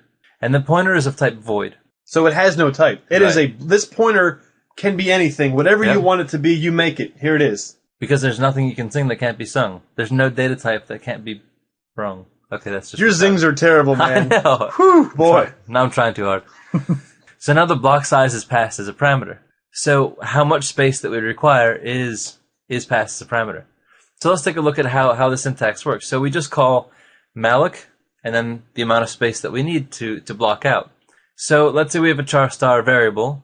We set that equal to, we're going to typecast it now, of char star, allocate memory size 20. Now that typecast is important because, as Brian said in the last slide, it will return as a void pointer. Mm-hmm. So we are taking the void pointer and turning it into the variable type that we want, and that is a character. Right. So when we call malloc, the variable then has the char star variable named variable, and now points to the 20 block chunk of memory. And each one of those blocks represents 1 byte. So let's take a look at the calloc. So the calloc, as opposed to the malloc, allocates a block of memory for an array and returns the pointer to that block. And just like the same with malloc, we're getting a void return type. Now this is going to take the number of elements that we want and the block size per element. So in the syntax on the top, you can see we call calloc, first parameter, number of elements. The second one is how many elements we want each block. So if we take a look at this code sample below, we're creating an integer called array size, and then just an integer I, and then an integer pointer to integer array, which is the name of our pointer. Then I'm going to set integer array equal to the typecasted int star of calloc array size of 4. So Brian, what we're saying here is make an array that has 10 elements. And each element, I want them to be 4 bytes, which ends up being 32 bits. So at this point, this is what we have in memory. Don't get intimidated by all those blocks up there. We're just going down 10, and then each one of those 10 blocks has 32 bits associated with it. So as we run through this array, what we're doing is we're actually filling the array with values, I times 10, and then we're going to print those values. So it's essentially the same thing as declaring just a regular integer array, but doing it using manual memory methods. Mm-hmm. So the difference between malloc and calloc is that malloc is for one data element, and calloc is for an array of data elements.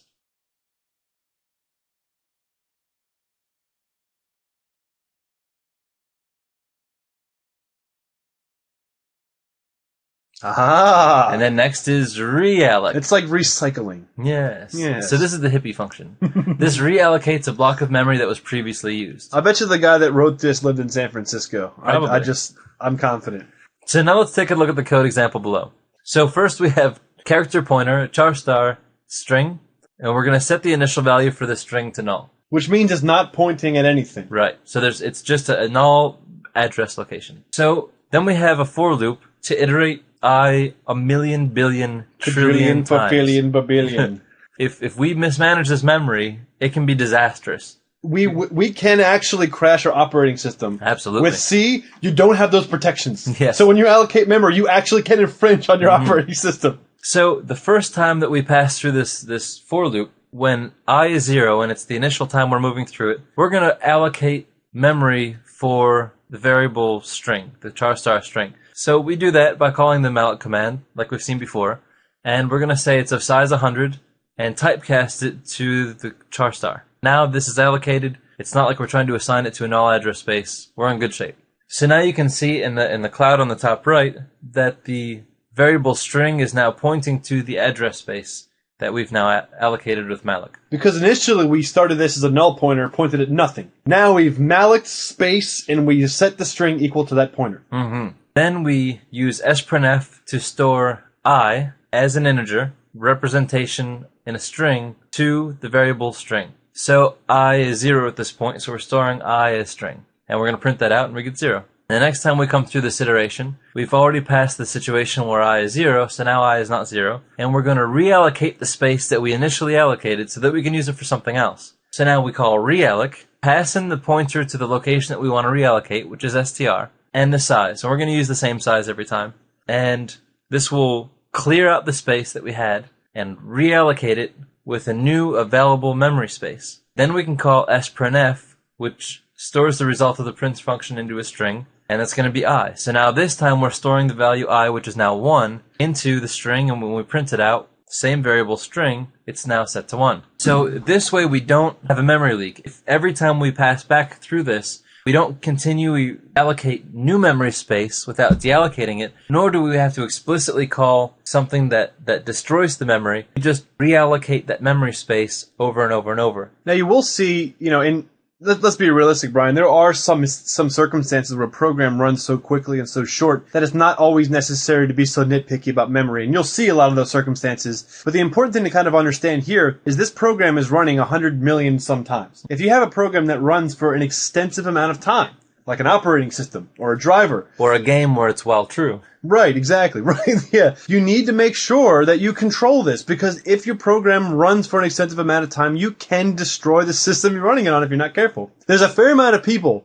in the C community that believe that this is the proper way to handle char stars. You set it equal to a null pointer in the beginning. The reason why this is important to understand is because when you just do char star str semicolon, you're pointing at memory space. So unless you're planning on setting your char stars or setting your variables first, it is good practice to set the char star equal to null and then malloc the memory for it. Although you won't see that all the time. Mm-hmm.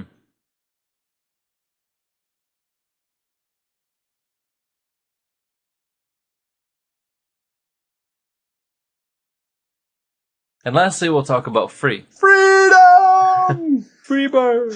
Freebird! Hate Freebird. And I'm free as memory now. I don't think anybody even likes this song. I like Freebird. They just like to say it at concerts. That's true. Or at least, well, I don't know if they still do. I think they do. I think people still do. There's always one. Yeah, that's There's true. always one. It's always that guy. So what does free do? Free frees allocated memory and makes it available to the operating system, which is different than realloc, because realloc takes it and reuses it for something. Free just says, all right, you're done. Like in the Ninja Star example. Mm-hmm. That's what the Ninja Star is doing. So how do we use free, Brian? We call the free function, and then we pass the pointer that we're trying to free. So char star string equals null. We go through our loop 500 bajillion, fafillion, majillion times here. So at this point, we have a null pointer and I equal to 0. Then we come to the next execution, we malloc memory, and this of size 100, just like in the last example. Then we point to this, then our string value points to this because malloc will return the address space that it is consuming. The next is the sprintf function, so we are formatting that number as a decimal or a digit and storing it into the string that we had just allocated. And the next we're going to present that to the user. The last statement is free. Ooh. Freebird! Gone. The memory space is completely wiped away. Although I guess not technically, it's made available to the program. So at this point, after this statement, we cannot set a value to char star free without allocating a memory space now. That's correct. So the next iteration of the loop, we come to the top. Now, and if you see, our memory is not in the same spot because we just Nice. created new memory somewhere. So now we didn't reallocate the old memory we had. We actually found 100 new bytes to store this value in, and then we iterate again. We store the value, and then we print the value. Memory allocation, although can be kind of confusing, can be kind of complicated, is important to understand. When you get into more advanced languages, like C#, Java, memory management is handled for you. But when you're doing other languages, like if you get into the Mac stuff, any type of mobile development where your resources are limited and you're kind of living in like the world that we had back in the day where we had to be kind of more conscious of how we use the resources. Memory allocation should be something that you're aware of and that you understand. Mm-hmm. And also if you do development in some other strange environments, like embedded systems, mobile systems, things like that. Or mainframes. Mainframes or like real-time operating systems. You have to be crucially aware of these kind of things so that it performs at its absolute peak performance. Because I can't imagine a circumstance where you would need more than 32 kilobytes of memory. True. I can't imagine. So we're starting to kind of get into some more advanced concepts. We're starting to get into some concepts that hopefully we're explaining it in a way that is just natural to understand, but some of these are a little tricky. If you're new to this, it can be a foreign concept. So we try to keep the videos short. We try to keep the videos concise. We try to cover years worth of information that you would learn in a school in a matter of hours.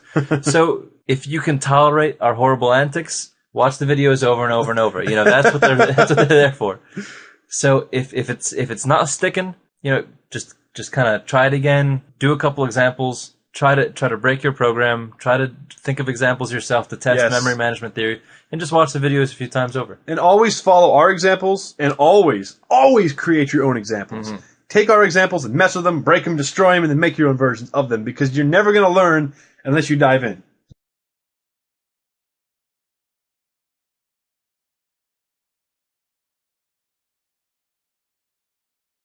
Welcome, everybody. This is a video on common C libraries. This is going to be sort of a video form of a quick reference of all the different types of libraries that you're going to find in C. And these are things that we find are useful, things that you probably will find useful. So don't worry about trying to memorize these or anything, but just kind of run through so that you're aware of what sort of libraries are out there. I'm gonna take a separate approach. All right. I recall in college, right, my math professor, on the very first day, it was like some high-level calculus class. He said, okay, today you will look in the back, formulas 1 through 35, you memorize these.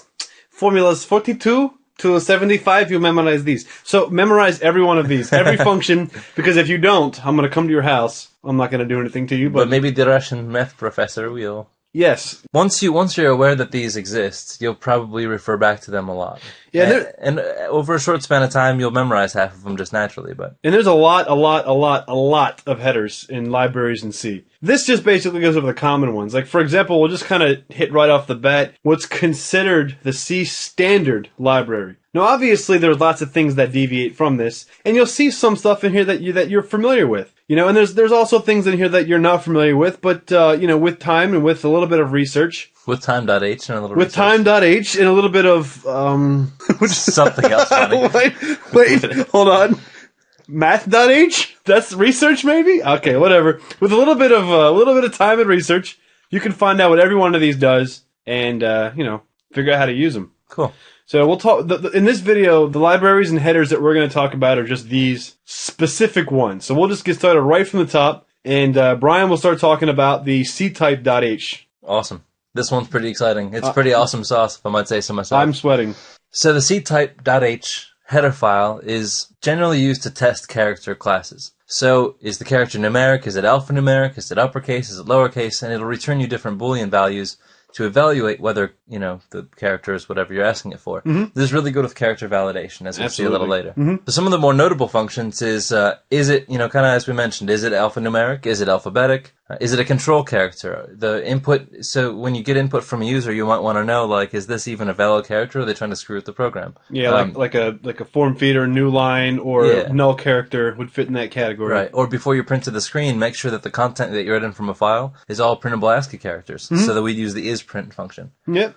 So it's very useful. But it's all basically focused on evaluation of character input. Here's an example of a program that uses the C-type header where we're evaluating characters in different ways. So when we run the program, you'll see that it takes the input and it'll iterate through each one of the characters. So our input in this case is the string whippet.net programming in C. With quotes, I might add. Yes, and the quotes are escaped with the backslash character, as you'll see.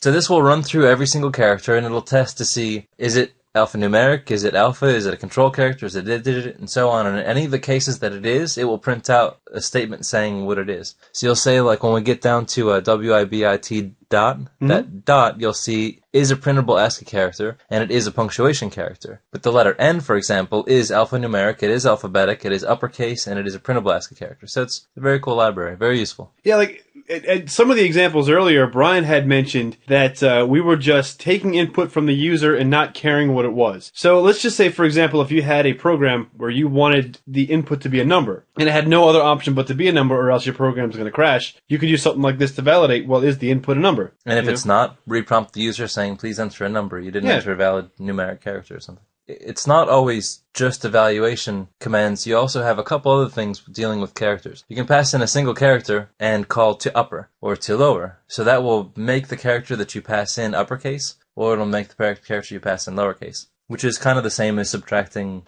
26 or adding 26, depending if it's greater than or less than a certain number. But it only is valid on the alphabetic characters, so you can't do an uppercase question mark. Right, so it'll keep a 1 intact. Right. So it's a nice command. It's very useful. There's nothing built in for to upper in C. You might think it is. A lot of languages have a UC or an LC as a function name that are built in, but this is where C has it. And functionally, those are pretty much the same thing as what this is here.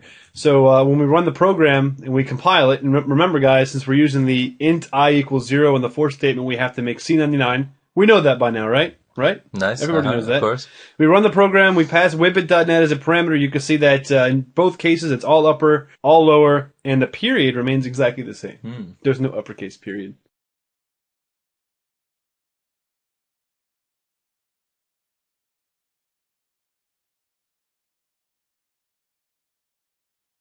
Well, I think my and Brian's favorite header is math.h, right? Yeah. Because it contains all the, if math is the truth in the only language in the universe, math.h has all the truth that you can possibly want. Right. It's like the Zohar for. Okay. Never mind. What? My God! We're already starting off on a bad track with Brian sings. That was great though with these recordings because I have a catalog of your terrible Bad things. jokes. I tell you, when we come back from the Chuckles factory tonight, we're gonna make some great tutorials, aren't we? The Chuckles factory. Okay, so Right. math.h contains a lot of math functions. They're used to compute what's considered more complex math functions, like anything above 5 plus 5 divided by, which are your basic arithmetic operators. So some of the common functions. Now, when Brian and I say most notable functions, we're not saying this is every single function. These are the ones that you would recognize probably the most. There's the ESP function, which does. There's a That telepathic. there's this there's an exp function. So there's the exp function, which performs, the little e to the power of a number. The natural logarithm, which is the inverse of exp. So that's, the putting something to the base of e. The base 10 logarithm. Mod f, which breaks a number that has a fractional component into a whole and a real number. The power function, which is putting a number to the power of something, square roots. Ceiling, which is useful. If you have a number that's like 1.1, the ceiling is 2, whereas next to floor would be the lowest, which would be 1. And if you don't think that's a significant and if you don't think that's a significant function to have, try doing a round up in Visual Basic. Try doing anything in Visual You have to Basic. write your own. You can round a number down, but you can't round a number up. Wow. It's really stupid. Well, Visual Basic's not really a language. Yeah. I mean, it is At least basic. At least VBScript anyway. I mean, it's really made for kindergartners, Little kindergarten children. Yeah. Then the fabs, which is Brian's favorite function because he's fabulous. That is the absolute value function. So -1 will equal 1 and 1 will equal 1. Yep. Okay, so here is just an example of how to use the exp function. So the little e is approximately that number. If we were to pass the number 9, The natural number. this program will take in the value, take that number to the power of e, and we get 8,103 dot blah. And the natural logarithm, which is the inverse of the other function that we just looked at, will take in a parameter, just like the other program did. So we're taking in 500, and we're taking 500 to the base of e, which is 6.21 blah. Not Nice. bad? Cool. So Good stuff. the log base 10, which is the base 10 algorithm. So if we take the number 1,000 from here, we get 4 as the base 10. Mod f, which is the one that separates from an integer and a real value. So if you send in a number, like let's just say you do some calculation, and you want to just get rid of the whole number, and you want to keep the remainder, or you want to get rid of the decimal and you want to keep the whole number. This is a good way to just kind of section the two out. Very cool. So it just kind of pulls them out. And as you can see, it uses the memory pointers. Both of them are actually doubles, even though the first part is an integer. It still returns a double, but whatever. It is what it is. Power function, calculating x to the power of y. So in our first example here, we're doing 3 to the power of 2, which is 9. Then we're doing 9 to the power of 1/2, which is the same as what, Brian? The square root. The square ribby. So we're doing 9 to the power of 0.5, which gives us 3. Now, we have the SQRT function, Nice. which does x to the 1/2 or the square root of x, whichever way you like to look at it. So if we get 7, and we just mentioned here the seal, that's for ceiling, the floor, and the fabsolute value. Because one man's ceiling is another floor's number. No? I got that one cataloged as well. I'm going to make, one of these days, what I'm going to do, I'm going to make a clip. I'm going to make a clip tape of every single one of your zings back to back to back, where you say something and there's dead silence for 2 minutes afterwards. So in this one, you can see that when we pass in the positive number 10 dot blah, you see there's the ceiling, which is 11, the floor is 10, and the absolute value is 10 dot blah. Whereas if we do negative 20, remember, absolute value will make it a positive number, so it's positive 20.3, and since we're dealing with negative numbers, the ceiling is the smaller number, which is negative 20, and the floor is negative 21. Madness. very- Absolute madness. It's like, fabsulute Absolute madness. madness. So, Brian, tell us about the trigonometric functions that we have in math.h. Basically, anything that you'd find on a TI-85 or a TI-81. Or 89. The 89 was Or my the 89 favorite. Oh, yeah, it's all Because rounded. the It was 89, hot. you can do calculus. Yeah, that's right. Yeah. Yeah, that was very cool. Yeah. That was a good... I wasn't that cool, I just had the 85. I still have my 89. That was the poor man's. 80, I don't know. You could make graphs, but you couldn't do you couldn't do derivatives. But you it was couldn't like, do... it was blocky and black. It was very cool looking. Anyway, anything that you'd find on a TI-81, you find in here. So there's no use re-explaining the cosine, sine, tangent, arc cosine, and so on. All the functions are there for you. Very good stuff. So here's an example of a program that just kind of marches through and takes in a number as an argument, and it will just, you say, I want the cosine, it matches on the word cosine, equates it, matches on arc cosine and sine. So the way that you use it is basically just to call it as a function. So as you can see in one of the examples, a cosine, and then in parentheses, you just pass it the numerical value. It's very straightforward. Very nice.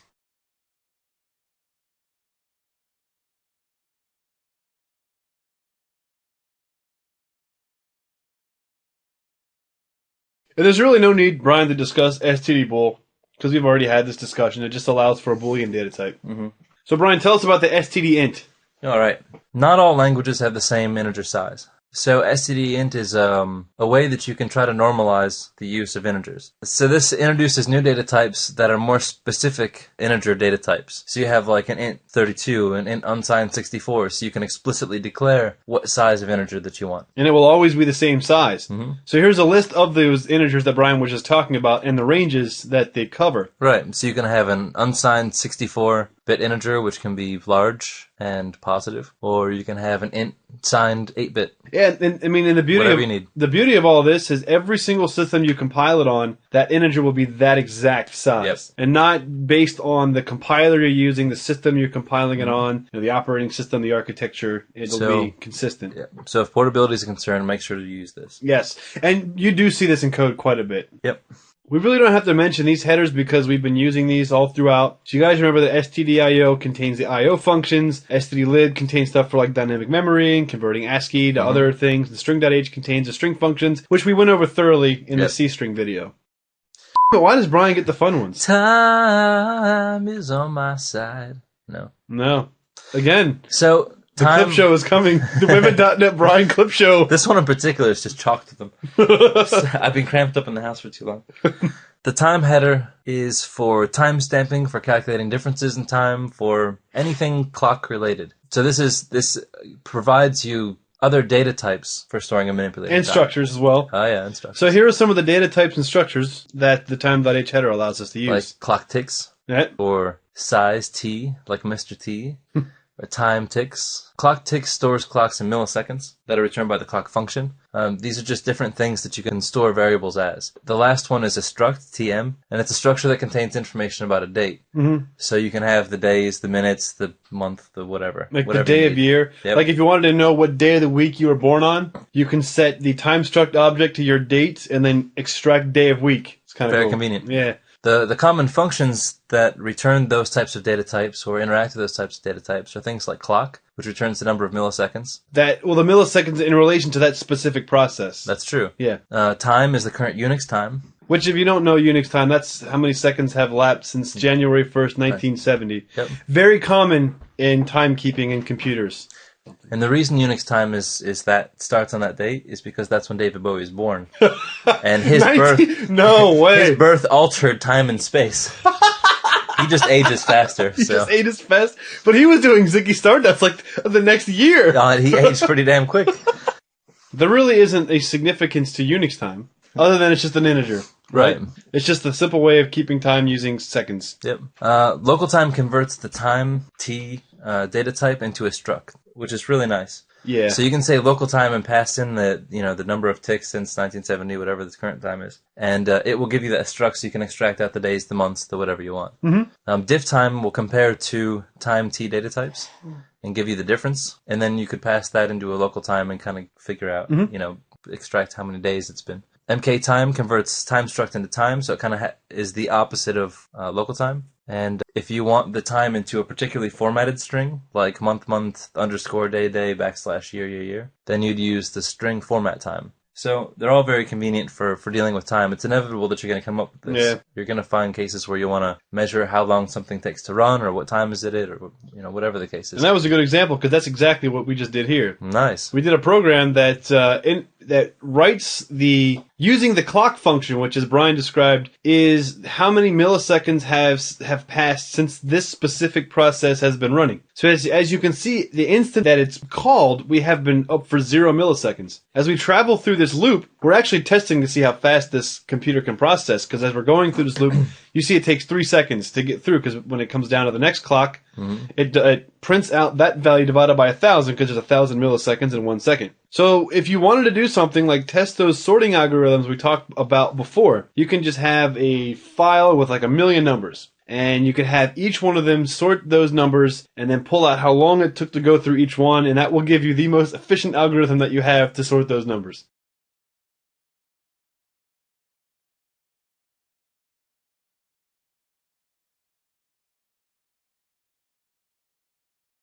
So here's a case where we're doing the same thing, but we're getting the time value. So we'll store a variable start time as time t variable, and then we'll run through the for loop again and then set an end time variable. When we print them out, you'll notice that the start time in seconds since 1970 is 3 digits less than the end time because 3 seconds have passed. Yeah. So you could subtract these two and know that 3 seconds have passed if you really wanted to. Yep. Or use the date diff time. Right, yeah. Here's an example of using local time. So in this case, we have time t, my time at 0, and then we get the time. Like if you pass an argument, we'll take that into consideration, and if not, we'll just give you the time of now. Right. So then we'll pass that through local time and store it as a struct. And then we can print out the different things. So you'll see that since we're making a reference to a pointer of the time value, you see time and then the arrow symbol instead of the dot syntax. TM underscore Y day and TM underscore year, month, M day. And those are the different variable names within that structure. To extract those types of values. So one thing to keep in mind, Brian, is that day of year, which is the Julian date, indexes at 0. So if it was January 1st, or today, whatever, it instead of saying today is the first day of the year, it will say 0. Another thing to keep in mind is that the year is how many years have passed since the year 1900. So whatever the year is, you have to add 1900 to it in order to get the current year. Another thing with a month, it goes from 0 to 11. So it doesn't start from 1 to 12 like we're pretty much conditioned. But the weird thing is the day is 1 through 31. So why everything else will be a 0 based except for the day, I'm not quite exactly sure why that's the case. But whatever. It is what it is. It is what it is, right. So if you don't like it, just make a new time header file. Yeah, right. Just grab time header and modify it and make it work better. And the day of week is indexed from 0 to 6, which are 7 values, and that's how many days past Sunday. So Sunday is 0, Monday is 1, blah, blah, blah, blah, blah. So you can see in here we have like a little switch statement that whatever the value is, we print the day in human-readable format. Diff time. So sort of, this is basically the same program that we've been kind of looking at. This one we're storing the time value, but instead of printing out the start and end time, we're calling the diff time function, and it's going to return to us a double value, or a floating point value, that tells us how many seconds have lapsed in between these two time values. Of course, if you really want to do the same thing, you could just literally subtract those two values since they're integers, but that function is there. But this time's way funner. It's way funner. Time, Mortal Kombat time. In this example, we're just going to go through and get the local time, pass it back into the struct TM time, and we can pull out the different values. Now we'll reverse that and send that struct back through MK time, and that will return us back the number of seconds since 1970, or the time t data type. We'll store that back in return time and print that out the end. When we call the program, we pass in the different parameters that we need to make, right. And the parameters construct it and construct it backwards. Year, month, day, hour, minute, second. Yep. Now, Brian, there's something significant about that date. What happened on that date? On May 25th, 1977. If this is about David Bowie, just stop right now. I'm trying to think of how the theme song goes. I don't have drawn a blank.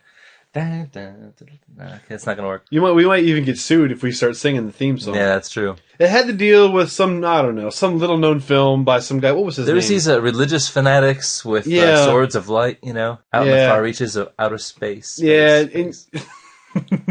And it happened a long, long time ago in a galaxy far, far away. Something like that. So if you're not sure, look on the internet. Yeah, and I think that the main character was like, had the hots for a sister or something. No, yeah, that's right. Yeah. And it wasn't really until like the last end of the series that he pretended like he wasn't into her. The title escapes me though. He's like, oh, I lost my hand. Come care for me. Oh.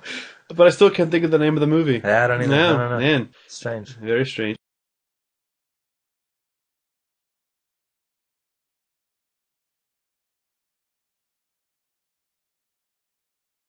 Okay, so Sturf time. So Sturf time is pretty simple, guys. Basically what we're doing in this case is this program will either accept no parameters or one parameter. So if you send no parameters, it's going to assume the time is now. So if you look at the where it says, if argument count equals 1, meaning no parameters are passed, we call the time function passing it null, which is going to return the current time in Unix seconds. Else, we're going to take the parameter into account, convert that to an integer, and then we have that raw time, setting that using the local time function into our struct. And then once we have that, we're going to call the Sturf time function, passing it a character array buffer, the size of the buffer, and then the format string that we want our date to be, which we have 4-digit year, 2-digit month, 2-digit day, 24 hours, and then 2-digit minute, 2-digit second. So it works kind of a similar structure as printf, like we've seen. Yeah, right. Also, as a side note, the A2I, which is the ASCII to integer function, comes from the standard library, just so you know. So on the Sturf time, there's a bunch of different It options. sounds like something like, haven't figured out how to make dinner for the kids? Well, it's Sturf time. Dun, dun, dun, dun, In only dun, 5 dun, minutes, dun, Sturf dun, time dun, can feed a dun, family of dun, 80. dun, dun. Wow, Mom, this is delicious. Thank you, Sturf time. Patent pending. So if you look at the bottom, this is a web address to the source where we got this information because we really just didn't feel like typing it. Hopefully we don't get any phone calls or please remove this from your website orders. From those angry people at c++.com.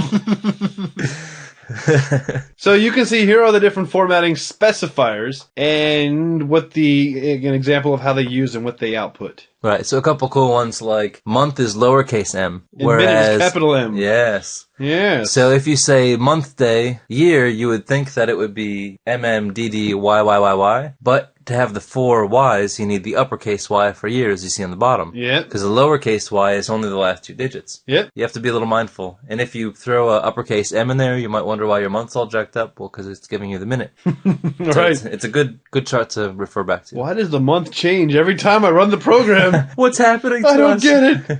Is this some sort of cruel joke? Another very cool thing in the time header is the random function. The random function is based on time. Generally speaking, we use a very large time value as a randomized seed because it's just a random chance that time is going to have executed when you call the program. Mm-hmm. So it's kind of a strange way to do it, but we don't really have any like radioactive material that we can measure to get a truly random form. Right. So it's about as good as we're going to get. Because computers are just too precise. Yeah. They don't have the ability to be not precise. No, and even this is only pseudo-random. Right, exactly. So they can be calculated and they can repeat. Just forms of radiation is basically, essentially the only way you're going to get anything truly random. Anyway, and an interesting note, sometimes that is used to exploit encryption in some cases. Yeah, because time is sometimes used as seeds, right? In any event, we're going to use it because we're not really worried about people decrypting our random number generator.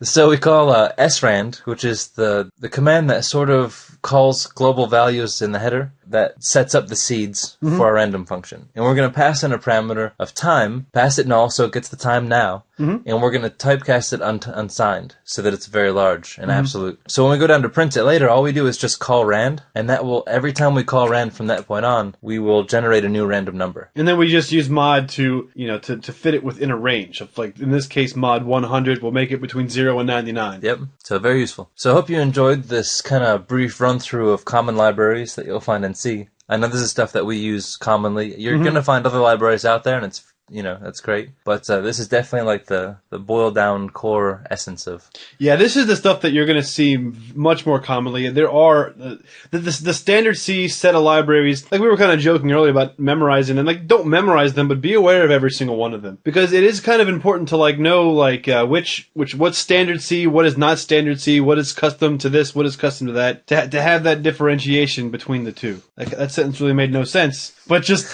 understand what you're looking at because you're going to see a lot of it in the workplace. That's all I'm really trying to say. Yeah, and just know that we just gave you a Paula Deen rundown of the library. It's not like a Julia Child's art of anything, so... Yeah, so pay attention to that when rating this video.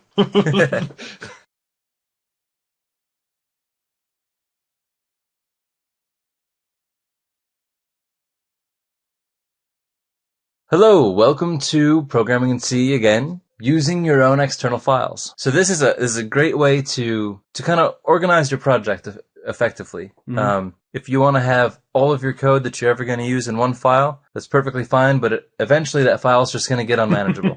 Yeah. So what you want to do is you want to kind of organize your project and make a couple files that have functions that you're going to be using, and then a separate file for, like your main function, for example, that makes a reference to the other files that include all of your supported functionality. Here's how, a lot of times we make a reference to the standard IO library or the Windows 8 library, stdlib. In this case, we're going to make our own external file reference. So we can bring in other files that we've created basically in two basic methods by directive imports and includes, which we've been exposed to, and object file linking, which we've mentioned but haven't exposed you to yet, and we're going to expose ourselves to you in this video presentation. So the directive method is going to use the pound include, which we've used this before, which includes an external code file into your program, and the pound import does the exact same thing, although for some reason it's considered depreciated. I don't know, whatever. So let's take a look at an example of directive imports includes. In this case, we have a pound include function C, and the file on the left is the function C file, which includes the print int function and the add two numbers function. So now that we've said include this, when we get down to our main function, those things have already been defined. So we're effectively taking all of the text on the left and we're just replacing it with that function. So it's effectively like saying just, void for defining the functions there. It's just character for character, word for word, exactly the same thing. It literally takes the code and just throws it in your program. Yep. It just prevents you from having to see that.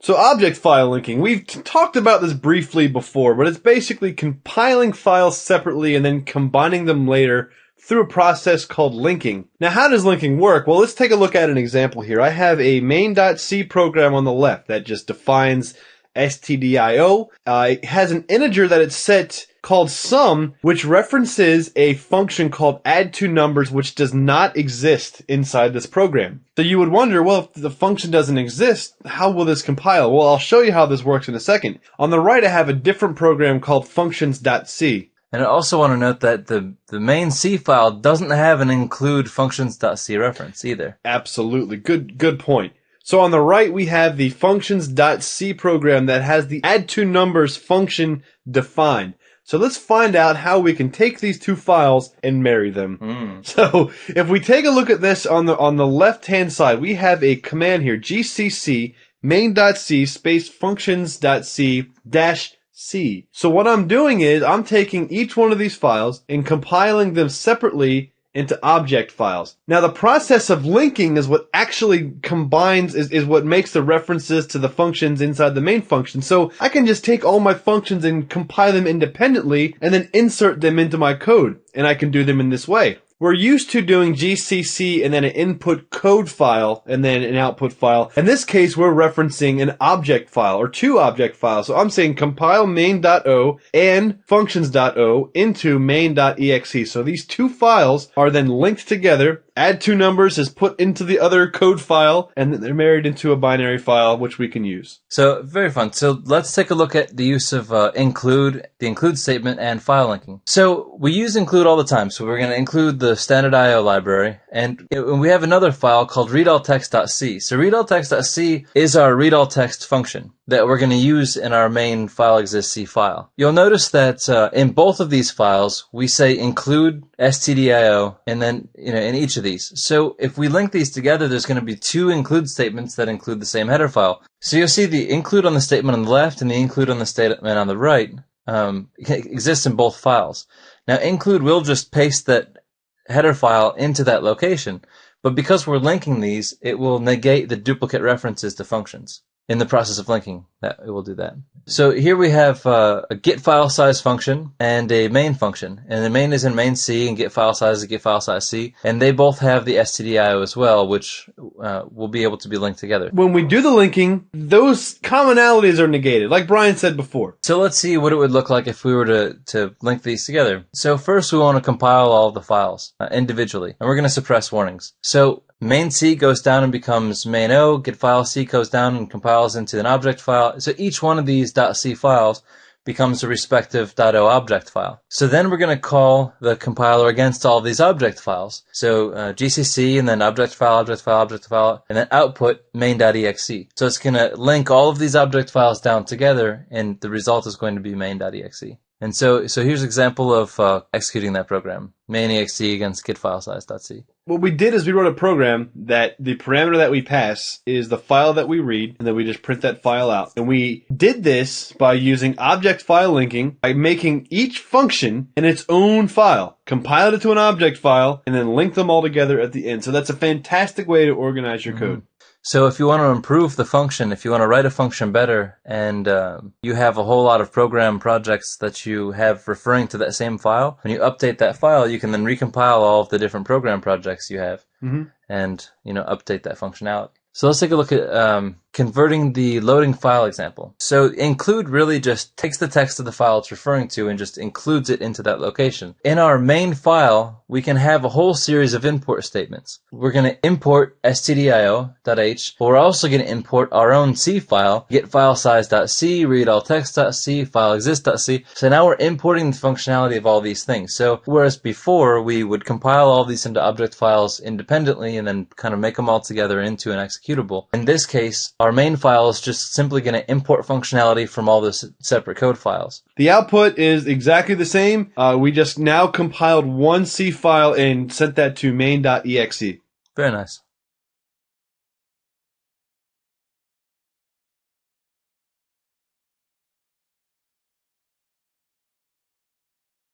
Ladies and gentlemen, welcome to the Programming in C video on directives. Now, directives, if we really wanted to do a lesson on directives, we could literally do a 6-hour presentation on directives. So we're just gonna... But why the hell do we do that? Because otherwise you'd be sitting through, classes like you would in school. And yeah, that dude. We're gonna like just narrow this down to some of the more common uses of this thing and just kind of leave it there. Yeah, and if you really like it, well, O'Reilly's got some good books on it. You have some programmers that use the out of them, and then a lot of people that they don't even know what they are. So you may hit them, and you may even have an entire career in development and not really get that in depth in this stuff. Because you can have your own programming language inside of your language. Here we go. Preprocessor directives. Brian, start us off on the right foot. Preprocessor directives are generally always going to be preceded with a pound character. And what they do is they define macro statements that can be placed somewhere else in the program. It's kind of like your own little clipboard, and you sort of copy strings into different variables that will just get copied and pasted whenever you use that variable name. Or to define an entire section of code. You can even write functions in preprocessor directives, which we'll show examples of that here in just a second. So, Brian, we've been using this the whole time. Oh yeah, so every time we see a pound include, that's a directive. It's a preprocessor directive. We're making a call to the preprocessor to say, go out and get me this code file and stick it in my program. Stick it inside of me. So let's go over a couple of common examples of the directive commands to do stuff. With them. So pound include is, it includes an external source code file. Instead of putting all of your functions in one file, you can have them in external source code files, like we've spoken in a previous video on external source code files. So, for example, it's include stdio or include something.c, whatever the case is. There's also import. Some C compilers will consider this depreciated and recommend you use the include statement instead. But generally, I guess I would imagine we both find this useful. There's also the pound define. And the pound define is very interesting. It's effectively the same concept, but instead of referring to an external file, it's whatever that string is that follows the define. So you say pound define, and then kind of like a variable name. It's a constant name. In this case, we'll say it's pi.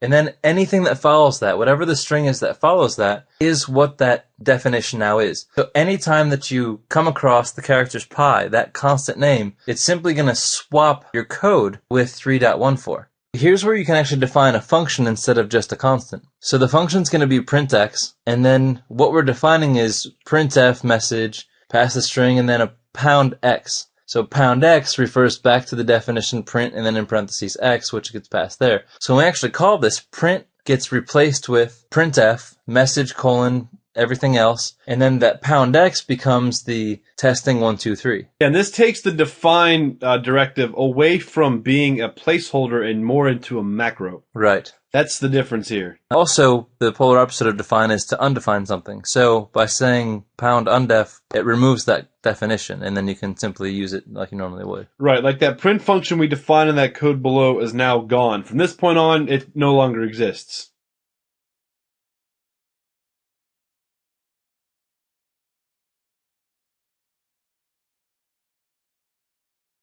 Let's take a look at some other fun little things. And we've gone over this a little bit in some of the file examples. In this case, underscore, underscore, capital line, underscore, underscore represents the current line number that we're on. So this is fantastic with like debugging code. Oh, yeah. You know, so you'll see this quite frequently. So a way that we can use this is just print this variable, and that will give you the number that is the line. So next is file. This is the current source code file. So once we compile this and execute it, that doesn't represent the executable file that it's in. It represents the C source code file that it came from. So even if you have like 50 different files that you included into this, it will know where it originated from, and that will be what this variable represents. And that's why it's better to name your source code files things like I'm a pretty princess.c. Yes.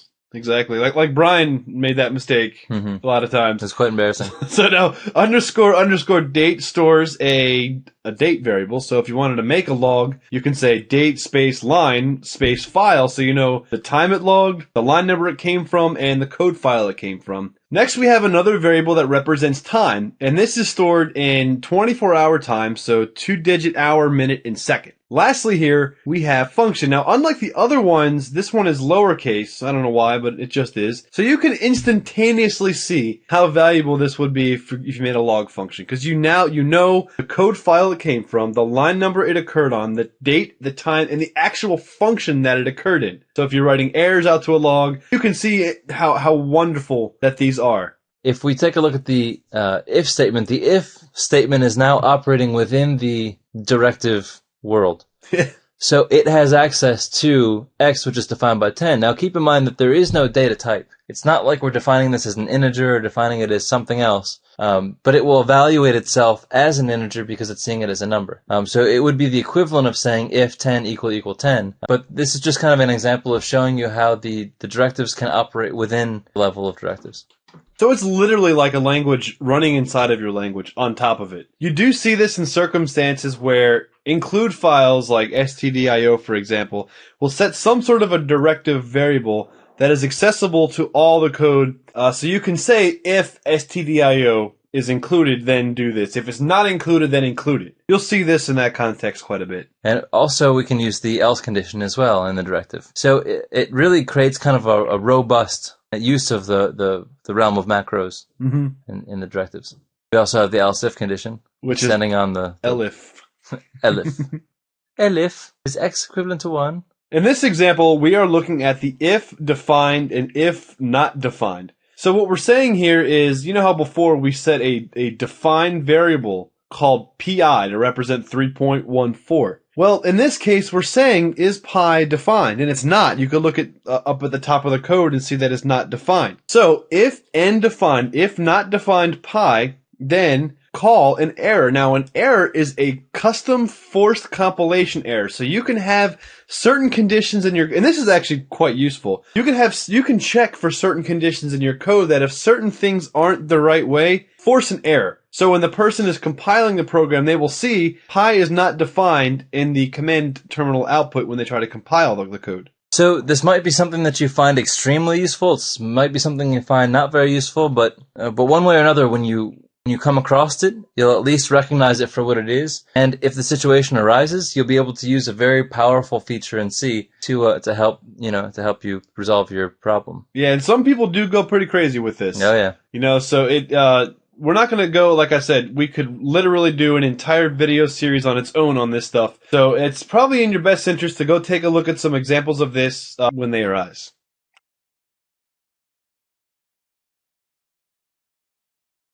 Hey everybody, welcome to Basics of DLL Programming. So this is where it gets kind of cool. So with DLL programming, we can start kind of building out our libraries. Yep. And reusing code. So the thing is like in the data structures video, when we were talking about unions and stacks and stuff, or more sort of stacks and structures, because unions suck. Yep, they're worthless, exactly. It kind of takes a little bit to implement like a stack and a queue, for example. Right. So we don't really want to have to like go through that implementation over and over and over and over. Like every time we start writing a program, we have to like reinvent all the wheels, you know? I mean, that's just kind of absurd. So what we can kind of do is we start writing functions to be universally applicable. And based on the types of programs we're writing, we can make those universally applicable functions built into libraries that we can just reference later. Right. So to kind of speed up our development time, we can have these like really cool libraries of all these common functionality that we like to use in our own style and our own way of doing it. And that we can just sort of incorporate that DLL and just we're up and running, we're using the stack and done.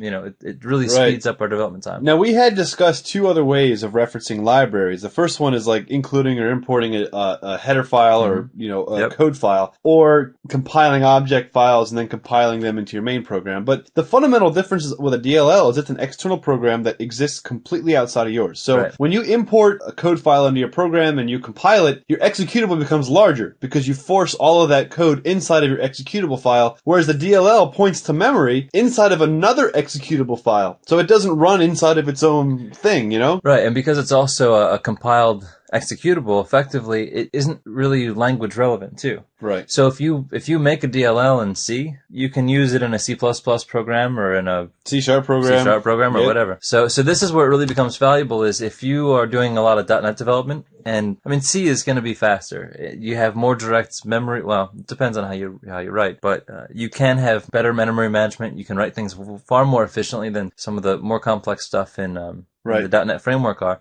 So like if you use a hash algorithm in the .NET framework, that's not going to be nearly as fast as you could potentially make it for your certain circumstance. Right. Same thing with image processing and that kind of stuff, right? So you might want to jump down to the C language, write just like a mean, fast, vicious DLL library, right, and then jump back up to that high level and start using it and having that convenience. Very cool. Yeah. So just to kind of step back a little bit, DLL is just an acronym for Dynamic Link Library. So it's just an external code file that can be imported into essentially any C program. There are some limitations, but let's just pretend that's the case for right now. The program that imports the DLL basically inherits, in a way, the functionality contained within the DLL. And for those of you guys coming from Mac and coming from Linux, for the most part, although this is technically not true, but for the most part, DLLs are for Windows only. You can use them on other platforms, but let's also just assume for right now, just to keep things simple on the same level, that DLLs are for Windows only. So what is a DLL? So we'll kind of reiterate what a DLL is by saying you have a program. The program is making a reference over to the DLL, and the DLL is accessible by my program. So when the my program is compiled, you still have that separate compiled DLL file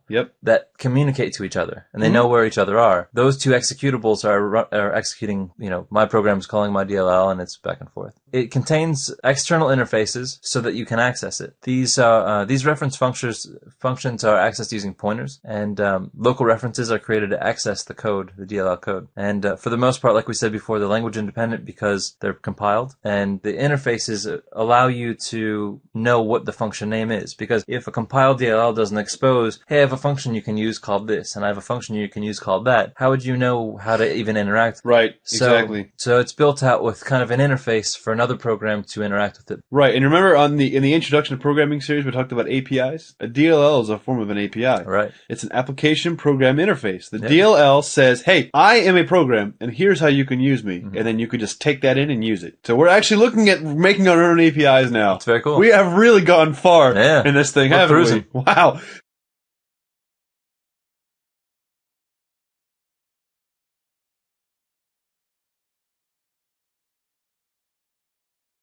So let's construct a DLL in C. Now, there are many, many different ways. My goodness, if you did some research on this, you would find so many ways you can do this. We're going to try to use what we call the minimalist approach, which is using the least amount of code necessary to accomplish the task. We also are trying to use the method that Bryan and I see most common from our experience as software developers. So that way it's the most useful for you and it's the least confusing. Because if we just jump into the most absurd way, we'll be looking at 15 screens of code and what fun is that you know. DLLs, Brian, are typically constructed using two separate files: a .h file and a .c file. Implementation file.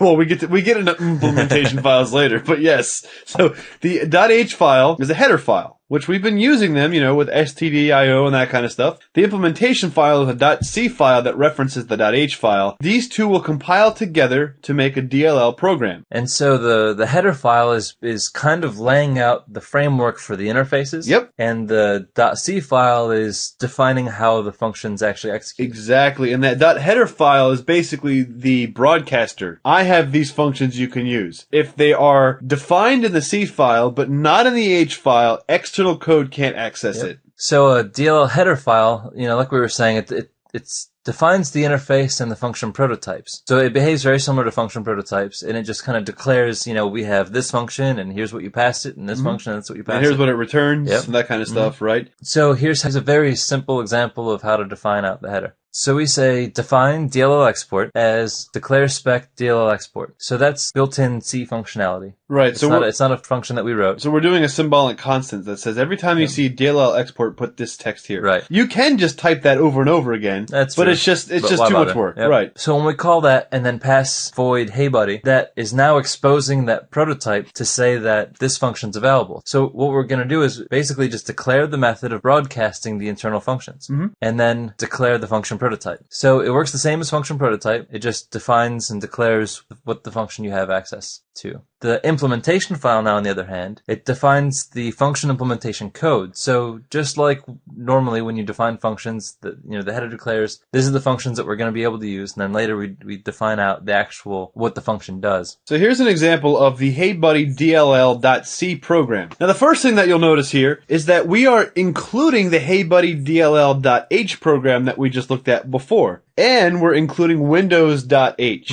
Now, Windows.H is necessary for this, the first function inside of this program, and this is called the DLL main. So we all know the main function in regular C programs. The DLL main it's an optional function that doesn't have to exist, but it's a function that executes during every time that the DLL is being accessed. So you can use it to execute code when a process attaches, detaches, when a thread attaches and detaches. It's very commonly used in setting up the local environment. So like if you have to set global variables to equal something in a certain situation, if you have dynamic memory that you have created when the process detaches, you want to clean all that kind of stuff up. So it's like the constructor and the deallocation, allocation, it's like the init, Right, and the object-oriented stuff, which we'll go over when we get there. But yeah, it acts as sort of like a constructor for those of you that have a OOP background. So down here we have the function implementation of the HeyBuddy function that we had declared in the .h file. So it just defines what this does. And all that it does is it says, hey buddy, up to the screen. So now, Brian, we have to compile the DLL. Now this is where it gets good. Awesome. We're going to walk out of here with a damn compiled DLL file. How so awesome cool. is that? That's very cool. All right, Brian, so here are the steps. Let's go through it. First we build the object file. Yeah. Which we've seen before. Now we compile it using the shared switch. Yes. -shared. So this creates a shared object. Right. And that can be linked with another object as an executable. Precisely.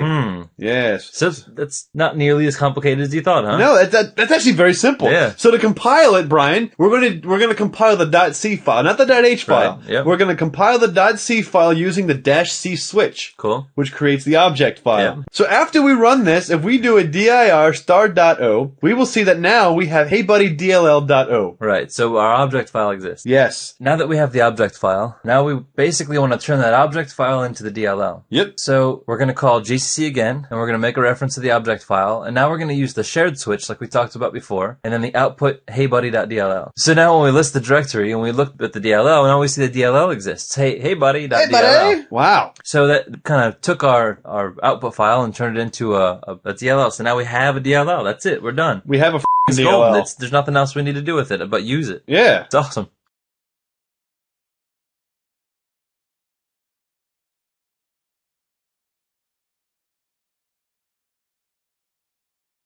So now what? Now what? Now we got to compile DLL. Now what the hell do we do with it? Well, of course, you idiot. We have to make a program that makes use of it. Oh, yeah. Stupid. All right. Yeah. Well, let's take a look at the program that calls it then. Yeah, we're gonna make a program, Brian, called mycaller.c.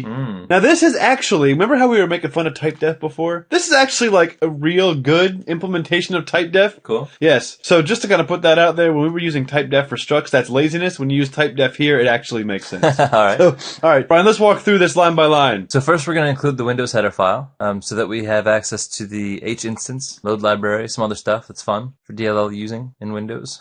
Winders. So then we say typedef void, and then we have a hey buddy pointer. Yes. That takes no parameters. Right. So yeah, so this is saying that we're defining a function pointing to hey buddy, and it takes no parameters. So this is kind of generic. It gets defined in a second though. So then now that this is a typedef, we can now say hey buddy pointer, hey buddy. Right. And this is going to represent the local name of the function. So even though the function name inside of the DLL is called hey buddy, we can call it hey dude or hey whatever. Our reference doesn't have to be the same as that reference. Right. But in our case, we'll just keep it the same. So now we call H instance. So this is a handle, just kind of like we've seen other handles before with standard out and stuff like that. Yeah, it just basically points to a resource. Yep. So in this case, H instance is going to point to an executable file that contains external resources, also known as RDLL. That's awesome. Yeah, it's the greatest DLL ever created. Yes, the DLL known as hey buddy. Hey buddy! So when we call that, we declare that instance, and that instance declaration is going to come as the result of calling the load library function. Mm-hmm. And load library passes in the name of the file. So we name the file heybuddy.dll. It's in the same location as our current executable. Exactly, right. So we don't really give it a path, but if it was in some other path, we could do, the system path, Windows, right, DL, or reference like a registry value yeah. or something, yeah. So in this case, it's in the same folder. So we're just going to call load library in the name of the file. So that's effectively loaded a handle to our DLL. So now we're going to say hey buddy is equal to, now hey buddy, if you remember, is that, that local function name is equal to the hey buddy pointer, get proc address, hey buddy lib, which makes a reference to our library. Right, that's the DLL the pointer. Instance handle. And then hey buddy. Now hey buddy in quotes is the function name in the library. Right. Or like the API name, for example, the interface name of the function in the library. Exactly, right. So in this case, our local function and the function in the library are the same. So hey buddy is going to be equal to get proc address hey buddy. So now we're effectively, our local function now has the same pointer of the pointer to the function in the library. So now we've kind of linked up those two pointers. Right, and we're typecasting it using that hey buddy PTR variable that we set before, which is a typedef of the pointer that we're using to access that function. Yep. So now we can just call hey buddy. Yeah, as if it was a function. Yep, yeah. Exactly. And then we call free library, just let it go and free up alloc resources. And yeah, now we talk a little bit more about reference counting in the Objective-C video series, but this free library is using the same concept, where the library can potentially have multiple things pointing at it. So each time that a program or a thread stops pointing at it, it's responsible for decrementing the count of how many pointers are accessing it. Yep. But we get more into that later on. Yep. So this is kind of like closing the file handle after we've created one, so it just gets rid of it. So we'll set it free into the wild. Okay, so now we call the compiler just like we normally would now. In this call, we don't actually have a reference to the DLL. Nope. Because we made that reference inside the program. Exactly. So we just call the compiler gcc mycaller.c, the output file is going to be an exe. So when we do a directory listing of the exe and the DLL, we'll see that in the same directory we now have the mycaller.exe, but we also have heybuddy.dll sitting there too. Oh my goodness. Very cool. What is about to happen?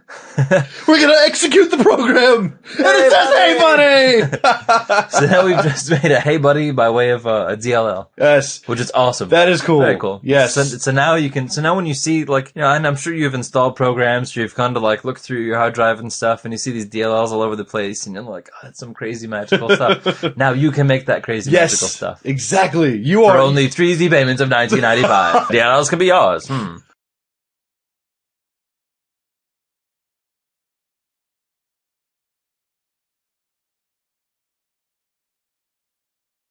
Wow, you're awesome. Yes, that's pretty f***ing cool. Yes, the DLLs are very common, Yes. and now you know them. Yep. So this is a critically important thing for you to understand, because in many aspects of software development, whether it's professional or whether you're managing your own projects, DLLs are not only commonly used, but in some aspects are essential. And they're just way cooler. Yeah, right. Yeah, you can just, yeah, right. Yeah, it's a very easy They're just way awesome. to share your code, because it's all contained. So like, even if there's like some weird external libraries that have to be imported, you could just structure that inside your DLL. So you can just take the DLL and say, here you go, buddy, use this. Yeah, and now you can kind of, it makes your code a little more portable too to other languages. Right. But also now if you get like, the Adobe Acrobat DLL, Yep. because there's one that comes with like the Acro Read. So if you wanna write a program that has access to like some functionality of a PDF that Right, Adobe yeah. Acrobat has, or some other program, you can just basically make a reference to that DLL, look up the API, because they have a h.h file just like we were talking about. They expose the functions like get page 3 or whatever the case Yep. is, and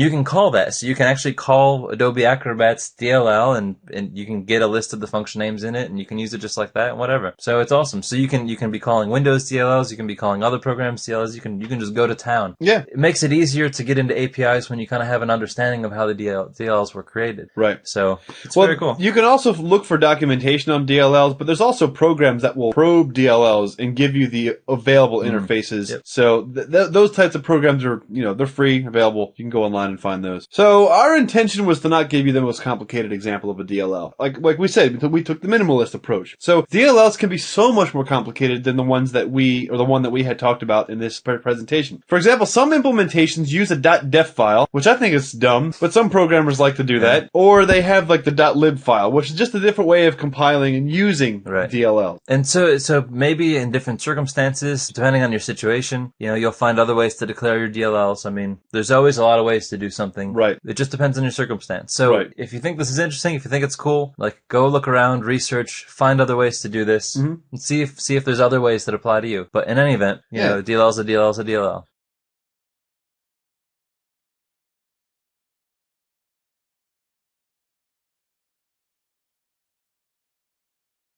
Remember those sorting algorithms, Brian, that we so painstakingly went through? Yep. So what if we were to create a library that facilitated each one of those sorting algorithms? That'd be awesome. So why don't we just do a really quick, we'll get you started, and then you guys can finish. We will get you started by doing the bubble and the selection sort, and then you guys will take it from there. Now we're going to do a minor modification to those functions, because if you guys recall, the functions require some symbolic constants that were declared in that program. So it was like program specific, but we can change that very easily. Nice. So if you look at this is the bubble sort function that we had gone over in the analysis before. Now, if we take a look at this next slide, there's the corrected version. So what we're going to do for each one of these is we're going to pass the size as a parameter and not assume that it's a global value. Very nice. That's it. Easy. Yeah. Keeps it self-contained. Exactly. All right, Brian, let's talk here. Now, not only do we have multiple functions, but the functions are now taking in parameters. Very nice. So this is another great example. And so, so now that we've kind of gone through this, you can see it's really pretty straightforward. Like, this isn't bad at all, right? You already know this. Yeah. You already know this. So we have our crazy cool define up there. Yep. And then after that, we basically just say we're going to have void bubble sort array, a void selection sort array, Yep. and we're going to pass them an integer, an array, and an integer. Right, and the integer array is the array, the size. and the Right. n is the size, right. It's awesome. So no big deal.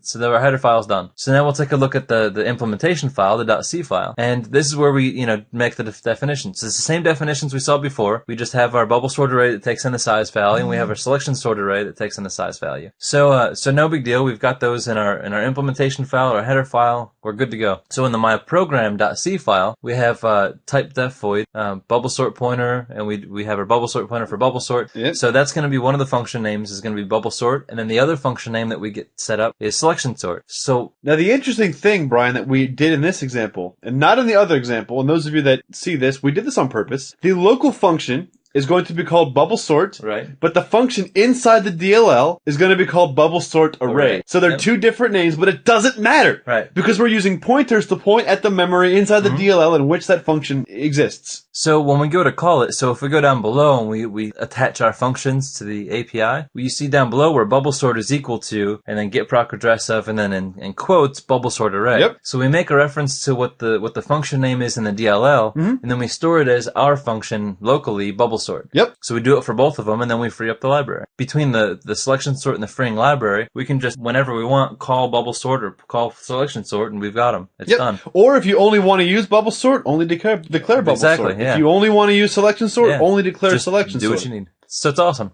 So that's it. It's that simple. Now we've just made a DLL that we can reuse whenever you need to sort something. You just grab the DLL reference and you're up and running. You're good to go. It's very cool.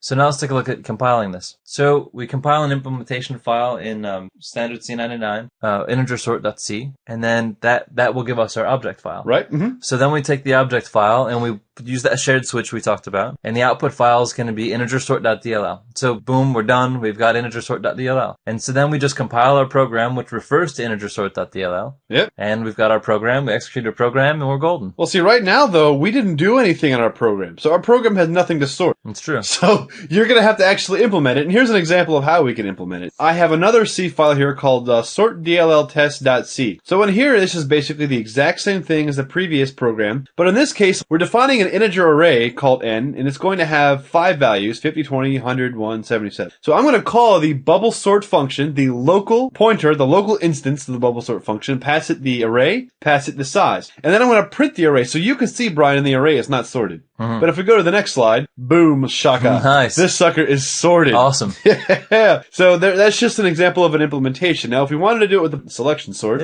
we can do it like this. And it's just the exact same thing. I just swapped out, instead of bubble sort, I put selection sort. Yep. And then we call that, and it sorts the same thing. Yeah. Boom. So if you're dealing, with like the different size arrays and you want to use the insertion, the comb or whatever, stick that code in here. Whatever circumstance is best for you, implement that function. So now it's up to you to make the most kick-ass sort DLL ever. Absolutely. Like every kind of sorting algorithm you can kind of concoct. Just like jam it in there. Just for the hell of it. So you have a one-stop shop of sorting. So pay attention to this. This is a great opportunity to really like just drill in this concept, because you learn it now, you'll use it forever. It's like in the Matrix when he just like jams that thing in the back of his head and now he knows Kung Fu. What if Neo didn't know Kung Fu? He'd look like kind of an asshole, wouldn't he? Yeah, and that CG animation of him in the second one that looks really fake would not be as cool looking. Yeah, that horrible Superman sequence. Yeah, right.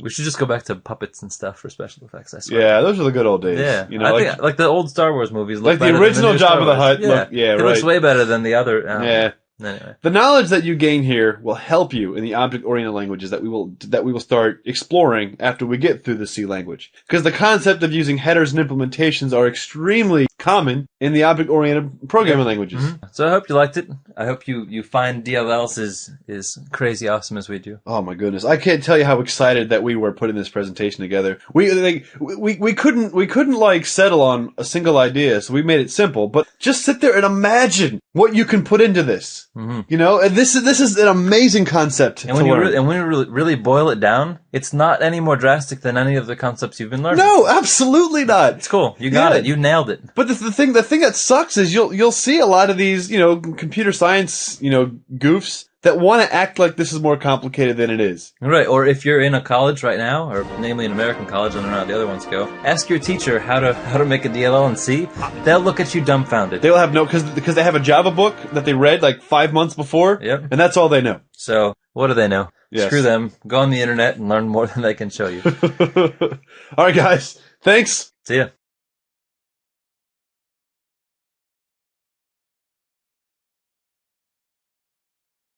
Hey everybody, this is where our labs get crazy.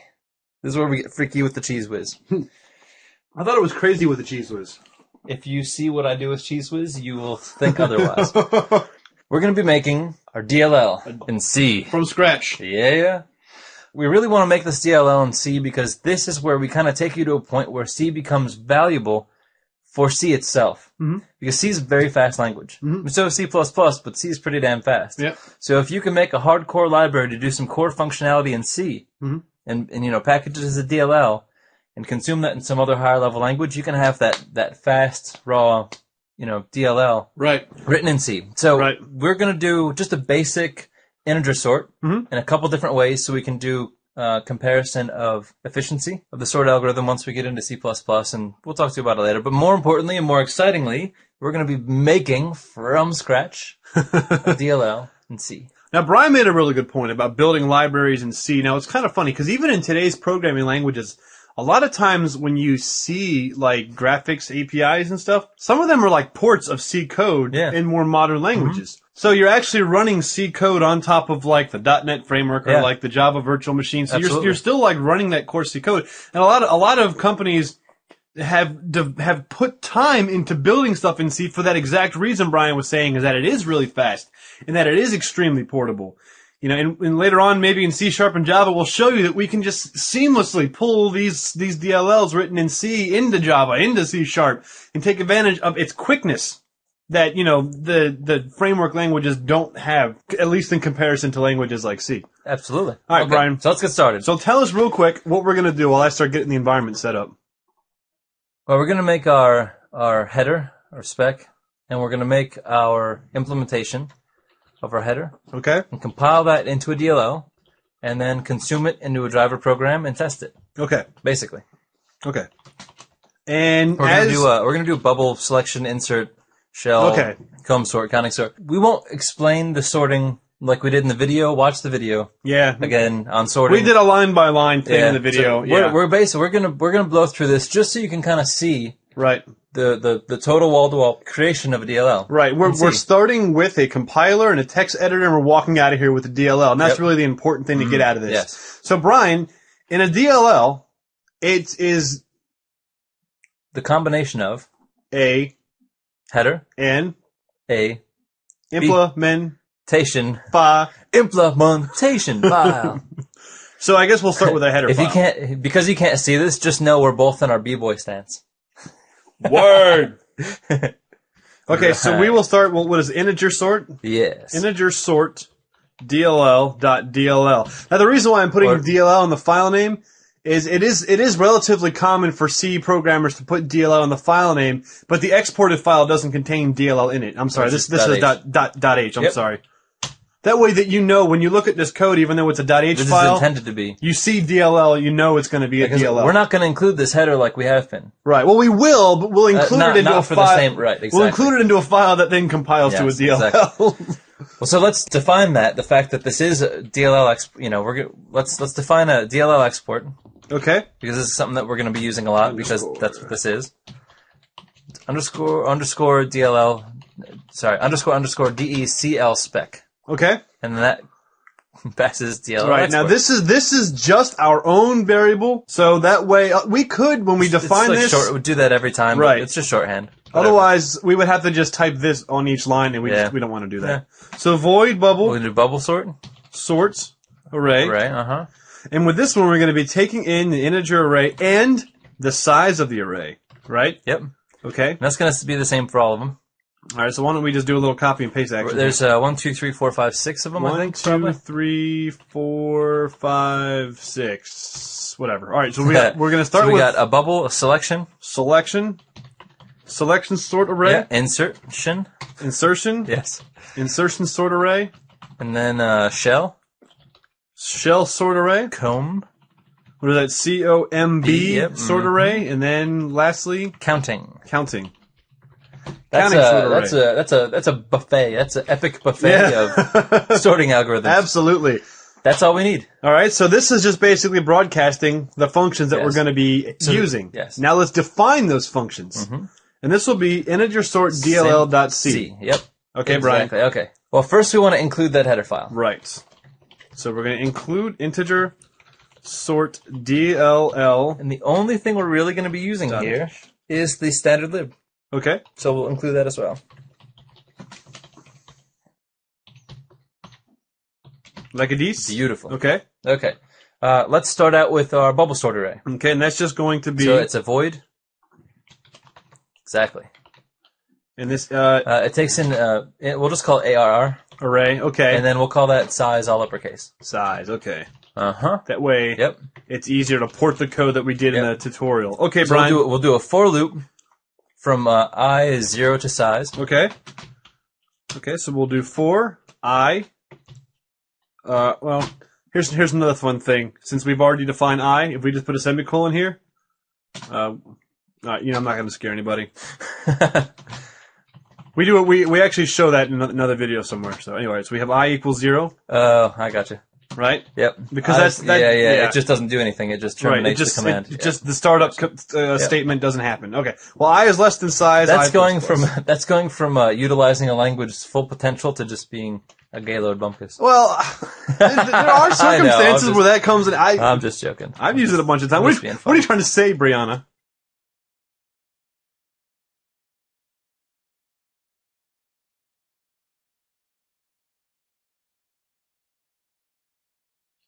And then we have our sub loop that goes to. Oh, I'm sorry. No. I'm sorry. I'm thinking like we're doing like the game of life or something. This is just bubble. Yeah, Bubble's okay, about I'm sorry. as basic as it This gets. is the dumbest sorting algorithm. We got a couple conditions. If we're size minus 1, Okay. We're within the scope of the array, Right. and the current element sub I is greater than the next element I plus 1. Okay. Like a dice? Exactly like it is. All right. If that is the case. Okay, then we're going to set a temporary integer. Perfect. And then that temp is going to be set to array element sub I. Okay. So our current one, so we're going to hang on to that for a second. Then we're going to overwrite array sub I with the next value. Okay, sub I equals ARR sub I plus 1.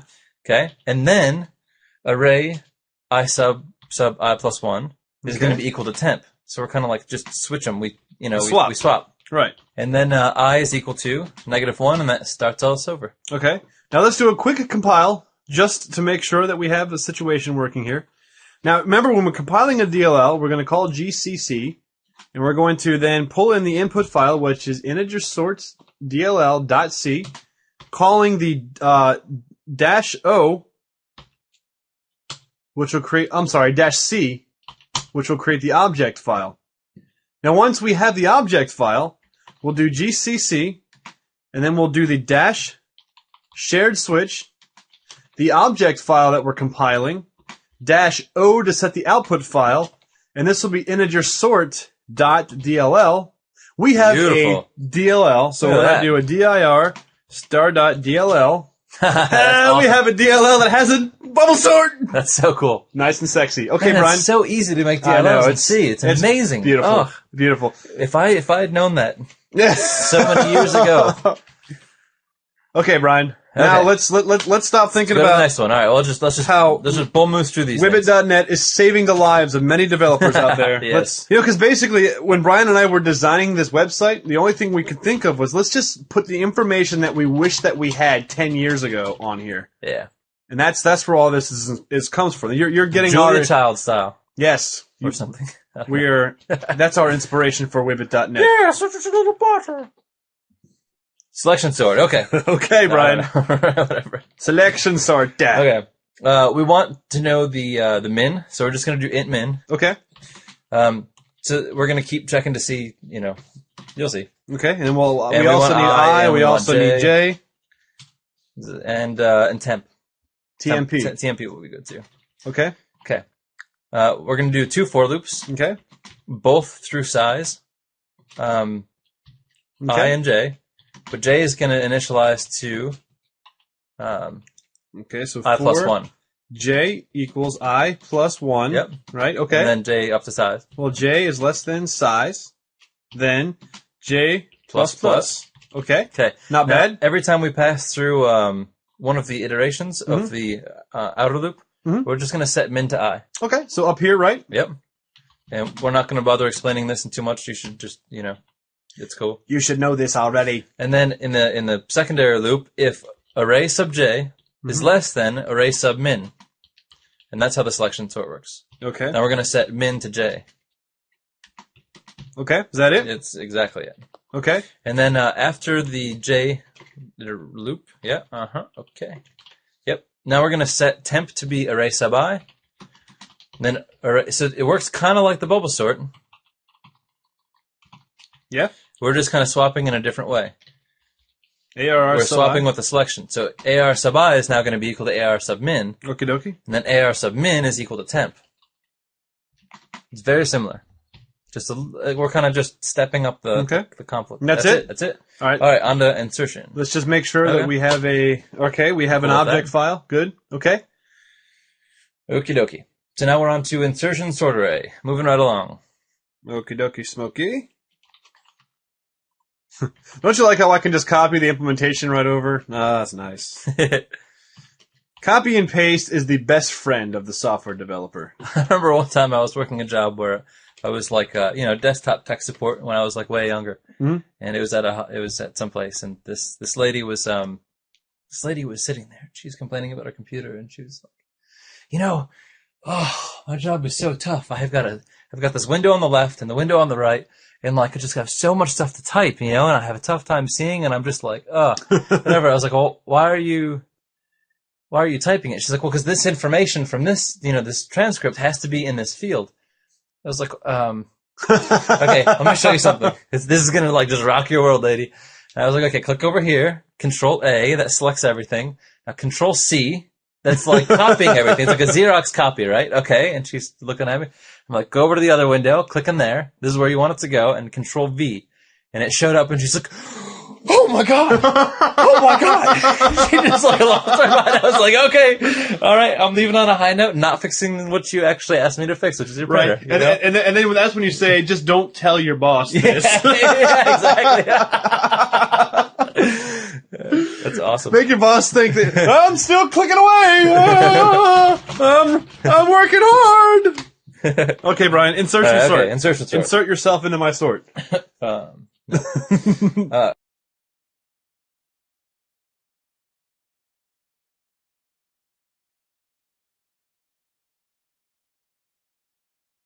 For loop, I to size. Okay, int I. Is there any other integers that we have to declare here? J, and yeah, that's about it. How about done? Let's do done. Value and done. Yeah, I like that.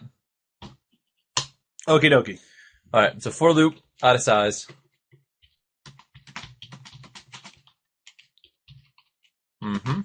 Okay. Perfect. Okay. The value is going to be array sub I. Okay. J will be I minus 1. So this is kind of like the selection, but now we're sort of like flipping back. Okay. Done is going to be equal to 0 for now. We'll just start off like that. Okay. And then we're going to do a do while. So we're going to do while not done.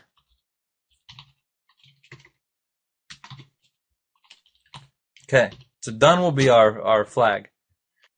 And inside that do while, we say if array sub j, so if the previous element in the array is equal to, no, let's not do that, sorry. I'm being stupid. If array sub j is greater than value. So if the previous one is greater than the current one's value. Okay. And then in that case, we're going to set array j plus 1, which is array sub I, is equal to array sub j. Okay. Oops, I got a little situation here. That's a bracket. And okay. We can just set that to array sub I is equal to a sub j. That's just what did I do? We'll just say array sub, instead of j plus 1, we'll just set it to I. I'm just being stupid. No, because that changes with iterations. Of course it does. Yeah. All right, so that's perfect. Okay. Now we'll decrement j. And that's why. Anyway, if so long as j is greater than 0, then done is going to be 1. Okay, so we keep going. Less than 0? Yep. Done equals 1. Yep. So long as j is less to the position, yes. Okay. Then that will finish this. So if j is less than 0, then we end. Else done is 1. Okay. Perfect. Is that it? That's it. It would help if we set array. Okay, so after the while loop. Okay, so after they're right here, right? Yes. Then we just want to set array element j plus 1 to be equal to the value, because it would help if we actually set the value somewhere. Okay. That's it. Now we're done. Okay. You know we're going to have to go through and test these, right? Yeah. Next. We're not saying this is going to work. We're just saying that we're going to write something. It compiles. Huh? It's close enough, right? Yep. Shell sort. Okay, shell sort. That's a shell of a sorting algorithm. Oh, okay. And if you're getting bored out of your mind and don't feel like, watching through these, just watch it. Just watch watch it anyway. Just watch it. Or don't jump to the next video and Yeah. to the next interesting part. Next. Okay, we want I, J, K, M, and mid instead of min. Okay. Okay.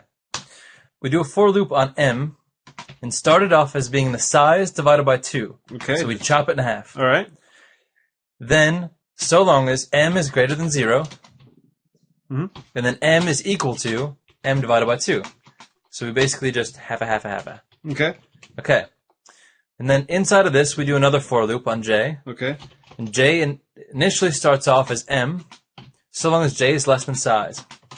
And then we increment J. Okay, so J plus plus. Okay? And now we do our final for loop. Okay. And this is for I is equal to J minus M. Minus M. Yep. I is greater than or equal to 0. Mhm. And now I is equal to I minus M. Okay, like this. Yep. And then we just kind of decrement our way down until we hit the bottom, and then that's it. Okay. We're almost there. Inside of this for loop, we Okay. say if array sub-element I plus M I plus M is greater than or equal to greater than or equal to, that's less than, greater than or equal to, array sub I. array sub I, like this? Yep. Then we Okay. break. Like a dece. Yep. And we just get out of there. Else, Okay. and then code block, we set the mid to be array sub I. And this is basically where we're kind of doing our convoluted swap. Right. Array sub I is equal to array I plus M. Array I plus M. Yep. Okay. And then array I plus M is equal to mid. Array I, And that completes this little love triangle. I plus M, M is equal to equals mid. Mid, okay. Yep, that's it. We're done. That's it? That's the shell sort. All right. We got 2 more to go. All right. Man, we've been... We're trucking. I hope that we're actually compiling the right file. Like the dude Hold on a second. Just out of morbid curiosity. Okay, good. We are actually hitting 100%, Brian. Cool, awesome. Syntactically, anyways.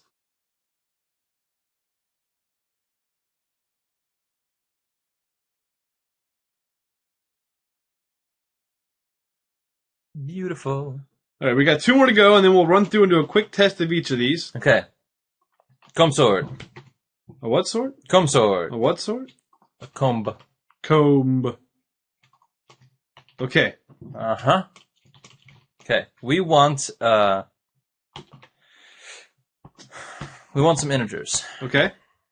We have a list of them. Yeah, we want let's call it gap and swaps and I.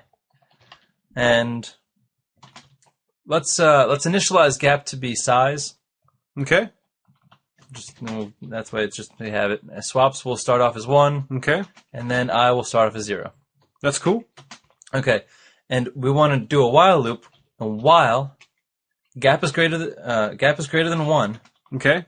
or swaps is equal to 1. Swaps is equal to 1. Yeah. Like a dece? Like it is, and Okay. that's for the comb sort. Because it's combing.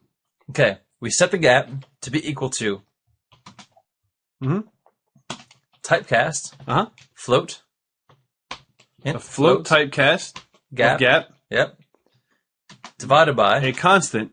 constant, Right. 1.247. 4, 7, 7, 3, 3, 7, 3, 7, 3, 3, 3, 0, 0, 9, 5, 5, 0, 0, 1, 1, 0, 0, 3, 3, 9, 9, 7, 7, 9. 9. Yeah. Yeah, typically people will define this as a constant. One more print, I think. Yeah.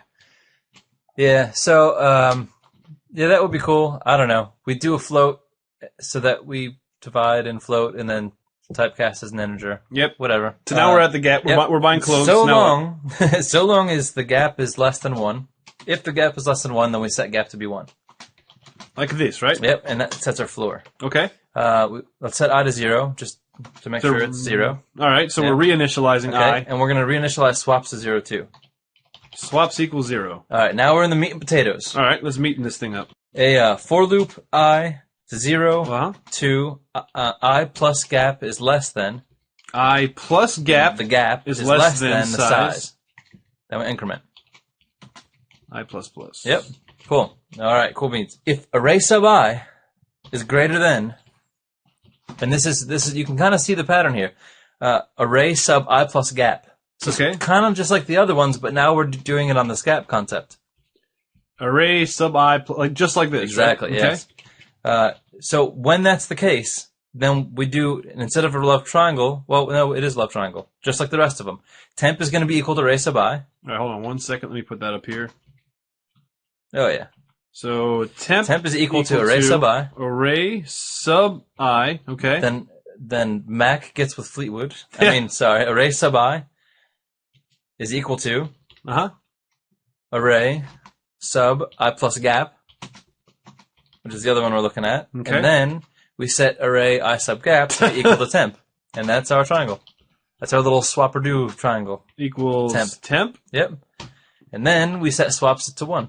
Okay. Saying that we've performed a swap. Okay. Is that it? That's it. We're done. All right. Now we do make sure it compiles. And now we do last but not least the counting sort array. We're almost out of the woods. Almost. Woo.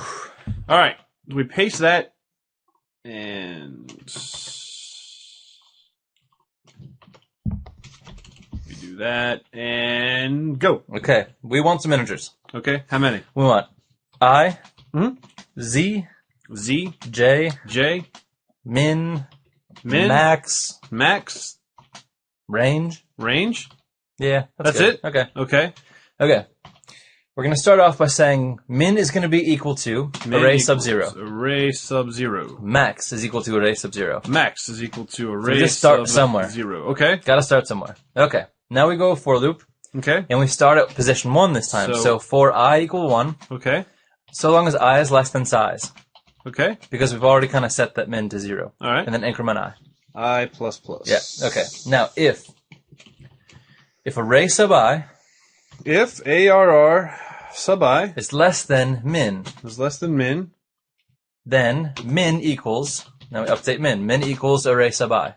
All right, like this? Yep. Okay. Else if array sub I is greater than max, array sub I is greater than max, then max equals array sub I. Max equals array sub I. Okay. Perfect. That's it. That's it? Moving on. Okay, now what? So after this for loop, so that's all we need this for loop all right, for. The for loop is done skips. So that scans through and sets the min and the max. All right. Now we want to set the range to be equal to the max minus the min plus 1. Max minus min plus 1. And okay. that gives us our range. And now we want to make let's make a count pointer. Okay, like like this? Yeah, it's an integer. Oh, is that okay? Yep, and that's gonna kind of like be our that's gonna be our nice little. Yep, exactly. Yes. Like a D's. Cool. Perfect. Awesome. So that's gonna be equal to. Okay. Calc.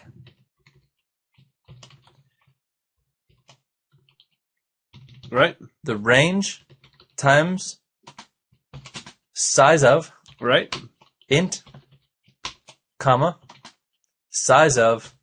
Int.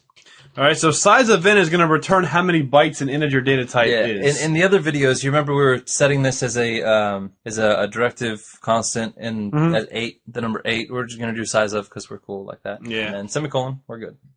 Okay, now we do another for loop. Okay. It's a little shorty. From I is 0 to I less than range. Like this? Yep, and increment I. Okay. Okay, and then we're basically going to be just initializing count. So count sub I is equal to 0. Count sub I equals 0. Yep, it just initializes that. Okay. Next for loop. Okay. It's another small one. This time it's I less than size. So for I 0 equals 0 while I is less than size. Okay. Increment. Okay. Okay, and now we're going to say the count sub array sub I minus min. Like a D's. Yep. Plus. Nice. Cool. That's sexy. Okay, now let's set z to 0. So we'll just initialize that. Okay, just to save a line, I'll stick that there. Okay. So z equals zippy. Yep. And then last for loop, This is going to be a doubled up for loop. We're going to go I is equal to min, Okay. so long as I is less than or equal to the max. So now we're going to traverse the range. The max. I. Like in Saved by the Bell. Yeah, I plus plus. Yep. And now inside of this, we're going to do a j is less than.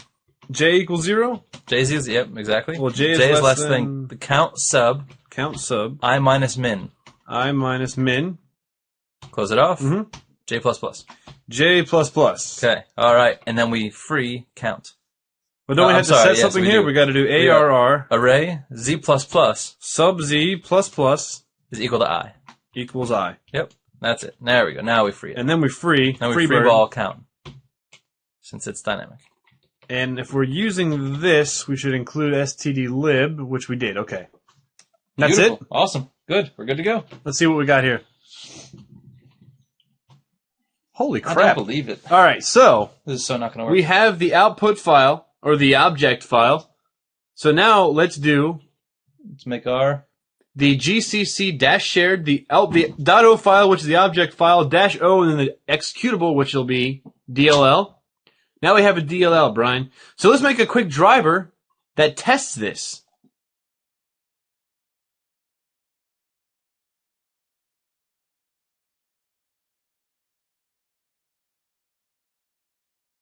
Okay, so now that we have the DLL written, Brian, let's just write a quick little driver that we'll just kind of walk through and test these. Okay. Let's call it sort DLL test. Okay. Sort DLL test.c. Yep. Okay. And we'll use standard IO. Okay. And we'll use standard lib, which I think we already included, but we'll just include it again for fun. No, we didn't, because the DLL is a separate program. Oh, yeah, true. Okay. And we're going to use some randomized stuff, so we're going to call time. Okay, so we'll do time.h. Yep. And we're going to do a get proc address later, so we're going to call windows.h2 in this one. Okay. And, Windows.h. yep. And now we would just want to make a couple function prototypes. Just 3 of them. They're pretty small functions. We'll just move through them real quick. The first one is, they're all void functions. Okay. The first one is randomized timer, and it takes no arguments. We don't really need that. We'll just set that in the main function. Okay. What do we got next? All right, we got load numbers array. Okay, so void load numbers array. And it takes in an integer array, an integer, and an integer. Okay, so this will be ints and int like this, right? Yep, exactly. Okay. All right, and the last one is print array, and it takes an integer, an array, and an integer. I think the Okay. size. I like a dice. Like that. Okay. Okay. Int main, that's cool. Yeah, return. All right, now we're just going to do our functions down below. Okay. Okay, the first one is going to be void load numbers array. Okay. And this is, we'll just say ARR. Okay, yeah. Whoa. Did I do a select all, delete that? Undo. There we go. Okay. there Select all. Delete that. Array. Okay. And then size and max. And yep, size and max. Oh, I see where you're going at here. Nice. Okay, cool. Okay. And then we'll just code block that off. Mm-hmm. And all it's going to do is it's going to say, okay, it's just going to be a short for loop So int I. from I to 0 to size. I is less than size. Yep. And we're basically just going to be filling array sub I ARR sub I equal to random. to random And then we'll mod max plus max 1. plus 1. That will be 1 through max. Okay. And then our last. Hold on 1 second. Okay. Got to do this before I forget. Yeah, absolutely. Okay. Okay. So now the randomized timer's randomized. Good. Perfect. Awesome. Okay. And then the last one is void print array, Mhm. and it takes the same parameters minus the max. How funny is it that that went? Yeah, and it's then always. It's. And then So it's AR and size, like a dice. like that.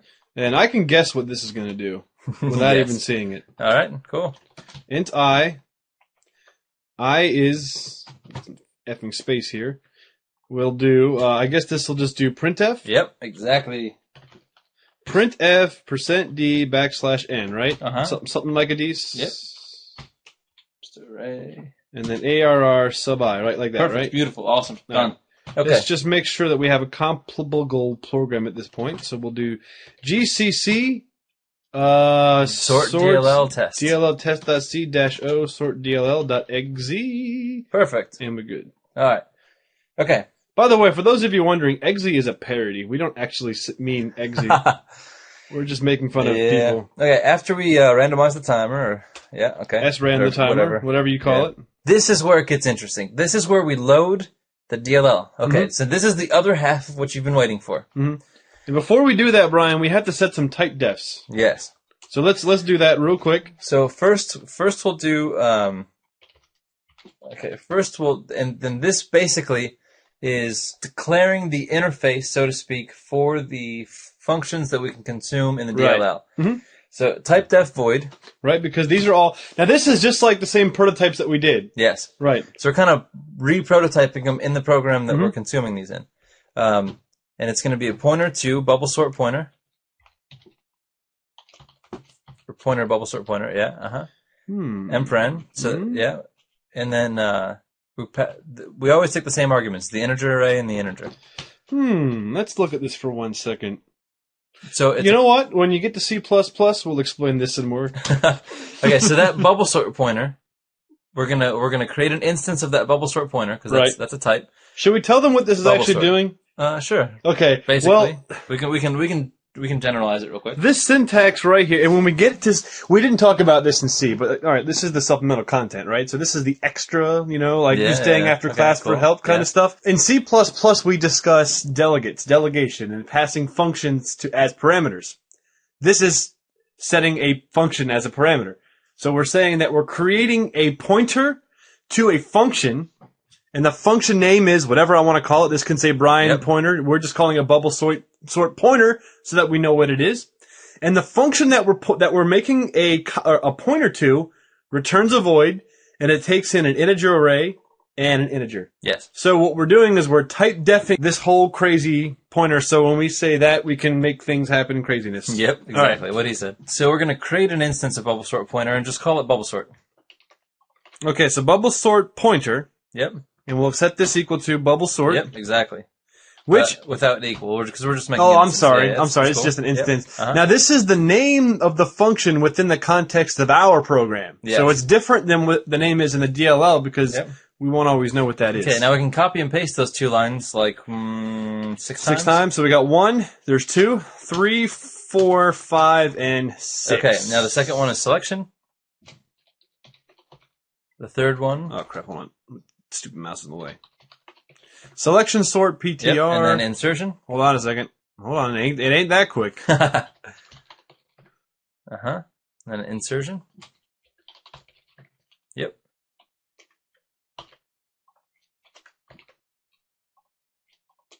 All right. Okay, and then shell. What the shell are you talking about? The shell of a sorting algorithm. Do you remember the shell oil with upside down numbers on your old calculator? No, but that sounds cool. No, sort of, maybe. Okay, I don't know. comb. Puffy combs. So Brian's going to comb his beard tonight? Probably not. Take me comb tonight. I want to sort some integers. All right, what's next? And counting is last, but not least. Of course. He's always sitting there lingering at the bottom of everybody's algorithm analysis class. Why is that? Nobody loves me. Yeah, he must have done something really bad in the past life or something. All right, let me just make sure this compibbles and it does. Okay, all right.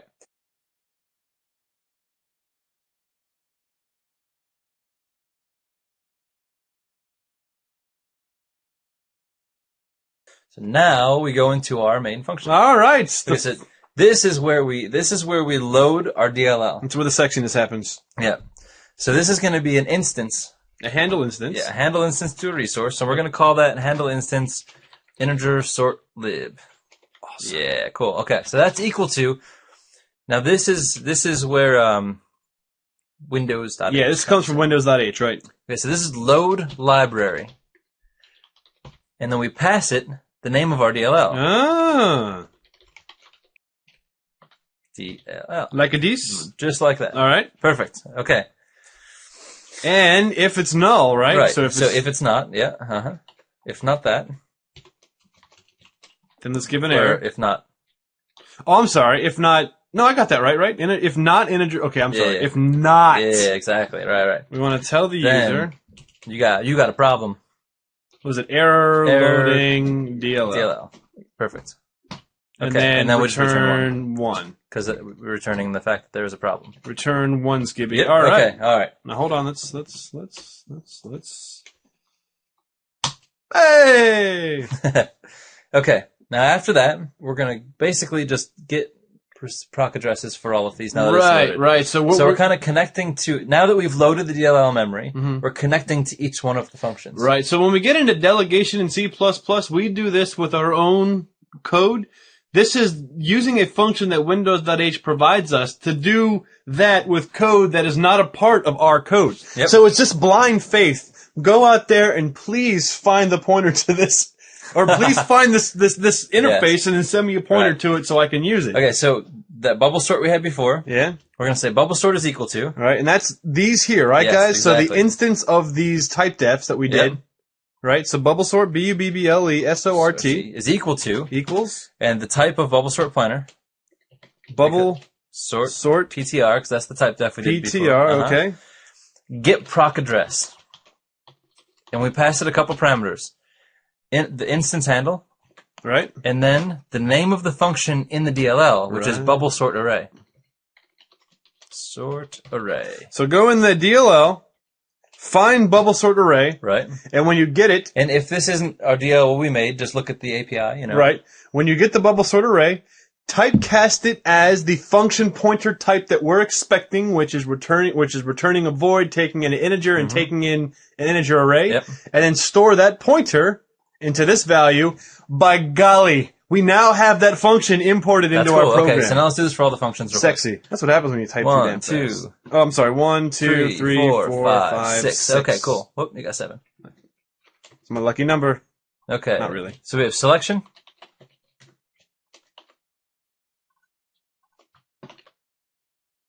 Insertion.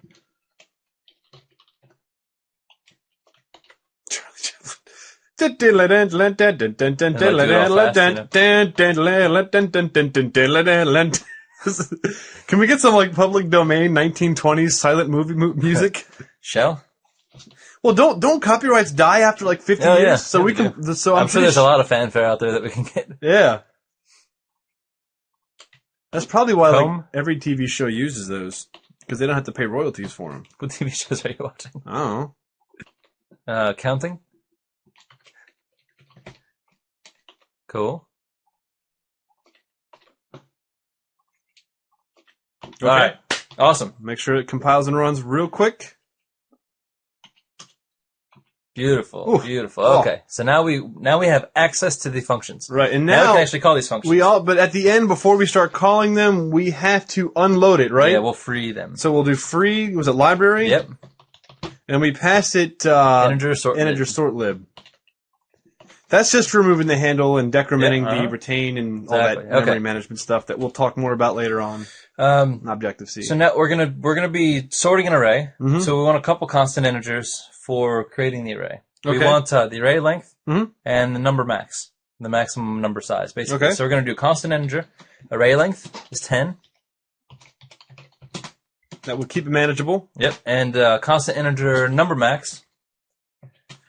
We can do 5,000. 5 billion trillion thousand. Okay, now we're gonna load numbers array, All right. which is the function we created. Right. So load numbers array. Mm-hmm. Do we have to create an integer instance? Yes, we do. Thank you. Good call. Yeah. So we'll do. Okay, so we want an array to sort. That would be convenient. Array to sort. Array to sort of size. Array length. Array length, and we can pass this because it's a pointer, so we can just go like a this and I like a this. And Array I to like a sort. this, and like And a then this. array length. And then max. Like- Beautiful. like we're going to the Oh, max. yeah. Awesome. Okay. Let's make sure that we're sitting in. Okay. Okay. All right. So now we're gonna just say puts unsorted list colon What about your as colon? like a little header to say unsorted list Unsorted list. colon. Like a this. Yep. And then, I can guess what's going to happen now. Yeah. Print array. Yeah. Now that's Yeah. foreshadowing. Yeah. Print array, and we're going Array to to pass sort it and the array length. to sort, and then the array length. Perfect. And this is just going to showcase and prove that the array Is unsorted. is unsorted. So if we compile this and do sort.exe, we have Nice. Awesome. Look at that. a list, and it changes each time we execute. Well, Beautiful. sometimes it depends on the random timer. All right. Bubble Nice. sort? Yes. So now we're going to basically say, well, we'll do another. Yeah, we'll do another. Oh, you already one step ahead of me. Awesome. I'm sorry. What are we Never doing? mind. Okay, now let's put another header that says sorted list, Okay, so we'll just copy this all Yep. over again and put it down here. and then just instead of print array, we say bubble sort. So just cut the bubble sort line and put it where print array is. That can't be right because that returns void. That's what I mean. Yeah, this is fine. That's perfect. Never Yeah. mind. I'm just being stupid. Yeah. Okay, and then so as you use this, all you have to do is replace the function bubble sort with the sort that you want to test. Look at that, and it's perfectly in line. And that's it. Now let's just let's just test each one real quick, just to make sure that we Okay. walk out of here with you knowing that you have functional code. All right, is this sorted? Cool. Nice. I That like looks it. sorted to me. Yeah. And then what's next? Insertion? Now we do an insertion. And that goes right to here. What the hell? I did a C instead of a V. Insertion. Cool. Does that look sorted to Nice. you? Yeah, it looks sorted to me. All right. This is awesome. And shell. Shell? What yeah. the uh-huh. shell?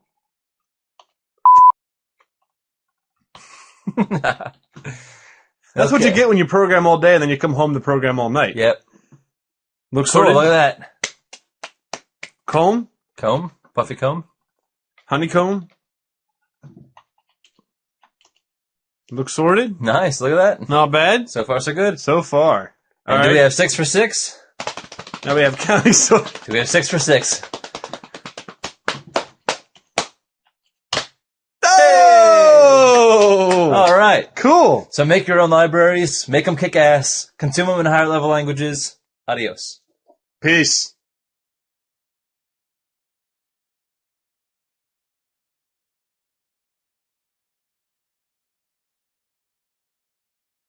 Welcome back, everyone.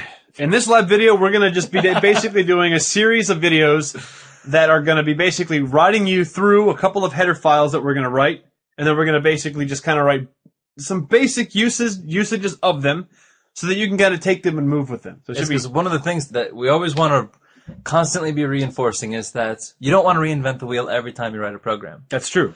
So we want to start building header libraries. So we're just going to show you some examples to get you thinking in terms of building your own header libraries. Right. So this one in particular is dealing with command line argument switches. Right. Yeah. Which you guys see all the time, whether you are, aware of it or not. If we pull up a command prompt and you want to just write like my program.exe and you want to pass it like, here's the file I want to load, file.txt.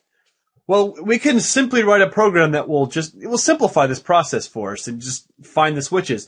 Here. Wonderful. First thing we'll do, Brian, is let's just make a driver program, Okay. which driver program is just basically the program that will make use of our external file. Let's call this the command arg tester. Command arg tester.c, is that right? Yeah, I like it. All right.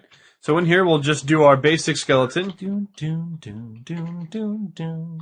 Doon, doo, doo, doo, doo, doo, doo, doo, doo, doo, doo, doo, doo, doo, doo, I hope Alex doo, Trebek isn't going to sue us over this. doo, doo, doo, doo, Constant. Boom, boom. So here's going to be constant char star arguments v array I think that's why they use the song, because it's tough to work under that kind of pressure. return 0. All right. So here's our basic skeleton, Okay. right?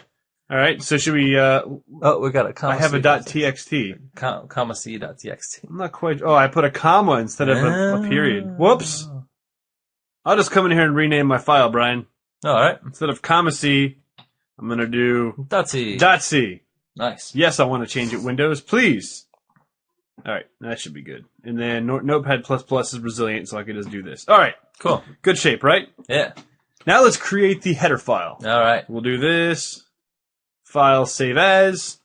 This will be, we'll call it what? Wibit, W-I-B-I-T, command line args dot H, right? .h. All right, so the first thing we're going to do in our header file is we're going to do an if not defined to prevent this code file from being imported multiple times. So we'll use a preprocessor directive macro.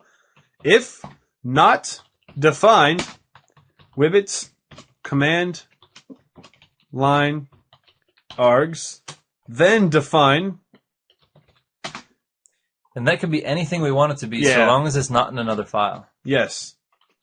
And if. And then in between these, and of course we may get yelled at, so I'll make that new line at the end of file. All right. The first two things that we're going to define are some global variables.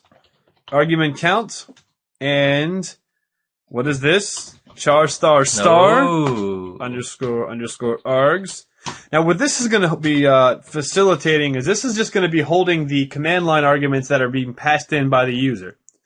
And we will have an init function that will set these up. Now what this char star star is, Brian, this is a array of char stars. Nice. It's So a char it's- star of char stars. A pointer of pointers. Nice. And we will be building this. We forgot real quick want to include a few things, right? It's pretty freaky. Include std Lib lib string.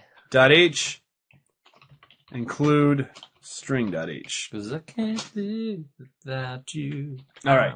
You know. At this point, we're going to write the initialization method, Brian, right? Yes. And what is that going to basically do? It'll kind of hot potato the.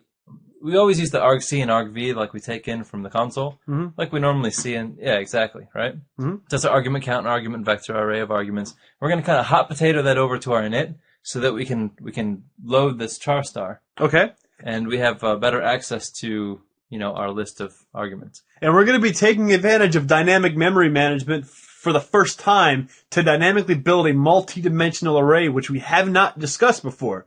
So for some of you guys, you might find this interesting. I hope so. So we'll create this as a void.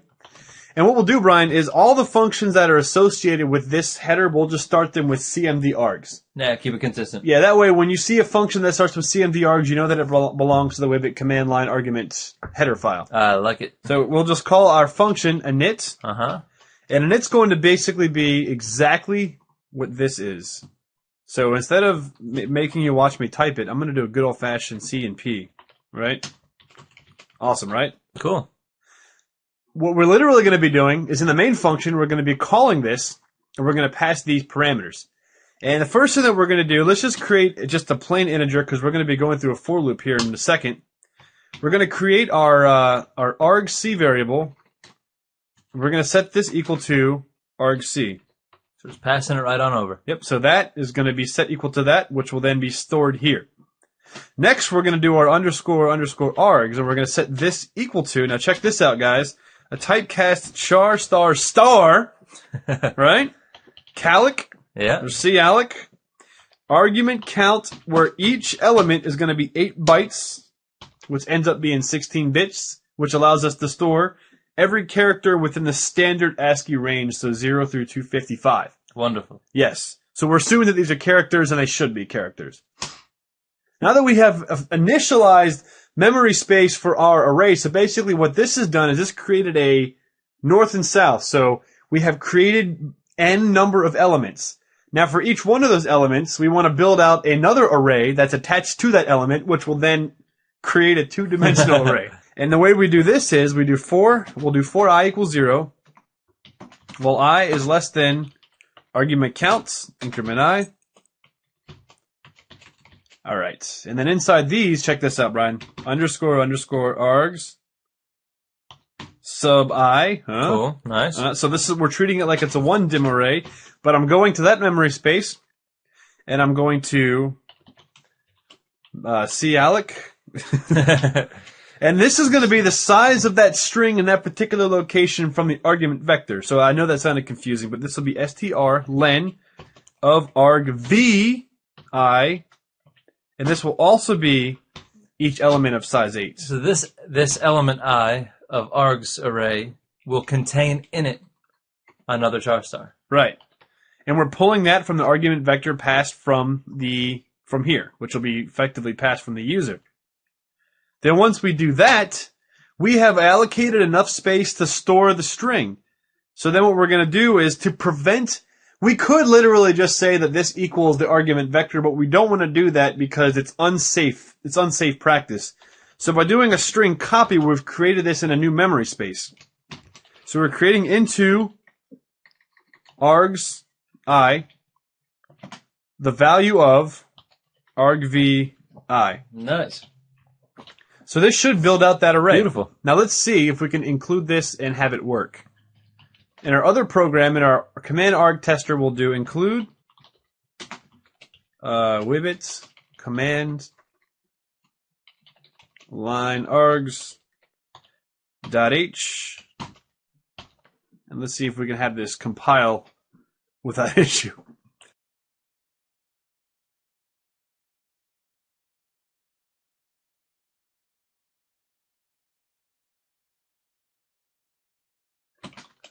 Desktop, C, programming, GCC, command, args tester -o.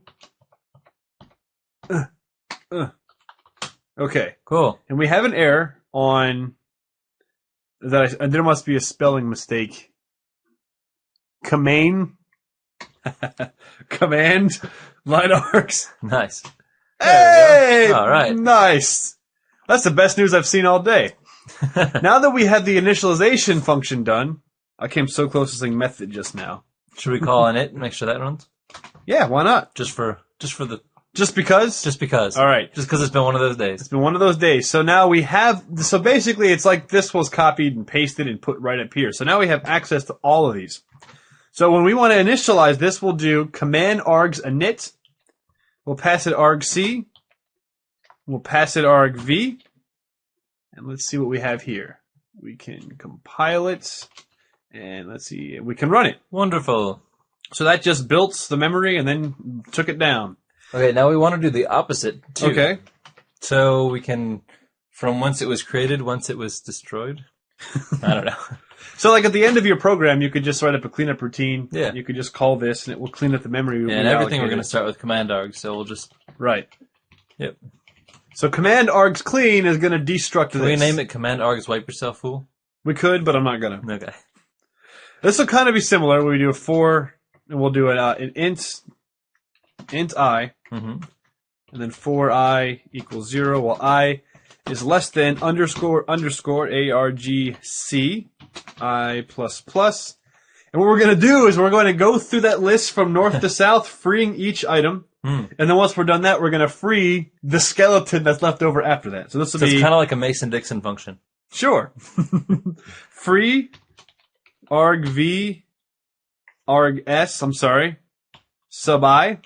So we've gone through each element, and then when we're done this, free args. Nice. And let's go back to our driver code and see what happens here. Now this is designed to be called at the way end of our program. So we'll stick it down there. Just to practice clean memory management. And so far, Hey, so cool. good. No memory leaks.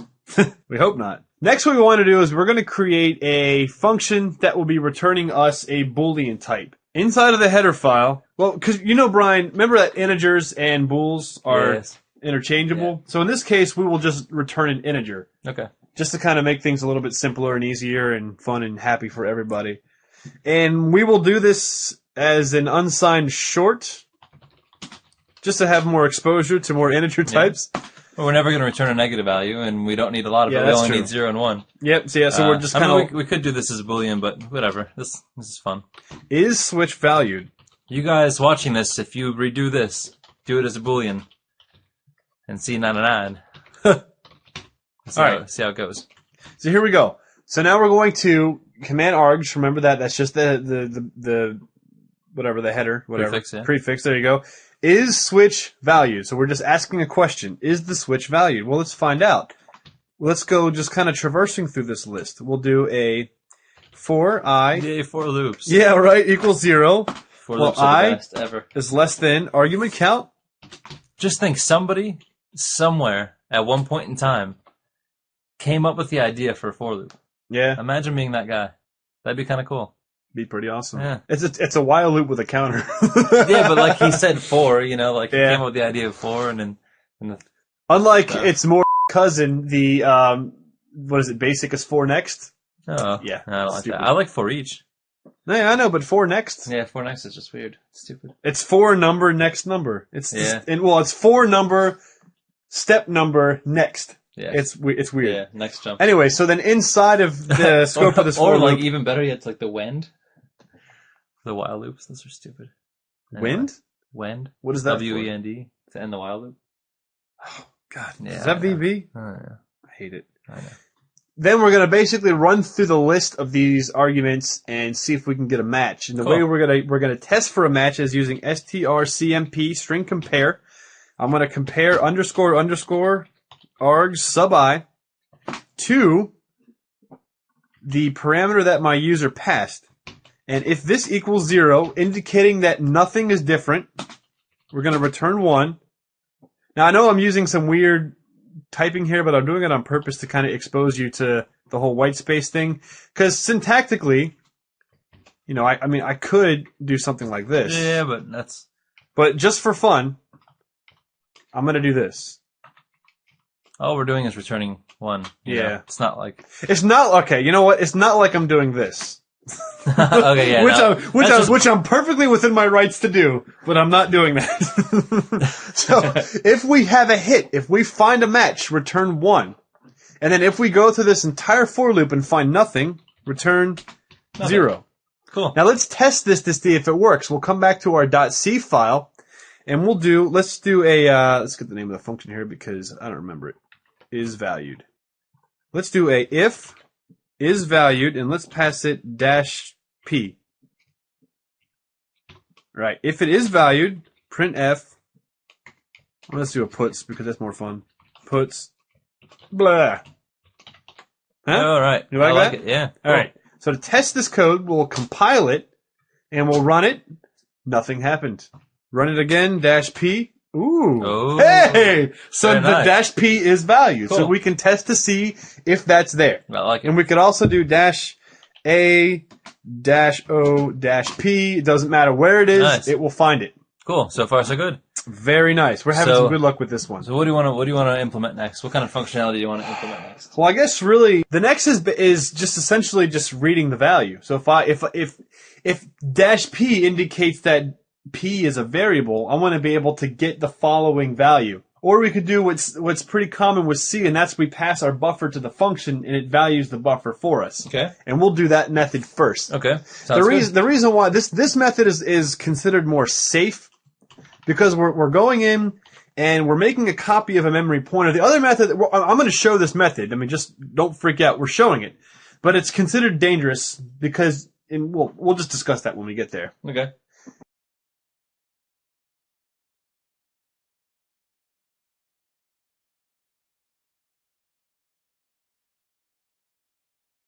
All right, now the more safe, more Wibbit.net friendly method, cmd args.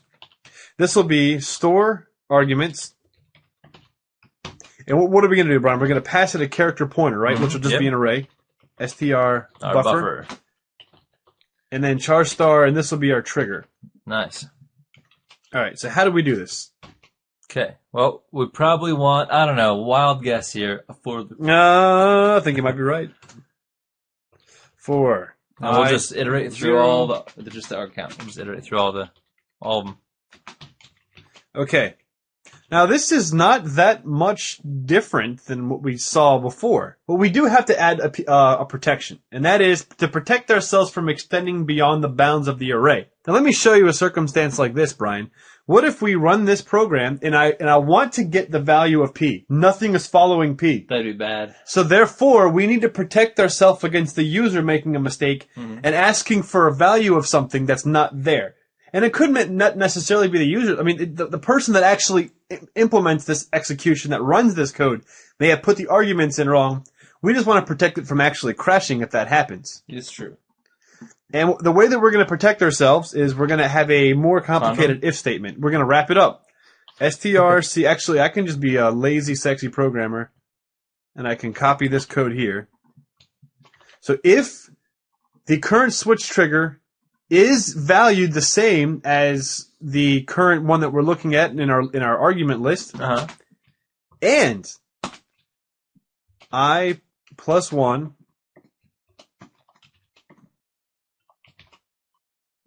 is less than arg C. Right, because we can't look to the next one for the last Right. in the array. So this will protect us from extending the bounds of the array, which in C may not necessarily crash the program, but is an unsafe way to behave. Yes. We don't do this. So then we can just return the next one. Right, but we're not going to actually return the value in this particular case. We're going to set the value and then return the value. It's a store. We're doing it the safe way. strcpy. We're going to store into the user pass character buffer, which we're hoping is large enough to store the value. And we're going to be pulling in args I plus 1. Cool. And then return. And we'll kick it like it's 1988. Since this is void, we can just return nothing. Yep. Cool. Now that should hopefully work. Let's code this and find out. And what if it doesn't? Then it's your fault. Oh, and if it doesn't work, let's have a condition where instead of leaving the user hanging, we'll allow the user to kind of check for a failed situation, and that is we'll just set it equal to nothing. Does that sound fair? Yeah. So we're being at least they, we're trying to help the user out. Yes. All right, let's compile the program. Let's run it again. Now -p, let's set this equal to Bryan, because Bryan is a p, whatever that means. And okay, let's go change our code here. All right, Let's use it. all right. So if p is valued, let's print p to the user. All right. And what we'll do is up here we'll do a character buffer. So we'll do a char buffer, and this will be of size 256. That's just, it could be whatever size you want. And command store arguments. The first argument is going to be the buffer we're going to fill. And then the switch. And then the switch, which is -p. If it's valued, pull the value, puts the value. All right, so this should write the word Bryan out to the screen. Should. And it does. Hey. Not bad, huh? Cool. All right. Now, there's one other method that we really want to add to this, or one other piece of functionality. So that was the safe way. So if that's the safe way, then this next one must be the... This is the rebel without a cause. This is the giant way. It's effectively going to do the same thing, but instead of doing it in a store method, we're going to do it in a get method. This will effectively do the same thing. We're going to pass it a trigger, and it will return to us a char star of what the parameter is, what the parameter is valued as. Just to kind of explain why this is dangerous, let me show you something real quick. So if we have our list of arguments, and these are memory, so in this memory space here, we're going to store, Bry, and then this memory space, we're going to store Kev, right? In this example right here, in the get store arguments, I took Kev, I made a copy of Kev, and I sent that to my user. Yes. In this next example, I'm going to take the memory address of Kev and send it. Now, the reason why this is considered unsafe is because in my calling code, I can do this as well. Yes. And change the value to Kep. And then every other pointer that had received that, the value was now instantly changed. And then everybody would point and laugh. Right. Or I could do something really dangerous like this. Causing other... If you have multiple things that are reading from this and something sets it to null... That may be an undesired result where some other piece of code may crash because of it. So the reason why we're putting this here is because there are circumstances where this is valuable if you're under a more controlled circumstance. So we're not going to deprive you of it just because it's unsafe. CMD ARGS, right? Yep. Get arguments. Get arguments. Yep. Uh-huh. And this one's going to just pull in the switch trigger. That's it. Just All right, Bryan. Now, we can literally just copy this entire chunk of code. Yep. It's very similar. So we're going to pull from the cmd arg store argument function. And then the difference is going to be, instead of making a copy, we're going to be returning this value. Yep. We're just directly returning that value. Yep. And then down here, instead of copying the buffer, we'll just return... Ticket. Return nothing. Yep. Now, hopefully this will work fine. Now, what we'll do is we have P is equal to Bryan, and then down here below, I'll do an else if, and then I'll do something else. We'll do else if command Q. Oh. This one I'll just pull back, because then what I'll just do is I'll do puts. Let's pull command line arguments. Watch this. That's called living on the edge. Yeah. Living on the edge. All right, so if that is valued, we'll just directly pull it out and write it. Is that cool or what? Yeah, great. Nice. All right, so let's recompile, and in this particular case here, it's not valued, but if I do -q, Kevin, alright, what did I do wrong here? If, it's Yes, because that's they're exactly both it. valued. Yes. We just found a logical error. Holy crap. We found it illogical there. Yeah, okay, alright, so... This wouldn't happen if I was writing it. Yeah, this is a case of this is an else clause. If we remove the else, Yeah. We're just being dumb. It's late. Leave us alone. if we remove the else, and I put here, let me just Yeah. Just not. Okay, yeah. Okay. so you had that there. We Nope. came back. Yep, okay. Now what we'll do is let's copy this, Brian. Yep, and we're gonna use the get as well as the store in this case. Right. So in this -p, we'll make this a -q. Why not? And I'll remove this because we don't need that anymore. And here's what we'll do, Ron. You ready for this? Uh-huh. This is going to be awesome. So we'll do get argument. Okay. All right? So this is why this is awesomer. Get argument, Uh-huh. and then this will be That's cool. -q. All right. All right, so let's recompile Okay. this. Okay, cool. Looks good. So Cool. then now let's run this program again, and we'll do -p Brian Brian. -q Kevin. Hey! Nice. Very cool. Yeah, so this is a really cool way for you to simplify pulling information in from the command line parameters. Yes.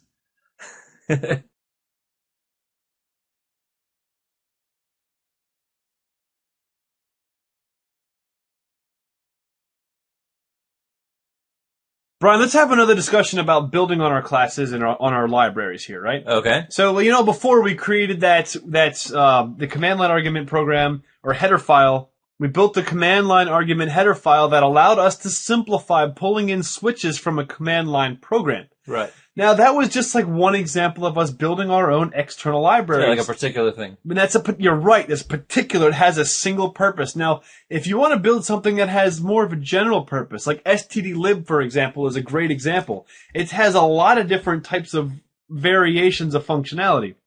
What we're going to do in this video is we're going to write our own class file just called wibbitlib, and it's going to store some general purpose functions. You can think of this as everything you ever wanted to be in stdlib, but isn't. So this is like your mixed bag of. Imagine like you're playing Lair, and you have a little pouch of magical potions. That's wibbitlib. So the functions that we're going to write for this, Brian, are what? Well, we're going to go through a couple things. Just some useful stuff like file exists. It returns a boolean, tells you whether or not a file exists. That's Right. convenient to Yeah, have. very convenient. Chomp. It will truncate new line characters or null. Not null.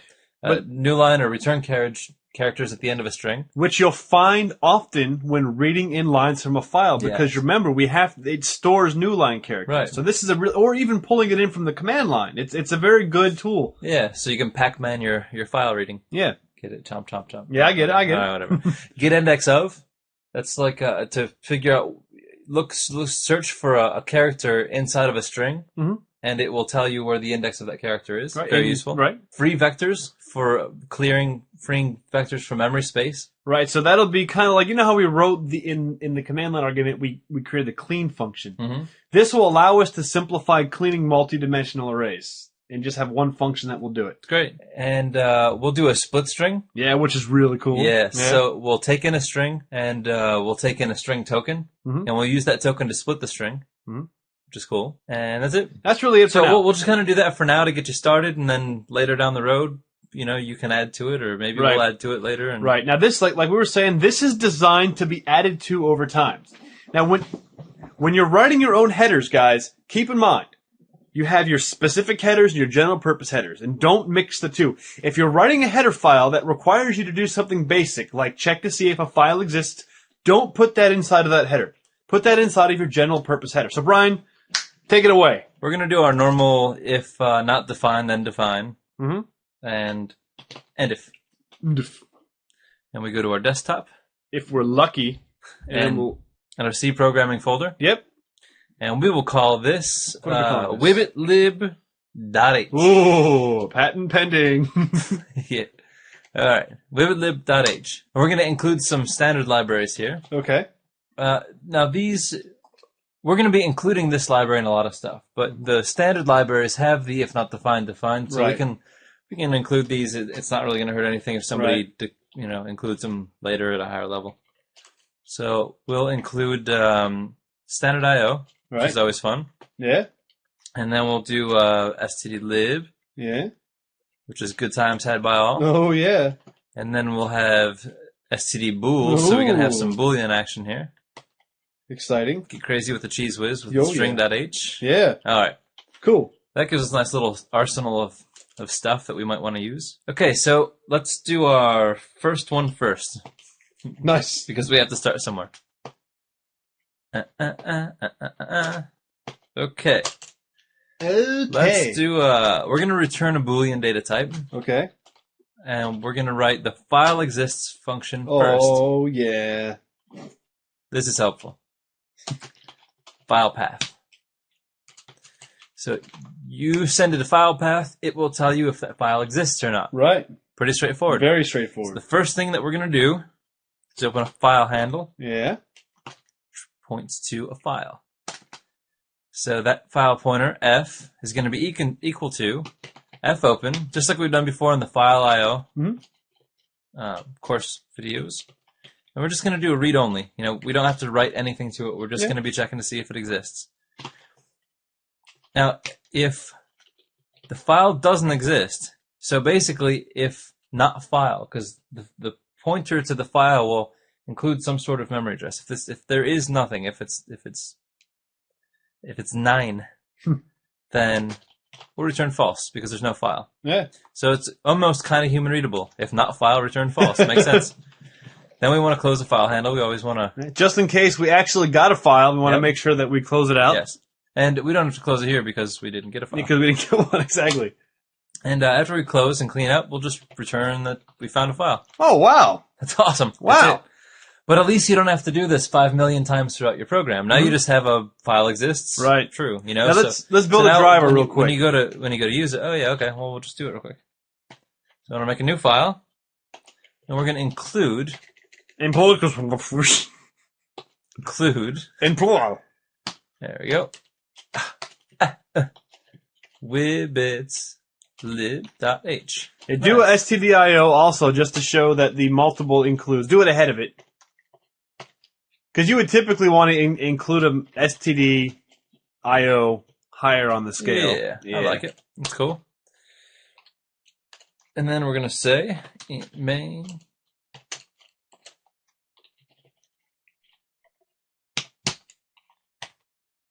and for the sake of it, we'll just say Yeah, cool. arg count and char star argument vector. Right, you got to remove the. Oh yeah, and that's a little excessive. There we go. That's a little too final for me. Yeah. Let's call this. What do you want to call this? Lib test? Why not? Lib tester. Test array. .c. All right, so I guess we'll just take in argument vector 1 and see if the file exists, or argument vector 0 to Yeah, see if the perfect. executable exists. Yeah, let's do arg vector 1 and see if the file exists. And then you'll pass it a file parameter. Yep. That sounds cool. So this is all set up and ready to go. We shouldn't have to do anything. We should be able to just say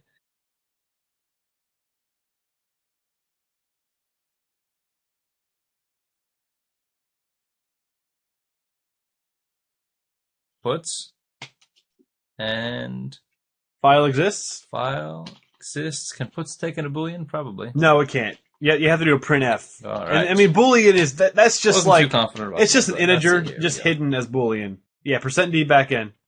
Cool. And we're just going to print, just 1 or 0, whether or not this is exists or not. So we'll say file exists.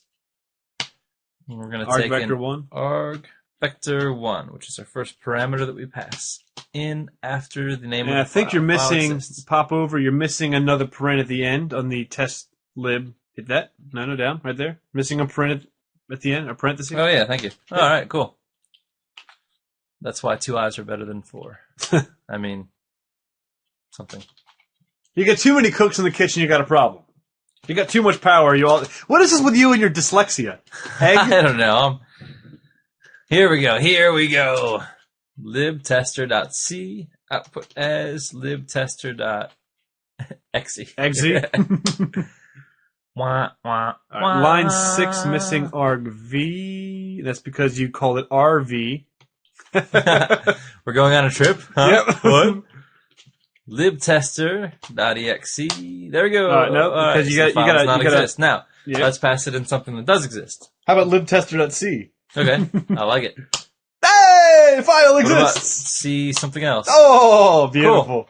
Beautiful. Very sexy, Brian. So it works like a charm. Yes. Now, another general purpose function that we're going to try next is chomp. All right, let's go Pac-Man style with this.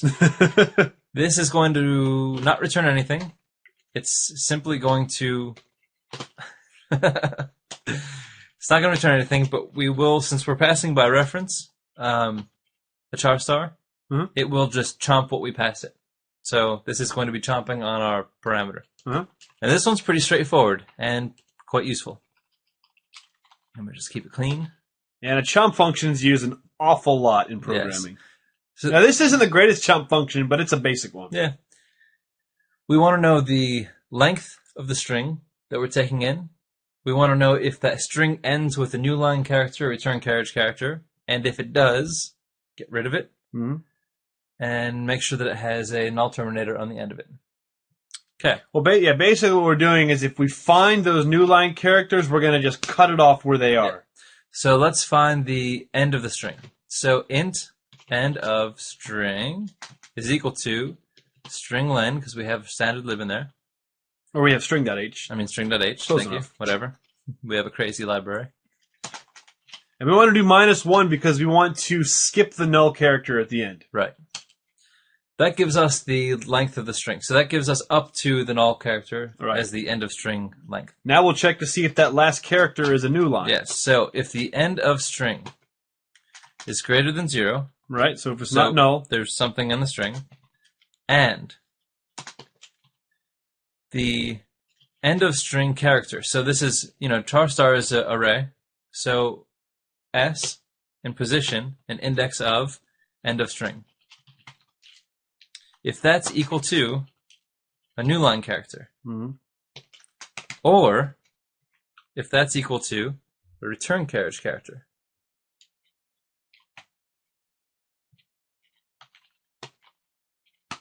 R. Okay. Right. Now, So if that's the case, we're going to kind of do a slick Rick sort of way of doing this and say end of string position is now going to be equal to null character. so the logic here is we're going to check to see if both of these conditions are true. So if it's a \n or it's an r, that right half is true. So we want to make sure that that's compared that way. Is correct. Yes. And then if it is, cut it off. And that's it. Just cut it off in the snake's head. We just put the null terminator, null character there, and that's it. Now let's test it real quick. Let's Okay, let's test out our chomp function. yep. Let's make a character array, Yep. and we'll set it to something Right. with a new line character in it, Okay. and then we'll chomp it Okay. and print it. All right. I'm perfectly cool with that. Cool. Now, Brian, is there a reason why we can't use a char star here? I'd say it's because it's a constant. Oh, okay. So if you try to send a char star to that function and it changes something, it'll crash. That's correct. The only time that that's not the case is if it's a char star that's been allocated with malloc or calloc. So then we'll do the strcpy or So we'll string copy into test string the value. This string has a new line char. okay. Okay. Okay. Then we got printf. I want to see these things. Stick a new line in there. That's a nice little mess we got there. Yeah. That's like one of those really It's a nice little mess you got yourself in there. yeah. That's like one of those crazy like regular expression strings that nobody understands. Percent %s. Test string. Okay. That should give us what our string looks like with the new line character. Okay. And then, And by putting the quotes around it, guys, we can visually see that new line character. yep. And now we'll chomp it. Ciao. that should chomp off our new line. Lorena Bobbitt style. Nice. So we will compile libtester, run it again, Hey! and look at that. You see that there's the quotes on this line because the initial one had a new line and the second one had a new line. Now, Brian, think about how valuable this is when accepting user input when we are creating character buffers that are storing that new line, and we could just send it through this function to remove that. Yeah. You just chomp it, chomp it, chomp it. Yep, what's next?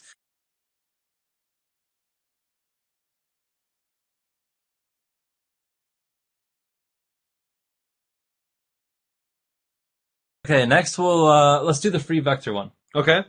So we will take in a input vector and a length, and then we'll blow it out. We'll just free it from memory. All right. We don't really have to test this one because we saw functionally how this works in the command line argument. That's true. Okay, so it's not very long. We'll write it real quick. Just like you'd expect, we have our char double star, and that's our input vector. All right. Then we'll take in a length. What we'll do is, since we're going to be our trusty for loop,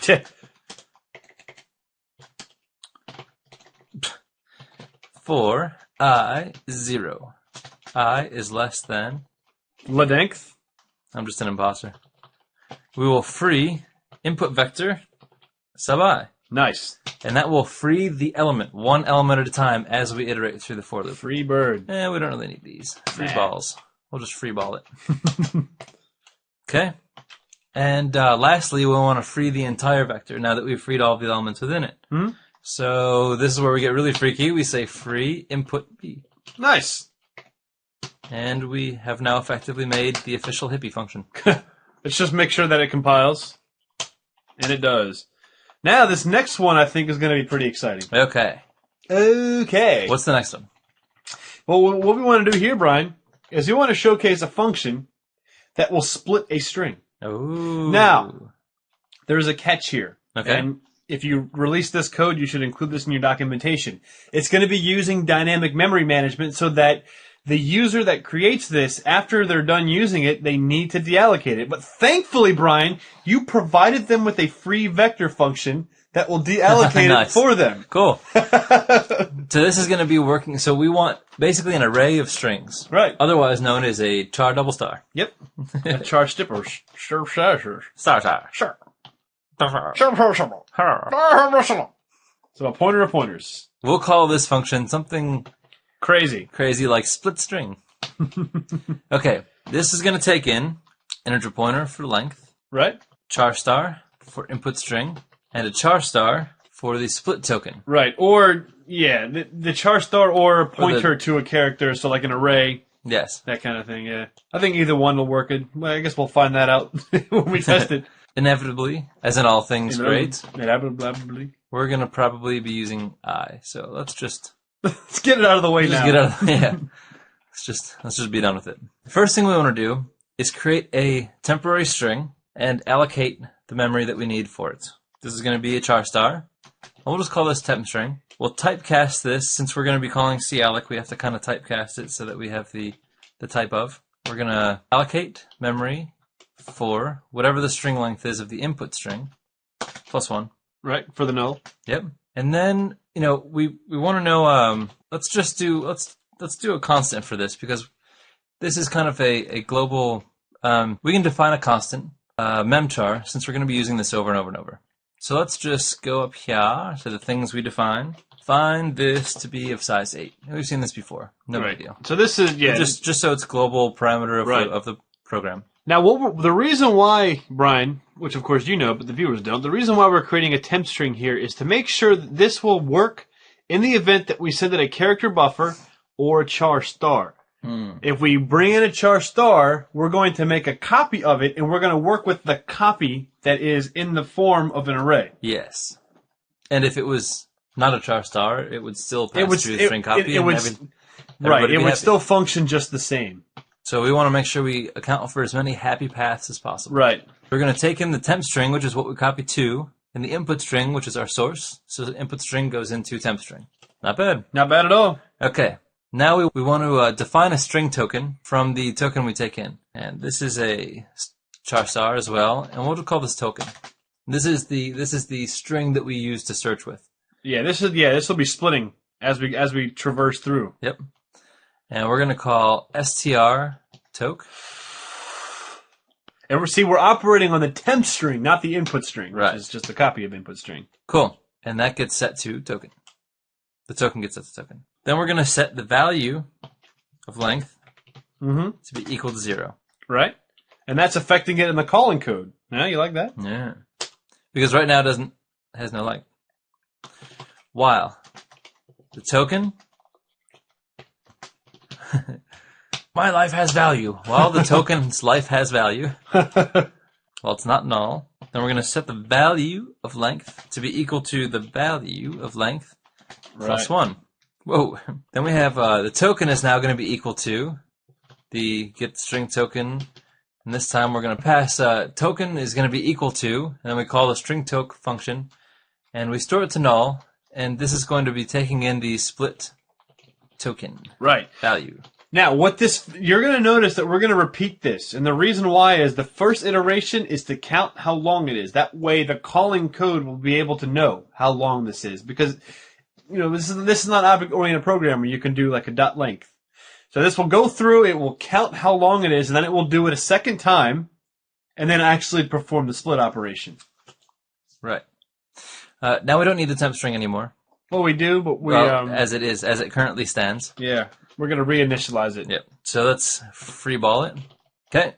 And then the temp string is now going to be equal to, we're going to reallocate the memory, just like we did before. You can just copy that line above. That works. So we killed it, and we're bringing it back. That way we're starting with a fresh string. Because C does weird things to pointers sometimes. Okay. Now we're going to do the string copy. Just like before? Just like before. Temp string, input string. Cool? Mm-hmm. Good? Fresh.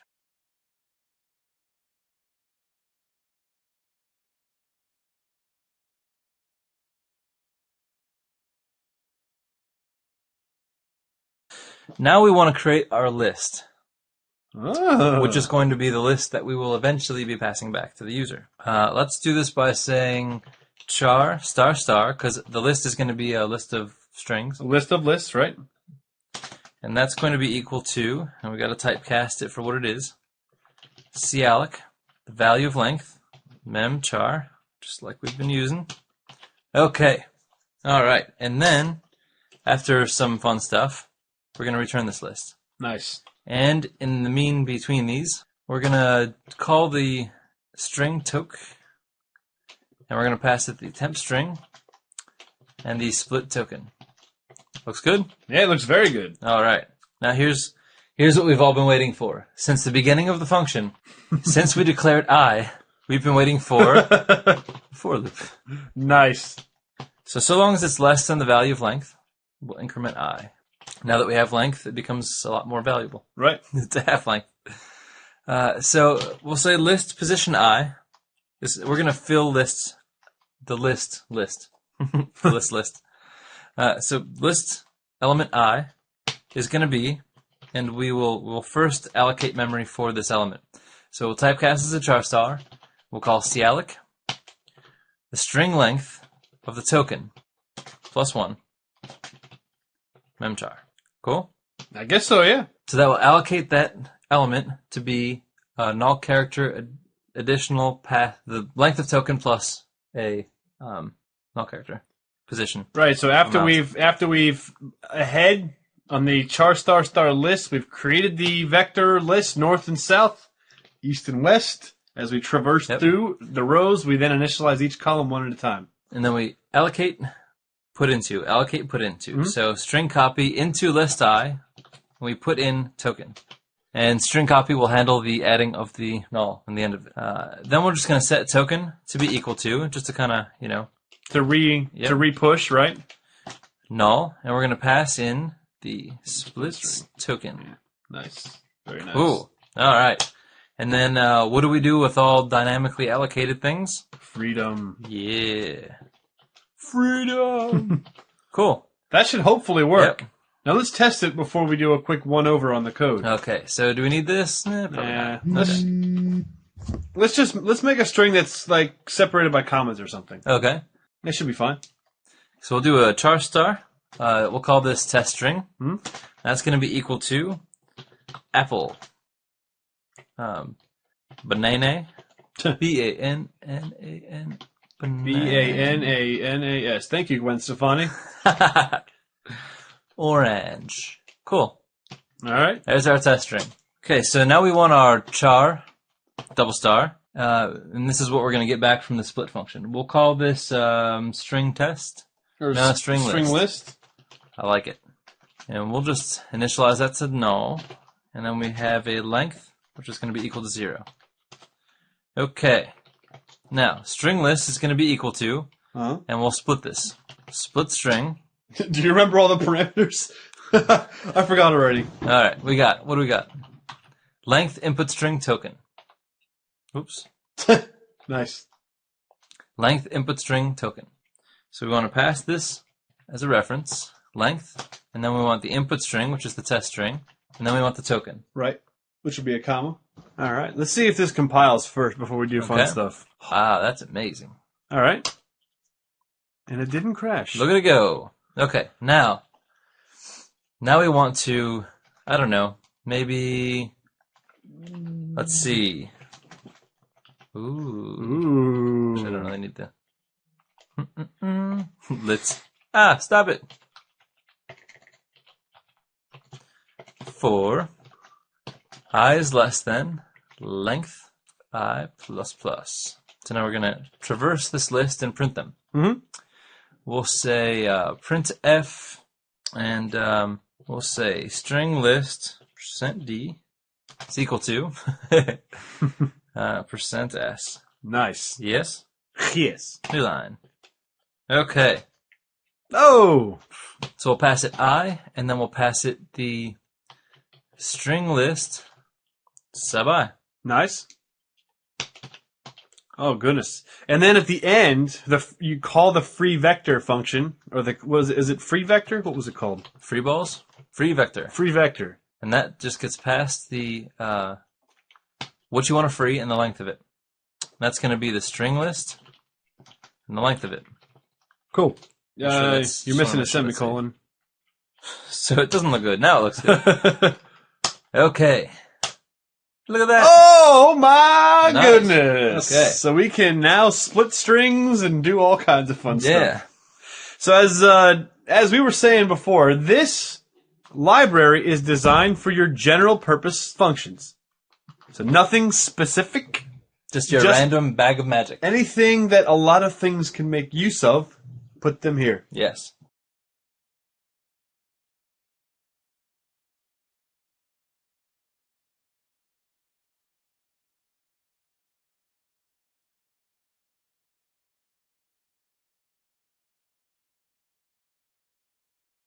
Hey again, welcome back to our lab series with the C programming language. Yes. Which is one less than the greater than C. Or the better than C. We talked about making some libraries that are useful and have useful stuff for you to do. So, we made a wibitlib, which has just like a library of stuff, and we made wibit command args, and we can take in the command switches and stuff. We're going to do another one of those.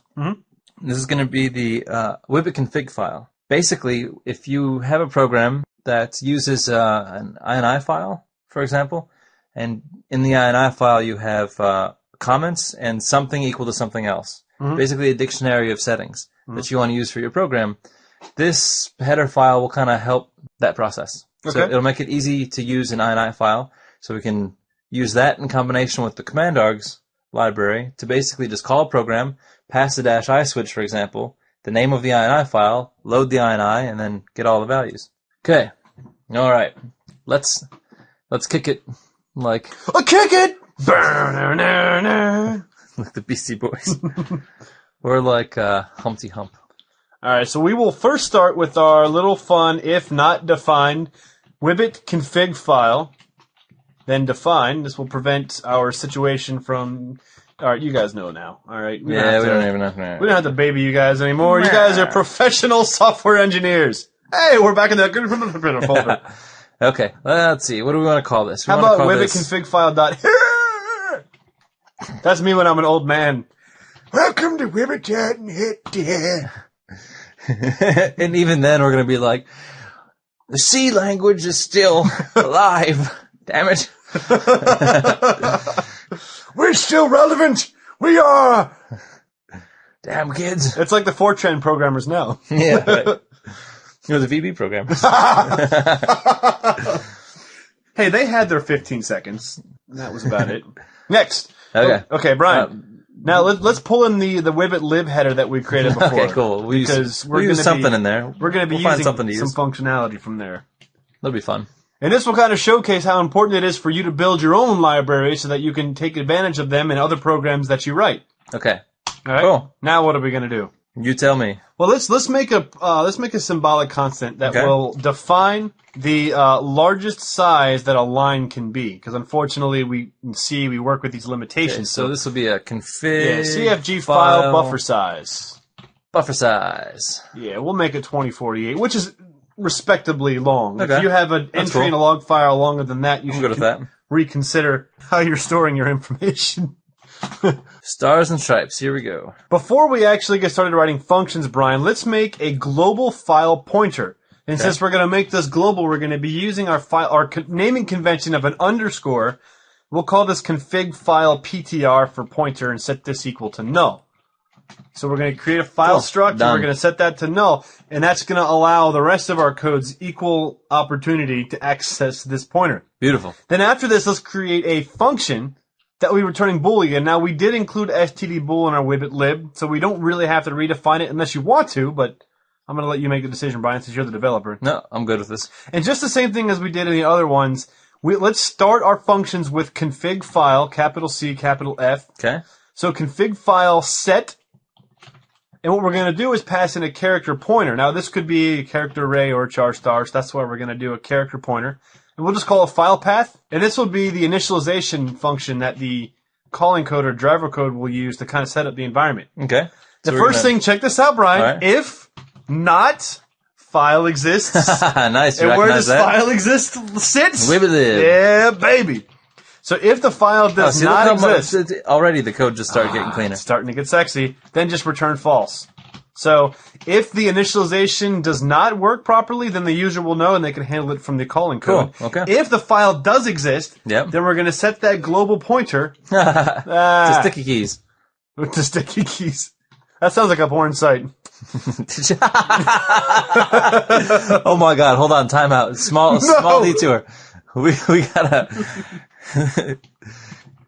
stickykeys.com. Somebody please buy this and make it a porn site, please. Because that would be awesome. I will buy a 5-year membership. Audience out there, that is your mission. Okay.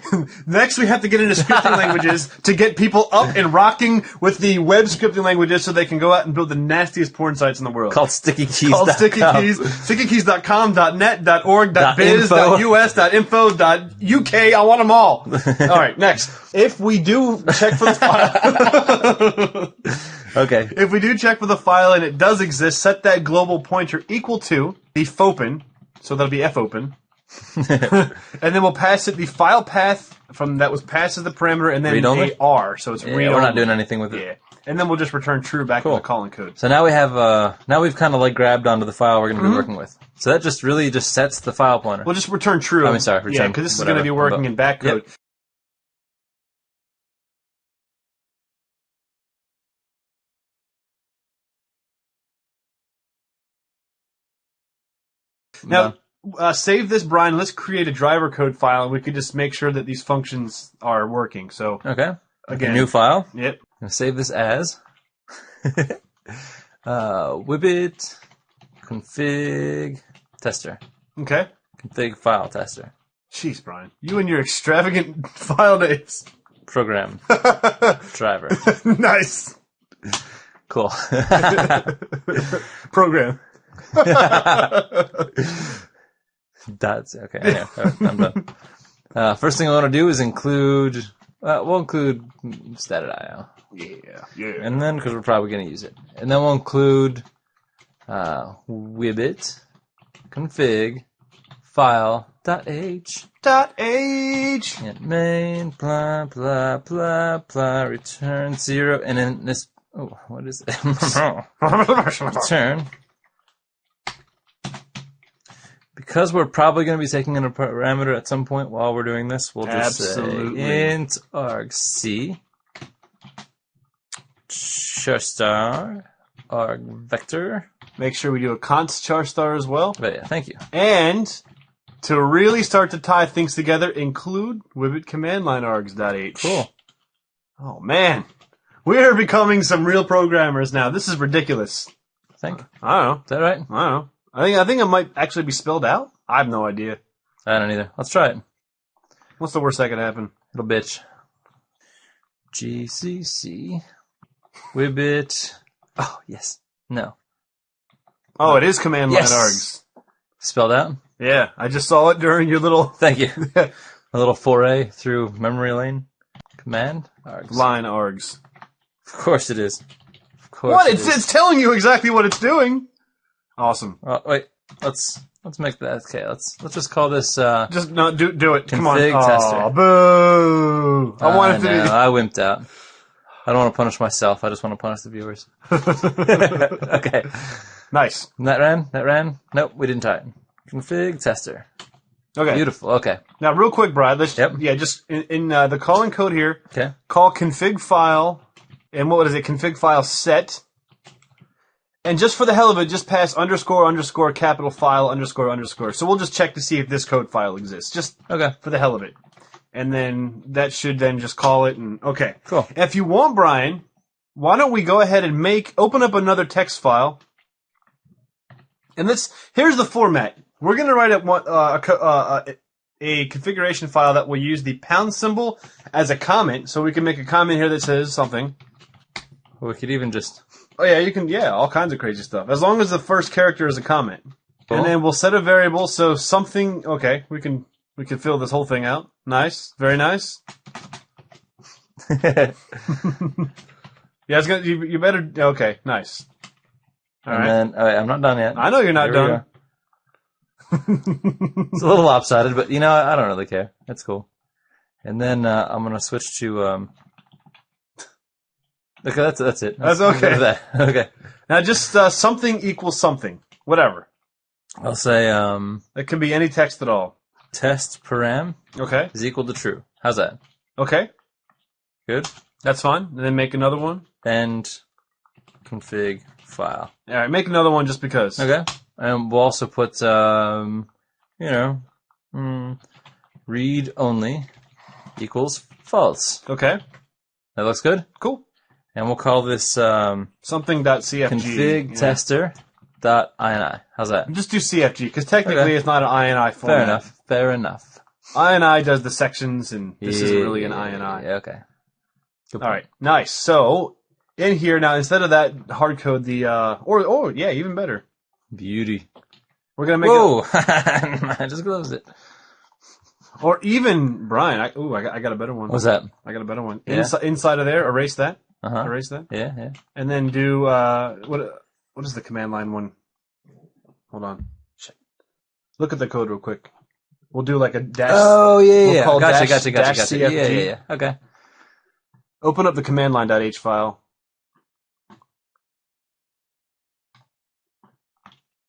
We have to call that. Okay.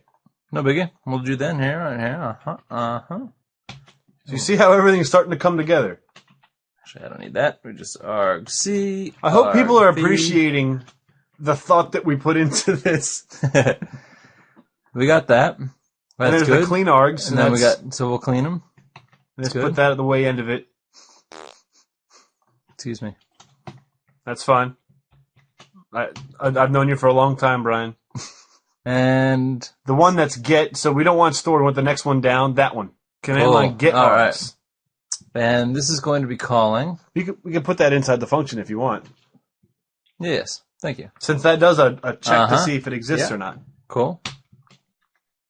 And what is it going to be? Dash I. Dash C. C, okay. Okay. Cool. Looks good. Yeah? Just know that we could do that, but we're too cool. Yeah. Okay. So now we've set the config file. Okay.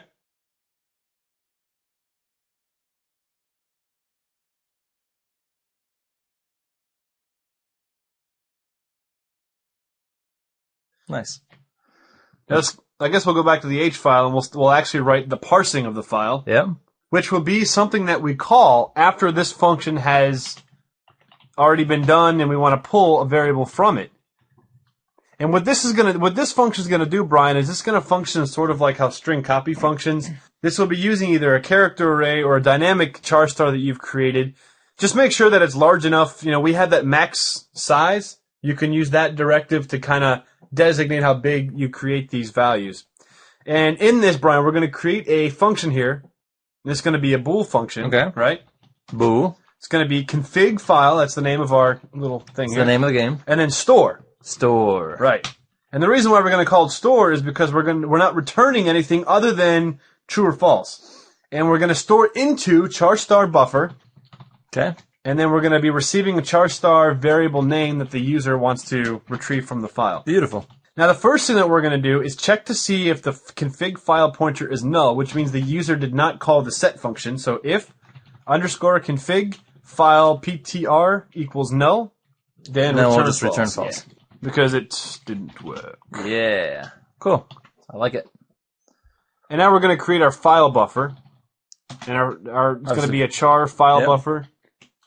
And we'll set this equal to the size of the CFG file buffer, which again represents the longest line that we can read. Cool. I like it. Cool. Next, we'll create another character array, which will be just storing the variable name from the file. So this would be char variable name of size 256, just a number we picked.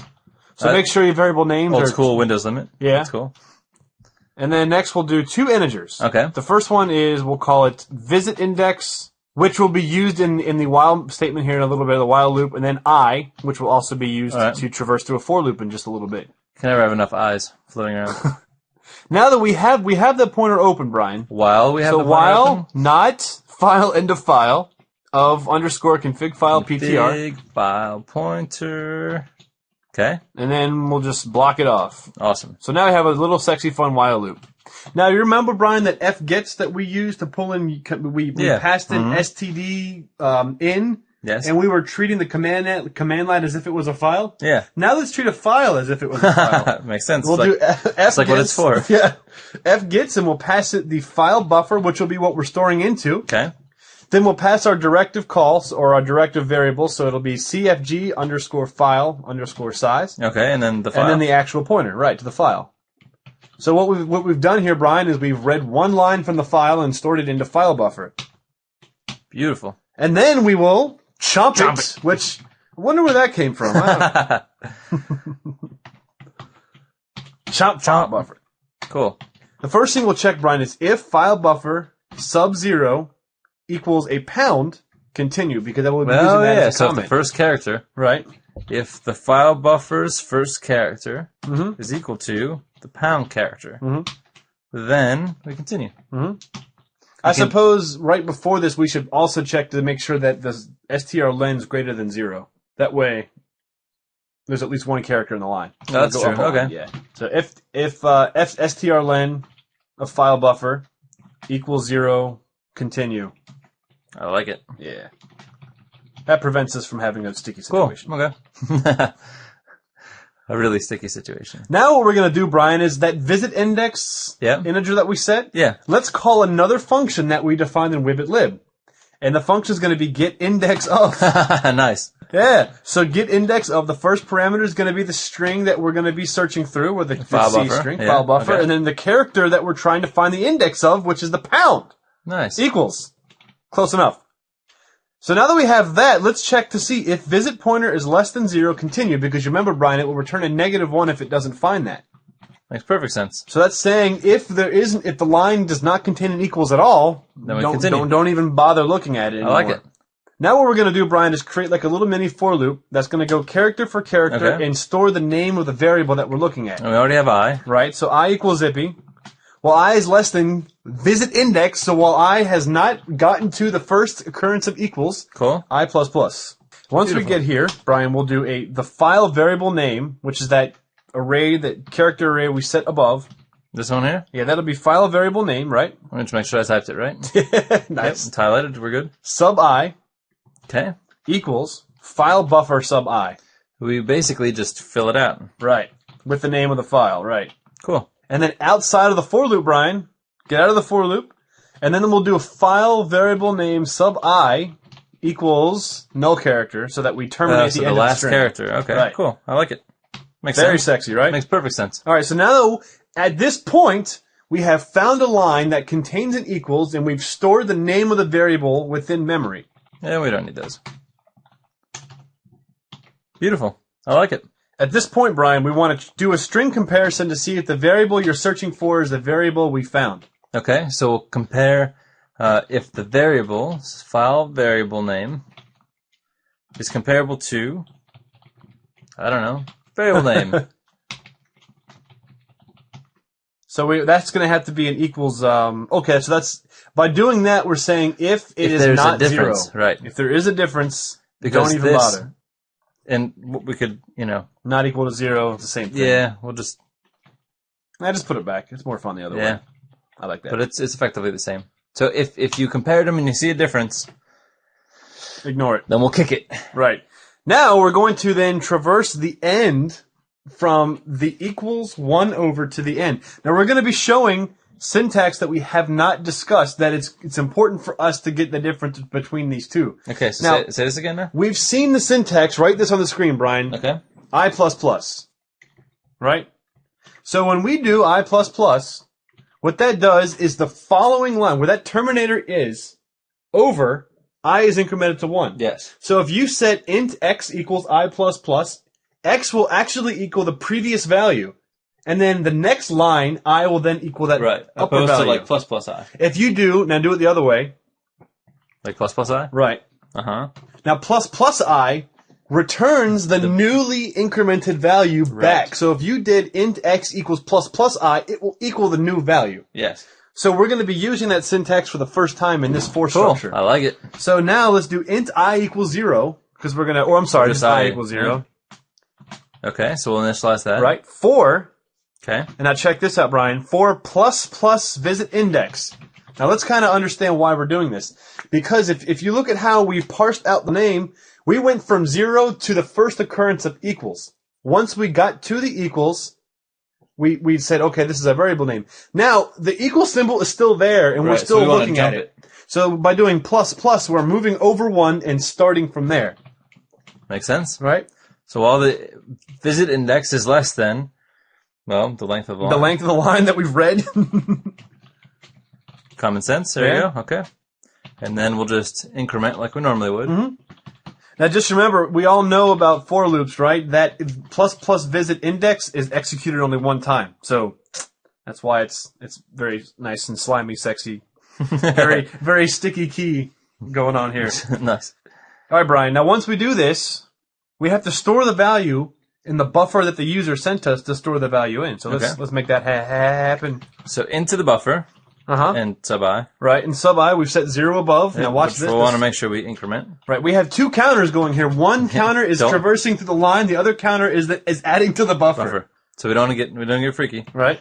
File buffer, sub, visit index. Yeah. Which is, the position of after the equals, basically. Now there's Cool. one last thing that we have to do to close out that line. Null it. Nullify. Well, there's actually a few other things we have to do. But, Oh, okay. Yeah, buffer. Before we proclaim victory, now we put an end to this string, Brian. Yes. And then after that, since we are reading through a file, we found the variable we want, just break. Because we don't want to read any more That's of the cool. file. That's just a waste of resources and time. I agree. Now, after we get out of this for loop, We have to be kind. let's be kind. Rewind. That way, the next time that this function is executed, it's starting with the file that has been rewinded. Rewound? Yep, rewound? Yeah, whatever. Who knows? Who cares? And then return true. It's not a word we have to use anymore. No, not with optical and streaming media. And whatever, yeah. Cool. All right, we got it.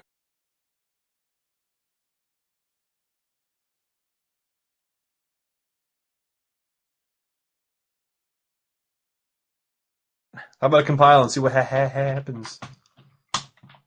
Oh! Get index of undefined reference to. Get index. Okay. Oh. We must not be able to say get index of. It's probably something else. Go back to the calling code, Brian. Mm-hmm. No. Get index is in our library. Yeah, I'm going to see what context. We don't have. We didn't include. Or WibitLib is included in here, isn't it? Yeah. It didn't yell about chomp. All right. No, WibitLib's in there. Let's go. Let's consult the Oracle. Maybe it's a case issue. Split string free vector chomp file exists. Oh, we skipped it for funsies. Did we not write that? No, remember we skipped it for fun. Okay. All right. Well, it's not a big deal. Okay, let's just add it real quick in the WibitLib file. Sorry, folks. We thought that we wrote this. We assumed too much. Yes, it's all right. Not a big deal. Yeah. All right, Brian. Now, to the get index of is pretty damn and this easy. is why this is what's kind of cool about having a library like this is we can just extend it whenever we want. Right. Oh, we don't have a function that does that? Okay, well, we'll just throw it in there. We just assumed we had already thrown it in there, and we'll throw it in there now. So get index of is very commonly used. It's not a big deal. But it's something that you don't have to write over and over and over and over. Mm-hmm. We're going to take in our input string, and we're going to take in the character we're looking for. Mm-hmm. And we're going to be doing some traversing. Yep. So we'll just assume that when we go to use this, because it's in WibitLib, we won't necessarily be using C99, so we'll play it safe with int I. Yeah. So long as I is less than the length of our input string, Mm-hmm. we increment I. Cool. All right. And every time we go through this, we just say that the input string, sub I, if that is equal to the character we're looking for, then we simply return the position of what we found. Awesome. Now, if we never found it, we'll just return -1. All right. Cool. And that's Easy. it. That's a basic get index of That was function. fast. Okay. Now we're back here. Let's try this Now whole we're back compile here. thing again. Compile it again. Hey! Much better. Much better. All right, Brian. Okay, cool. Open up your config file again, so we can just get one last look. Now, as you can see, we just have test param equals true, read only equals false. Now let's ending. and then we have comments, right? So the only lines that are actually going to be read are line 6 and line 7. So Brian, let's go back to the driver code and let's make it happen. Okay. We want to call the function that we just wrote. So we're basically going to call config store, and that takes the buffer that we store this into and the variable name that we're looking for. Right. So let's make a char star, not char star. Let's make a character array here, and we'll call it whatever test param, the same variable that it was in the file. That way, it's Okay, that makes sense. yeah. And we want to do of size It's just whatever 256. 256. That's cool. Yeah. You could also set it to that directive, but Yeah, that's whatever. wasting That's cool. resources when we know it's not going to be that big. Okay, so we're going to be calling config file store Passing against test param, and we're looking for test param. it. Okay. All right. Now let's do a puts of test param below that. All right. Let's see what. Now remember, Brian, -C. You have to run it with -C in the name of your config file. Right. So -C. And the name of the config file is going to be configtester.config. Right. Oh! Look how easy it is to write a program that pulls in data from a configuration That's file. awesome. I mean, this is so commonly used. I guess the next step would be to write an XML parser because Yeah. any and configs are pretty much dying. XML and databases are the new thing. But Yeah. And then you have it in the library. You can use it whenever you want and just a couple commands away from using it. and remember, it's 1985, so this is the best technology we have available.